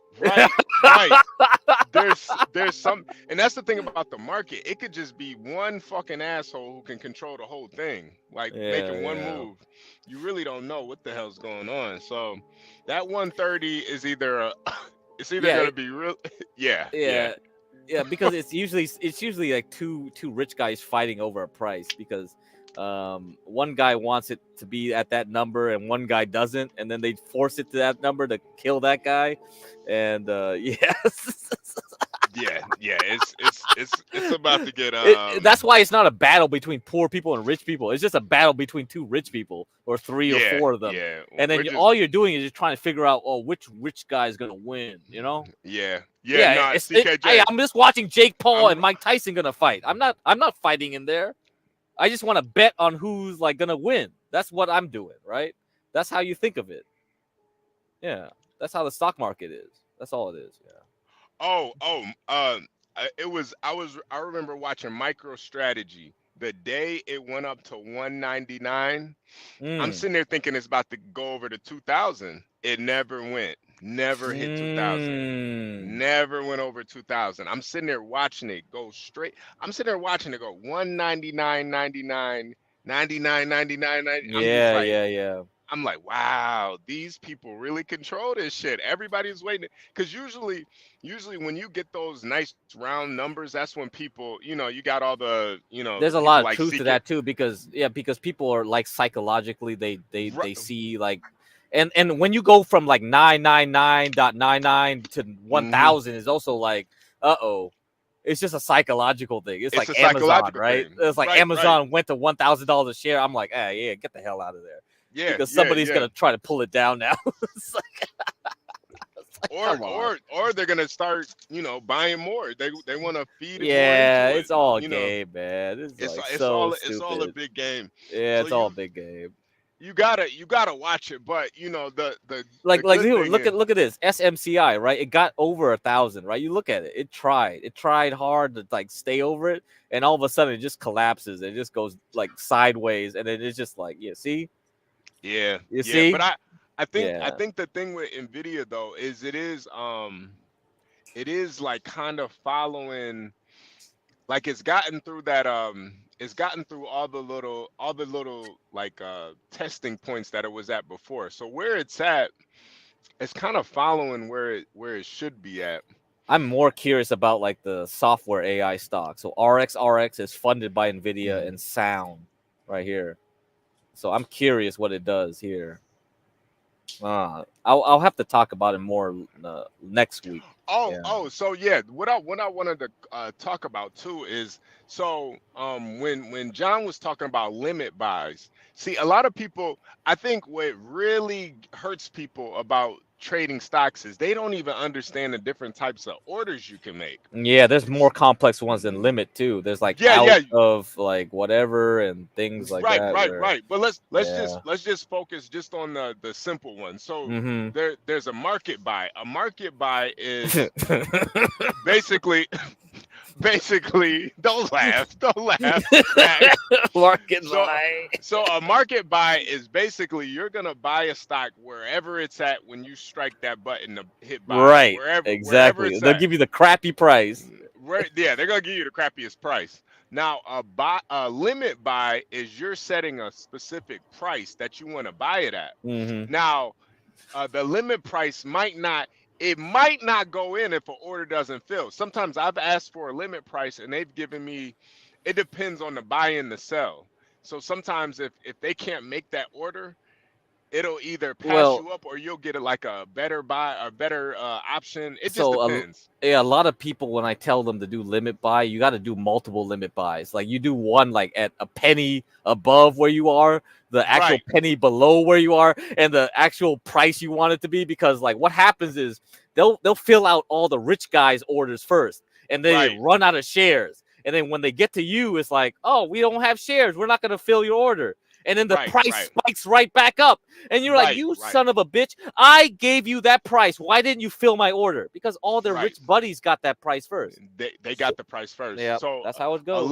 A limit buy is basically you want to be more specific. So you can all these different buys, you can do sells of the same thing. You could do a market buy, you could do a market sell, you could do a limit buy, you could do a limit sell. And then there's what other kind of buys are there? There's a lot more, but I don't think we want to go into them. This is like too complex. And hey, Craig, what do you explain? Limit orders? I think I heard you guys say limit orders. Yeah. Limit versus market. And you know, John, when people do a lot of retail like to do market, and that's how the algorithms. So a lot of the bots from the banks and the investment firms and the quant firms and the hedge funds, they search through how many people did market orders versus how many people did limit orders. That's how you differentiate between institutions and dumb retail. So they can detect through, they can go like, oh, there's a lot of people buying at this price that were market orders. Then they go, dumb money right here. The dummies are here. And then the algorithm starts hunting, like starts dropping the price below there to force them to sell. And then they come back in and buy at a lower price. You know, it's like, come on, Yeah. you guys are. I mean, yeah, It's you know, like this is ridiculous. yeah. What Crack is talking about is the yesterday we talked about the bid ask, Yes. and Yes, there's Yeah. the spread between the bid ask. It could be a dime, it could be a penny, it could be 50 cents. Yeah, the bigger the spread though, the more volatile it usually means that it is between the buyers and the sellers. And So usually there's probably less liquidity, right? And right, there's right, probably right. less there's going to be more spread or wiggle room for the bank to make money. Yeah, That's yeah. the other thing. You And so you really don't want to be making market buys. You could make a market sell. I've had to make a market sell when I was messing around with Yeah, with it's fucking it's okay if you're in a rush and you just gotta want to right, get right, something right, in. It's right, okay, right. but Like yeah, like like with those days when fucking GameStop was halting all during the day. yeah, Man, right, right, listen, right, right. you sometimes you got milliseconds to make that to get out of that trade, or you're gonna get fucked in the ass, you know. You're gonna So fucking ass for real. for real. So I literally, man, I got up so quick on GameStop. I clicked that sell that sell market like so fucking fast, man, because it's literally milliseconds you have to get out. You don't even have time to put in your limit sell order because Right, it's moving too right, right. fast. It's literally moving too fast. So, but for most people, I think it's way better to make limit orders or limit buys and limit sells because you Yeah, can at least control where it's gonna you can kind of control how much money you're gonna make or lose, you know. And that goes into the stop losses too. Now the right. stop losses, this is a kind of a strategy where you kind of learn it in that book that we always suggest Trading where in the zone. trading in the zone, right? Yeah, yeah, Where yeah. you pretty much in your mind you're thinking of a number that you're willing to lose. So let's say your number is, on this trade I'm willing to lose at least $200. So you would set your stop loss at whatever that price is to equal up to $200. So maybe it's like, $5, below the price. You would set that market, that stop loss to that. So if it dips down anything below that, it's gonna automatically execute that sell. So you're not Hmm. gonna lose no more than $200 because $200 can turn into 2,000 real quick. You know. So if you're gonna take a loss, at least be in control of the losses that you're taking, because you don't want to be stuck in a trade for fucking So 6 so one months. one thing HB is like I will recommend a lot of people start doing trailing stop losses. So Oh, it's and that's basically that's every the other one. That's the That's other the one. other one, yeah, because That's the other it one. takes a percentage. It looks at the percentage, not the absolute Yep. price. So when you Right. are in a trend and the price is moving up, you're like, and you want to keep that trade, but you don't want to watch it every day. You're kind of like saying, like, well, if it drops like maybe 5% below of the opening price that day, you're like, I'm out. I'm done. I'm good. I don't care. You know what I mean? Right. Yeah. Right. And Sometimes you want to do that. Yeah. the trailing stop, it actually follows. So let's say the price goes up and you got it set to a 2% trailing stop loss.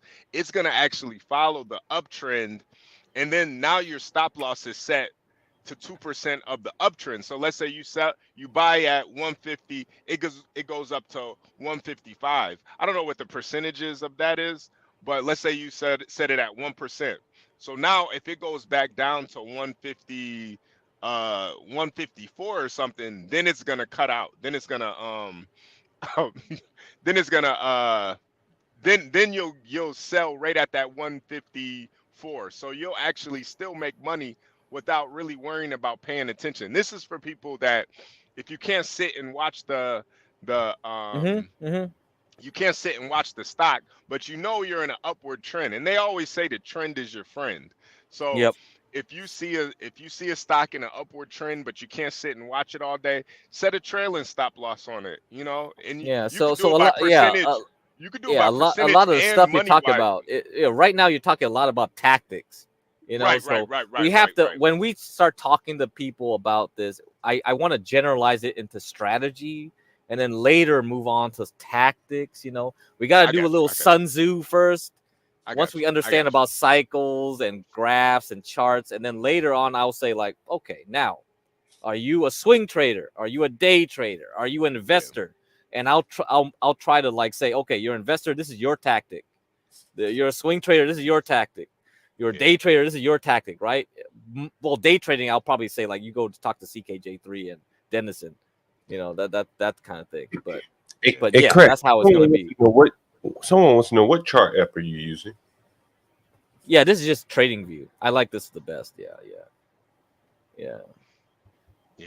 And stock. I also use stock charts. Stock charts has a scanner that I use. You know, that's why I like using it, because you can scan for patterns that like you can screen through multiple stocks and be like, okay, this is what I look for an uptrend. Now this one I'm looking at right here is 777 was the one that liked a firm, and I have watched this stock, and I look at it. It says since December 2023. Look at it. It has a downtrend. Every time it goes up, it makes a lower high. Every time it goes up, it makes a lower high. Now, earnings is coming up. Now, if 777 recommended this stock, I wonder if, like, you know, you bought it around here, or maybe it'll crash next week before earnings. You know, I might go for it because it's around NVIDIA too, the same day as NVIDIA. So it might be interesting play. This is the buy now, pay later company. Okay. Yeah. Talked about buy those now, pay later. Even if you go with the idea of the trend is your friend, that's still a very it's still kind of a nasty looking trend that it's on right now. So I wouldn't even. Which is good because it's building energy. This is kind of like it's building some flag down here. It's kind of like, because by the time it hits like these levels, because this used to be like old support. You see that? Yeah. Okay, I see what you're saying. Hey, Craig, where are those lows? Can you tell me where those lows are? Those lows. Where are those lows? These ones down here? Yeah. Or these ones? The So lows. well, you know, this kind of like. What time period is that? This one is like on a day. I could do a week, so it makes it look easier for you. You see that? So when you look at the way the stock drops from here, you see this is the first big green bar after all these red. Most of them are red, right? And then you see this change. And what in the Wyckoff world, they call that a change of behavior. You're like, man, it dropped all the way from here down here. And then this is the first major green weekly bar.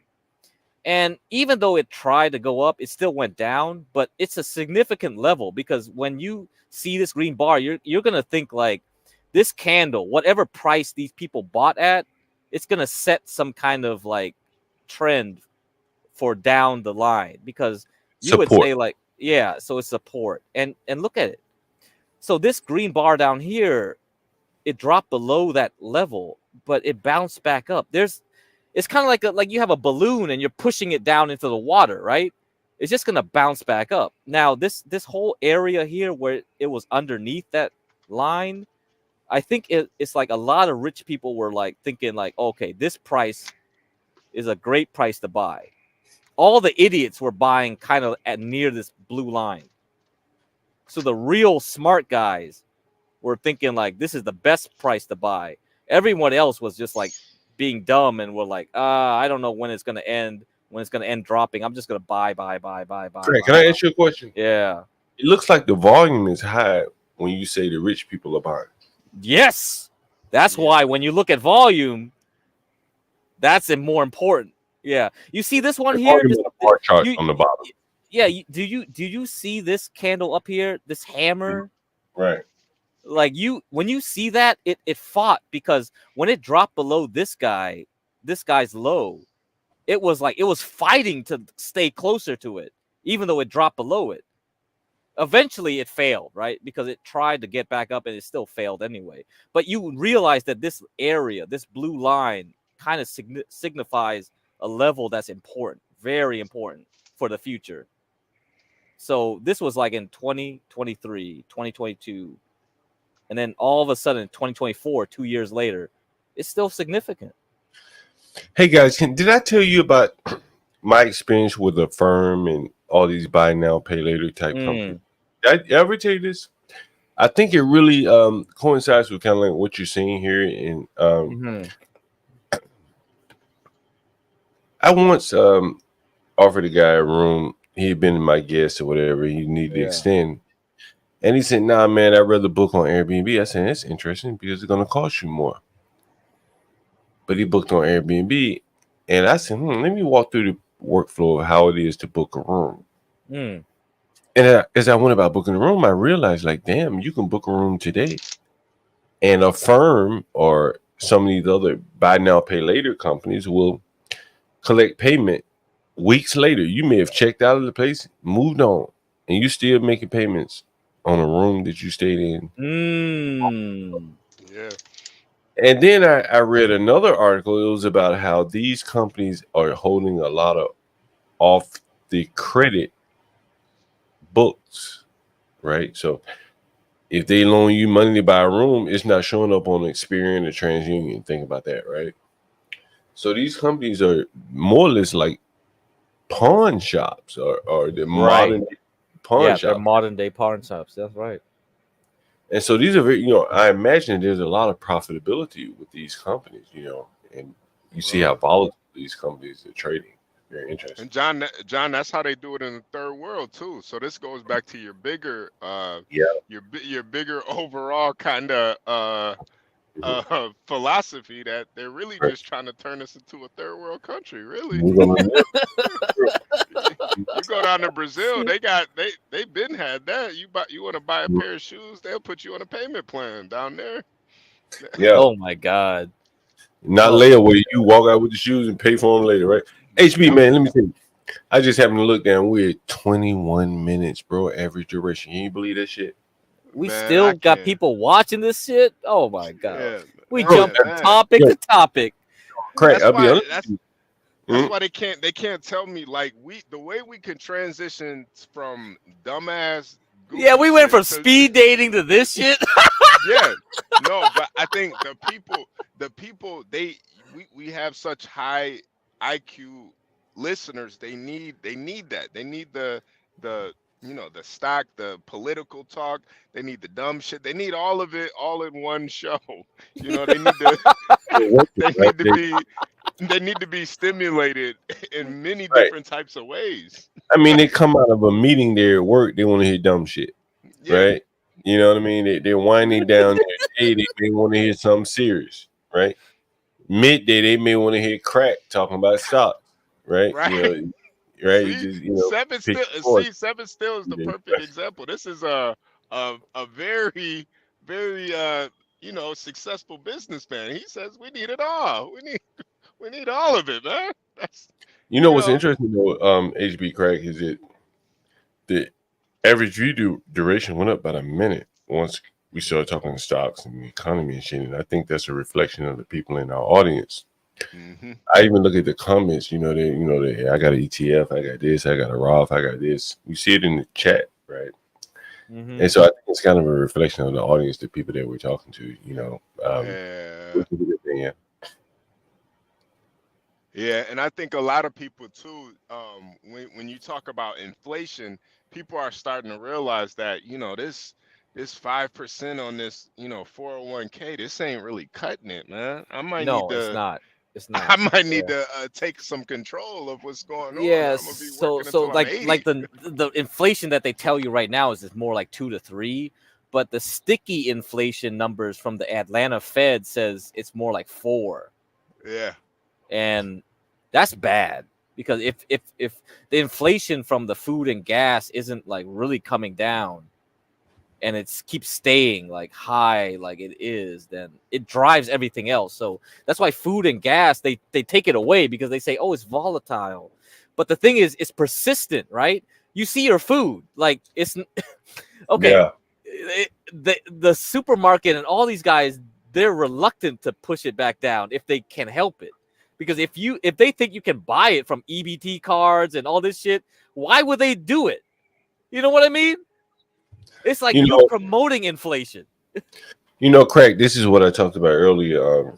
And I I thought about it so much. I said, "Man, let me put this in the chat because I want it." And I even put your username in the comment because I wanted you to read this because when I read it, I said, "Oh shit, man!" Like they're coming in at inflation in 2023 at 2.8%. Let's just round up to 3 for all 6 for all arguments, okay? Mm-hmm. And now they're basing the minimum wage off of that. Yeah. Right. Now, here's the issue that I see, Crack, and you tell me if you see it differently. In a city like DC, or in many of these cities, where there are many government workers, Kimmy Cake is a government worker, a lot of people work for the government. Right. If the government says, "Hey, man, we're gonna peg inflation, we're gonna peg the minimum wage to inflation," who does that help or hurt? Who does that hurt the most, Crack? Yeah, low income people. That's it. And low income businesses, small businesses. Yeah, because a lot of them, they want to go to their fast foods, and it'd be like, oh shit, what the fuck? You can't get anymore unless you make everybody a bot and then you fire everybody, right? Which is what McDonald's did it do. Target, Burger King, they can automate their way out of minimum wage. Would you say that's fair? Yeah. HP, would you say that's fair? Yeah. They can automate their way out of that minimum wage. Yeah, but definitely. Yeah. I told you guys the story when I worked at Cracker Barrel. It was the last job I worked, I think. Cracker Barrel was the last one? Oh man. And I love Cracker Barrel though, John. I ain't gonna lie. Cracker Barrel.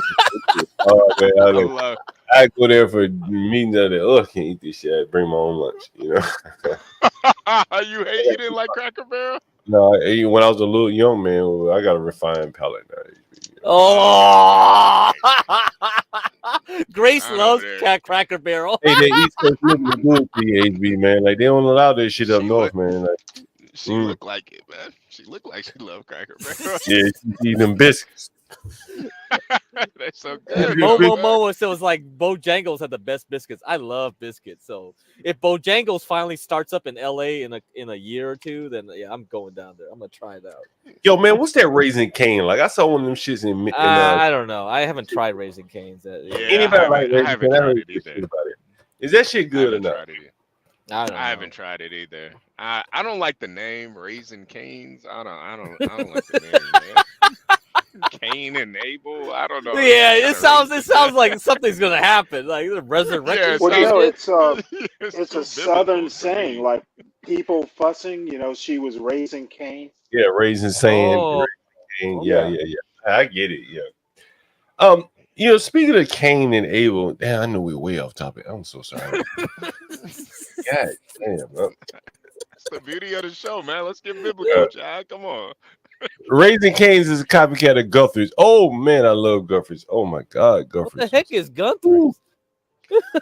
Chicken fingers with that ranch sauce. Man, not ranch. I don't know none of this shit. Thousand Island sauce. That shit. Fucking West Coast, man. I'm missing out on everything. Down south eating that shit, bro. Because that shit ain't up north nowhere. Where you get that shit at? Yeah. Let me put that shit up. Raising Cane's is like a copycat, man. I remember when I was in college, man, down in Tuskegee, man, shit, we stole a bucket of raw chicken from Guthries. Statute of limitations, bro. I ain't gotta worry about it. Yeah, man, you motherfucker, nigga from San Diego broke in the cooler. We hauled that. Did you cook all of it or just some of it? Yeah, but we didn't get the special seasoning sauce, so it didn't hit the same way. You know? Yeah, y'all just got naked. We just got some chicken tender. Just some naked chickens. Yeah. Shit, wait, damn. Where the seasoning at? Regular ass old chicken. Oh, it don't hit the same without that seasoning. That motherfucking 1,000 hours. Anyway, but Guthries is like the same as Raising Cane. Okay. Guthries some good shit. I like it, Guthries. But Craig, back to this minimum wage shit. Like, earlier we talked about it. Stanley's here now, and I just my theory was like, there's no way that a DA elected with, more or less with the good graces of big business Mm-hmm. would pass a rule saying, I'm going to raise this stealing amount to 500 to 1,000. The big businesses would say, you know what? Bitch, don't do that. We're going to fund somebody else's election to get your ass up out of here. Okay, but the DA doesn't do that. The legislature does. No, that's the DA. Like the DA can say, you know what? I'm going to nolly prosecute a gun crime. Okay, Right? so you're okay, but that's not legislation. I mean, if you're talking prosecutorial discretion. Right. That's what I'm talking about. So what I'm saying is that, like, you know, man, I could talk personal with you if you don't mind. When I first went to jail, several times, how about that? Man, it was hard as a motherfucker on guns. I mean, I'd say, God damn. Like, I wasn't even shooting at nobody. You gonna put me in jail? I ain't shooting nobody. Today, the same crime, man. You walk out of jail the same day. Yep. Not even my ankle monitor. I was on ankle monitor, man. Big ass box on my leg like a motherfucker. Like a motherfucker. John, you Like can have a a switch radio on or it. something on my leg, right? You can have a switch on it. They'll let you out, man. It's insane. I had this fine ass girl, man. Y'all wearing pants every day. Trying my best to get her pants. I finally pulled out my pants. She saw that motherfucking. They said, man, what the fuck you ain't tell me you was on this shit? Now these niggas walking out of jail. No motherfucking ankle monitor, none. Okay, Right, but man? I'm not sure what I mean, are you saying that they changed the leniency. law? Or The laws I ain't mean, changed. did the law change or did the No, the law didn't prosecutor change. stop? The prosecutor they had that no bail shit, right? Yeah, you've heard of no bail. And you know, here's one of the things, you know, it's saying I want to have back and forth. This is not an argument. I hear you excelling already. One of the things and I have a good friend, man. I would love to bring him up here, but the motherfucker won't come up. And he may be listening, but I'm gonna be honest, because fuck it, I tell him the same thing. And I've talked about him before, but he's kind of cooked to his wife. I'm gonna look and see if I can find it. And his wife is she bring that money. She bring that bread. Right? And I'm gonna look up. Now he make good money because he was my man.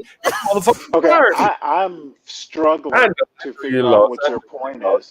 Man, listen, man, this is a You show know, we you got. have a habit of burying your point so go around deep, the world and I nobody come can back. make heads or tails of it. Yeah, you got the needle, right? You got the thread the needle. Hey, what was that? De Blasio. What's going on? Political. See, I know. John is like, I think the issue with Stanley is John like paints a very big, broad picture, and sometimes you got to sit back and watch. Well, see, You gotta I think he paints. I think there's a reason he paints a very broad picture because there's no point, and he wants you to forget His what the point is. very abstract. It's man. abstract. Okay, So, no, this isn't. This isn't like art. This is law. No, it is. No, I'm telling you, the way he paints the picture though is like art because it's very abstract. Okay, well, not you know everybody's what? gonna get it. Not everybody's gonna get it. Well, no. Here's the deal. You get your ass in court and start painting broad pictures like this, and there's sometimes a down home story works. Sometimes it doesn't. Sometimes, Stanley, honestly, man, you know, I told you many times, man, I got a fucked up memory. You know, I be drinking, smoking all day. It's the way we get through this show. Be honest with you. You know what I'm saying? And like, I forget where the fuck I was going. You know what I mean? And then write it down. I don't have any pens and paper. I got this big ass. Don't you take notes? Doing shit. You I do. John, you know, John, you were talking about John. You were basically going. You were talking about prosecutors not enforcing the law. Right. And so, you were kind of getting back to the right. I got okay. So I got a real good friend. And motherfucker fired me, man. You know, I told you the story when he fired me, but we still good friends. We better friends now than before he fired my ass because I took it so well. And he blown away. He like, damn. You're not gonna react. I just fired your ass. Oh shit, hey man, you know. Just don't march me out of here with the police or the security. That's all I asked you for, right? Don't march me out of this motherfucker like I'm a criminal. And we good. And so anyway, he was telling me what his wife does. I'm looking up this fucking marketing company that it's like a political campaign company. And his wife worked for this company, and de Blasio hired this company. And these are like paid propaganda artists. That's what she does for a living, right? That's how her bread is buttered. And so when you hear shit like, and I'm just telling you, you know, I'm not commenting on the subject matter. I'm not casting aspersion. I'm making an opinion, supporter or, you know, in favor or not. But let's say something like Ryan's up. Let's say if I say something to you like no bail. Well, you really don't know what the fuck I'm talking about. You may say, well, that's good. No bail for these motherfuckers. Or you may say, well, if you understand where they're going, you may say, well, no bail is bad. Because you just gonna let everybody out with no bail? Everybody willy-nilly?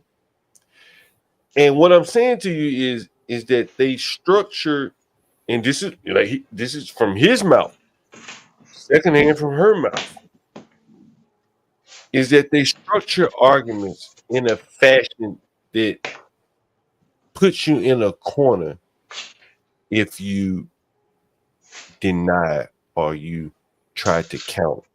I'll give you another example. If I say Black Lives Matter, right? And I know I was people just want thinking that. that, John. I was just thinking that. Now, how do you counter that? Right? Well, if you say all lives matter, well, you're not racist. Or, you know, that was the interpret. Well, no, we're talking about Black lives here. Do Black lives matter now? I've shown you that picture of that woman at that restaurant I used to go to. And all them liberal white people were making her say Black lives matter. She didn't want to say it, but she eventually said it because they had surrounded her. But you think of like, you really have to think deeply, like, what is the opposite of Black lives matter? Is all lives matter. And what they're making you say is Black lives matter. The same thing with no bail. It's a little confusing. You know, like, is it no bail for the criminals or no bail for the criminals? Which one is it? And a lot of people don't have time to figure out which one they're talking about. And you end up, you know, approaching the subject ignorant or being forced to take one side of the argument. And this is what she's like a propaganda. I'm going to look up the article, the company before we get out of here, before I get out of here. And this is what she does. And like, it's propaganda. This is how she makes her living, you know, and it's very difficult for people to understand, but these people are like very tactical, very skilled at what they do. She makes probably $500,000. And it's called like messaging, what do they call that shit? You're a publicist or whatever, you know, kind of like that DEI nigga. And public relations. Yeah, kind of like that. Yeah, public relations. Yeah. That's Bernays. PR. Yeah, it's Bernays, man. Bernays, the nephew of Sigmund Freud. Yeah, maybe we got to talk about that today.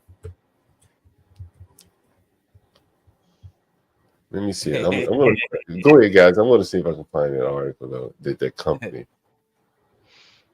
Yeah, propaganda is very. That's what they call public relations. The propaganda sounds bad. You got to make a euphemism. Yeah. Public relations sounds friendly, right? Like human resources. I mean, I think a lot of this starts up in like at Amherst and all your old line ultra liberal Massachusetts universities, for example, Oberlin, right? Like you don't even hear these schools because they're that wealthy elitist, right? Like Hillary Clinton type. Are you blaming the WASP for this? Dude, no, it's all mixed now. Oh, okay. It's all exactly. Yeah. Well, Cornell, like Cornell. Yeah, there you go. And like, where did Hillary Rodham Clinton go? Right, Amherst was one of them. It's like 80 grand a year, but they come out with words like intersectionality. Like, I don't know what that is. Like Oh, I can tell you. well, they come up. Well, what it is, which I learned what it was, but it's like an basically it's when you hear intersectionality, it means no white straight men. Basically. It means no actually, white it doesn't. straighties. As a matter I of think it fact, does. white and straight is an intersection. I think it's everyone against white straight men, conservative See how men. confusing? You see how confusing Yeah, it is, okay. though, Well, Stanley? all right, let's See hear. how- What No, is it, it's Stanley? not very confusing at all if you take the time to like listen. But if everything is based on white straight men, then Okay, it it's kind of. not based on white straight men. But Yeah, that's how you measure intersectionality. You base it on No, white. that's not how you like, measure intersectionality. can I give you guys another example of what I mean? Right? It's very similar though. Do you remember doing Trayvon No, Martin it's trial? not. Do you remember doing the Trayvon Martin trial? Hold Oh, on, vividly. George Zimmerman. Right. There are three Yes. words. There are three words that became paramount in the Trayvon Martin trial. He Stand. could have been my son. Well, that was that too, but it was stand. Can anyone finish what I'm about to Your say? grounds. Your grounds. Stand your ground. Stanley Cross. Stanley Cross. Stand your ground. That's kind of like stand your ground. I do that all the time. Yeah, right there. Now, if I would have asked Damn. you guys, Wait, John. I just got an email from my company. They said, you want me? I'll read it to you real quick. It Go ahead. says accident in Colorado on Thursday, August 15th. My company was involved in a tragic accident in Wheat Ridge, Colorado. Our driving teammate was not seriously injured. We are deeply saddened by the loss of life, and we are working with local law enforcement in our search for answers to what led to the accident. We are proud of our safety record and our commitment to public safety will not waver. Out of respect for those involved in the work of the police, we will refrain from further comment at this point, other than to say our thoughts and prayers go out to the families of all those that are affected. So basically, that just means one of our trucks killed somebody. Yeah, Wow. right. So yeah, Wow. Jesus Hey, Christ, my bad, John. I literally just no, got that's that. cool. Sammy Giroux got to put a comment in there. Oh man, these some quick-witted people here. They're very quick-witted. Yeah, that shit before you can What? he had that shit before you finish reading. Oh yeah, he did. Yeah, he did. Damn. Look at that. Damn. These are quick-witted people. I give it. Hey man, you need to get on a comedy show. What is it? Yeah, right. Oh man, I tell But you, my bad. You were on the three words for the stand your ground, man. You know what I'm saying? Like most people don't even realize that George Zimmerman never had a stand your ground hearing. Never. He never contested stand your ground. He was focused. His only defense was self-defense. Stand your ground had nothing to do with the George Zimmerman trial. Nothing. But yet, if you Google stand your ground, it probably 10 million articles about stand your ground. He never even requested a stand. You have to request a stand your ground hearing in Florida. He never requested. But why did the media focus so much on stand your ground when it had nothing to do with this case? And this is what I'm saying. Like the media can shape you by what they talk about or what they don't, how they shape a narrative. The George Zimmerman case had nothing to do, absolutely nothing. It was a clear. I think that was the first case I of don't like white agree black, with that. of like the white black thing, the white black narrative. Eventually, That the was it. defense White. He became. wasn't even white. I'm sorry. It was Latino. Okay, I know. eventually the defense became self-defense, but stand your ground was part of it. I mean, it might be something that his defense didn't pursue. Well, that's what I'm saying. So if its defense didn't pursue it, then it had nothing to do with the case, right? Well, no, it had nothing to do with the trial or the outcome. Right. That's what I'm saying. The only way it could have come into the case was if he had requested a stand your ground hearing, but he never Okay, maybe requested. you're not getting what I'm saying. Yeah, maybe. Yeah. Ultimately, it had nothing to do, but at the very beginning, it No, it was an didn't. option he could have taken. He chose Could not to do it. So, and he never did. And days after, long after the trial had started, and he had bypassed his stand your ground hearing dates. He never. The media still reported on stand your ground, even though okay, he. so what? So what I'm telling you is that the media train your eye on stand your ground. And you don't think they should have? Well, this man never even. It had nothing. Now, maybe there were some other cases that came along that were clear cut stand your ground, where the person being accused of the crime requested a stand your ground hearing and won the case. But in this case, in George Zimmerman's case, he never went to the judge and never went before the court and said, "Hey, I want to attest my innocence on the basis of standing my ground." He Okay, never. so is what you're saying the press should have never brought it up at all? They I'm should have saying that. just concentrated. I'm saying that the press, the media, went after gun rights and the ability to defend yourself by attacking, staying your ground, and they used Trayvon Martin when Okay, and what's wrong with that? it had nothing to do with the case. They used that boy, Okay, we agree it had nothing to do with the case, and but they used it. why should the press not Listen, have talked about it? if you want to push an agenda, say, "Hey, I want to push to repeal staying your ground." Cool, I ain't got no problem with that. But why use Well, sounds like that's what they were doing. But why use a dead boy's case to push a false narrative in a case where it didn't even apply? Find Why a case. not? Find a case where it really applies, where you can really make your argument. Hey, I'm against staying your ground because look what happened here. But in the case of I think Trayvon, that's a valid argument, but right? I mean, the press did what the press did. The press did what they did. They pushed the narrative to push a racial Well, conflict in.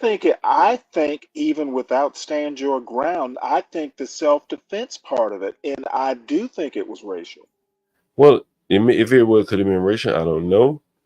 But the one Okay, thing, you know what? Maybe you aren't that familiar with the case. The only reason that George Zimmerman ever got involved with Trayvon was because he was a black. Whoa. Stanley, I wasn't working during that period. I watched every day. I remember where I was. I watched every day of that trial, every day, every moment. I read so much about that. I could describe to you right now what that apartment complex looked like. I know where his daddy was when the boy got killed. I know where his mama was. I done read some of the text messages that the nigga wrote while he was on the bus headed to see his dad. I know everything I can know about that case. It had nothing to do with stand your ground. And you got all these people out here talking about stand your ground today because the media spoon fed them a lie. That is the reality of the matter. The man never ever requested a stand your ground hearing. Period. Go ahead, Stan. Okay, I better disengage because I'm not appreciating the meandering manner in which you're pushing your narrative. I'm Okay, giving you are pushing a narrative just like the press did. I'm telling you the truth. He So never requested a what's stand your you're ground hearing. pushing a narrative, the press pushed a narrative, we have two narratives, choose one. Did he ever pursue, to your knowledge, did he? Okay, your narrative is that they should have never talked about stand your ground. That's your narrative. It didn't apply. Yeah. Why talk about something that Okay, didn't apply? in your opinion, it didn't apply. In the Right. press's opinion, it did. We have two narratives. All right. Your narrative, in my opinion, is no better than the press's narrative. Okay. Fair enough. All right. What's up, sir? You're up here today. Glad to see you here. You're not driving anymore. What's up, sir? How's your day been? Hey, what's going on, y'all? Y'all can hear me? Sir, you're Yeah. in Chicago, right, sir? No, Charleston. Sir, did you hear that news HB just read from his company? No, oh yeah, I did. I did actually. I caught that right after I showered. Yeah, that's yeah, somebody effed up big time, bro. Big time. I'm pretty sure right now that driver is trying to figure out. Well, he's probably praying that they don't find anything wrong with his truck or anything wrong with whatever he did in the last, in the prior 10 seconds before impact. So yeah, That's that's what right. They he. probably got Yeah, his phone he records, all kind of shit, huh? Yeah, they got camera footage and everything, man. So I mean, we'll see. Hopefully he hadn't picked his phone up in the in Oh shit, five I ain't seconds think of that. before, or yeah, man. It could be.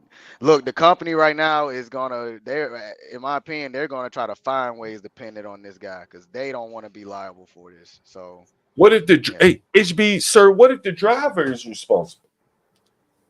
he'll. Oh, somebody died. He'll probably go to prison. I'm talking about what if the driver of the other car is responsible?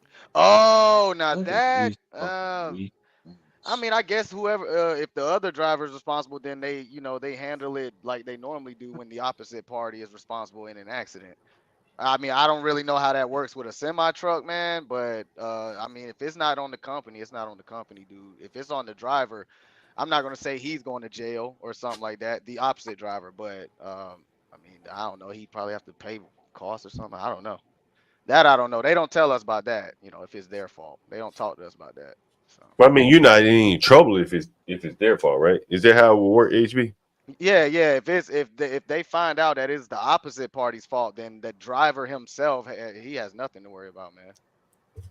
Now they might like come to him and be like, "Hey, your slack adjusters were a little, an inch and a half off." They might come to him and do something like that, but at the end of the day, you weren't responsible, so the company can't do anything about that. It's not your fault. So in my experience, that's what. Yeah, that's crazy. That's crazy, bro. Yeah, but if it is his fault, someone died. I mean, you know how the justice system is. A life has been taken. Someone has to be responsible for this.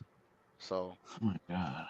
yeah, it ain't no sweep under the rug thing. He might go to prison, dude, if it's on him. So yeah, they're about to check everything, man. They're gonna check his driver logs. They're gonna drug test him, blood alcohol test, probably hair follicle. They're gonna check the brake linings on the truck, the slack adjusters, the airbags, the brake lines. They're checking everything, dude. They're checking everything. Tire pressure probably. They got to look at how fast he was going compared to what he was pulling, and they'll probably come up with, oh, you should have been going this fast instead of it. Like they're gonna try to pin it on him. That's what I'm gonna say. They're gonna try to find a way to pin this on him. I mean, when you're a company driver on the road, dude, you're a number, dude. They don't give a shit about you, bro. I have a quick Uh, question for you, sir.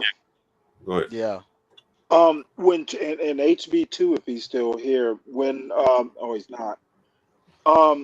When you in the morning, like before you take off to do a job, do you have a checklist? Kind of like, when pilots take off, they've got like a checklist of, just some things they check before they get in the cockpit. Do truckers have something like that? Yeah, yeah. Ours isn't nearly as long or extensive as a pilot's, I'm sure, but yeah, it's called a Hmm. pre-trip. You're supposed to check Okay. yeah, you're supposed to check all the way. I mean, I would say from the headlights all the way to the tail lights. So, I Okay. mean, you gotta pretty much check everything. I mean, a lot of guys don't do it, but I mean, you're supposed to every day, and you're supposed to do it Yeah. after you drive too. When you're done Yeah. driving, Gotcha. you're supposed to Yeah. do it then too. So You yeah, know, the that's interesting why. thing is, That's hey, why. I Go would go say ahead. like someone who does investing and trading, like a very disciplined person, they also have a checklist. Like it has to meet certain criteria. You know what I mean? So, Yeah. That's so yeah, driving. that's interesting. You know? Yeah. Like there now doing like a pre-check or a post-check, you don't check necessarily everything, but there's certain things you check. It's kind of Mm-hmm. mandatory, like your lights, your brakes, like that type of shit. Making sure everything's connected. You make sure that's all. You make sure there's nothing leaking. there's certain things like you don't take off. Hold on, So guys, I'm glad. guys. I'm Do glad to hear not it. do not listen to HB. You are to check everything, okay? You're no, supposed to no, check. no, no. You're You're supposed to supposed check the to do what lining. you're supposed to You're do. supposed to check the goddamn lining of the door and make sure that ain't coming out. Like Oh you my gotta I'm God, check you glad gotta to. check that I'd too. hire everything, Sir. bro. I'd Woo! hire That is Sir, a not pre-trip. HB. But let's be honest, we Sir don't need sounds a like he car. knows what he's doing. Yeah. No, no, no, no, no. I mean, it's easier said than done, but I'm just you kidding. you No one want does to. that shit, Ryan. Nobody does that. Yeah, yeah. No, No, that, I'm just. nobody. Look, I'll Check be that honest. I'm condom. glad Make it's sure it's not got just. no pinholes in it. I'm glad Right, it's right. not just like You Kenny gotta check the Rogers up condoms. there, some No, alcoholic. You know, I'm glad to hear no, they take no. it seriously because it's like a 20-to-1 weight ratio between a car Right. and a Yeah, rig, yeah, yeah, right? yeah. For Yeah, Your sure. yeah, tire, yeah. your Yeah, With yeah, a yeah. tires too. hundred, Your with tires are 100,000 really pounds, one of man, your tires are like the huge. most important thing too. You got to check your tires every day. Like Yeah. this is something that you as a driver you have to do every day. And if any of those things went into this accident happening, you're liable as a driver. You're liable. Oh wow. So they'll Yeah. look at your rig afterwards and say, hey, you had this, and this wrong. So you Yeah. still get jacked up, even if it doesn't have to do with the accident. Right, right, right. Wow. But I'm thinking it was probably depending on how this accident happened, like if it was at an intersection or something, that's one thing. But more than likely, and this is why I have like two different phone holders, because even I see it. Man, I'm sitting there driving and I see a driver with his phone right in his hand. You guys will never Mm. catch me with my phone in my hand Really? ever. Nah, Yeah, nah. Oh my I have God. I have two different I phone see a lot of mounts. women doing that. A lot of women will drive with Oh their leg yeah. up and have both hands on Oh their what? phone and like, yeah, bro. Yeah. A lot of white women drive with Leg their up. Really? leg up Yeah, and white shit. women do that. What the fuck is wrong with them with the leg I up don't shit? And know. if you guys notice when I'm driving too, like I don't care how the traffic is looking. I don't care if we're in a like bumper to bumper traffic. I'm at least about 20 feet behind the next driver, just because like that stopping distance is so Yeah, important. yeah. It and people, a lot of times drivers they get comfortable. Like the worst accidents happen with the new drivers and the drivers who've been driving for like 10 years because they get comfortable. They start Mm. tailgating. I You know, see. they I you see. know they think they Yeah, know yeah, yeah. everything, and all Yeah, it takes yeah, is yeah. Yeah. one person to stop, and now you can't stop. Now you just hit this lady, and now she's ran into another car in front of her. And man, Man, it And sounds that like car in exactly like front of her, trading, man. It's and like that car in trading. front of her had children in the back. It right? can, it's. That's that I would say shit can get real in like a split Yeah. second. A split split second. second, split second. Yeah, it Whole gets life real done brutal. changed. Hey Yeah. HB, give me 1 second here. I want to give you an update here. It looks like we may be about to cross the 20. Oh, we're at 21 minutes 58 seconds average duration. HB, you know the average time content of a TV show minus commercials? It's 20 minutes. I think it's about 22 to 23 minutes, give or take. Yeah, yeah. We're 22 minutes short of 2 seconds right here. Hey man, hey, get crack HB. All you got, man, you gotta pat yourself on the back right there. Oh yeah, we got Man, passed up. We're like, oh yeah, I fell asleep. Fucking listen to Clue Channel. Don't give a fuck. They still watch it. That's how amazing yeah. this show I is. jumped in by 2 o'clock though, crack. Yeah. Mm. And carried it in about 8 o'clock or something like that. I don't know what time it was. Yeah, we had Kimmy Cakes, we had everyone. Like MFB like dropped off, and I was like, okay, time to do the bizarro Man. weird stuff. Yeah, let's talk about Gnostic Christianity. Bob was on here. I was expecting Bob to yell at us or something, but like I don't know, his connection like he dropped off. Oh well. Hey HB, a helping hand hound says, how do truckers feel about the move over law? I think Oh. it makes sense. Now this is a law where like if you see a like a police car or any type of vehicle on the side of the road, you have to get over as long as it's safe to get over. And you So know what? Go ahead, HB. Go ahead. No, that's pretty much what the law is, and I do agree with it because depending, you don't know what's gonna happen. That police officer could be detaining somebody, and that guy could just run out in the middle of the road, you know. So I I don't necessarily like the law, but I think it does have to be enforced to some extent. What do you think about it, sir? Yeah, I'm not gonna say I like it or dislike it. To me, it's just a traffic law that I do, and honestly, it makes sense to me as well because, like HB said, there be guys like working on the side of the road as well, man. And I've been Hmm. stuck on the side of the road, and down there, messing with something in my truck, and all you feel is the force of vehicles going by at that speed, and The you pressure. just can't even work, man, because you keep doing this right here. So yeah, I Yeah. agree, man. I think if there's a now, my thing is what pisses me off is most drivers don't know about this law. So when a truck does do that, they think we just cut them off. You know what I'm saying? When really we're just trying to get out of this. I only do it for state troopers most of the time, or Yeah. somebody that's Yeah. like broken Yeah. down on the side of the road. But Yeah. if it's just someone sitting over there with their hazards, no. But if it's like a state trooper, another truck, he has his triangles out. Someone that's like gotta sit there, yeah, I'll move over and stuff. But other drivers that I feel like they don't know that, and they think you just cut them off or you're just doing stupid shit in a truck when really like this is a like truckers are supposed to do this, man. Like, you know. Yeah. So that's Yeah. how A I feel lot of about it. a lot of people really don't know the laws of the road Yeah, like they don't truckers pass their do. damn DMV most of the time. They just get Yeah. 70%. They pass it. Yo, you Yeah, know Yeah. there's what a I lot of think also, HB? idiots everywhere. I didn't notice how bad Americans are at driving until I got into a semi, bro. Yeah. I Nah. think that's when you Hmm. see the difference and you're like, oh shit, did I used to do that around trucks? Because they Yeah. literally drive around us like our vehicle can stop like theirs. Yeah, right. Right. They Dude, do Right. that. They Right. do I, Right. that. I They do see that. that Yep, yep, yep. all the time. They'll All jump the in Yo, front of you and then hit the brakes to try to motorcycles. and then make it hit to the an brakes. exit. Hit Yeah, the bro. And it's brakes. like, Yeah. bro, Yeah. Yeah. Yeah. if It's I hit like, my bro, brakes, I'm not stopping, bro. Like I I'm can't gonna stop. keep. I literally cannot stop. And that's what they don't get too. And they don't get how much they can speed up too. Like Yeah. if you're on an on ramp and I'm in the right lane, like bro, you can speed up. I mean, you could go. You don't have to match my speed on an on ramp. Like stupid. They just match your speed. Yeah, They they half the time they fucking match my what speed. physics? They can't. None of these motherfuckers learn physics. Oh man. Right, right. A lot of times people are just like super intimidated by trucks, so they kind of like Oh my it's like they don't know god. what to do. Like if you're on an on ramp and you see a truck in that right lane, just speed up past that truck. Your car could go so much faster than a truck can go. So just I I can't would wait say until we got the whenever space trucking, man.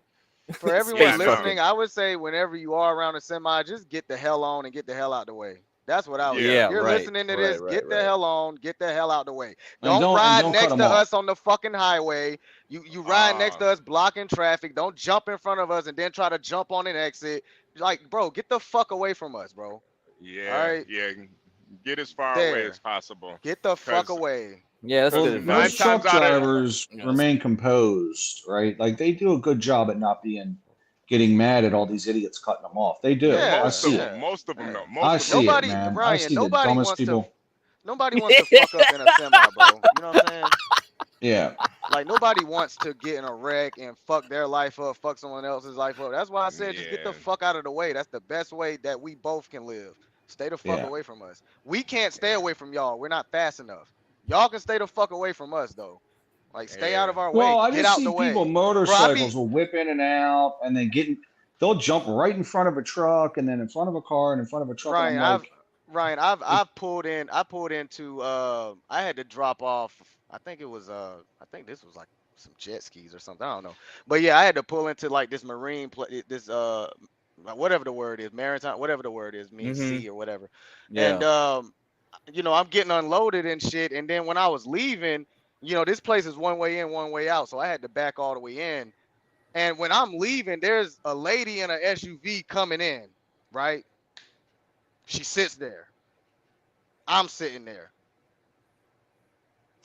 I'm pointing like, yo, I'm going that way. And then she's like, well, I'm going that way. I said, Ryan, I pulled both my tabs. I got out the truck. I said, "Ma'am, do you really fucking think it's better that my big ass backs the fuck up out of your way?" Yeah, no. I said, "Ma'am, get this fucking SUV out the way, or I'm gonna push it out the fucking way." And that's the shit you deal with. Like, you deal with idiots, dog. Yeah, they Like, don't bitch, common you really sense. gonna There's no want me common to back up sense. in this big ass truck? Yeah, Seriously? no common Hey, sense, sir, no sir, was she, physics, no DMV, nothing. sir, was she Mexican? I got a feeling she was Mexican. No, she was a I would say a middle-aged white lady, and it Yep, really, there the you only go. reason Yep. the only reason I was Karen. angry with her, the only reason I got angry with her is because she cracked the window as if she was scared. She was like, "What do you want?" Bitch. Oh hell no, bitch! Yeah. Now I'm about to Get act like a bitch. nigga. Yo, get this shit out the way, or I'm gonna push it the fuck Get out out the of the way. way. No, Fucking the dumbass white women bitch. are the ones who have the craziest road rage. I've been cussed out and the finger thrown at me Whoa, more tell us. by Yeah. white women than anything. Yeah. Especially this last time I was in Michigan, I was I'm in the far right lane. This lady's merging in, so I she's one of these ladies that she's not speeding up. So instead, I'm being I'm gonna be the gentleman. I'm gonna back off a little bit. If you're not gonna speed up, I'll back off. I'm not in a rush. This lady got so irritated. She's driving. I don't even know how she did this, but she got out of her window. Like, her body's outside of the window. She's still the driving, fuck? and she's just flipping the bird at me, going crazy. Oh I'm my god. like, yo, this lady is this lady's Bro, talented. they literally don't understand. And you know what I think, Crack? I think at the DMV, when you get your license, they should give you like a small course on how to drive around semis or heavy Yeah, vehicles. you're right. Heavy They vehicles, probably period. should. Because people have no fucking idea, dog. No, They just do the stupidest yeah, shit I around realized right away that most people, they have no common sense. They got no nothing, and it's just like Nothing. once you don't have that, you can't even do like normal shit. Like, all right, teach them physics, teach them like some DMV basic rules. Nah, Fuck no. their Hey, mind is I would so say polluted. I would say most people are NPCs, man. Yeah, Most people just exist. They don't have any kind of brain power, any kind of intuition, any kind of motivation. Bro, a lot of people just exist, bro. Like, there's people that are stagnant. They'll go to a job that they hate, but they don't have the motivation to That's move how up, it so is. they'll just Yeah, stay yeah, yeah. there. Bro, And then too, most people they're texting and driving. I know you see it all the time, sir. all the time. Most of all the time. these drivers, they're sitting on their phones, texting, watching porn. I Texting. told you, like, Day I've trading. seen Day day trading. Yeah. I've seen people driving with their knee, like just shooting a text with their knee, You see steering it. like that. That's why I would, anybody who wants to be a safer driver, invest in some sort of phone mount for your car, because Yeah. I'm telling you, it's a big difference maker. You don't want to have that phone sitting in your hand while you're trying to drive, because all it takes is a split second. You out of there. Mm-hmm. And even with the phone mounts, guys, like, I would still be careful with that. Like, just being on your phone, period, is like super dangerous, man. But I mean, hell, we got damn near TVs built inside of cars now, so hell. Yeah, for real. Yeah. It's. I think there's it's kind of just built into our society. That motherfucker probably in a Zoom call in a trial, probably in a divorce court, yelling and screaming at the phone or something. Yeah, bro. Oh, F that shit. This is dangerous. Oh yeah, I remember we talked about that guy who wasn't supposed to be driving. He Zoom called into in the court while he was driving. Oh yeah. The judge, he called his judge, and he wasn't supposed to be driving. He was like, "My bad, I had to park real quick, man. But what's going on, Your Honor?" The funny thing about that case, it was a clerical error. He was actually in the right. The clerk was fucked up. Yeah. Damn. Yeah, something went wrong. I don't know. Really? I mean, Really? that's why don't trust government. I told you about like the county recorder and all that stuff. Like, double check everything they do. Yeah. Hey guys, I got this funny text message the other day. A buddy of mine sent this to me. He said, "Hey man, you should share this on your stream. I'm not sure if you can see it. This is my buddy in blue. He says, did you give the applicant a thumb up or thumb down?" And the guy responds, $23 from a mall's food court. Yeah, but I think he's overqualified. My buddy says overqualified, and what is the downside to that? And the guy who's responsible, you know, I don't want you to think I wrote it, so you can read it yourself. Highly educated, well-read, polished, 34-year-old white guy in a team of young 20-year-old minorities with poor work ethic. And I John, think you he sure you didn't send that text? That wasn't not, me missing. nah, because again, like you probably would have heard something from me, probably a little bit more Vulgar, vulgar. inflammatory is what I would say. But this was a friend of mine asking a manager in the food court, "Hey, you gonna hire this, guy?" He says, "Yeah, I would, but he's overqualified." We always heard what overqualified mean, overqualified. Well, what the hell does that mean? And then he's saying in this instance, overqualified means that he would make my other workers, look bad. And to maintain the bulk of my workers, I can't hire someone that would just outshine them. Right. So it's a very interesting dilemma. It's a very interesting dilemma when you manage people, it's almost counterintuitive. Master Kim, since I see you up here on the panel, it's one of the reasons I brought this up. What do you think about this? Yeah, very interesting. Makes sense. It's almost like some extra insight that is above the normal level of thinking. Because I would try to hire someone that was more qualified. However, they're going to bounce and leave you as soon as some of their other opportunities open up as well. So they're not going to stay for long, unfortunately, if they're too overqualified. That is the other thing, that the person is going to leave you because he's overqualified. But the other part is you're going to have friction between this overqualified worker, showing how inept the underqualified workers are. So now you've introduced friction because, as I said to you over and over in streams, and I guess I don't say it explicitly, inequalities, when you introduce inequalities, a hard worker and a sorry ass worker, somebody gonna be angry. They're gonna be, hey man, you eating my lunch, why you coming around here working so hard? And that hard worker gonna force this sorry ass worker to either ship up or shape out. It was ship out or shape up, as they say. Hey John, And hey John, this I don't know if you ever heard of this restaurant called Fazoli's, but I worked at this restaurant called Fazoli's. It's like an Italian. I know what it is. Yeah, they got Pizza pizza and spaghetti and yeah. It's like a pizza and spaghetti place. So I worked there in like I think I was like my freshman year in high school. So I remember I still remember this like it was yesterday, man. It was maybe like the first week I'm working there. And now the cooks there, all they do is just warm shit up. They not real cooks. They just warm shit up. But they're all older. And the wait staff and the people that clean up and bust the tables, we're all younger, high school people and stuff. So I remember I had a bunch of tasks to do. I finished all my tasks. So I asked my manager, I was like, "Hey, is there anything else you need me to do?" One of those cooks came over to me and was like, "Hey, don't ever ask for more work to do. Don't ever do that." And he was, he looked like he wanted to punch me in the chest. Like he was so pissed. No, he took it. He's like, "I'm just trying to be a good worker." Right. I cleaned up the, I bust down all the tables. I bust down all the tables. You got any more work for me to do? It's like 2 hours left. He told me straight up, don't ever ask if there's any more work to do. HB, he's right. You just gotta grab a broom and look busy, man.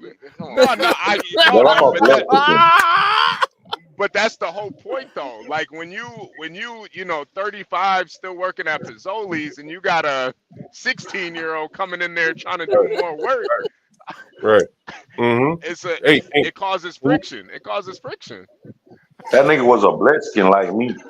No, can you guys HB at a white job? It wouldn't have caused any friction, bro. Can you guys see what's at the bottom of the screen? At the bottom of the text message, you can see it initially. Can you see that? If you can't read that, I'll see if I can make it a little bit bigger. No, you got to read it. You got to read it, John.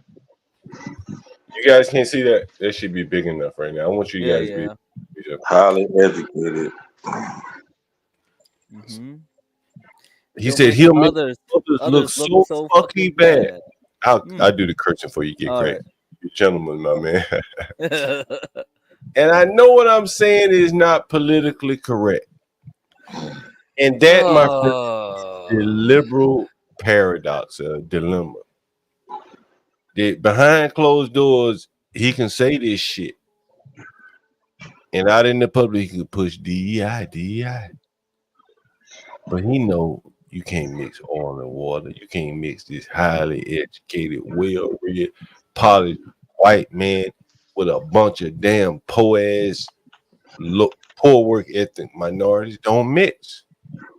They end up beating somebody's ass outside of Shake Shack. Yeah. For being a Bring it all the way home.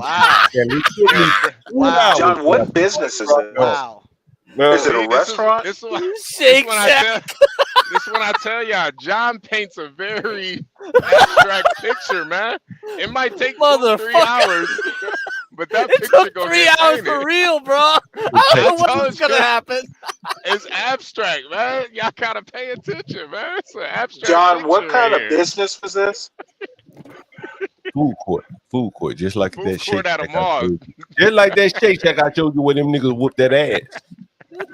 Shake Shack. Just like it did just so happen to be a food court, so it's a direct parallel. Everyone was like complaining it's Sabaro. It's Sabaro. Did Orange did I- Julius. hey, did I complete the motherfucking circle? Right? Did I complete? Okay, not for me. What's the point here? Nigga, it was probably 10 o'clock. I showed y'all some niggas in Shake Shack in a gay ass area whipping ass. And by the time these motherfuckers got off work, I done closed the loop. Right? Oh man. Like Looper. Okay, well, apparently, this is a loop that I'm not getting. Yeah, you know, gotta act like you don't know shit. Hey, by the way, look. I mean, essentially, this guy didn't get the job because of the poor workers that are already there. There's something I could take further with that, Stanley, is that this is for people that eat out. I used to eat out a lot, man. And I've shown you some of the places I go, right? I've talked about some places I've been. And I like a fancy drink and I like a fancy meal if I go out. I ain't eating in no fucking Shake Shack with these niggas whooping ass. Right? I don't go there. Man, I can't tell you last time I went to Shake Shack, man. Shit, New York, I don't give a fuck. It started in New York. I don't go there. I don't eat there at all, period. And so what I'm telling you is that, Stanley, is that like what this email, is saying is more or less like the denigration of service in restaurants. Right. This highly educated man will really upgrade the staff, but shit, you bring him in there with all these low grade minorities, as this guy saying, with poor work ethic. These ain't my words. I ain't write none of this shit. So don't take this shit up with me. And now I can't hire somebody good because he outshine all my sorry ass workers. And Master Kim understands he be like, look, I can't lose all my sorry ass workers because the good worker ain't gonna be with me long anyway, because he ain't gonna work with all these sorry ass workers. So I gotta hitch my wagon to all these sorry ass workers because at least I know they're gonna be around. Am I wrong, Master Kim? Okay, so what's the moral of the story? You're right. I'm not talking to you, Master Sandra, right now. I'm talking to Master Kim. I'll come back to you, Stanley. Am I wrong, Master Kim? Yeah, you're right. And then also keep in mind, John, it could go the other way.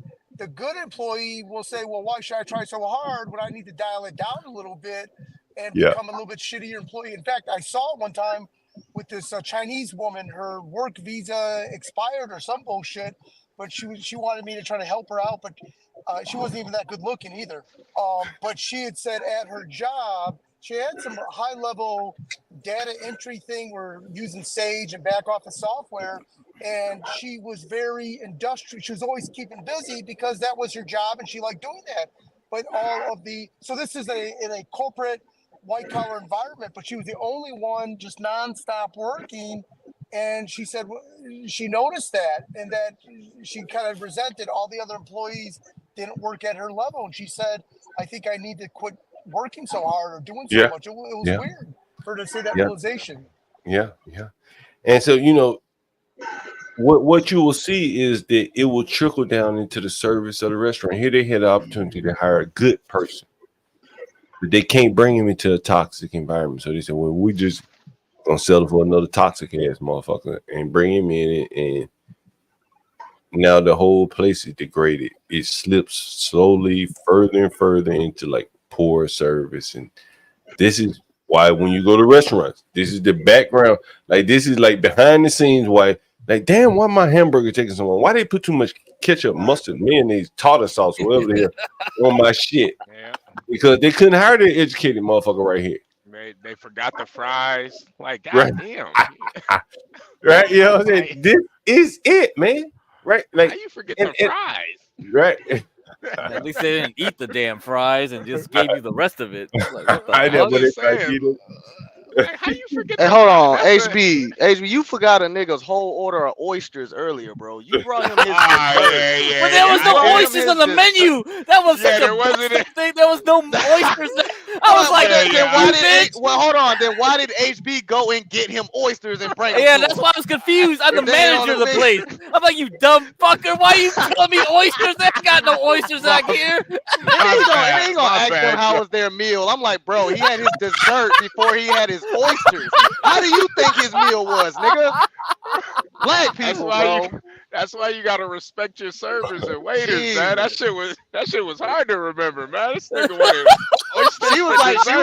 She was like, can you walk away so we can talk? And you was like, well, I am, but I was just trying to ask you. Like, dude, she just asked you to leave, and you're still standing here explaining yourself. I'm too overqualified, man. That's the problem. problem. Go ahead, John. Go ahead. Oh, hey, hey, man, DMVville, man, I would love to get you up on the stream. Every time I step away, I always come away with something different I want to pitch to you guys. DMVville, I'm assuming you're in the DMV somewhere, DMVville, and we got Roz here, and I got 3 microphones. We could pull off a 3-man show. I got 2 headphones, so one of you guys would probably have to listen through YouTube or something like that, but we can go downtown. We go to 8th Street, Whole Foods. They got plugs out there, so we could really, like, do a whole show going with everything. Roz, you are spontaneous, bro. Man, I got a beautiful mind. I keep trying. HB, man, you ain't gonna believe this shit, guys. We're at 8 minutes. You're in Maryland now. What part of Maryland? You're in DMVville, man. You could catch the train or Uber. I'm thinking. I've been scouting at the locations. I think 8th Street, Whole Foods will at least have plugs for outlets and things like that.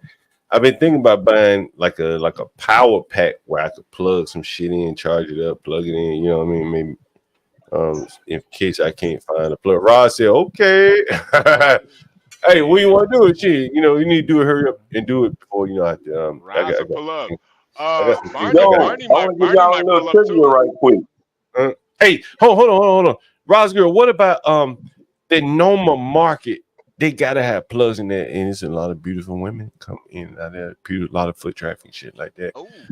Ooh, we could do it right there. Ooh, we could do it right there. Hey, DMV is I can be a PG county, nigga. I'm almost in PG county myself. I'm a stone throw away. You know what I mean? You hang out with the rich niggas, PG county. I'm in Southeast. Wait, John, you gotta pull this up. No, I got a little trivia though. Pull that shit up. Yeah, pull that up. Hey, man, yo, we gotta do that shit. Like, we gotta do it more immediately though, because I got some other plans. I gotta do something. Can't tell you what I'm doing, where I'm going, but let's try. If you guys are available tomorrow, I know Rosger. I think you said you're over in Brooklyn. Can Portia pull it up? We can do it. Oh, I knew it. Fights break out. Pull it up, Portia. Nah, that's crazy. The first day, y'all still got Tuesday and Wednesday. Come on. HB, I hinted at this shit earlier, man. I'm saying like it's a full moon. It's a full moon right now. You can't reconcile. you can't reconcile all these different views, man. You just can't do it. Nah, you can't. You can't. And I think that's the thing that the difference between, at least with the conservative party, we might not agree on everything, but the core things we kind of all agree on. You know, it's not. It might be little things here and there, but we're not fighting about petty stuff like if I call you a her and you want to be called a thee or they or whatever. Like, we don't care about none of that. Hey, why Portia pulling this shit up? Oh, you think that's what the fight's about? Hold on, Shannon. Kinda. Forget about that for 1 minute, and then I'll let you guys get back to it. We're at 8 minutes, 22 seconds, and we're at 22 minutes average duration. Can you believe that? 8 hours, dude. 22 minutes. No, I'm saying we're at 22 minutes average viewer duration. Oh. We're right at a TV show. Oh, man. Yeah. Show some love to you. We're going to get 30 minutes? Are we going to get 30 minutes then? You guys think we can get 30 minutes? You think I don't know. That's crazy, right? On that crazy. karaoke show, it's going to do 30 minutes, bro. 30 is crazy. Yeah, 30 is crazy. I don't know. We might. Mr. Galt. I have a little trivia for you guys. What's going on, Chad? How's everybody doing? Doing good, man. Good afternoon to all the people on the panel and everybody in the chat. But I would like to say this about a little trivia I have. You talked about Maryland. Did you know that before Washington D.C. was called Washington D.C., it was called Rome, Maryland? I didn't know that. So that all goes back to like a lot of church people. Sir might know what I'm saying. Babylon, this is Babylon. And you go all the way back and research everything. Like I said, Well, I mean, the before architecture Washington D.C. was Washington D.C., it was Rome, Maryland. Yeah, the architecture alone tells you, you know. Yeah, they got the old blues there. They got the penis in the air. Yeah, it's ancient Babylonian and Roman and Grecian. Yeah, Freemasonry. Yeah, they got all that shit. DC. Yeah, Pike and all of those guys. You know, I was just throwing a little something in there. I didn't mean to throw everything off topic, but hey, hold on for a minute, Tyrone. I'm gonna let you pick up in a second. I just want to see if I can negotiate with Roz and DMVVL while we got them in the chat at the same damn time. Go ahead, negotiate. Roz says she tomorrow is cool. I gotta come after work. What time? Can you give me a time? DMVVL said he's gonna be in Leesburg tomorrow. Will you be coming back through DC from Leesburg? If so, we can do probably based upon whatever time Rosger gets off work, we can do it. Let's see if we can set this thing up. But yeah, go ahead whenever they respond. Yeah. What do you think about it? What do you think about that, HB? Nah, I think it's gonna be great, especially if y'all smoking and shit too, man. I know Roscoe she gonna love that. Smoking a little smoking, a little drinking after work. Yeah, Roscoe might turn up. You know they sell beer and shit at Whole Foods. We ain't gotta go far. Yeah. Yo, John, how's that Colorado pack you got? I ain't even got to it yet, but I'm gonna get to it in a minute. I'll let you know. Still got some old shit. Got the old packs. Man, I wish Cam King would come back, man. What time can you be at if you got a better suggestion, Roz, than Whole Foods? The only reason I suggested that because a lot of foot traffic, there are tables and there are plugs. It's like a perfect setup. You know what I'm saying? We just be sitting there. Shit, if I had time, I get up in the morning, see if I can go make me a sign or some shit, do something, right? And shit, we can do it. What time do you think, Roz girl, you can be at the 8th Street Whole Foods? DMVVL, let me know what time you think you can be there. That might be interesting, man. I think DC, the dynamic of DC people would be so dramatically different than New York. Oh, big time. Oh, of course. I've been to DC before. It's a different. You should reach out to Barney too, man. Barnabas, he's out that way too. Yeah, Barney, Baltimore. Barney, he'll ride his bike over there. Barney's like a triathlon athlete or something like that. Now I got a question, John. Is the White House still open up there? What do you mean open? You can't like go in there, motherfucker. I don't even know if they do tours anymore. I'm not sure. I don't think so. So are they still doing that construction since Biden was like sworn in? They still doing construction, or like is everything still like you can go and visit or walk around and see what it looks like? I don't think you can walk in the White House. I'm almost sure. Ross said 536. What do you think about that, HB? You able to make 536? I'm probably gonna my day's probably gonna be ending around then, but I'm definitely gonna catch the playback. But no, I think it's gonna be must see TV, man. You guys, talk about politics and stuff while you smoking and talk about whatever, just having a time. Rosger said Georgetown got some good spots, patio spots. That's true, but I'm not sure if they got plugs. Maybe I'll call around. If you know any good spots, because Georgetown would be nice. That shit is nice. But that shit like super fucking rich and liberal. I'm not sure how entertaining that would be to you guys. And maybe, you know what I mean? It would be the upper crust DC liberals and tourists. And hang on niggas. Man, just the fact of you being there on just live at that moment, man, that's the shit. That's what would intrigue people. Rosger, what do you think? DC Georgetown, we could go grimy, goddamn, go up my way, Georgia Avenue. Yeah, Northwest. I mean, that ain't hood. Nah, John. Rosger ain't trying to have no niggas around, man. Hey, listen, Rosger pro-black, but when it comes to that type of shit, nah, she ain't that pro-black. No, I'm talking about like a gentrified grind. The Rosger live over in Brooklyn, which is kind of like the neighborhood. Maybe 2 neighborhoods over, which is one of my neighborhoods.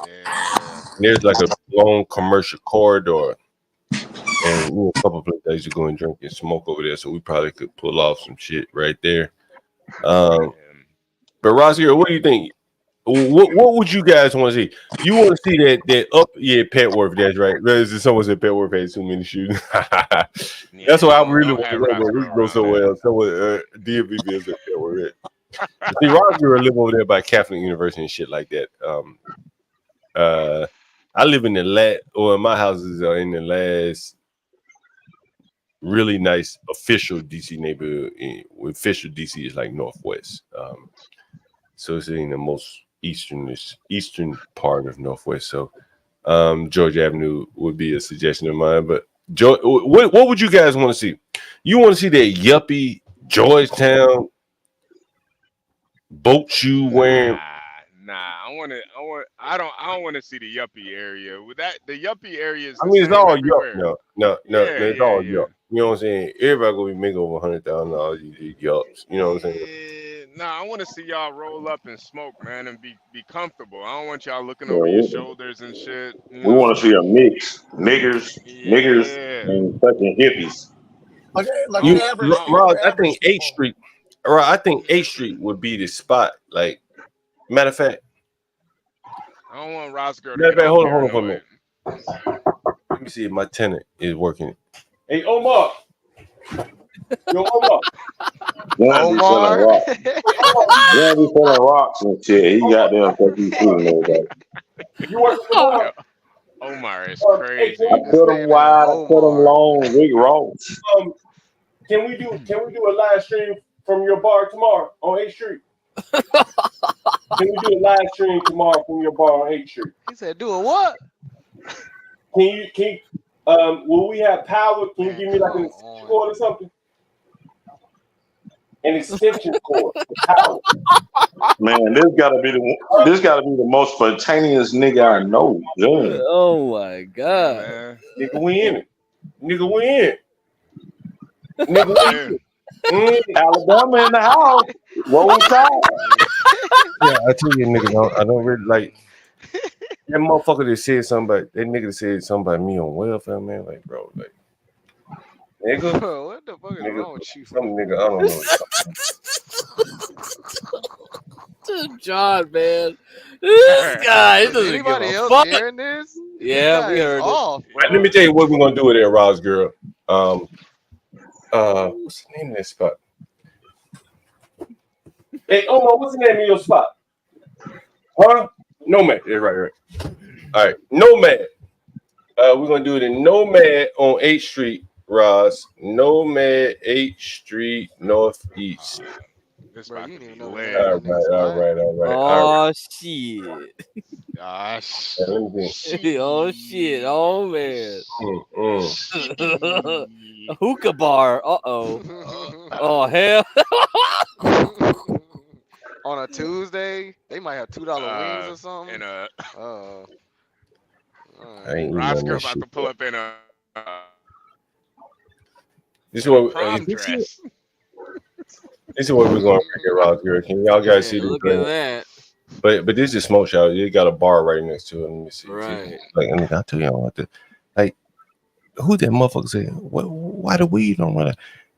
The cones don't run out either. You got to smoke it in something. I ain't smoking in no bowl. And downstairs, he work at this. You see the smoke shop? You think I had to pay for this shit? It's the life of a landlord, nigga. Right? This is the life of a landlord. Pussy, weed. I can't handle this anymore, John. I can't handle this. What else you got? What else on black market, nigga? Food stamps, everything, nigga. I am Yo, that John. It's the life of an Alabama nigga. It is true. Dog, this is nuts. Like, you see how I did that? Like, you see how easy that was? Oh wait, Rashu. Hey, wait, Rashu could pull up too. Rashu in that area. Rashu pull That up. nigga way out though. He ain't coming all the way in. We might though. You know what I'm saying? You more than welcome, Rashu. I got your number. I text you. Rashu, Let me show you're more y'all. than welcome, Rashu. You're more than welcome. Let me see what we're gonna be. What we're gonna be. Let me see what the bar is. Yo, John Roscoe gonna pull up in a prom dress, man. She about to be. Hey, you know we're gonna drink and smoke, rock, girl. You know what I'm saying? The nigga right here. Prom dress. You know we're gonna do. Roscoe, she gonna pull up with a goddamn Cinderella shoes on. Roscoe gonna pull up in some glass slippers, man. Roscoe about to shut it down. She about to shut it down. Motherfucking, oh my god. Let me see, A pumpkin carriage. Oh yeah, for real. Real life horse and carriage. Roger, this is what we're gonna be right here, right? Roger, this is what we're gonna be. Roger, this is what we're gonna be right here. Is that a pumpkin? How she pull up in a pumpkin? Roger, this is what we're gonna be right here. Look, check this out. Man, they got a hookah bowl. This my man right here, right? This my man right here. You know what I'm saying? We're gonna drink and smoke. Do what we need to do. It's my man right here. You know what I'm saying? Let me see if I can zoom in. You remember? So John, they don't smoke hookah in those bowls. They smoke weed in them. Man, we're gonna do whatever the fuck we want to do. He run this bar. We're gonna do. Hey, you remember when hey, hold on. Well, this is what we're gonna be tomorrow, right? We're gonna be at this spot, right? You see, like, hold on. You remember when do you remember when them niggas was talking that shit to me? Remember they kept saying, Omar, you fucking Omar, Arab nigga. That nigga ain't with that gay shit. He Arab nigga all day. This the same Omar. Now he own a bar now. Nah, he Arab nigga, so he run these motherfuckers. Like, see, man, see these. That's why we're gonna. That's why we're gonna drink, and we're gonna smoke. And we're gonna do what the fuck. You know, because like shit, he gotta come back in my house at the end of the day, so he gonna let me do what the fuck I want to do, right? Right. I don't sell that. I don't sell that nigga tomatoes or French fries or hamburgers. I sell that nigga a place to live, and that's a whole different thing. That's dope. That's that dope. Yo, that nigga got that club and stay in one of your spots. Nah, he Arab nigga, so he connected. Like in the industry. He sell dope. Nah, he connected though, like a motherfucker. Now I'll tell you the story. Opium, fentanyl. Hair run. Coke. Come on, What man. is Come on. going This on? is What is going this on? come on, What are Tyrone. y'all This a family doing? show, man. It's a family show. Anybody want to open up? Anybody want to open up a smoke shop? Motherfucking family products. Like See, Mexican. this a Mm. fitness channel, all types of business. What happened Master- with that just going? You fucked them and you sent them off. But what happened? He got Tell me what back. He got hit. Oh Lord, look at them niggas. They talking I about that thought I fuck. was bad. They talking about that fuck that nigga, but he's still here. Think about this shit. That was 6-7 years ago. 6-7. That nigga still here. Understand? He's still here, right? You just heard me talk to him, right? And he said, "Hey man, just pull up and you and whatever you want to do, no problem." Money laundering. I get you, man. Stanley, yesterday you got on. You talked about what you want to tell your son. Some of the things you learned on this channel. What you want to tell your son? Well, here's one thing you can tell your son, and I'm gonna be real explicit, so I hope you catch it.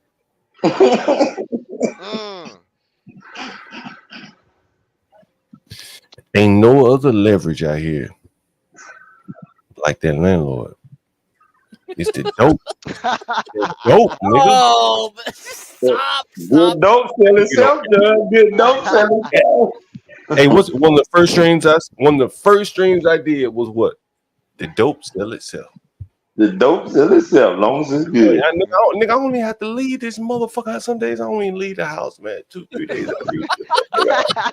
I don't even leave. The dope sell that nigga, I ain't gotta move. What the fuck I gotta move? What the dope sell itself? I got smart like nigga. I seen your coat. I be laid up in bed. Blue magic. Oh, you want to check in? Yeah, I got it wrong. You niggas done heard. You niggas done heard the phone calls. You've heard the phone calls. Yeah. John Galt, what you got for me tonight, man? What you got? What you got? HB, we're 22 minutes, 10 seconds. Ain't nothing but some dope in goddamn. Hey John, it's almost biblical too. You know, you're providing a safe place for them to rear their or lay their dreary head. You know, like some passage in the Bible, I'm sure. The nappy head, the dread head, whatever. Fuck you, John. Yo, John, I got some content for you too. Hey man, hey, I live a beautiful life, man. You know what I'm saying? And part of why I do this shit is really like Master Kim. Same reason I would venture to guess is that he just come up here to share the wisdom with you. Ain't nobody paying for this, but he got it. And by the virtue of him having, he just want to share the wisdom with you. Ain't like and Master Kim, I ever paid you to come up here? No, in fact, I can't wait till we talk about who I'm suing. You guys are gonna love this. I'm suing a church. That's what I'm talking about. You see what I'm saying? Like you guys. Tomorrow morning we're gonna we're gonna do that. What time works for you, Master Kim? We're gonna do that. 8:39, whatever's good for you. You're gonna love it. Hey, we're on your time, Master Kim. You know, we 24 hours. So we on your time. You let us know what time you know you can do it, and then we just go ahead and set up a stream right now. And then I'm gonna give receipts too. I'm gonna give Can you tell us why you're suing the church? Why are you suing the church? Liquor license. Want to It know has why? to do with the liquor license. Look at them. Maybe you want to know why. No, we got why you suing the church? They drink wine on what, second, third, Sunday? Hey, goddamn it! Hold on. Let me ask Master Kim a question. Yeah. Since you mentioned it, it's a church, and I've had this working theory of mine. These churches gonna be up for play after COVID. They can't make it. Just like big business sucked up all the little businesses' revenue, big church took little church revenue. The technological capabilities it takes to put on a Joel Osteen show, most small churches just can't do it. Technologically, it ain't worth doing it, right? And that land, that property they got that typically is on a corner, that's valuable land. They're going to have to give it up. And Master Kim, I wonder if you've ever dealt with anything like that, or if you've been in encountering churches, and this is one church. Do you think that's played a role in it, the COVID shutting them down? Yep, you're absolutely right. Tomorrow we're going to talk about that. Me and my partner paid a friend of mine I know paid someone to close. He took the money. We got approved a liquor because it's got to be 500 feet away from a church. Well, this church is directly across the street from our spot. So we applied, got approved beer and wine liquor, and the homie was supposed to stay closed for a year, and he didn't. And now I got the Georgia Liquor Control sending us all these weird letters and certified this and that. The church guy, because he was supposed to stay closed, he did not close. He created like a private, like a gospel group or something like that. So, but we gave him money. We gave him $10,000 at the beginning and $10,000 after we got our liquor, beer, and wine. And he opened back up. So who got played? I got played, right? So it might not go nowhere, but anyways, it's gonna be fun. And I'll tell you the address of this church and everything. Yeah, we're gonna look at it. Where's it at, Master Kim? Columbus, Georgia. I'll tell you the address tomorrow. Oh, I'm in Columbus. So what's the address? Hey, Tyrone, don't get ahead of yourself. Don't spoil it. It's coming tomorrow. Man, I probably can help him out.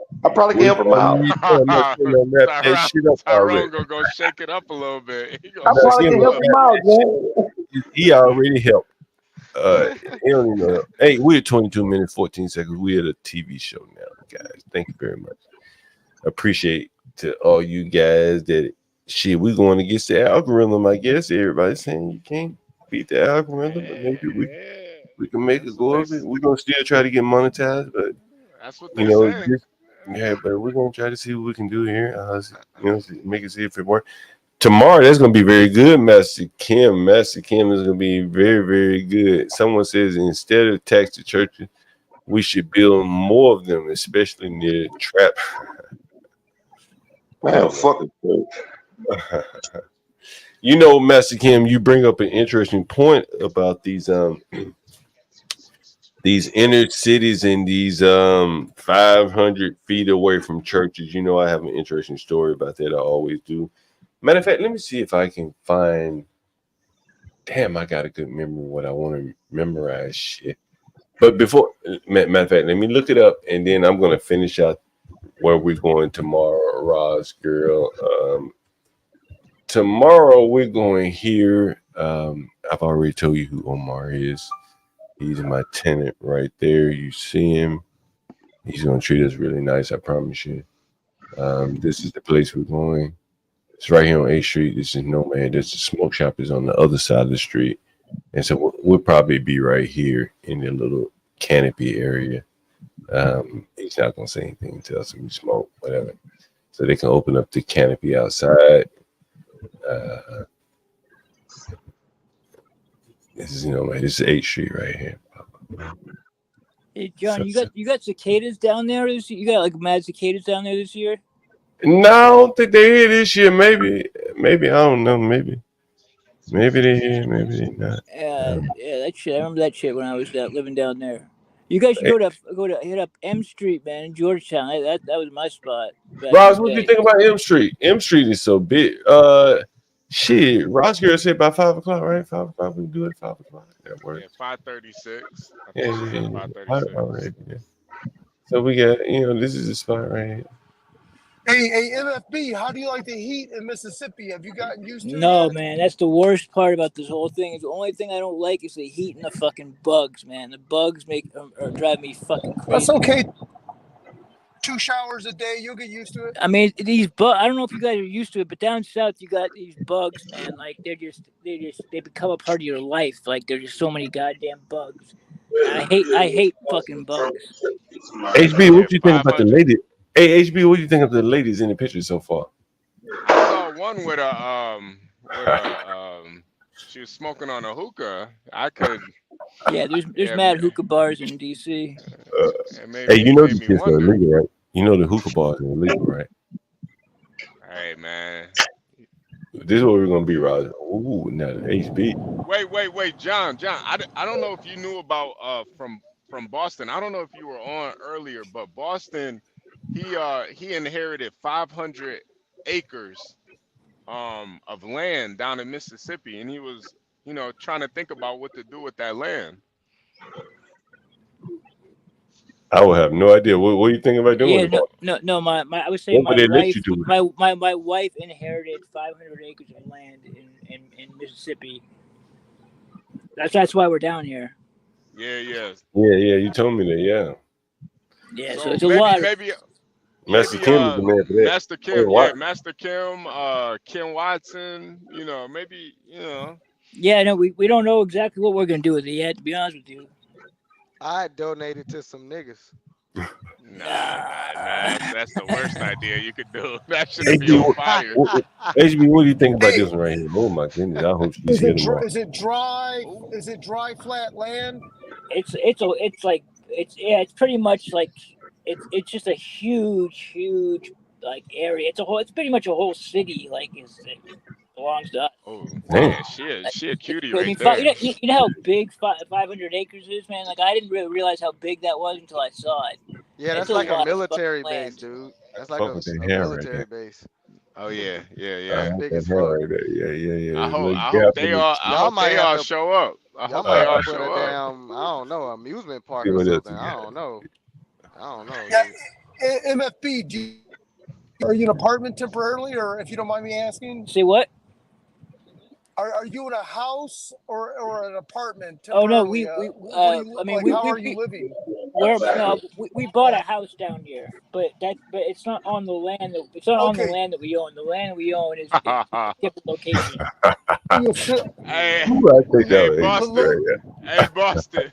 Hey, Boston. How would you feel about donating your land for reparations? How would you feel about Fuck that? that shit, man. Ah. Hey, boss, how you feel about this? Hey, come boss, how on, you feel about man. this woman on the screen right here? Hey, matter of fact, let me go back Yeah, to she real.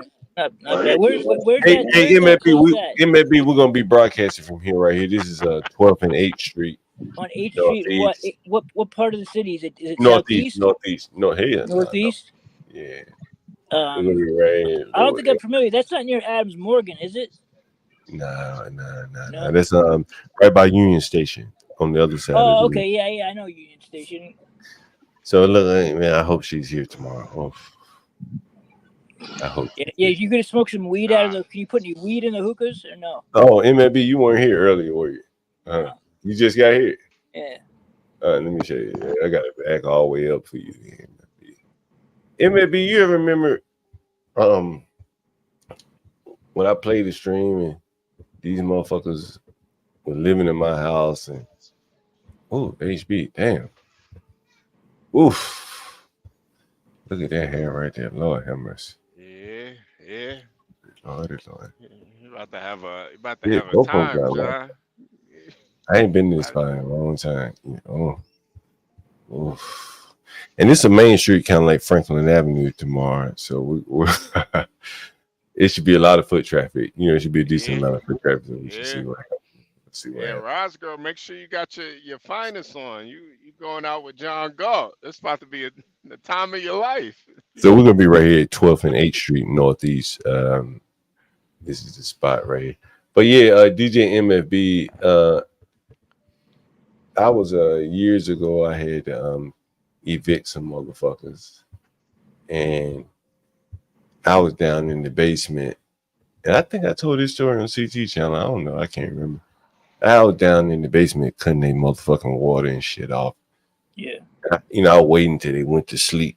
They like to fuck, so I figured they get one good fucking and go take a shit or piss or something. There ain't no water. Oh shit! What happened? And so I'm down in the basement, and I cut the water off, and I guess their mind is always on their dick, so they thinking I'm fucking the man in the basement. They don't know that the water and the gas and the electricity comes from the basement. It don't come out of magic. It ain't gonna come out of the sky. So if you listen to what they're saying here, Master Kim, you like living in this building? They say you ain't got no water, nigga. You had no water. These two dreadhead niggas ain't got no water. Spent the night with Omar. Neither do these. You spent the night with Omar. You heard him say that. Everybody heard him say that, right? You spent that. Yeah. Now, just a few minutes ago, what did I do? What did I say? What did I do, huh? What did I say? I knocked on the door. Omar. Yeah.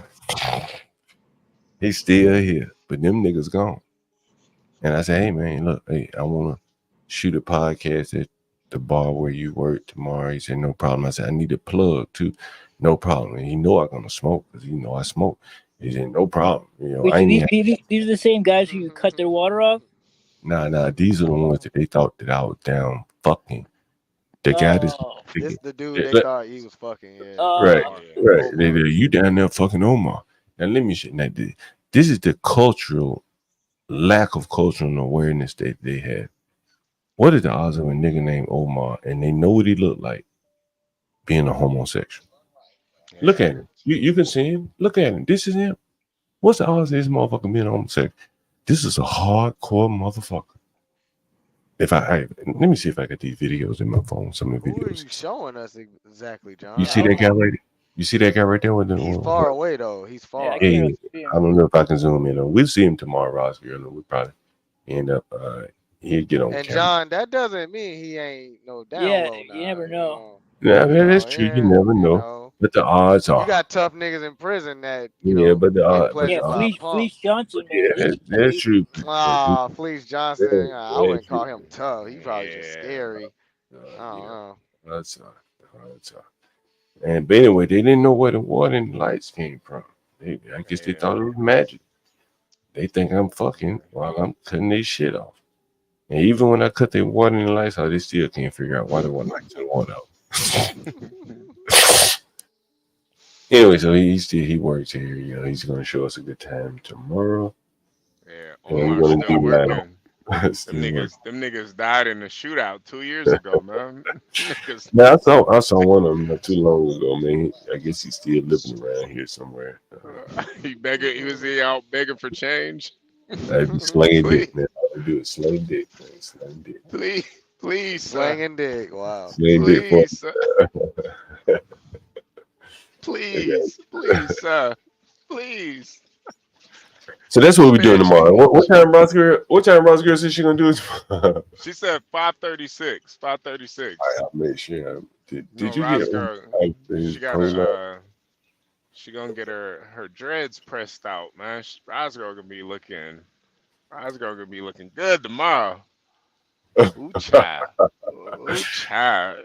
Kevin Kate said she remember that shit.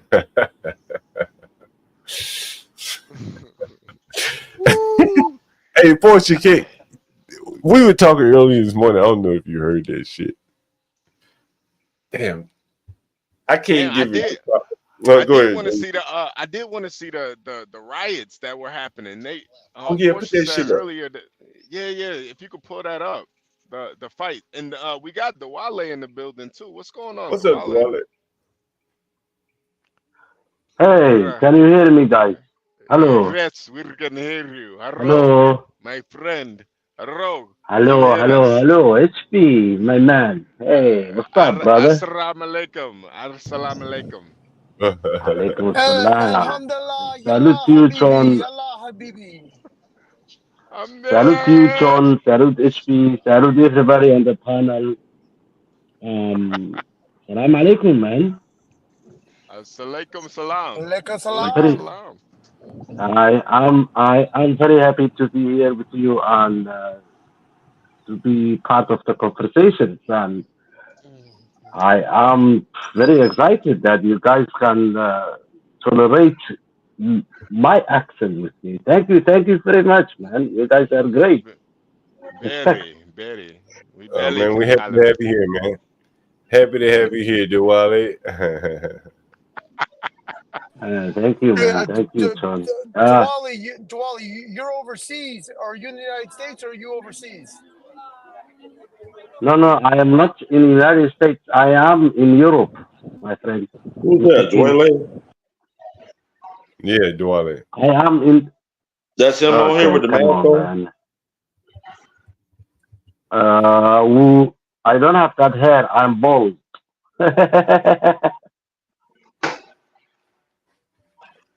Oh, my bad, brother. I'm sorry about that. I am bald, man. I cut my hair every week myself. I'm like 41 years old. I can't afford to have that hair, man. That's bullshit.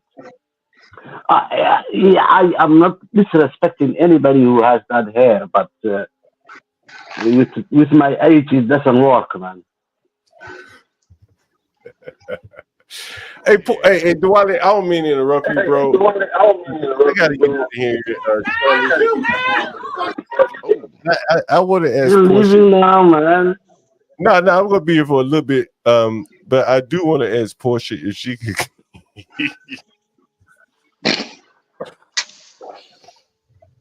HB, you know what I'm about to ask, right? What? Remember I talked about it with you.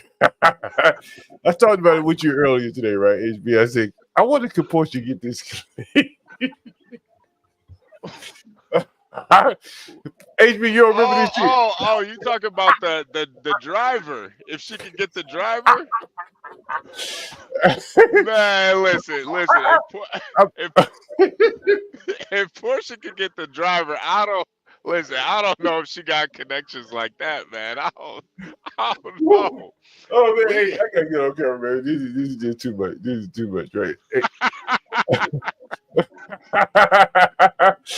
Portia, are you? If you're available, I'm gonna get a beer. I'll give you a little bit of time if you could come up here, because I have a special request. HB and we talked it over, and we really, guys, I think it would be worth it for you, like get Portia up here by any means necessary, because I think this would really add to the show. Damn, I hope this is not my internet going. Okay. But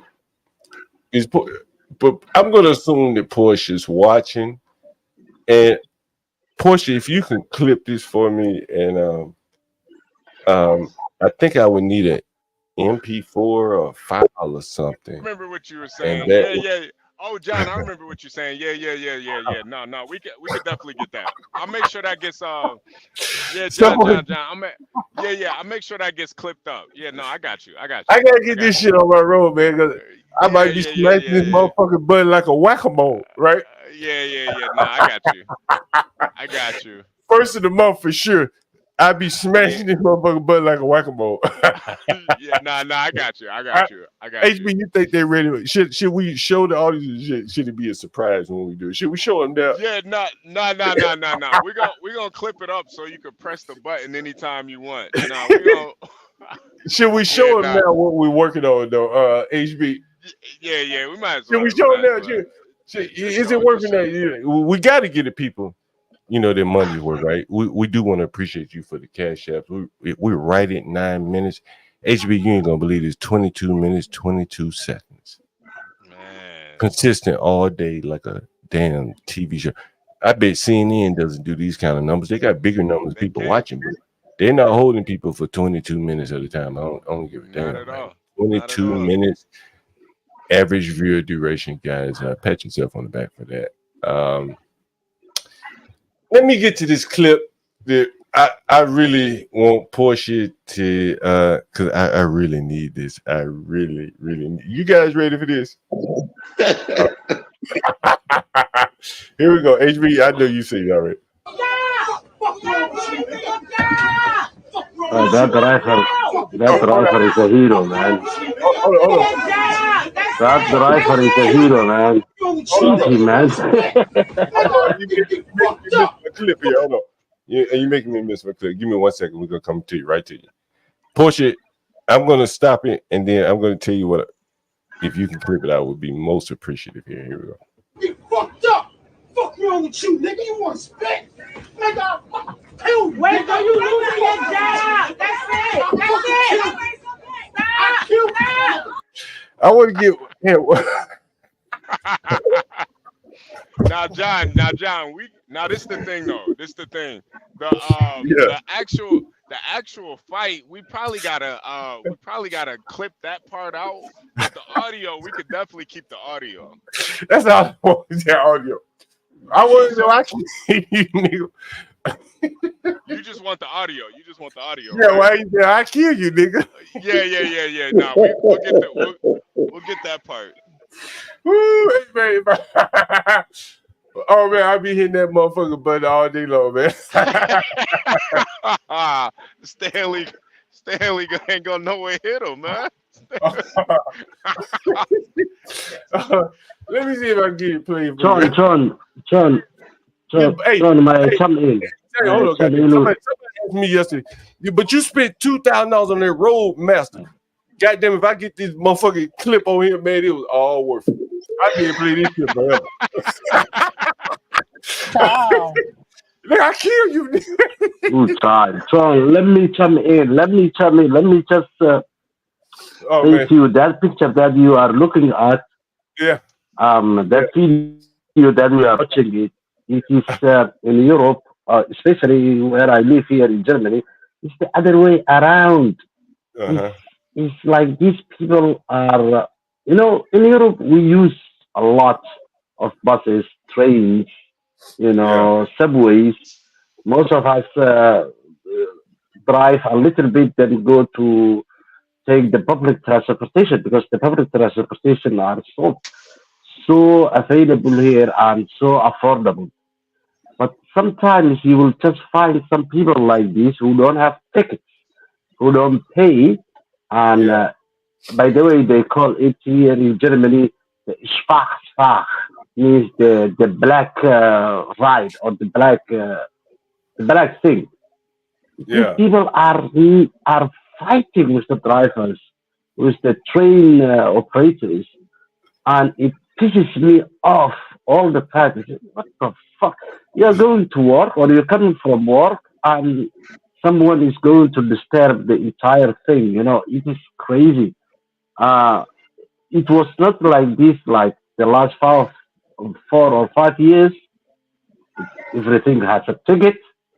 If you don't have a ticket, the locals, the natives, even if they are illegal, they will buy the tickets on the internet, just like that. Tuck, tuck, tuck, tuck.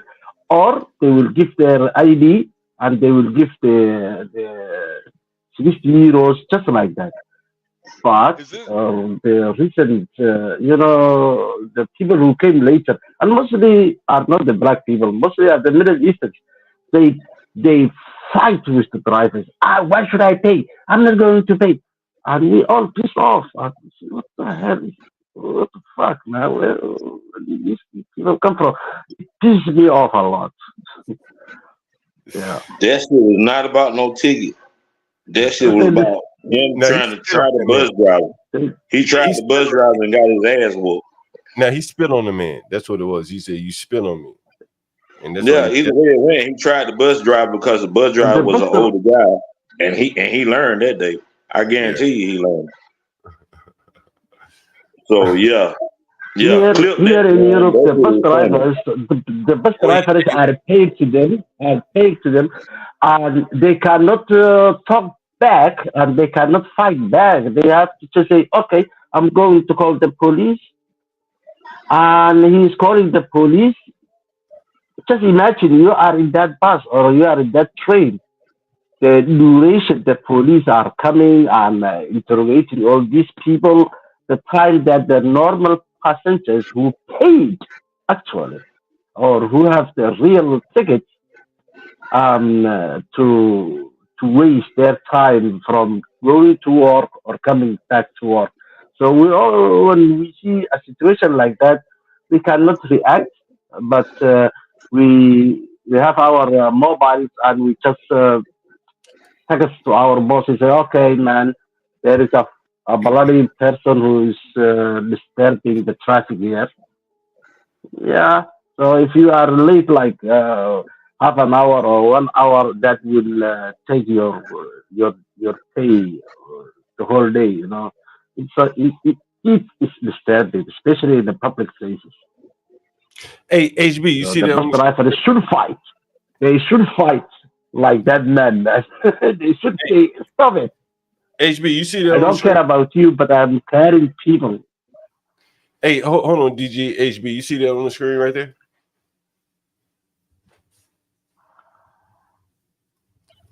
HB, DG, anybody? Am I missing? Am I the only one? Hello? Anyone? Hello? No, I can see it. So apparently they arrested the driver. Wow. And the guy spit on the guy. Wow, that's amazing, right? Wow. That is amazing. Anyway, but that clip was amazing. Yeah. Well, moderation in all things, right?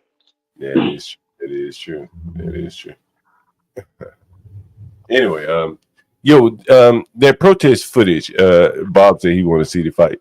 That protest footage. Can we show that? You said they fighting at the DNC?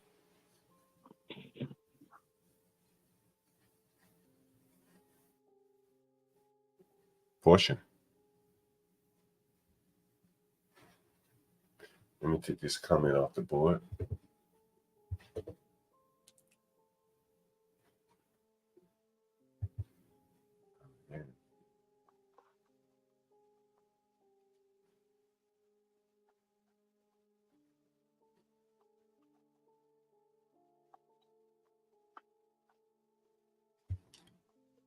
It's as quiet as it ever gets on this stream. Here.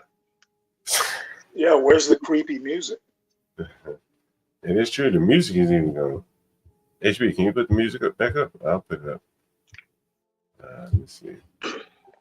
I can hear it. It's just very low. Oh, is it? Okay, damn. I can. Oh, yeah, it is low. I can hear it. Yeah. Maybe it's because the video is showing it.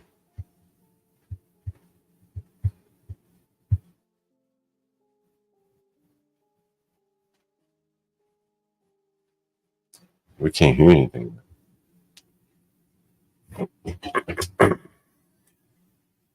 I figured there would be violence at the protest, though. There's no way you can assemble all these disparate groups and force Kamala. I went on Google and there was one clip, but it didn't really show any fighting. So, well, again, I don't want to speak politics, but I used to make the analogy that the Democrats have done something very interesting and very tenuous.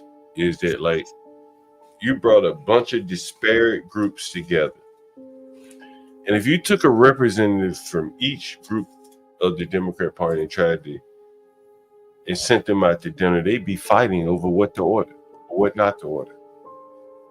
Some would be halal, some would be kosher, some would be vegetarian, some would be, I think that is just opinion. Well, but I mean that is fact. That there's a lot of diversity among the Democrats. There are black people, there are Hispanics, there are immigrants, there are LGBT. There's a wide spectrum of those. It's just hard to assemble one of those groups and have them to be very cohesive. I think you would agree with that, right? Yeah, but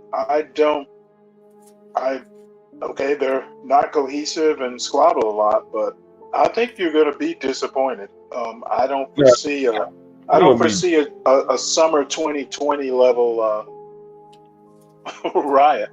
Well, I'm not saying this year, and I'm not predicting any year in particular. I'm just saying, like, the more and more diverse the groups get, it's going to be harder to reconcile them behind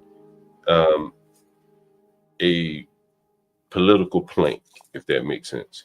You got 10 but different. Then, I mean, there's plenty of examples like New York City.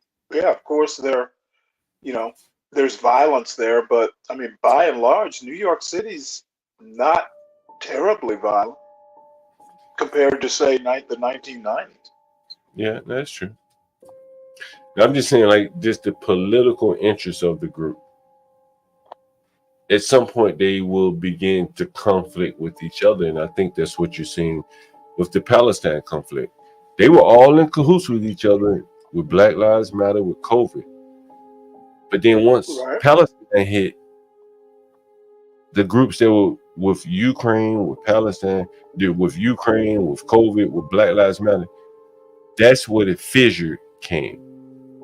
Okay, I'm with Palestine. Oh, okay, I'm with Israel. We were all together. But that's just two factions. But I think those are two very passionate factions, in that the Israel people clearly are going to be very passionate. We've seen mostly Palestine flags out here. Those people are clearly very passionate. And I don't think you can reconcile those groups under one big tent. I could be wrong, but I think you're wrong. Yeah, that's fair. What do you guys think? You think you can reconcile the free Palestine, river to the sea people with the Jewish people? You think those two can be reconciled? Well, if you go ahead. Go ahead, Mexican. I think it depends on whether these are genuine or fly-by-night wannabe people. It depends on, are they genuine and organic versus the fake-ass ones that are just getting involved just to get involved, because the ones that are just getting involved are just going to be so unreasonable because they never believed in it in the beginning, so that they're unaware to see sensible level of thinking about that issue versus involved. They realize that they've got to think level-headed for some of the shit to get settled.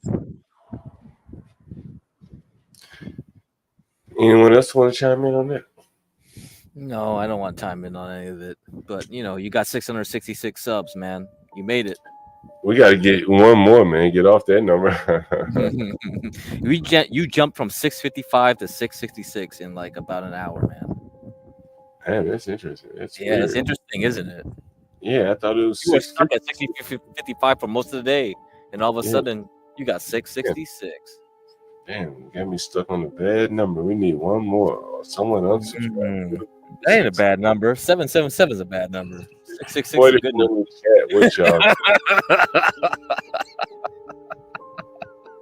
Hey, just for the record, man, I've been waiting up here 4 hours for Mela to meet me at Cheesecake Factory, man, here in Atlanta, and it's been a wasted day.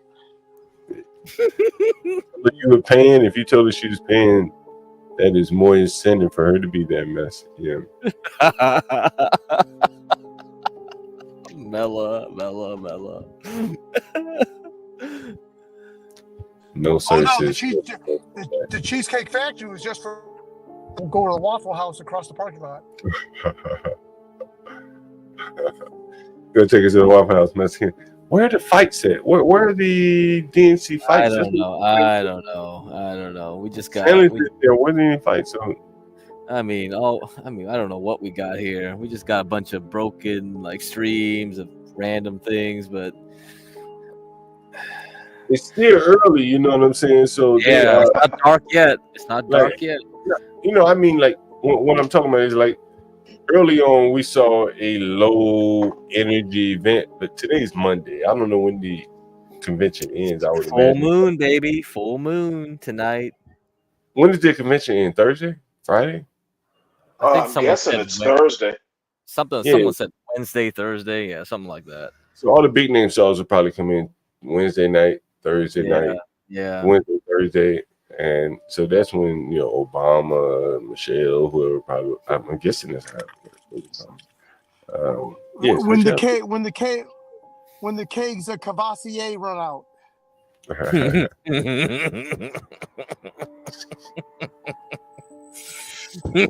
What? Crack, why are you laughing? What's up, man? Yeah, Mexican, I had a Korean story to tell you. I can't remember what it was though. Damn, it was a Korean story. Yeah. It was something I was going to tell you. What? I draw a blank. I totally forget. Let's see. Damn, I can't remember.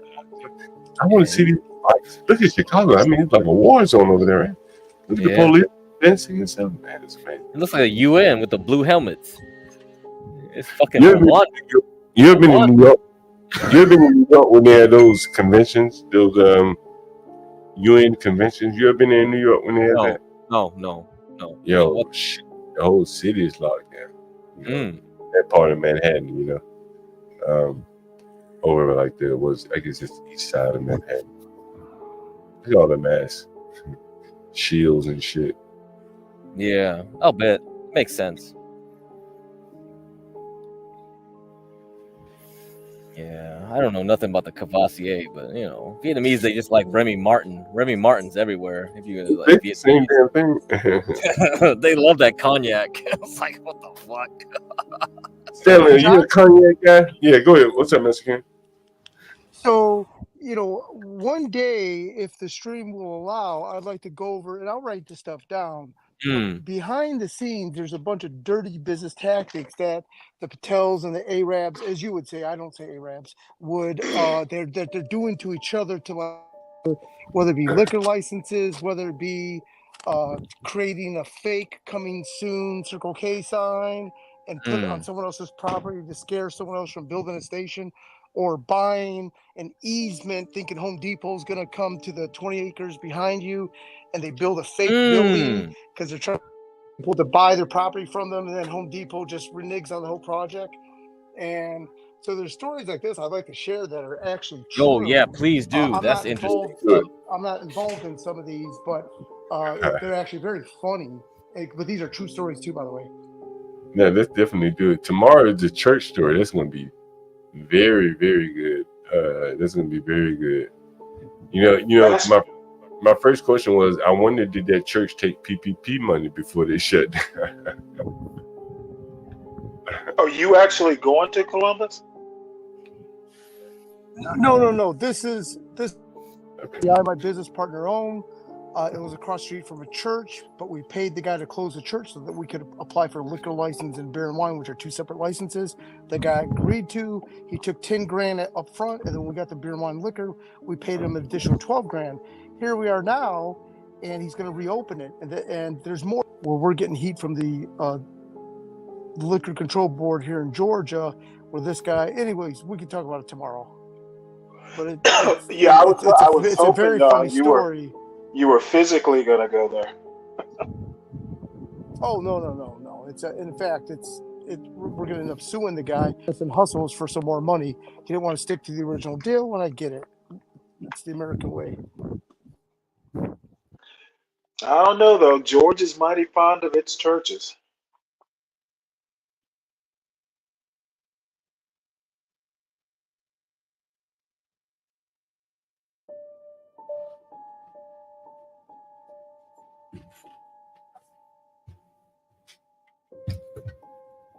Is Mercury in retrograde?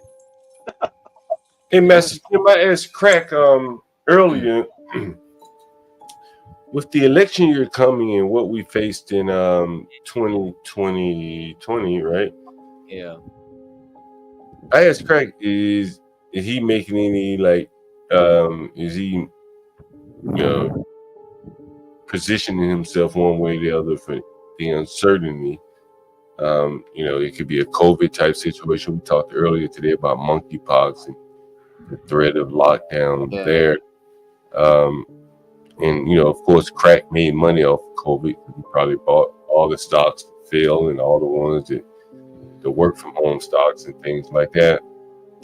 And so I was just wondering, from a businessman perspective, you're in a pretty much, what do they call it, inelastic business, I guess you would call it.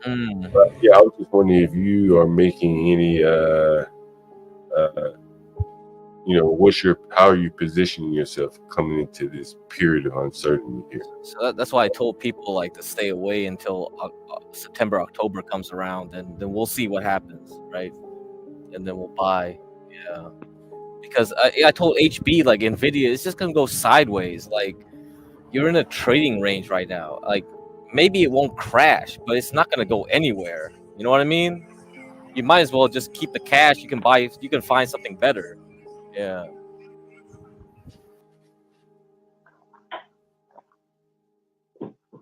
Yeah, a firm would be one of them. Yeah, it could be more, crypto especially.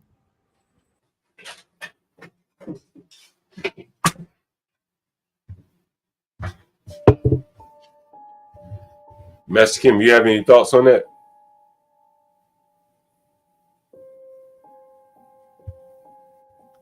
Hey, Master Kim, you have any thoughts on that? Am I muted? Sorry about that. I was on mute. So yeah, I'm so sorry. I was in the middle of something, and I know that Get Crack was talking, and I think it had to do with market conditions and advice whether it's the right time to buy or not. So I'm sorry. I wasn't paying attention, so I don't have any advice. I'm sorry. With the last presidential election, the disruption to the business market, and I say that you're probably in a lot of inelastic businesses where people still had to buy gas and stuff like that, no matter, although they may have bought less gas. Have you started to try to protect yourself from any potential disruptions in the economy, be it monkeypox, lockdowns, it could be riots, anything like that? You have retail space where you're vulnerable to riots and things like that. Have you started to take any precautions? No, not at all. And keep in mind, the businesses that I'm a part of, we're considered essential businesses, so people can cough on us and stuff like that when stuff are going all heck. But yeah, we don't have to close, not even for a day. But as far as crime and riots, I mean, nothing more than average. But that's always a concern, right? Because law enforcement isn't available at the same rate, because of if things go on lockdown. I think we have Seven still in the audience. He's a real estate guy. He may find this story interesting. During COVID, they pretty much shut down all the travel. And so if you were doing Airbnb, look at all the masks. If you were doing Airbnb or anything like that, you were dead in the water. There's nothing you could do. I mean, there was very few people traveling. There's really nothing you could do. And that was an election year. January 6th in DC, they shut down all of the Airbnbs. I mean, I had revenue, and this is one of the reasons I got off of Airbnb. I cut out the middleman because they can be subjected to the pressure politically, whatever. And I remember, I never forget, there were people that were emailing me and texting me. I didn't know who the hell they were, and they were making inquiries to my Airbnbs, and they were saying, "Hey, we see you have some open dates during the inauguration, whatever the hell it was, January 6th, whatever. I can't remember what days it was, maybe the inauguration." And they were saying, "Will you please not accept any bookings that day?" And I said, why the hell would I do that, right? I need the money. I ain't involved in this political shit. And then they eventually got Airbnb to cancel, not shut down your calendar, but they cancel anyone that was coming to DC during January 6th. I think it was January 6th, around that time, whatever it was around that time, inauguration, whatever. All the reservation, all the money that I had that I was banking on coming into town for whatever reason. I remember I had a guy, he was coming into town for his daughter's birth.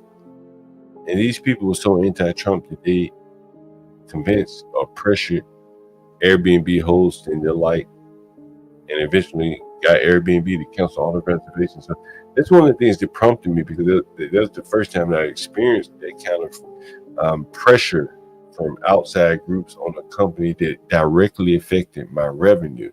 Kimmy K says, I remember that. Yeah, I probably told you all about it. Yep. And so that's why one of the reasons it prompted me to ask you guys that after COVID, it really makes me think, we talking about earlier, UK talking about it.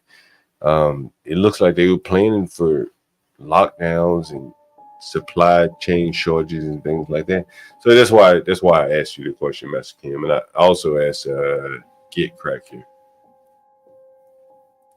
Yeah, it's too hard to say right now, man. Can I That's all I gotta say. a stock market question to Get Cracked? Yeah, go ahead, man. Yep. So Get Cracked.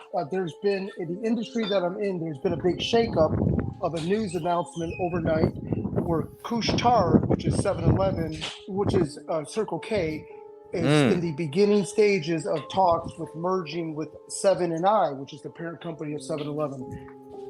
So it's going to take a while, but 7 & I is private versus Circle K's Couche-Tard.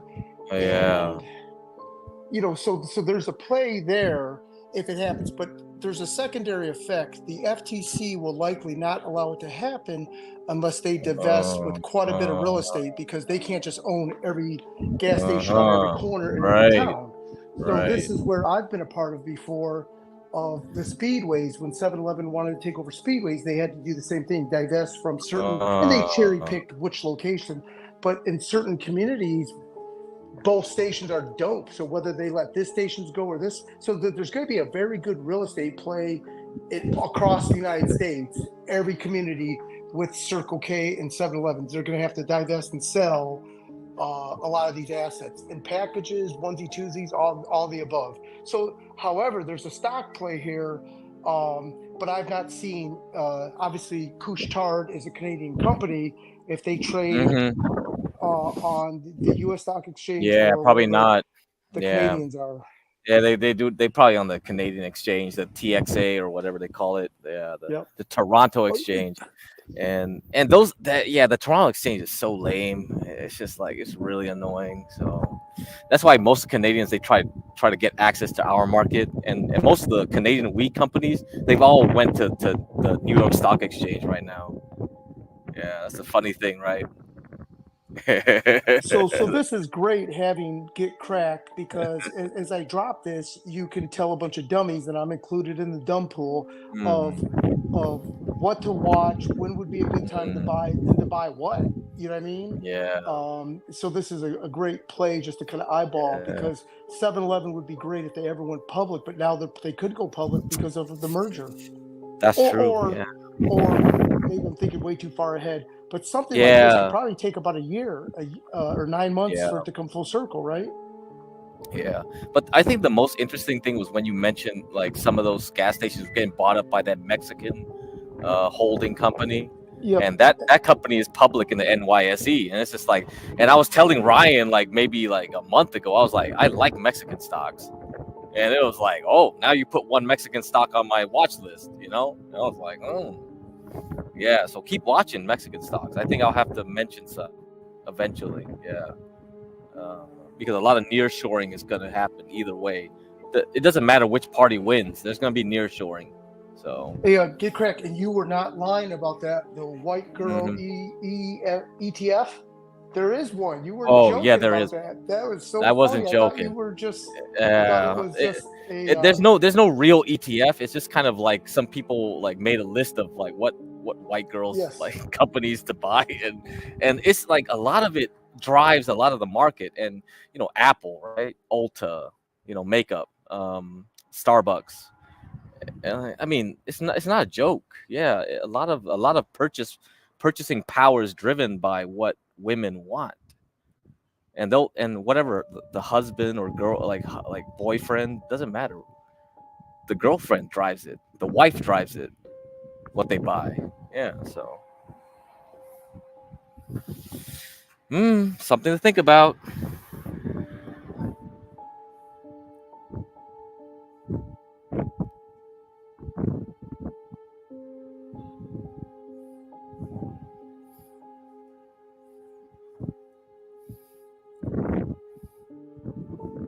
Yeah, I think John's gone. It's just me.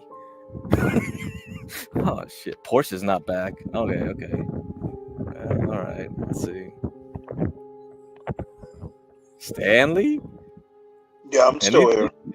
Oh man. Okay, I guess I gotta drive the show Master Kim, I have a question for you. Yep, what's up, Stanley?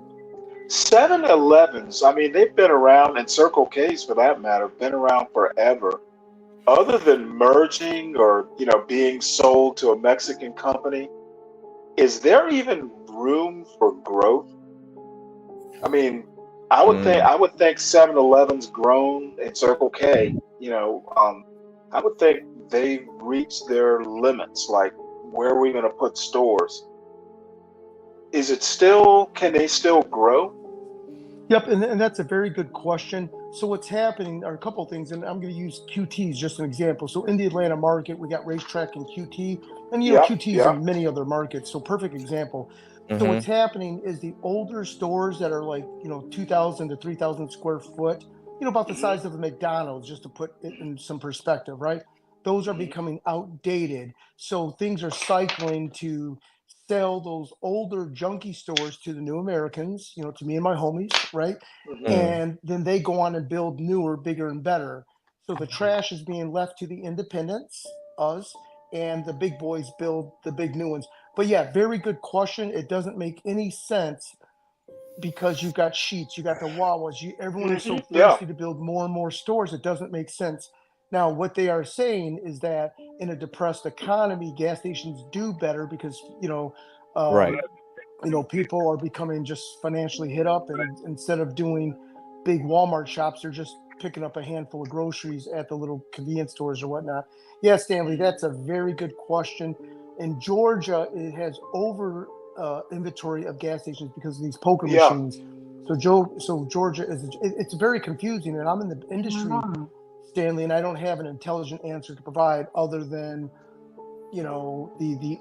they're all trying to build bigger and better stuff, and it just doesn't make any sense. Right. Okay.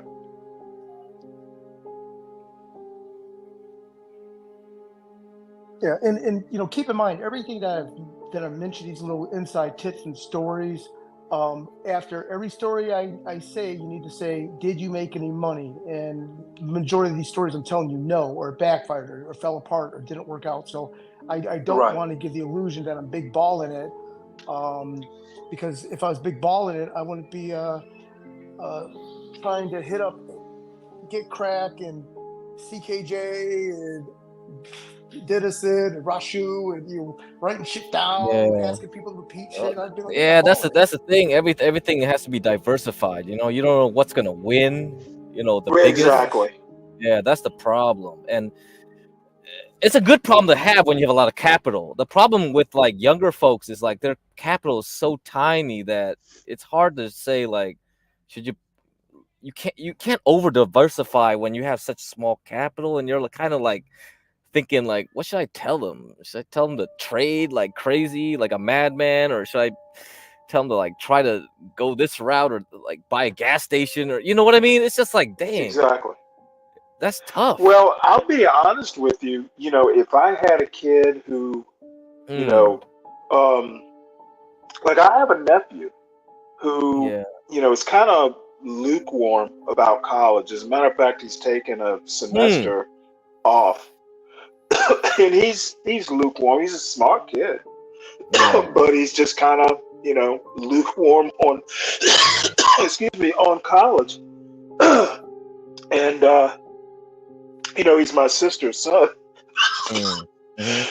Excuse me. So I mean, you know what? If it comes next spring and he's still kind of like, well, shit, I don't want to do this. Yeah. I have a couple things that, hey, have you thought about this? Because I think he is kind of entrepreneurial. So, I want to see what he does. If he's still lukewarm next spring, then I'm going to go to my sister and say, hey, let's think about this. And, she's got her husband. It's really like not my business, but he is my nephew. Yeah. And, if there's something I can go to my sister and go, hey, I've got a bunch of folks who, this might be something that, could be explored. Yeah, that's true. Yeah. And I mean, he's got, a grandfather like my brother-in-law's father, who he could probably scare up, let's just say maybe 100,000, probably not 100,000, but somewhere around there. I think he could scare it up if he went that direction. And, at his age, because he's 18. So, I just want to be able to, go and these kids ought to have as many options. Because I know when I was growing up, it was doctor, lawyer, engineer. Right. Nobody ever talked about materials science. Nobody ever talked about entrepreneurship. I mean, literally, I went to a fucking private all-boys Catholic school. No one ever mentioned, oh, hey, have you thought about business? Yeah. And, lots of money to go to this school, and they didn't, doctor, lawyer, engineer. Yeah. So anyway, I'm not whining. I'm just saying, hey, look, there's so many things you can do. Yeah, and even the trades look good now, right? The trades look exactly. Yep. You just do 2 years and you get out and you got a job. You can do apprenticeship, and if you do really well, you can move up really quickly. And you're like, dang, well, that looks good too. Well, I had a water heater replaced about 3 months ago. Motherfucker, I spent $1,600. Dude did 2 hours worth of work. Yeah, that's so how he cleared $1,000. Yep. Because they do all the legwork. They got the supply, so they can get like the part and the things that you need. And you're like, oh, you need a water heater, this specific model. I got it. Oh, Dude, Yep. I mean, now I'm not. It was money well spent. This dude just kicked ass. I was fucking totally impressed. But Oh he yeah. had I a mean, he had a his nephew. He had like a 20-year-old nephew who's working as his apprentice, and oh, I that's was good. happy. Yeah. I was happy to see that. Yeah, so yeah, when I did like so I did a lot of like the quoting for my condo where it's just like, a bunch of people own it, but they don't know what to do. So I come in there, I go like, what you need? Oh, you need the new water heater. All right, that's easy. I just call a bunch of people up, and the quotes range so differently. Like I got quotes Hmm. from like 3K to like 7K, and I know these are all ripoffs. You could get a Yep. handyman that can do it for 500, but I'm not gonna do that because like multiple owners are there, and it's just like not worth in case they screw up, right? So I'm like, I can Hmm. find someone for 1,500, I'm sure. So I keep calling around. I found one for 1,500, but the dude's father was like, I don't want to deal with HOAs because they've screwed Yeah. me in the past. So then I said like, okay, cool. Doesn't matter. I got your quote though. So I went to another company. I put this quote out and I said, I found a Nice. guy that got this quote. You better give me that quote. And they had to match it. And that's how I got. Right. But that's how you have to do it. You got to be savvy, and in anything you do in this world. Yeah. So if your nephew, yeah, maybe he could, or do you think like you want him to come over here and listen to all of us talk about No, different I'm things? gonna, And like I said, I'm not his parent, and I don't want to intrude on, my mm, sister and her husband's territory. yeah. What I'm gonna do is just, hey, he basically he's taking a semester off. He just graduated from high school, so he's taking a semester off. If and just he's kind of lukewarm, but if next January or spring or whenever the Yeah, next semester starts, if he's yeah. still kind of like kind of lukewarm about it, I'm just gonna go, hey, here's an option. What do you think? And then I'll go from there. Okay, all right. Yeah, we'll be ready. Be But more it's professional by then. like I was telling John, I never fucking would have thought about this had I not just been, listening to you and Master Kim and everybody kind of batting stuff back and forth. Because, I'm not much of an entrepreneur. But Yeah, not me um, neither. Yeah, me yeah, neither. but these guys have expanded my universe, and I might, who knows, I might be able to help this kid out. Yeah, that's always Hey, good, man. get cracked.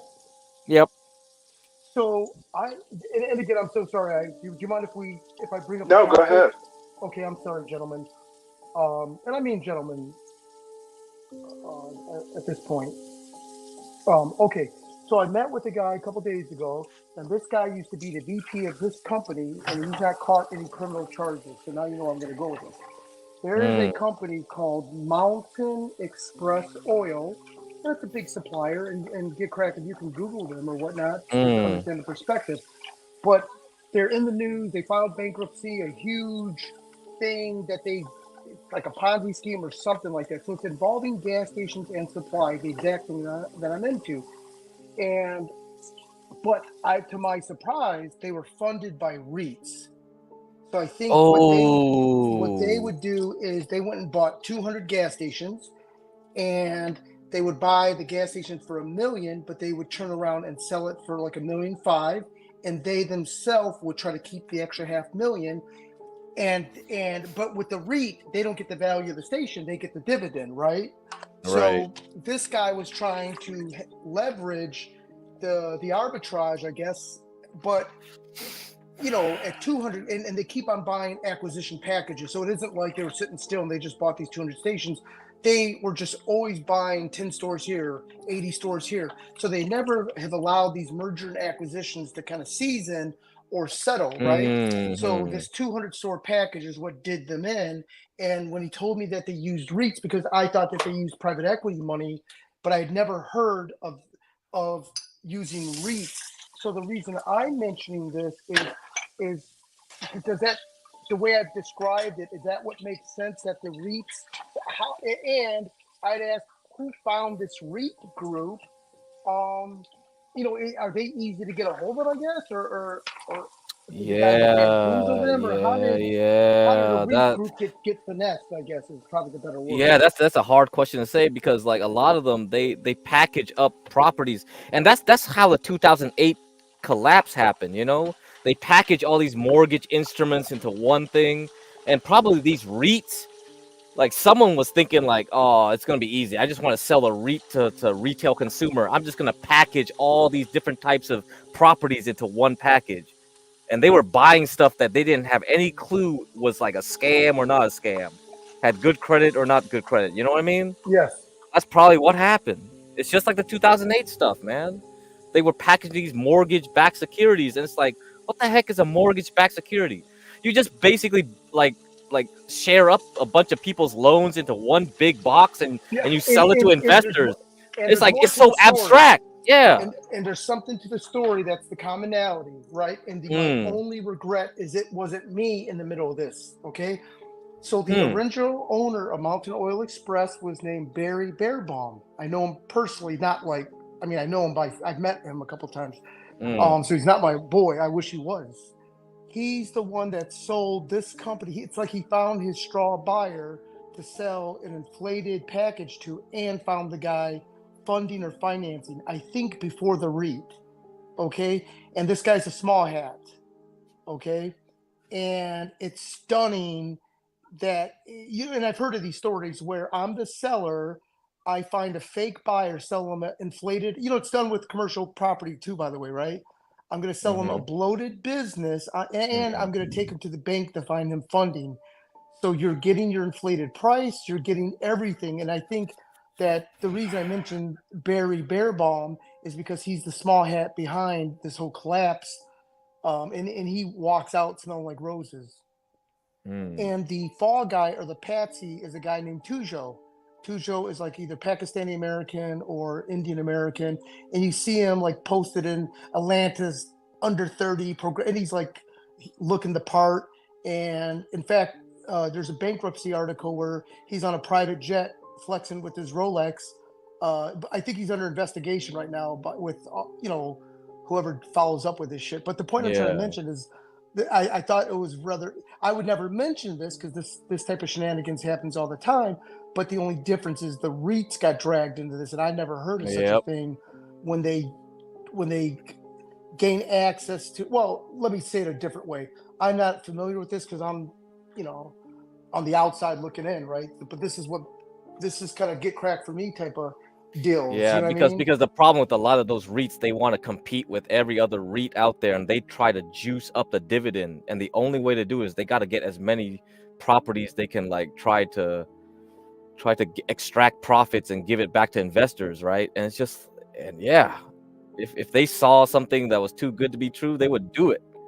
They will get the properties that will give them the most bang for the buck. It's a cutthroat. It's really cutthroat out there. Just having like a 0.1% dividend like above another guy's like REIT would be enough for them to like do something risky. That's how crazy it would be, I would think. And if I'm not mistaken, that income is not taxed. Prior to the distribution or right. And you were talking about K1s. I hate K1s because it's like you got to deal all this tax rules and stuff, and you're like, what the hell? Shit. So it's painful. Again, although earlier I did mention the K1, which I sent my statement to John, but embarrassingly enough, the volume of cash that we've had to collect just so that I could be negative every, it's a grift between my partner and I, to be honest with you. Right. So obviously showing a loss of 200,000 means I never get a distribution. But again, my payday is when I find a buyer for, so like I'll find some dummy, I hope I find a dummy REIT. And, we're going to put your property in the John Galt coin. Don't worry about it. So what about the MLPs? I do notice that a lot of these companies, they'll also structure pipeline. Are you talking about pipelines? Yeah, pipelines and stuff like that, because that's another thing where the MLPs are able to give distributions pre-tax. Right. But that's done a lot in the energy business too. Is all these companies create some an MLP company to, I guess, That's true. You're right. You're definitely right. So, but the REITs is the one I've never heard of getting scammed. Yeah, because LLPs they're kind of annoying because I don't know. Some of them will give you a K1 form, some of them won't. I don't know, but they do give fat dividends.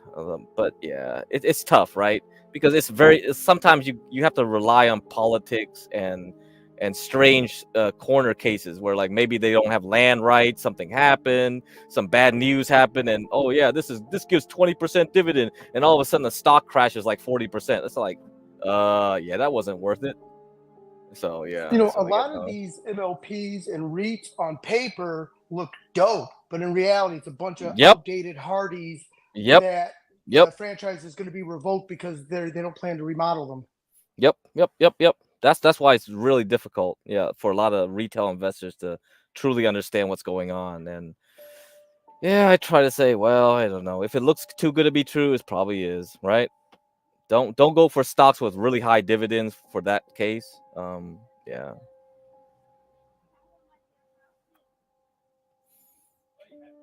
Anyway, what's this? Duale, what's going on with Duale? Is he blah blah blah? I saw him trying to come in. He left. Why Hey, you noticed that when I joined the stream dropped in half?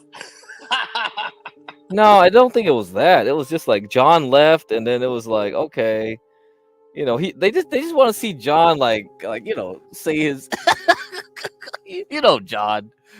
John's the draw of this show, man. No, it wasn't you. You were already on here. It wasn't you. He's the younger Bernie Mac. Yeah. But you see, we haven't dropped below 20 anymore. We have a floor now that's higher, and I'm hoping we can get it to 100 viewers max now. That'll be good. Yeah. Well, with that being said, too, Get Crack, I know that you do enjoy your privacy because out here on these internet straits, as they say, I need that level of protection. But you most certainly need to be talking business with John offline.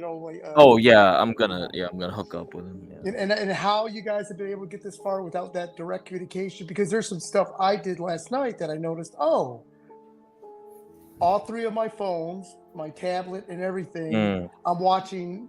I had 7 viewers. And again, this is silly stuff, and I shouldn't talk about this on this open panel. But yeah, dog. But anyways, enough about that. Yeah, I don't know. Usually, I go by intuition. That's most of my thing. That's why I can't run a real business. Running a real business, you can't run on intuition completely. That's just ridiculous. But yeah. Running on spidey sense. Stocks, you can do that. Yeah, and internet bull crap, you can do that. Yeah, that's right, Stanley. Spidey sense. Yeah. So, but yeah, you run a Circle K, you can't do that. Come on, man. So that's why I hate thinking about small businesses. Even it's just I can't even imagine running a real large mega cap company, and then you're thinking just running a simple liquor store. No, hell no, I wouldn't do that. I know for real. I know the realities of it. Yeah. Well, I could see once you kind of, I can see, as you get towards retirement, you'd want to leave it, to the younger folks. But I could just see like a, 20, 21-year-old, with some guidance, of course.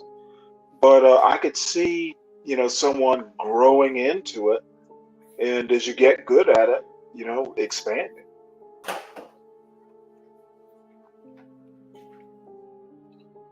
It's probably not for me, but a young kid with some hustle.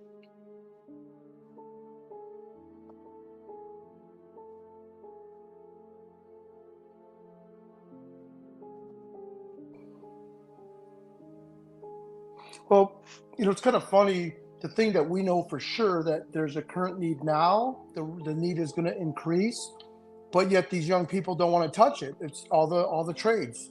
It's a gold mine industry to get into, but no one wants to touch these young guys, right? So it's weird. Yeah. It's like it's a no-brainer. It's not like trying to become an aircraft pilot, which is a huge demand too. But it's like they can immediately learn the trade while getting paid. Should be an aircraft mechanic. Well, that used to be a big thing, man. Aircraft mechanics, yeah, that was a big thing with a lot I of mean, trade it's schools. probably hard to get into, but I guarantee you there are internships. You know, if you go through a trade school. But I I think think. that that's where the problem is. These kids are not Mm, interested in that. They want to drive the Teslas and Lambos and floss online, just like you crack. yeah, You crack's a bad example. yeah, I think the problem though is more than that. It's like women look down on people that are blue collar, because they're all becoming more and more white collar. Get what I mean? Yes. Yeah, well, the thing is women So are going to even lose if out. even if the savage red makes way more than that white collar woman, she'll still look down on him, right? Well, I'm wait, sure. who was it? Um, I guess it was HB. Hmm. Dude, like I don't know if you can be a philosopher truck driver. I think it's not. I think it. I think it's not so much the job. It's just the rough edges.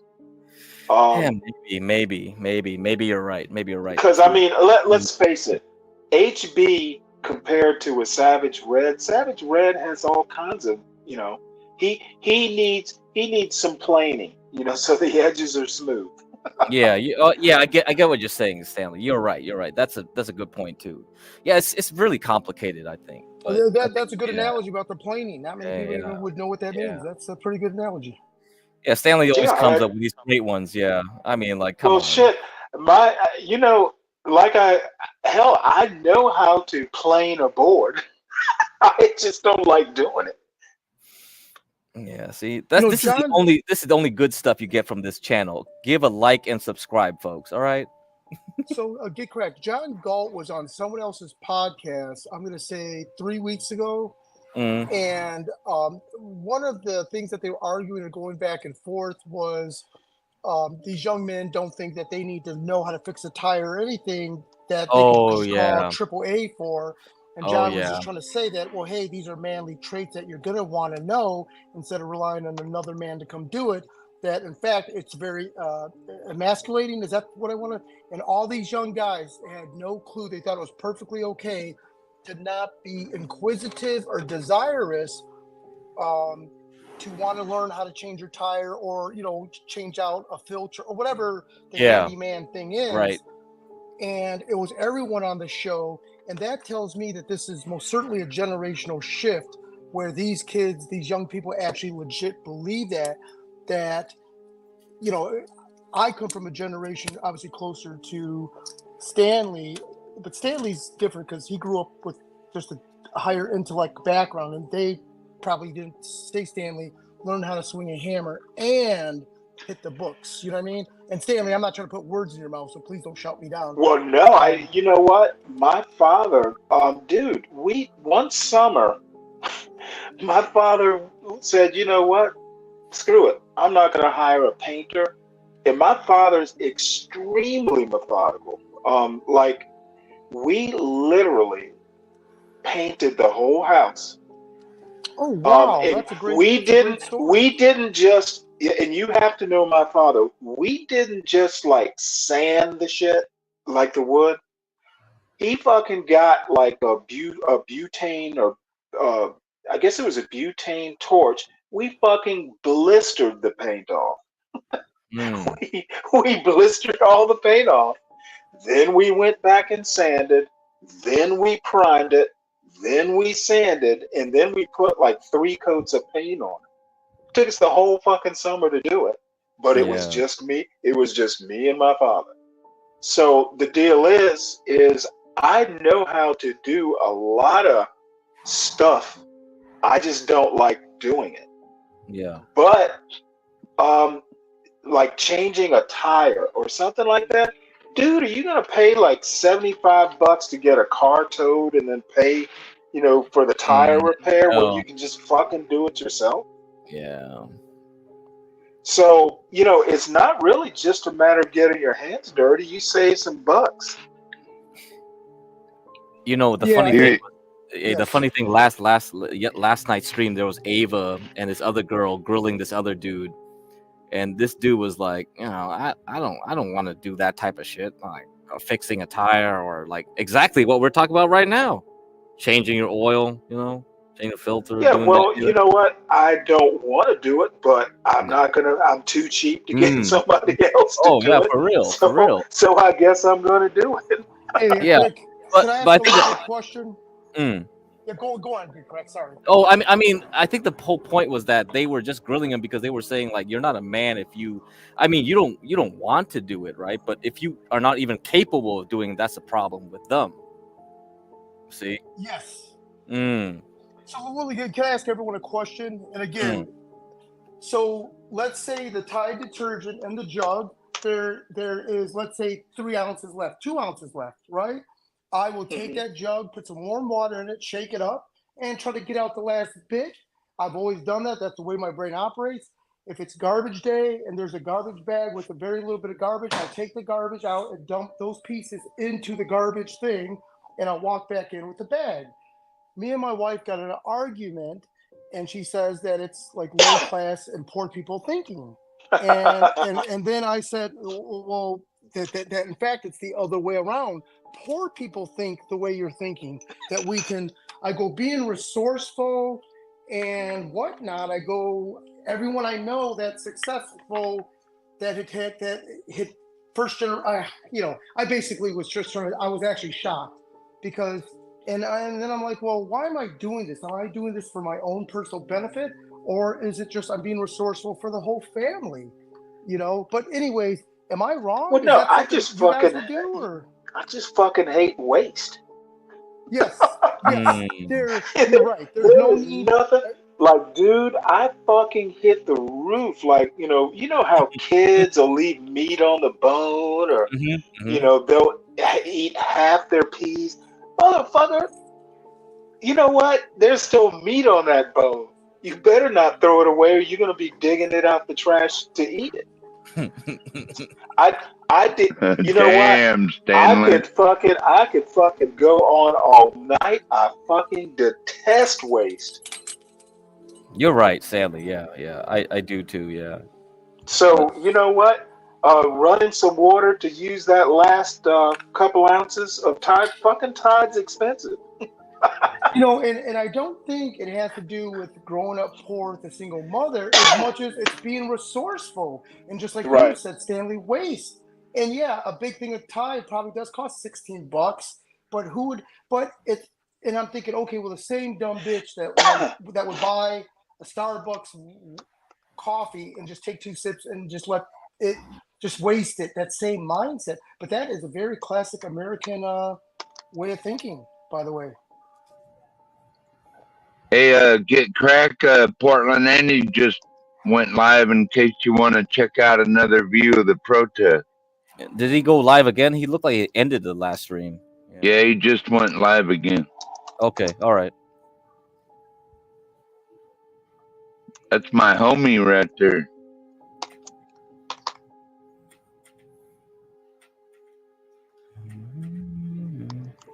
Well, you have anything else to say, 12th man? You got any commentary about what we were talking about? I was gonna say, we gotta really appreciate all the fathers out there that taught us a work ethic and taught us what hard work was. I don't think they get enough credit. Get crack. Yeah. Maybe not overall, but I mean, I think individually.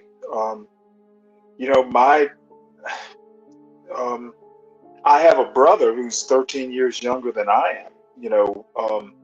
So I mean, between me and my brother, I mean, up until maybe my mother got sick about 5 years ago. I mean, my father fucking, you know what? He and I wallpapered like half the house one summer. We used to do some heavy duty shit.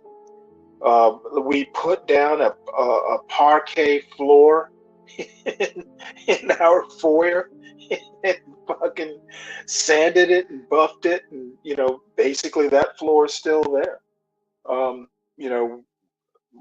I have seen some shit done. I can turn a screw. I just don't like doing it. And my son can too. And besides that, he can bake a fucking fruit pie from scratch. Well, isn't that what makes a man a man, Stanley? Is we'll step up and do things even though we don't Absolutely. like it, right? You know? And a Renaissance man at that. That is smart. You got to be able to do more than pick up a book.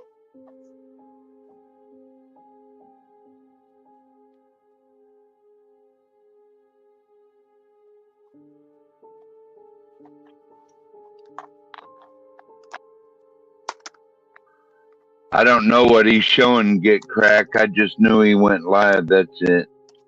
Yeah, I know. Is Might he? not Is be he? in the. Is he actually like the cameraman? Yeah, he's Yeah. a camera. He's Oh, walking really? now. Yeah, he's a old school streamer, Stanley. He's been around wow. like since the Portland protest. You remember the riots out there? Yeah, he was right there.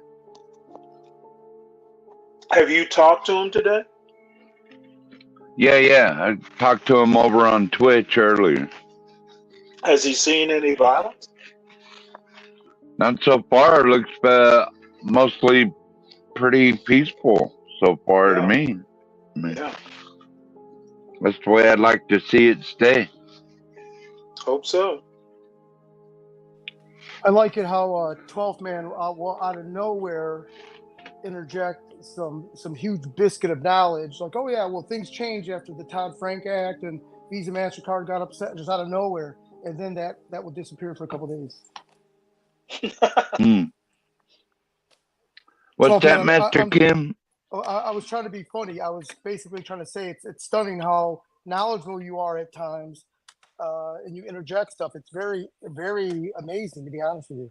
And I'm not being condescending. Appreciate you, Master Kim. I'm being sincere.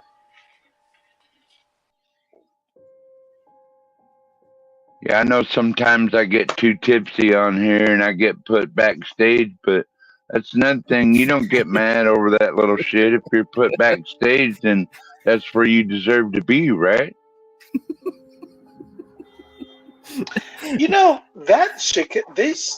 Chicago looks rather clean.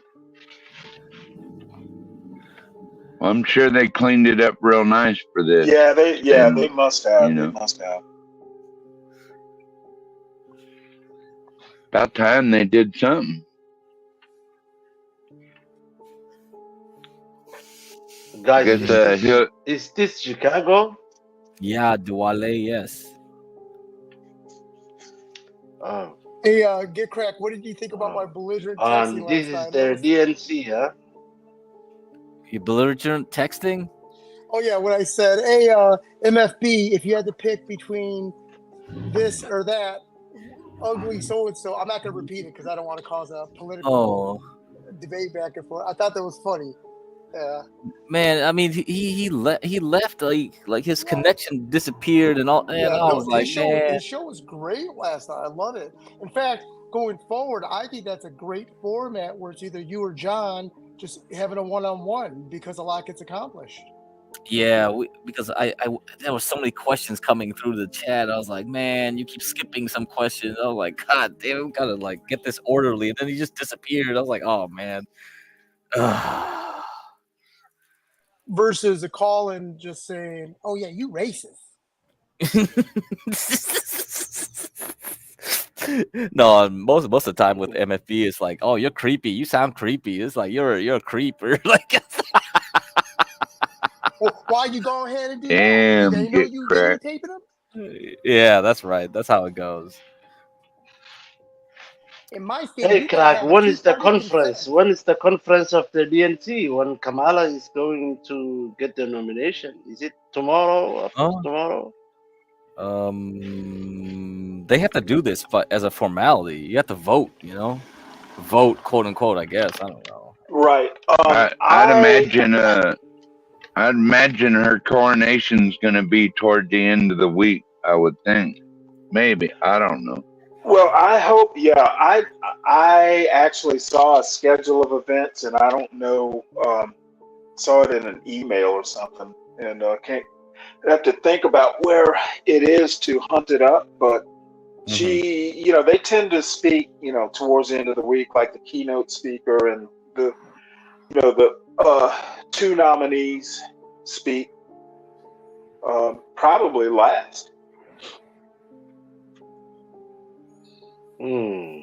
Yeah, Duwale. Stanley, do you think Sexy Red will going to speak in the DNC? Oh my God. What the heck? Hillary Clinton speaking tonight. Sexy They Red? invited Like old the- Hillary there. Oh, is she really? Yeah. I know Bill Clinton's going to speak. Obama, You sure of it didn't course. say Hillary? Michelle, of course.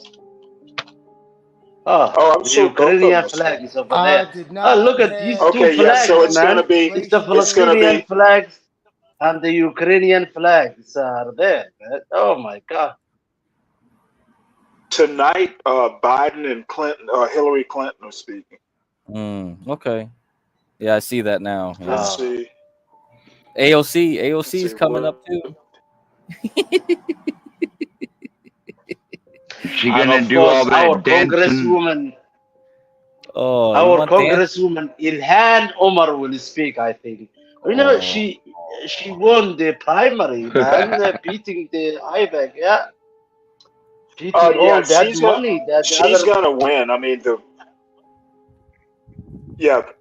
APAC.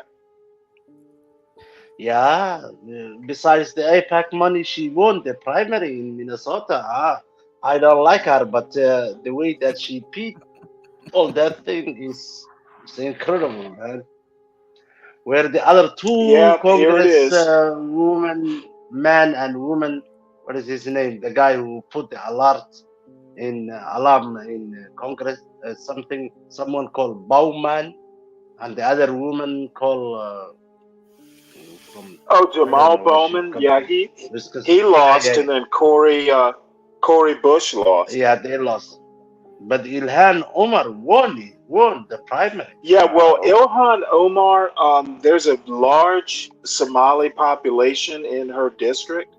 So, I mean, she's a favorite in that community. So, not only did she win, she won handily. APAC put in a shitload of money, and it was like they didn't put any money in at all. Yeah, and you know when she won, they said, "Oh, IBAC did not put any money." They lied, man. That was the primary target. That was Ilhan Omar. They want to take that snake, but they said, we did not put enough money. Now, see, Anyway, this is weird. Apparently, after Biden speaks tonight, he's supposed to go for a family vacation, a 4-day family vacation, or something like that. So maybe Back to that's the why basement. Back to the basement. You mean, Stanley? No. Someone noted that there was a U-Haul truck or something outside Yeah, it was the Porsche. White House. Yeah. Porsche did that. So maybe he's packing up some stuff for vacation. 12 man, gifted man. The man is almost 90 years old, so if he gets vacation, he deserves, man. And this is why Trump is going to lose. Apparently, he gave a speech or something where he portrayed Harris as foreign. Now, the woman is demonstrably born in the United States, and he's basically saying she's a foreigner. Yeah, but when I learn about these YouTube streets, it's like anyone who is born from a foreign Well, parents basically anyone who's is not still a white. foreigner. No, she's not a foreigner. She's not Stanley, I'll according tell. to the Constitution. Stanley, I'll tell you, I'm a Trump supporter, and he does say some stupid shit sometimes. That's just, I think they all do, though, don't they? Well, yeah, but he's particularly bad at it because he doubles down on his stupidity. He'll say something stupid and then say, "No, it wasn't stupid." Yeah, but the guy said Obama is not even born in America. I mean, that was crazy, man. Hawaii is really part of America. Is it somewhere in the Yeah, Pacific? I don't get. I mean, when you do stuff like, hey, I don't believe Obama was born here, whether you like it or not, it's racist. Essentially what you're saying is if you're not a Where the white thing? male, Where the and yeah. If everybody can Stanley, go, oh no, Stanley, you are he an did. African American. Even if you qualified to be a part to run for the presidency, some people wouldn't it that you are a foreigner in that country, and You it's know what? crazy. They Be brought brave us. is all. Be They brave. brought us here. Be brave is a white man. Be brave is a white man from Hungarian father, but he is more citizen than any one of this panel. I mean, it's crazy. Well, Be Brave is special.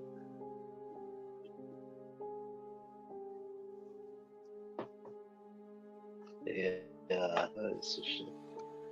Hey, Who we what?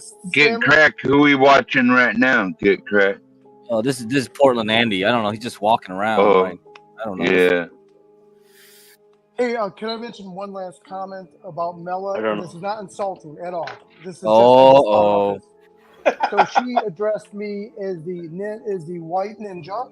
She made a mistake. I'm the half-breed ninja, right? right. Out of all fairness. Okay, I just wanted to Well, mention you it should just have to you know. corrected her. No, she was. I was not on her good side, and I needed her to calm down because she's a lovely lady. But she wouldn't even let me sincerely apologize. She was so fuming. I mean, it's like, man, once women get going, She'll it's off. she'll get over it. She was in the military. Excellent. No, I'm dead serious. Get over it. I love Mela. I love Mela so much. Oh, I like her. She's definitely orally attractive. Orally, like AUR, not AURALLY, not orally. Oh man. Stanley, What? Stanley, Orally? say What that you again, talking about, please. Stanley? The definition of that word, so we can be smarter than getting Oral? started. She's got it. No, She sounds nice. okay, so but it's the same as orally, or no, it's spelled Yeah, differently. No, I'm being honest. I'm not being up. I'm not. AURALLY. Orally. Okay, I'm being sincere. I'm not being stupid Yeah, here. I put it on Versus chat. versus ORALLY. I put it on chat. I put it in chat. Okay. Yeah, So there you go. Oh, okay, There you nice. go. Thank you, sir. that's what happens when you take too many college courses. That's what happens. Dude, I was talking like this in first grade. Well, Stanley. Let me put it this way: when I went to like K to 12, it was pretty bad. They didn't teach much in public school. I don't know how they do in private school at that time, but I'm sure it wasn't Well, I that much mean, we're better. talking back in the 70s. The nuns and priests Yeah. did a pretty good job. Yeah, I'm sure you got a really good one, but I think nowadays I think it's gotten worse. So Oh, it's way worse. most of my advanced vocabulary and all that stuff, it came in college only because I took a lot of elective courses, Yeah. history and anthropology. It wasn't required that I took that many as I did, but I did it just because I want to improve my writing. Yeah. Dude, I took a modern African lit class as a chemistry major. I've taken creative writing. Yeah. Because I have two sides of my brain. Yeah. I like reading as much, definitely more than I like being in a lab. So, Yeah. you got to be able to do more than one thing. Yeah, but I think a lot of kids nowadays, you see a lot of that attitude where why do I need to learn this? Is it going to be useful for me in the future? You don't know what's going to be useful for you in the future, honestly. You should learn as much as you can, just in case. Yeah. And, I was shocked. My son's never made a B in math, but he got a higher verbal SAT than he did a math. And his math was like right at 700. Yeah. But he got like a 750 or something. So I think it was a 730. which kind of shocked me. I actually expected him to make close to a perfect score on that. Yeah, I don't know. We should ask Portland Andy how many blunts he has in his pocket. Hopefully, he's got some spares. I'm sure he does. So Stanley, that's why you don't have any key insult words and statements, is because your high intellect and your son, he himself isn't a hood rat kid. So even as because these young kids would tell you, you find out that word called caping or this or that or whatever, right? And you don't have exposure to any of that, so you're hanging out with too many classy people, I guess. I mean, I could hang out. I dated now what passed for a ghetto in Savannah. I had a girlfriend who lived in like Yamacraw, which is no longer there, but it was like the hood in yeah, but Savannah. These blonde hair, blue eyes, ghetto girls aren't the same. It's like hood, you know what I mean? Well, no, she was black. She had like five. She had like 5 kids. Had her tubes tied. And I won't go into how we met, but we dated for about 6 months, and I was fascinated with the hood rat, and she was fascinated with me, the nerd, and we got along great. But we knew it wasn't gonna be a long-term thing. Yeah, you couldn't even say, "Hey, you want to grab some dessert for your kid?" They'll give you like $60. Bring home doggy bag of dessert. Shoot, I used to go over there and cook. I love cooking.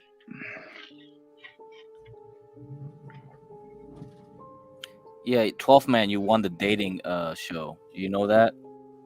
Yeah, I was gonna ask Stanley, how does virtual date go with Mela last night? Because I had to sign off, Stanley. Sorry, I couldn't stick Oh yeah, around. well, you won. You wound up being the favorite. It went disastrous for me.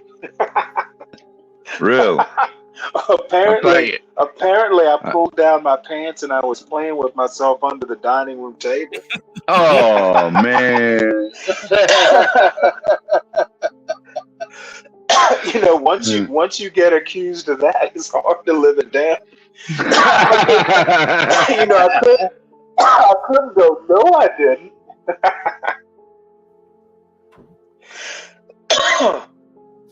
Yeah, you got. She's a veteran too, so she's gonna notice that. Like you can't even twit. She's gonna know. Well, it wasn't her. It wasn't her who noticed. It was our waiter. Oh, that waiter. So bad. Hey, that waiter. HB seen it. Yeah. What's Stanley, up, Mr. Kel? I swear to God, I'm not. That's hilarious, I swear to Stanley. God, okay? But you get the most airtime, so your dialogue comes up a lot. I do think this one time today, Ghetto Point of View got you. He did, and he got you, man. I don't think he did. And if it's style over substance, I have to live with it. But I don't. You losing 1 out of 10 times. Oh, and I think McMuffin too. You lost to his ass. So 2 out of 10. That's not bad. That's what if that were converted to a batting average, what would that be considered? Right? 800.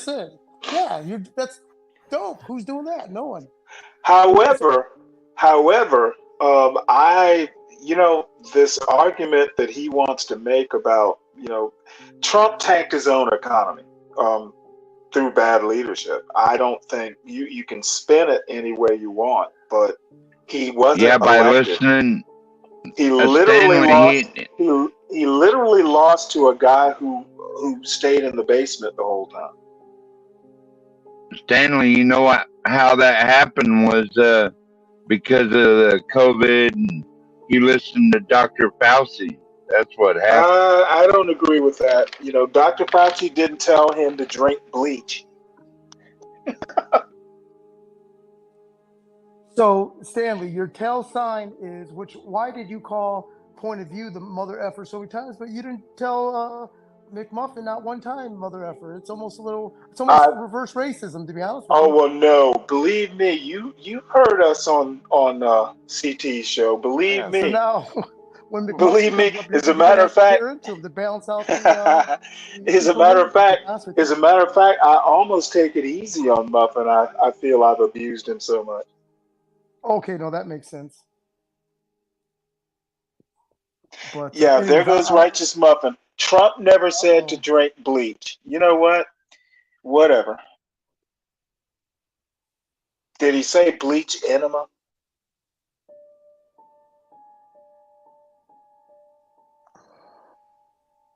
Stanley has 2 broken limbs and typhoid. Man, we gotta finish that Oregon Trail. God damn. I hope we can do it this week. Find us the video, Stanley. Yeah, let's Oh, hope Mufster. Oh, Mufster.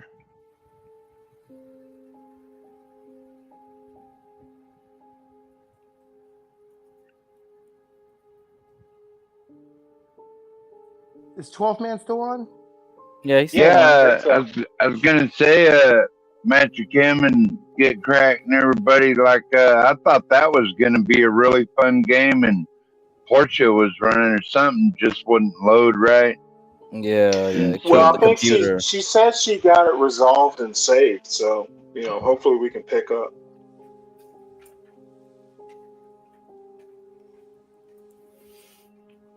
Man, we got so much Yeah, content. I was no actually, ideas. I was really looking forward to that, and then shit happens on the interweb, so stuff happens. I think we'll get our chance. Last night I typed in the chat to ask MFB if does he think this is me. This isn't Get Cracked. This is coming from me. I said ask Yeah, I MFB recognize your voice. if Asians would be better private detectives because their work ethic and they're rude. And Now, see, he should have made a Charlie Chan joke. Get Cracked. you have private eye roots. So meaning the rudeness is just getting to the point, right? Not like. No, I mean, hey, there's Charlie Chan. He was That's right. He was in the and Yankees. That's right. and also what's his name? Jackie Chan. Yep. He's played a detective. And Bookham Dano from Hawaii Five-0. Yeah, Chen Ho was his name. Yep, they're a good one. Stanley, every show that you mentioned is above everyone's knowledge. Because those are some well, I watched shows way that we too grew up much watching. TV as a kid. So Stanley, it's very funny when you explain to people that there was no cable TV. That at 8 o'clock every such and such night, people would come home and watch.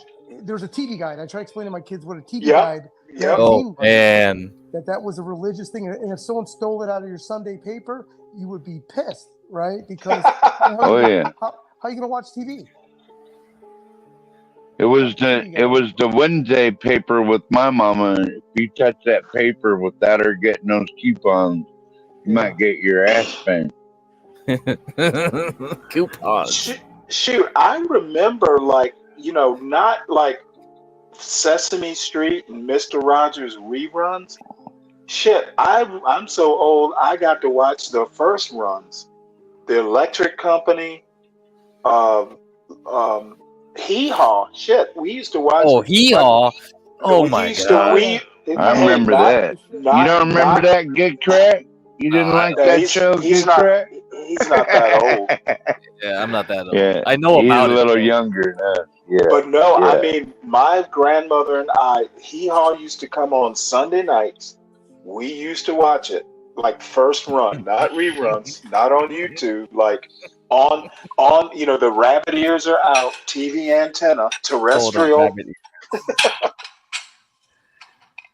Oh man. Stanley, did you have any tinfoil on your rabbit ears back then? In my room, I did, but we had like the antenna stuck to the side of the house. You run the cable out to it. I remember that. Do you remember Then they changed everything to digital and made it so you had to buy an extra box to watch the airwaves. Remember that, Stanley? Do you guys remember before HBO? Soul Train versus Hee Haw days. You guys remember a network Oh, called I ON, miss Soul cable Train. network. A network called what?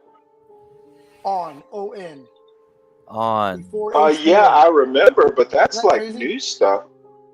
Yeah. No. This was like back in the late 70s, 80s, maybe. On before HBO. No. No, I don't remember that. I don't So remember when it. cable first came out, there was no HBO at the time. It was called ON, or a company called ON, O-N. Master Kim, you talking about Really? the Gong Show? You talking about the Gong Show, Master Kim? Oh yeah, the Gong Show was great. That was great.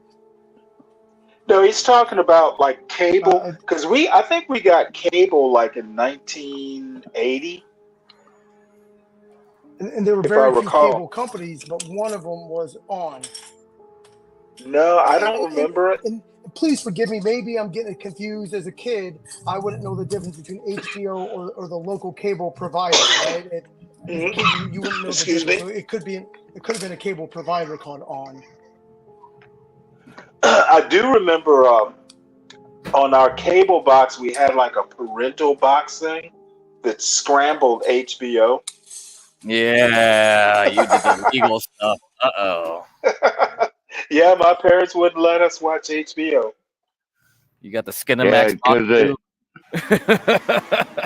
Late night, that's when all the kinky women came on, right, Stanley? Yep. Remember Not that? in my house. Well, I was a bad little boy, so I figured out how to hack that shit and turn it on anyway. You know what? It wouldn't have been hard to do, but you know what? Even back then, we never watched a whole lot of TV except during prime time. Yeah. I mean, we used to watch stuff. You remember Kojak, 12 Man? Oh yeah. Oh yeah. Well, you know what? I went and I bought my mother like the complete Kojak, like all the seasons. And as a matter of fact, next time I go home, I'm going to bring it back with me. But Yeah, that was a pretty good old. I liked the NYPD back in the day. That was one of my favorites. I never really got into NYPD Blue. Especially the ones with Ice Cube in it. Oh no, that's actually like I think that was the 90s. I never really got into it. So let me ask you something, Stanley. Are you a boomer or are you X generation? Well, I'm Gen X, but like Yeah. the very last year.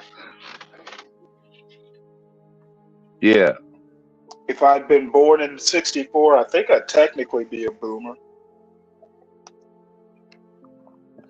You're like six years older than me, Stanley. Yeah. Let's see. I'm 64. You're 11 years older than me. You're a boomer then, ain't you? No, I'm 59. Oh, okay. Yeah, it's 6 years.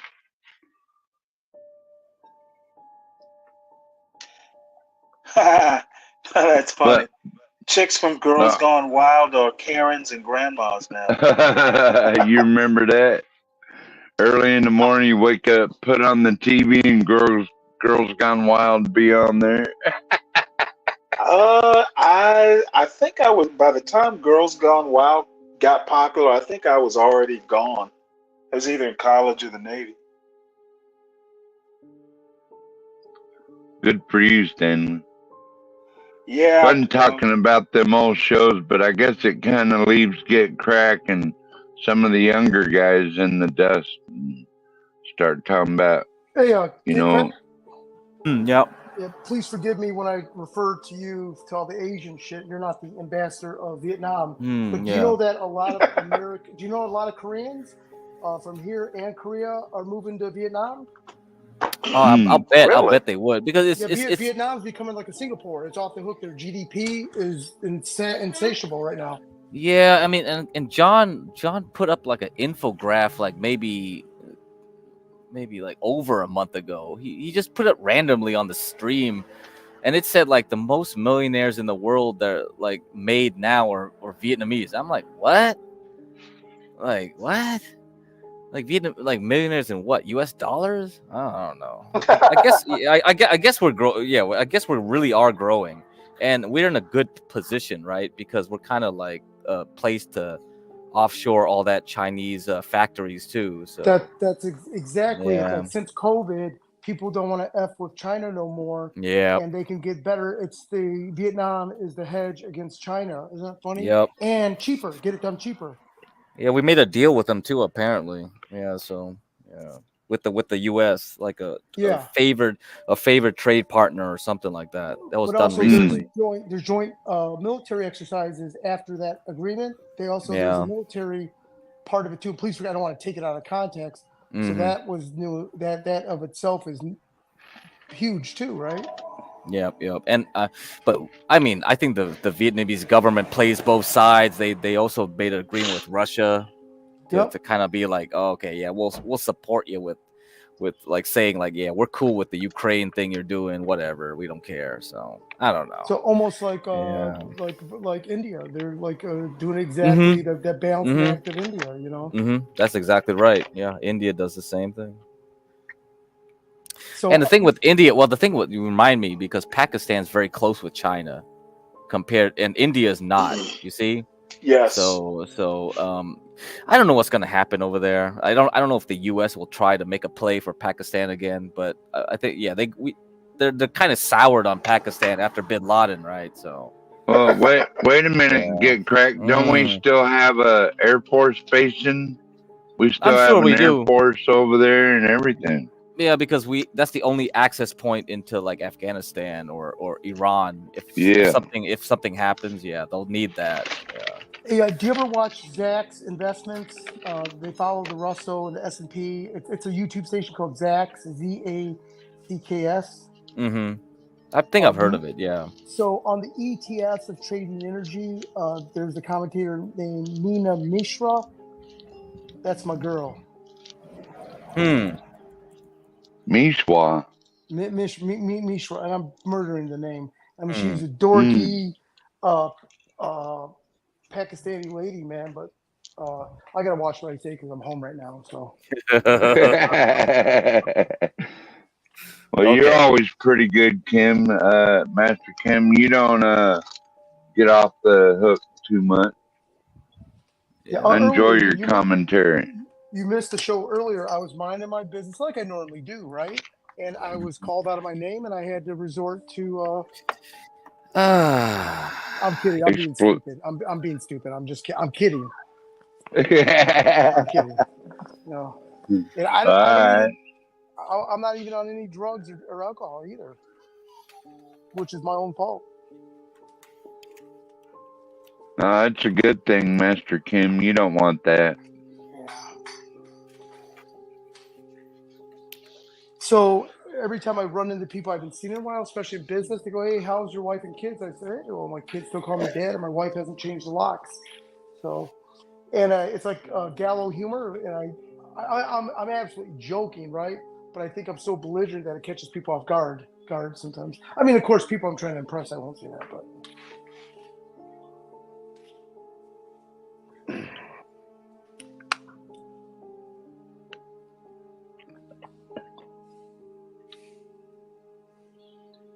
So is John still away?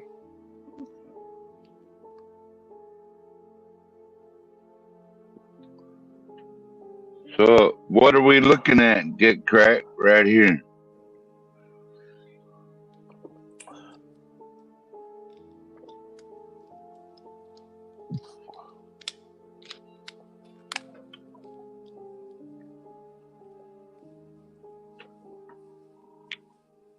Doesn't she look like a social worker or something? Nothing wrong with that. Just saying. That's my girl. Yeah, hell yeah. And I think it's because the balance of being very, very smart and reminds me of my econ teacher. I went to a school called Northwood University in Midland, Michigan. Reminds me of my econ teacher, which is like so weird when you get these people from India and Pakistan teaching a bunch of Americans about American history or politics or econ. It's almost stunning that they know more about American history and culture than people that were born here. So maybe that's why I got the hots for it. Yeah, maybe. Yeah, look at that. Look at that. Look at that, man. You guys want to hit that? I mean, sober too, by the way. Nah, not my type. Go to Zach's investment. Listen to my girl Nina Mishra. How the hell's her name? What the hell? I mean, after about Mishra. That's my girl. After about a few drinks and maybe no, I gotta see her listen body. to her. Yeah. Maybe after I got out of prison, right after. In fact, What's it up, y'all? would be a classic situation of catching feelings for that girl, and all your boys look at you like retarded. Like, what? That? Are you kidding me? That would be me. Yeah, that's my girl, man. I just hope my wife and kids aren't watching this stream. Director of ETF research. Beyond Buffett, how AI power. Hey, did you guys hear about that AI? Crypto miners are going towards AI. What up, Rashu? What's up, brother? What's going on? Did you guys hear about that piece of news? I shared it with John earlier. Oh yeah. I see it. That was it right there. Let me just put it up. I don't know if he talked about this, man. I've been in and out, so my apologies. But yeah, Bitcoin miners have the opportunity to potentially generate around 13.9 billion in additional yearly revenue if they partially transition to providing energy to the artificial intelligence and high performance computing HPC sector by 2027, according to investment firm Van Eck. AI companies need energy, and Bitcoin miners have it, Van Eck stated in the August 16 report. Bitcoin miners generally have bad balance sheets, either because of too much debt, too much shared issuance, too much executive compensation, or some combination of all three. Van Eck estimates that if publicly traded Bitcoin mining companies shifted 20% of their energy capacity to AI and HPC by 2027, total additional yearly profits could exceed an average of 13.9 billion per year over 13 years. So yeah, man, interesting stuff. And this is all a part of scaling the networks, right? Scaling the business models and finding utility in other ways, right?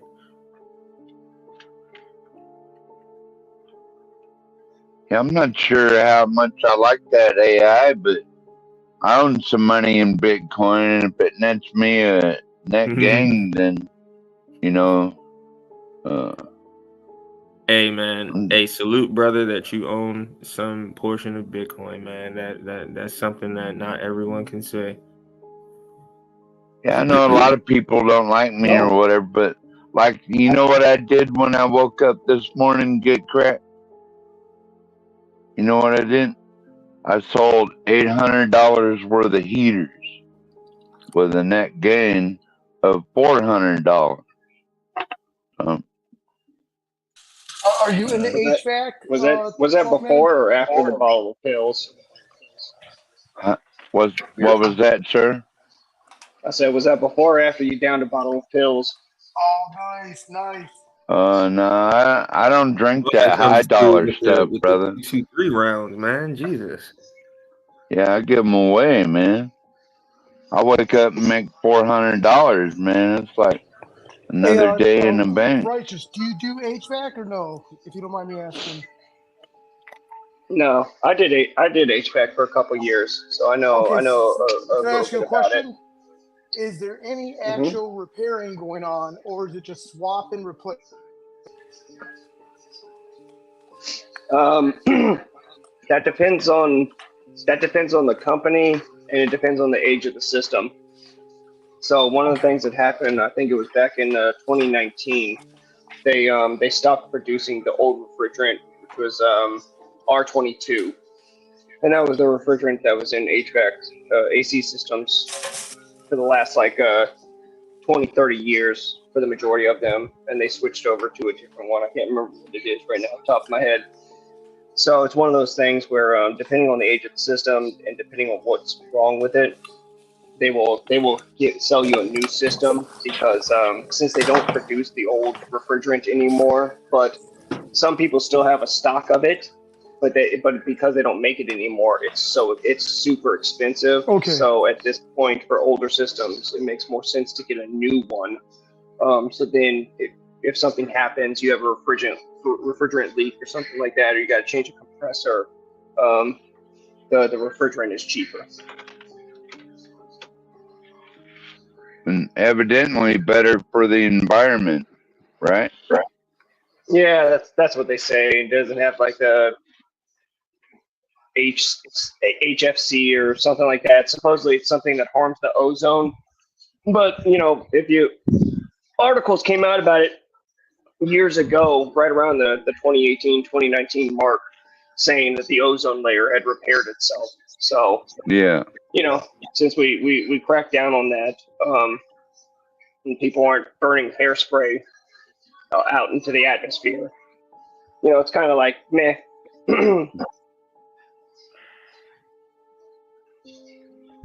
Why do you ask there, Kim? Oh no, because a lot of fields they're not actually repairing anymore because one, the labor market, the skilled people that can do the repairs are becoming far and far between, and then also there's more pressure because they're getting rid of all the smaller guys, and they're only wanting the big boys to carry the bigger brands, so they're put under the. I guess what I'm trying to say is to put on the swap out for new than repair and replace, or you know what I'm trying to say, because that's going on in a lot Well, of industries. Obviously, they make more money when they do a swap out. I mean, generally, generally, I think it's Goodman or Ream, the inside and outside all together for the wholesale for the HVAC company is maybe around 1,200 to 2,000, but they charge you, 2 to 8,000, and that also depends on the SEER rating and how technical it is, computer wise. So the thing is what my boss taught me is that there's really no reason to go above like a SEER 16 HVAC system, AC system, because the thing is most much older systems with the old refrigerant and stuff, those were probably around a SEER 13. So when you go up to a SEER 16, you'll get like a 30% cost saving in your electric bill because they run more efficiently, less electricity and that sort of stuff. But once you go above a 16, there's really not that much of a difference between the energy cost, and that's all the SEER rating is. It has to do with the energy efficiency of the unit. So the differences between a 16 to an 18 to a 20, it's really not enough worth the cost for the life of the unit. So depending on how much you run the system and everything like that, and how well it's maintained, the system should be able to run for 15 to 20 years. So basically the point of the different SEER ratings, like I said, is the energy efficiency, is to cut down your energy bill. And so the way my boss explained to me is it's like, look, when you go from a 10 or a 13 up to a 16, you will eventually recoup your money on the investment that you made in getting the new AC system at a SEER 16. But past that, the amount of money that you pay, and then not just that, but the amount of like computers that they put into those much higher SEER units, and then if something goes wrong or breaks or messes up like that, it's really not worth the cost. So, is there any oversight of the like strong arm, or this is actual legitimate changes and evolutions for the better? Because sometimes it's hard to tell, or is this the strong the EPA just trying to create all these ridiculous upgrades and mandates? But this, from what you're saying, it sounds legit because it's all for better efficiency and cost savings. Well, I don't know how much. I don't know. They don't. I don't think they mandate a SEER rating. Maybe they do. I don't. I don't know about that. It really had to do with like the refrigerant was the biggest thing. Was like what like 12th man said was like the EPA came in and said that it's like HFH or HCH or something like that. But apparently it's harmful to the ozone and to the atmosphere. So they changed the refrigerant. They just so happen to also make them better and more energy efficient. You've got like variable speed motors so that like it has sensors to kind of gauge what your house needs. So it can run the fan motor at a lower or higher speed depending on what you need for the house. But that also the entailment of that is also making sure that the people who are actually putting in the unit properly sized the ductwork and the unit for your house. So, for instance, a big problem that people will have is like they'll get sold that they need this big old unit and high SEER rating. It's going to save them so much money. It's going to cool down their house really quickly and everything like that. The thing is yes, it will cool down your house extremely quickly, but so there's two functions of the AC unit. One is it takes out the hot air and replaces it with colder air. The second thing that it does is it brings down the humidity. So when you have an AC unit that's too big for the house, so it's gonna cool down your house very, very quickly. But the thing is that it doesn't run long enough to get the humidity out. So even though you have it set at 70 and it got to 70 because of the humidity levels, because it doesn't run long enough to extract the humidity, it still feels uncomfortable at 70. And that's happened in tons of places that I worked at.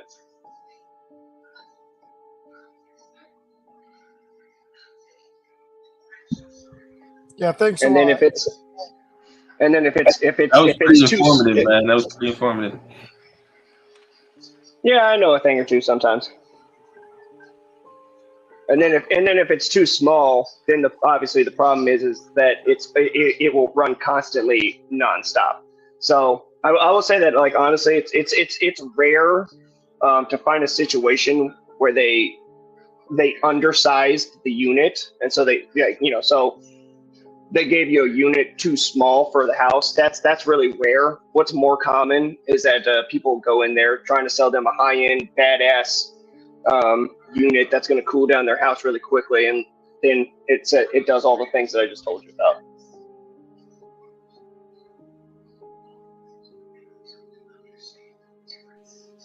Yeah, thank you, Righteous Muffin. I was nodding off, man. I had to wake up. Sorry. All right. I'm glad I could bore you. Again, this is just a joke. That's why the white man runs I the know. fucking You're good, bro. galaxy, because of all the details. Thank you. Yeah. No, I mean, dude. I mean, look, I did AC work for about a year and a half, 2 years. They're very like honestly, dude. The way that an AC unit works is very technical. It's honestly magical when you actually like hear someone explain it to you of how it actually works. So yeah. So like, and there's, especially like I said, when it comes to the higher SEERs, they have more computer technology and that sort of stuff, and that it becomes a huge pain in the ass. I helped my boss when I first started with like a 20 SEER. Hey, Mayo. I mean, shit, Muffin. My bad, brother. Yeah. Hey, Muffin.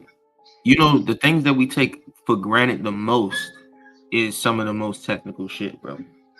Yeah. Oh yeah, no, definitely, dude. Like I said, like when I worked with my boss, like, dude, even trying to understand electricity, as far as I'm concerned, I'm kind of retarded. But bro, even trying to understand, listen. Yeah. E equals MC squared, bro. Energy cannot be created nor destroyed. So where the fuck is it coming from? We do not have a it It has to do with the battery and the magnets and the acid and like, dude, it's crazy. It really is. Like No. it's I'm not. crazy how I'm talking electricity even works. more deeper than that. But listen, I'm an electronics guy. I work on electronics every day, so my understanding of it is a little different. But I'm just using that for example. But continue your point, sir. I'm gonna go on mute. Oh no, Pero I was literally just ending it with I'm retarded and I can't understand electricity. I can explain to you. If you guys wanted, I can explain to you how an AC system works and how it's explained Bro, to me, and it's really just magical. A lot of engineers don't even know how the shit work, bro. They can tell you all the theorems behind it. They can tell you the formulas and the calculations and stuff, but they cannot tell you what it is. Yeah. So yeah, but good. Yeah. All right. If you guys want. So look, there's in the air handler of the AC unit. So there's an inside unit and an outside unit, and depending on where you live, if you live in a trailer like I do, it's actually a package unit, so it's all together in one. So on the inside unit, there's like usually an A-frame coil. It's thin. It's extremely thin metal. It looks like a aluminum foil, and then there are actually copper tubes that go all up and down it throughout of it. And so there's a top side and a bottom side, and then you've got a fan above it, which has a motor and a fan blade. And so what it does is that the main purpose is to actually suck the heat out of your house. And so when it sucks the heat out of your house, it heats up the coil from the bottom side, and then because of the science of the refrigerant, the way that it works is it actually like cools the refrigerant down and makes it cold on top, and that exudes cold energy, and that coldness gets sucked up by the fan and then goes throughout your house. And then there's an outside unit, and it's got a compressor and it's got a giant coil. The same thing with the aluminum like metal, thin metal, sheet metal, and the copper tubes going all through it. And it's the same thing where like it takes in heat from the outside and helps to cool it down, or I think it might be the opposite out there. Like again, it really is just crazy how it works, man. And like honestly, like when you learn about how an AC system works, I got my only question is it's just like, how the hell did someone think of this? Like, what was it that led to this, to someone actually being able to create this, man? I mean, because like I said, it's just magic. It's just magic. Bro, that's the thing, right? Like back in the day, man, we used to have so much more scientific progress because science was open in a way where it wasn't peer reviewed in this centralized manner. Right? Nowadays, if you have a wild idea that might be challenging the status quo, people will try to send their papers in to get peer reviewed. And if you're not talking about the traditional way, and even if you're using the same principles, right? But if you come to an untraditional result, these people will shun you. They'll call you a pseudoscience, because you don't fit the status quo. And that happens a lot more than not. And it's really stifled the growth of new technology since about, I think it was like late 60s. Paul Bet-David did a Patrick? Patrick Bet-David. Yeah, sorry. Yeah. Patrick Bet-David did a little, 15, 17 minute clip on the patent law. I think it was in 1968 or 62. Yeah, it had to be earlier. Hold on, let me see if I can find it right quick. You know, the day I lost faith in science is when it said, "Put a mask on your face, you'll be all right." So What? it's called the Secrecy Act of 1951. That's what it was. All right, cool. Yeah. All right. Oh, okay. I watched that with Stephen Greer, right? No. He just no. He just did a whole deep dive into it. And to be honest with you, I don't think that he would strike it if it was Wait. You said the Secrecy Act. Stephen, he just had that alien guy, Oh, Stephen you're Greer, talking on. about Stephen Greer just talked about it, mentioned it. Yeah. When he was on, because Patrick Bet David just did an interview with him not too long ago. They Oh spoke yeah, about it there. yeah. You're right. I forgot about that. No, you're right. That's probably why he made that little clip excerpt afterwards. Yeah. Yeah, because I don't think Patrick knew about that. I didn't know about that either. Yeah, I don't think he did. No, it was something recent that came up because he started having this conversation about different technologies and whatnot. So, but yeah, because I think Stephen Greer spoke about it, and I think they had to do a, I can't remember who, but someone had to do a FOIA request to get that information. I thought it was Stephen Greer. It probably Anyways, go on, was. sir. It probably was. But the stuff that Patrick was talking about in his clip was really just public information. But I do think Stephen Greer probably had a FOIA request for certain specific things, right? You gotta be very specific on FOIAs. But yeah, man, you're right. I'm gonna go on mute for a second. I'm trying to cook in the background. Oh, I was listening to you. I gotta do dishes.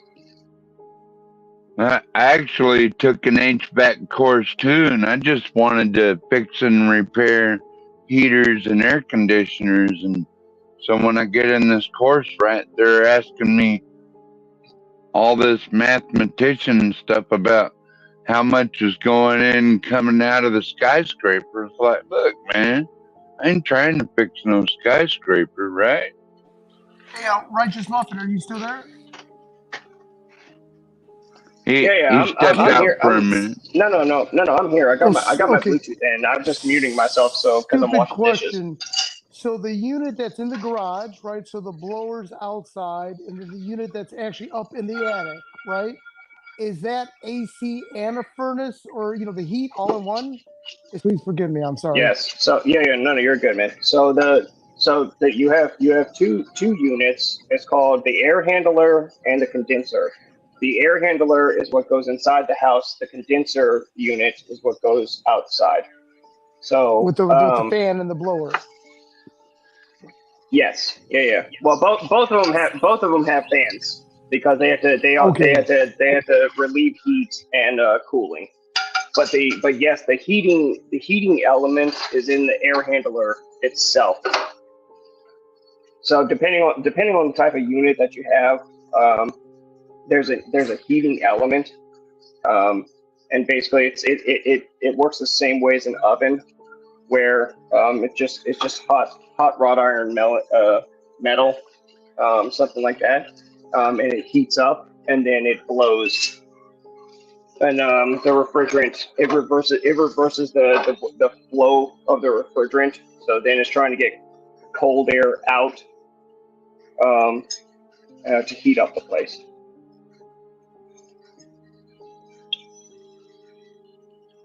Do you have a specific question? You having problems, bro?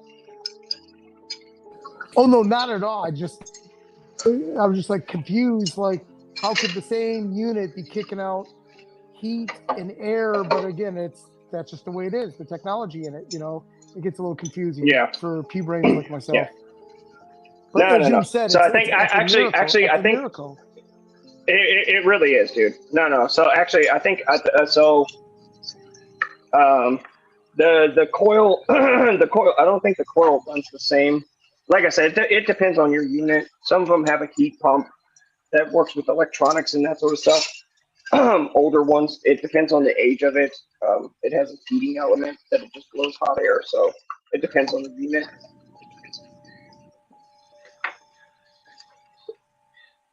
But they work together. That's why there's copper pipes.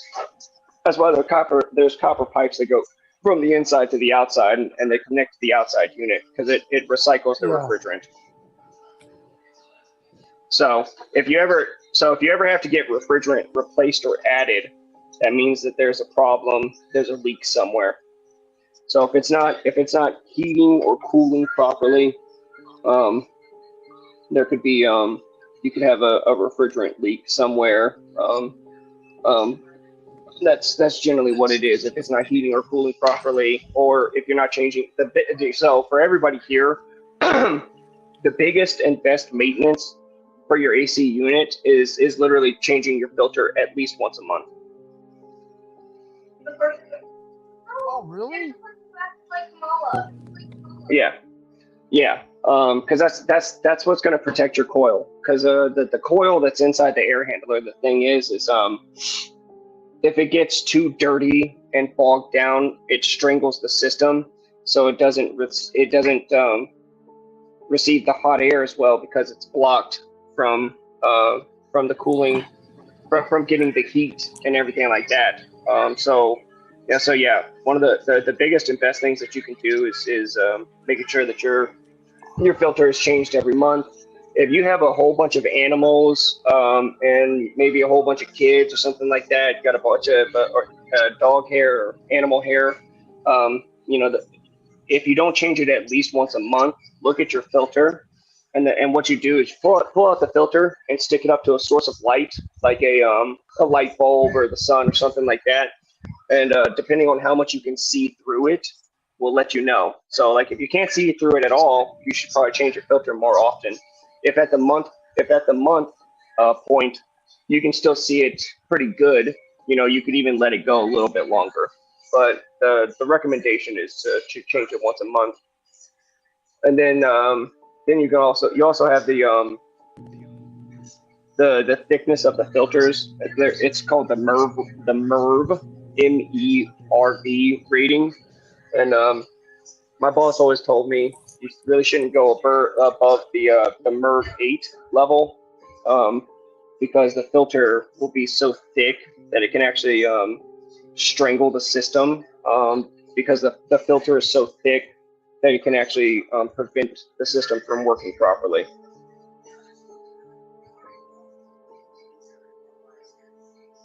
So like the MERV filters, like 8 and above, those have to do with like allergens and like a really fine filter to catch more and more smaller particulates. So you think that you're saving your system and you're protecting yourself, but in all actuality, you could be hurting and strangling your system.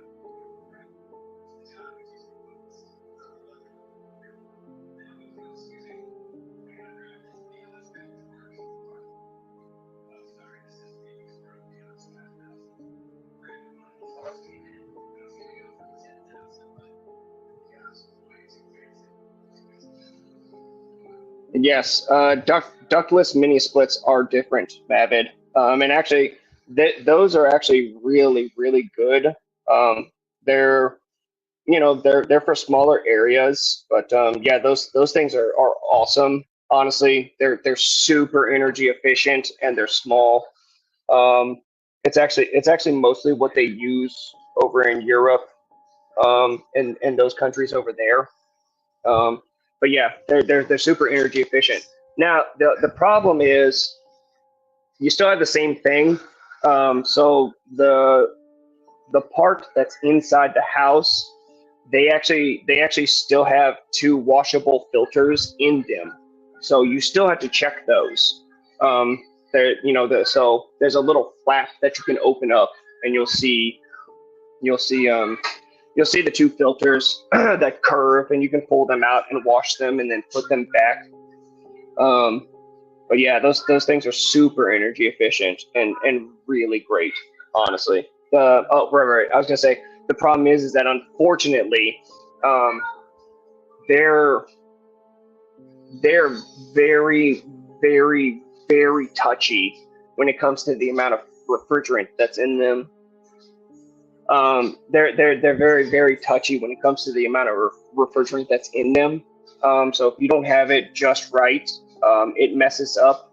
And the difference is that like when it comes to like a regular AC unit that someone puts in their house, they have a range. Excuse me. They basically have a range of how much refrigerant they have in there. You should have in there. And then it's also based off of the length of pipe. So there's still an outside and an inside unit. with the mini split. But depending on how far away the outside unit is from the inside unit, then at that point you've got to do some calculations and figure out how much refrigerant you've got to add to get it exactly where you need it. And if you don't tighten up the they are a little bit better, because instead of actually having to solder on the copper like you do for regular AC units, they just tighten on. They're kind of like, not shark bites, but they're two wrench lug nuts kind of thing. But yeah, so if you don't have them exactly perfectly tight as they need to be, and there's a small refrigerant leak, it's a pain in the ass to figure out exactly how much refrigerant that you've got to put in there.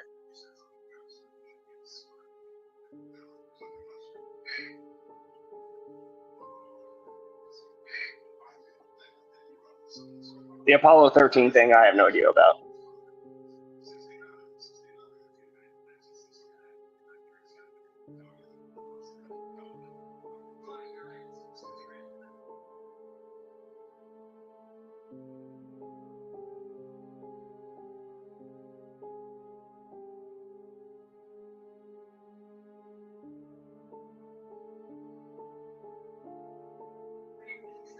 Yeah, so again, I mean, this website that you have pulled up, like I said, I'm just going based off of what my boss told me.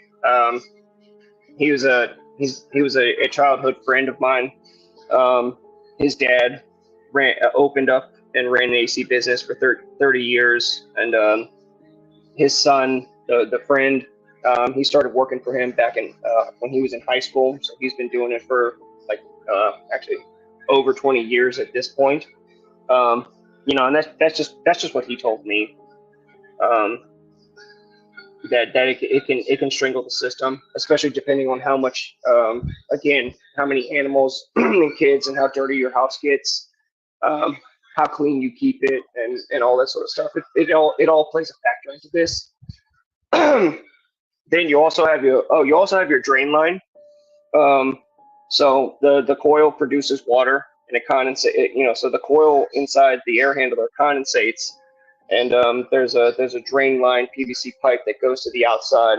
So one of the other things that everybody can do, just as general maintenance, when they change their filter, they can pour hot water down their drain line, and that will help break up any mold or algae that builds up in the line. Don't use, some people will tell you use vinegar, use bleach. My boss always said don't do that stuff because of the chemicals that the vapors can come back up through the drain line and cause rusting and oxidization of the coil in the air handler. And because of how thin of metal it is on the coils, it's not a good idea. So my boss always said just run hot water through your drain line.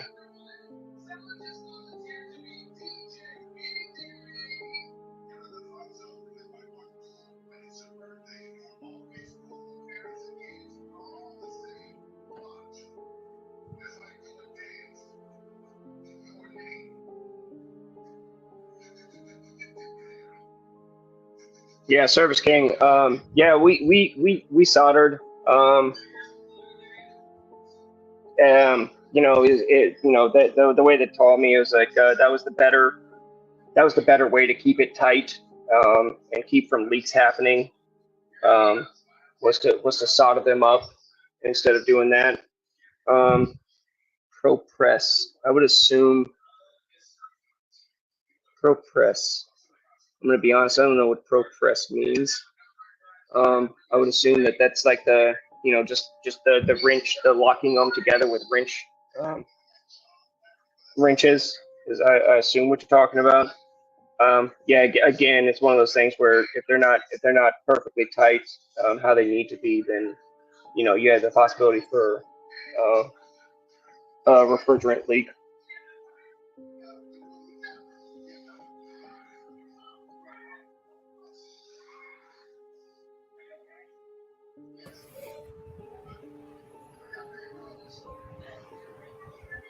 Man, everyone left. What the heck?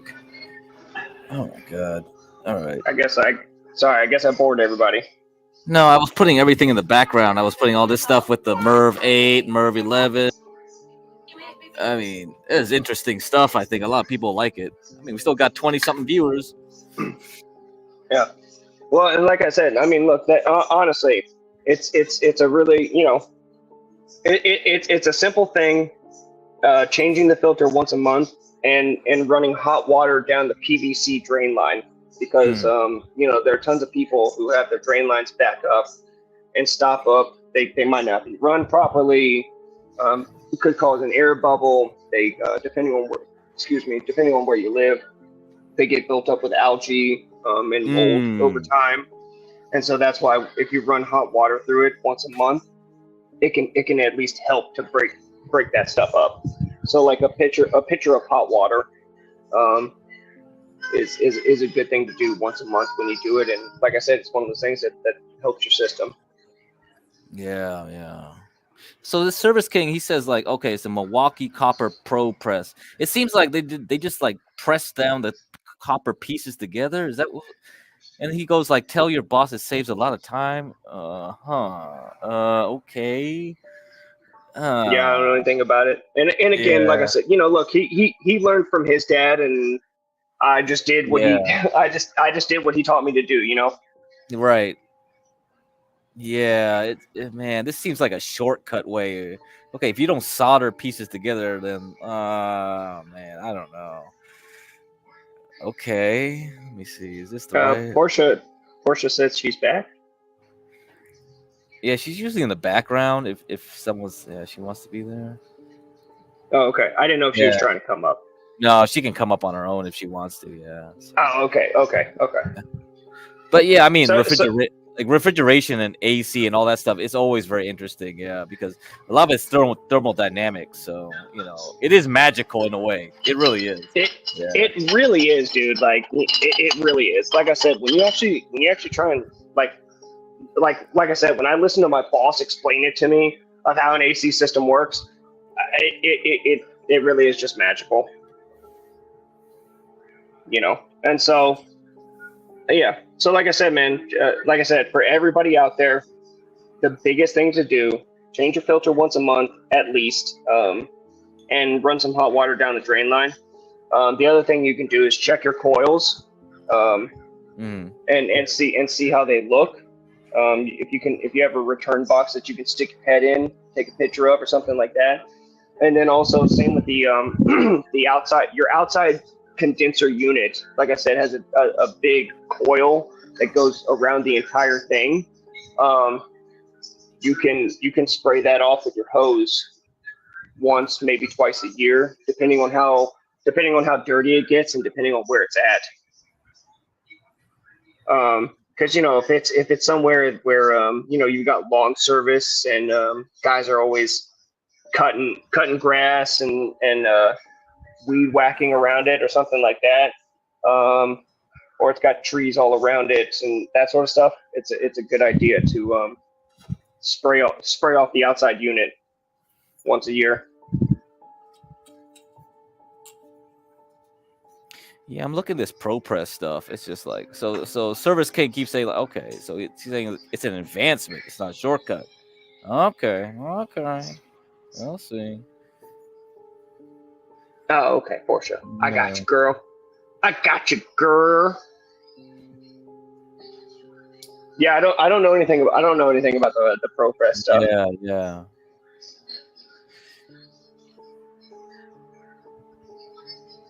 Can you bring it up? Can you bring up a picture of it? What's this ProPress thing? Yeah, let me try to find something good. Yeah.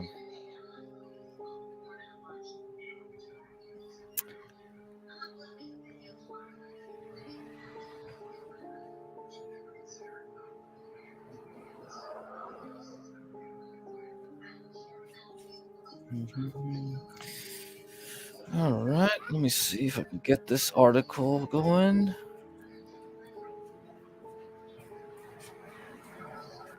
Even just a picture of it. I'm just curious what it even looks like. Yeah, me too. Yeah. Honestly, I assume it's something that I'm talking about, where it's kind of like a shark bite, or Hmm. it's a way to screw into each other. Is that right, Service King? That we're just talking about? It's kind of like a shark bite for the copper.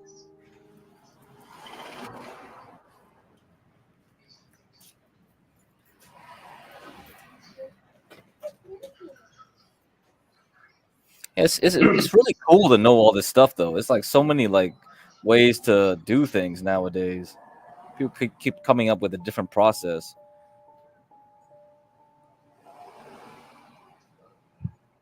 Yeah, yeah.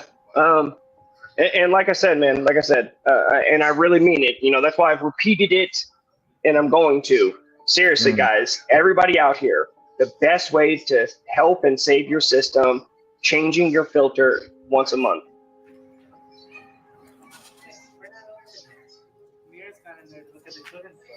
So he says, so Service King says, nah, no, shark bite is a shortcut and will leak later. Okay. No, I was asking if it was something like that, Service King. I wasn't being specific there. I'm just trying to get an idea of what you're talking about. Because I'm on my phone with the StreamYard, so I can't look stuff up while I'm also on the StreamYards right now. I get on the computer, I guess. Yeah, because I keep seeing all these tools. I keep seeing fittings. I keep seeing this and that. I'm like, is there like a how-to? Yeah, you should be able to YouTube. You should be able to YouTube how to pro press an AC unit.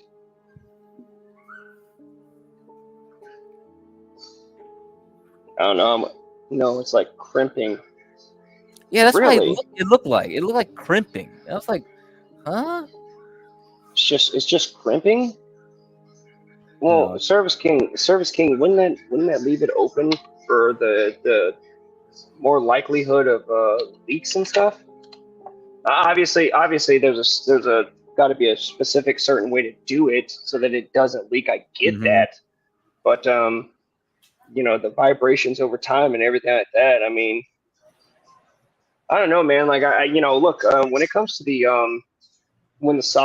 soldering stuff, depending on what you're using, yeah, the soldering honestly doesn't take that long. It really only takes a few minutes. So I don't know how much quicker it is.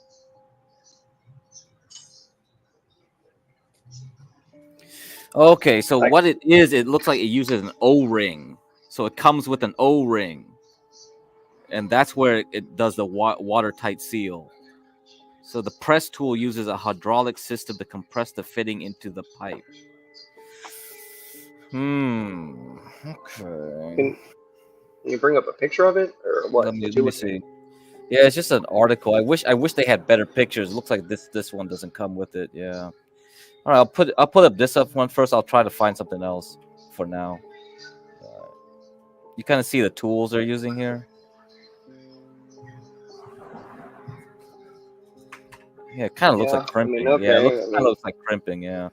Yeah, I mean that's what he said is crimping. Like. Yeah. Okay. Blah blah blah blah blah blah. Yeah, and the thing is like the soldering that we used. I think we used acetylene or something like that.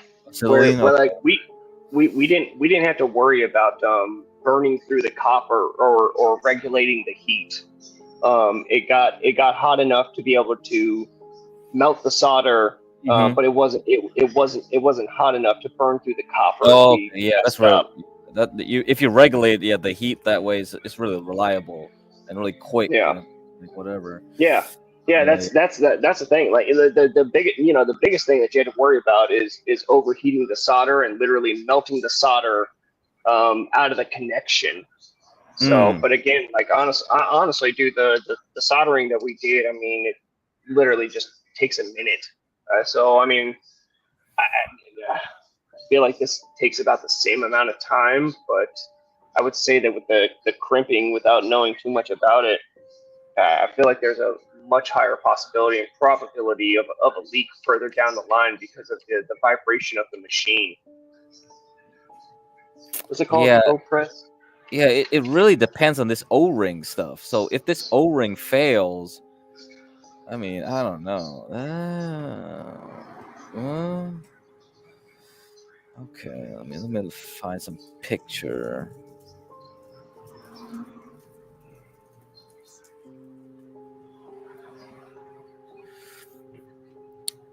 Let me see. This is a better picture here.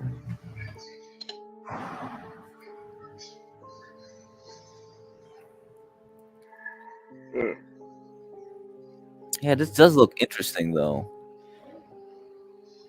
Okay, let me see this. Okay, let me put this up. What do you think about this? Dude, look at this picture. It has a breakout here. You see this? Yeah. I think that's the game right here. You see? Yeah. Yeah. Yeah, you know, so again, I mean, yeah, okay, cool. It might take you know, just a couple of seconds to crimp it or whatever. But again, the soldering doesn't take that much longer. Right. And when you've got the O-ring like this, you know, the way that I see it is just something that's going to fail over time.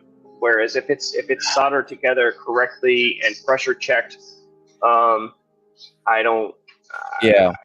I would prefer just doing the soldering than just adding half a minute to a minute. Yeah. I'm looking at this. I mean, and hey, look, Service King. It sounds like Service King probably still does this stuff. So I mean, he would be a better. It sounds like he'd probably be a better person. Longevity of the ProPress stuff. So I don't know anything about it because we just soldered it.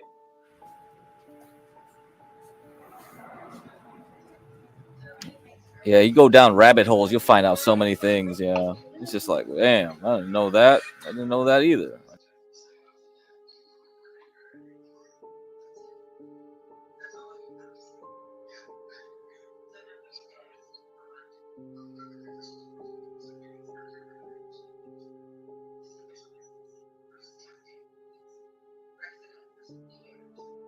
Be tons of questions someone could ask you right now if they come up on here.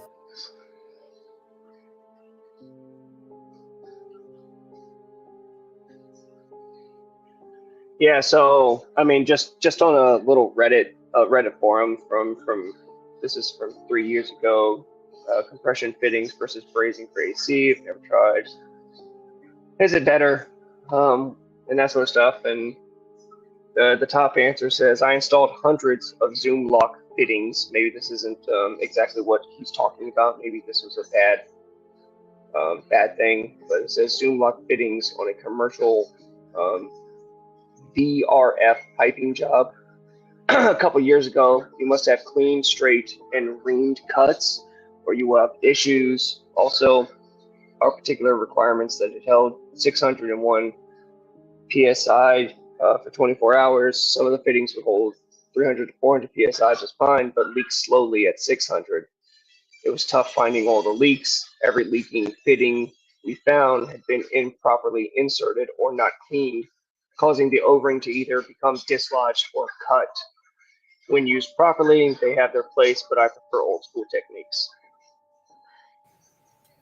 So I mean, obviously, this is just Reddit, and you know, Yeah, it's hard to say. whatever the Service hell they King, want. yeah, Service King says like I'm in commercial mostly. We use more advanced material, and yeah, I think that's a lot of it too, right? It's a lot of like what type of materials are you using? It's gonna affect things, and oh man, so many potential issues. Like if you're not doing this stuff right. Yeah. Yeah, I mean, I mean, honestly, depending on the commercial, a lot of the time, big commercial buildings, they have a gigantic package unit where everything just sits on the roof. So, depending on what he's talking about, you know, it's really not even that big of a deal or something you need to worry about.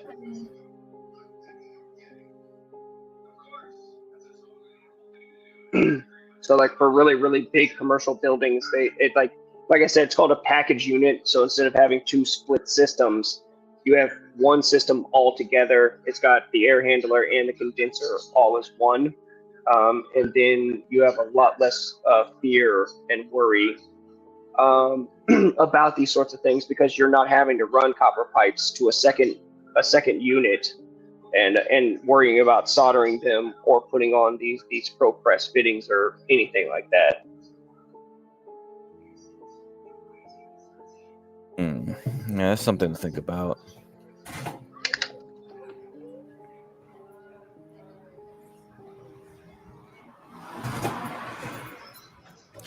Hey, Portia, looks like, yeah, we're almost at 12 hours. I didn't even notice. We got 30 minutes left. Anybody want to ask any questions? Come up on here. Or Service King, you know, if you wanna come up here and explain it to us, feel free, brother. Like I said, Hey, I only did. For the last 30 minutes, I don't know. Can you hear? Yeah, we can hear you. We hear you. Okay, sorry. So for the last 30 minutes, I was going to say, are you wanting to start another one up tonight? Or are we going to take a break tonight? Who's going to, you have any topic in mind? Well, you know, the DNC is going on right now. Yeah. Oh yeah, I forgot about that. Oh my god. Yeah, I and keep Joe thinking it's Biden. last night or something. It's like, what the heck's going on? Well, you know, so Sunday is usually the day that all of the delegates are required to be there, and then Monday is usually the opening night for any convention that's going to be Democrat or Republican. So like today is the first night, and the president usually doesn't come until the last night or the second to last night. Well, not come, but like he doesn't speak until that night. But Biden is actually speaking tonight, and he's supposed to be passing the torch. It's supposed to be some type of big announcement tonight, and like everybody's streaming that right now. So Yeah, they're gonna be what is it? Remembering him, basically. Talking about how great he was. Oh man. Yeah, so basically they're implying that he's going to be quitting tonight. So if that's, you know, what I'll be up for a while because I'm working on videos and stuff. So if that's what you wanted to talk about, and we end this stream and we start streaming the DNC. Okay, yeah, we could start that, yeah, and I'll come up in an hour or so again. Then if no one else is coming up, yeah.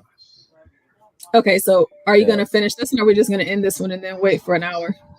Yeah, it doesn't look like anybody else wants to ask questions. I was surprised. I thought it was like we got 20-something viewers. Like the chat's kind of like, come on, chat, bro. Yeah, well, bro, they're not here to hear about how an air conditioner works. They want to see some. They want to see some people throwing shit at each other. That's what they want. They were all hoping that Stanley and I were going to get into a huge argument. Stanley ran out of memory. His memory died, and he had to log off. It's like, oh well. He was fighting for a whole night, dude. He was fighting since like 12 hours ago, actually. He was fighting random people. What's funny? What's funny is like I literally didn't start listening until like the Trump told people to drink bleach or whatever thing, and then y'all talked about me. So like I literally just started listening like half an hour to an hour ago, and it was right. It was right at the time that you bitches were talking about me. So I was like, God damn it! I guess I got to go up here. Oh, all right. Oh man, too late. Yeah, and they all dropped off.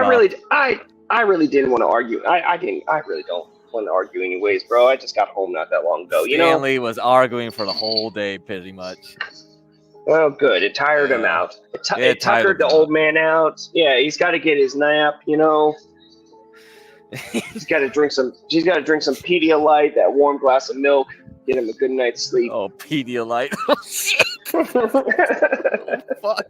Shit. Oh my god. Yeah. All right, Portia. Yeah, we could just kill this. We'll see you on the next one. All right. Bye. I may or may not be awake. All right. Cool. All right, so we're gonna end this stream, y'all, and then give us about an hour? Yeah, give us an hour. So is it gonna start anytime soon?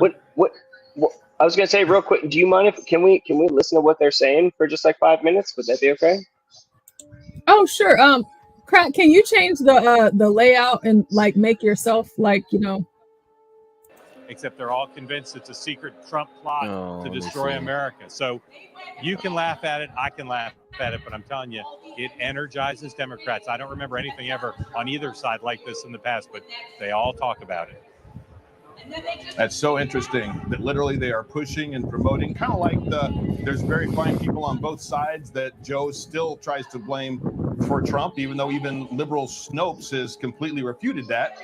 They're pushing a lie, and they just hope their people believe it in order to give them victory. Does that pretty much sum it up? Who's the guy on the left? I can't remember his name. I mean, you got to give them credit. They figured out some shorthand phrase that Democrats know and latch onto. And as you know, politics is about emotion more than anything else, more than the ideas, more than the truth even.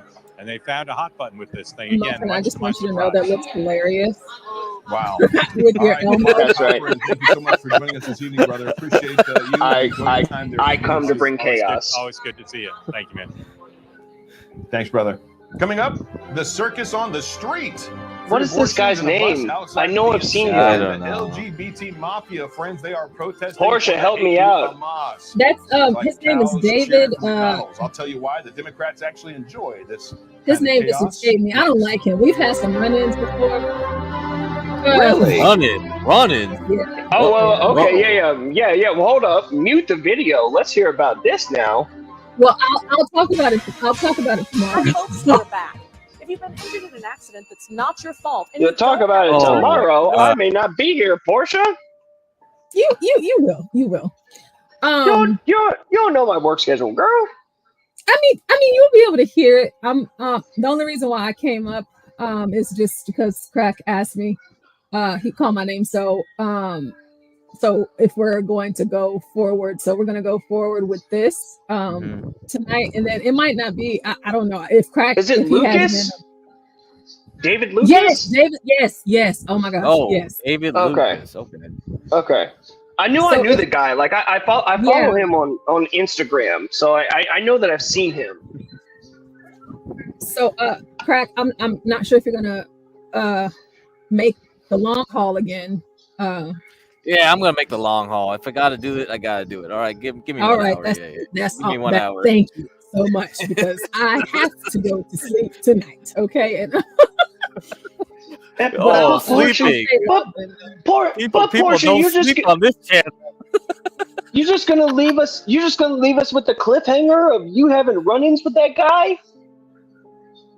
Yeah, I probably shouldn't have said it. It was just like it naturally just came up. But long story short, he's very rude. In person, really, he's not a nice guy. Is it because he's got a name and people know him? You know, I don't even think that's it. It's just before he got on Newsmax, he's just rude. He's just a dick. So, and I can be rude too. So, but yeah, so that's all. That's all. I have to go in the back though. I have to go in the back. Can I ask you one question, Portia? One question. One question. Yes. Where did you run into him? Was it the RNC? One of the RNCs or something? No, not. It's been other. Because he's here in Texas. It's been other, more local things than that. So. Okay. I would love to hear more about this, Portia. Yeah, Thank you for what you did, girl. One day I might just tell the story. Because at this point I don't care. He doesn't care. I mean, he's on Newsmax these days. But yeah, so I will one day. But and fuck that guy. He's rude. We don't need Newsmax. We got John Galt Max right here. This is the new channel, man. And look. Here's the other thing. Is that like people who claim to be good, wholesome, right-wing conservative Christians, and then they're like rude in person. Those people need to be called out. Yeah, I mean, I don't mind it, but just not tonight. So everybody in the chat that's still here, it's 24 of you guys here now. It's just like y'all just popped on in here. So we're going to be talking about the what is this? What is this on the screen? DNC. DNC. This is Clint Eastwood. Yeah. This is Clint Eastwood on screen. Well, Clinton was okay. It is Newsmax. So we're going to be streaming Clint Eastwood is great. We're gonna be streaming the what is it called? The DNC. I just keep on forgetting because it's just like nobody ever watches the DNC. Yeah, because no one cares. So, Yeah. right. Yeah. Nobody ever cares about the DNC. So it's the only reason why people are even there or even tuned in or care besides Stanley is because Kamala, it's But so that's what we're gonna be streaming. Protest, everything. Yeah. I might start it up before. Oh, it's David Harris. God, I was so wrong. Oh, I'm sorry. David Harris. I was so wrong. David Harris. It's David Patrick Harris. David Patrick. Yes. Yes, David Patrick Harris. Neil Patrick Harris. No, it's David Patrick Harris. All right, gotcha. All right. Yeah, because that David Harris is a common name. Okay, but sorry, so because I have to hop down. And he's just as gay. Oh, he's married. Oh, I bet. It's a nice white woman. Okay, so we're going to stream the DNC. I might start it a little early and just have it going. All right. But yeah. So we're going to end here. I'll hop on. Mm-hmm. Yeah. We're going to end here and then. Sorry, I was just gonna say if you started soon and you guys want to just hang out, then I can come up and I can chit chat throughout it if that's okay. Yeah. But if not, then I need if it's gonna be an hour, then I'll probably shower and go to bed. Okay, so Crack, what do you want to do? Yeah, he can go on for an hour. That's fine. I'll be back in an hour. Yeah. Okay. If he wants to do a chit chat. Okay. Well, we'll end this and then I'll start the next one. All right. See ya. Okay. Bye everybody. Y'all. See y'all in the next one. Bye. Everybody, give John and Portia money. They deserve it. Thanks, Muffin, and thanks, HB. We Muffin's gonna stand in and give some commentary for us. So. Oh, I got you, bro. Bye.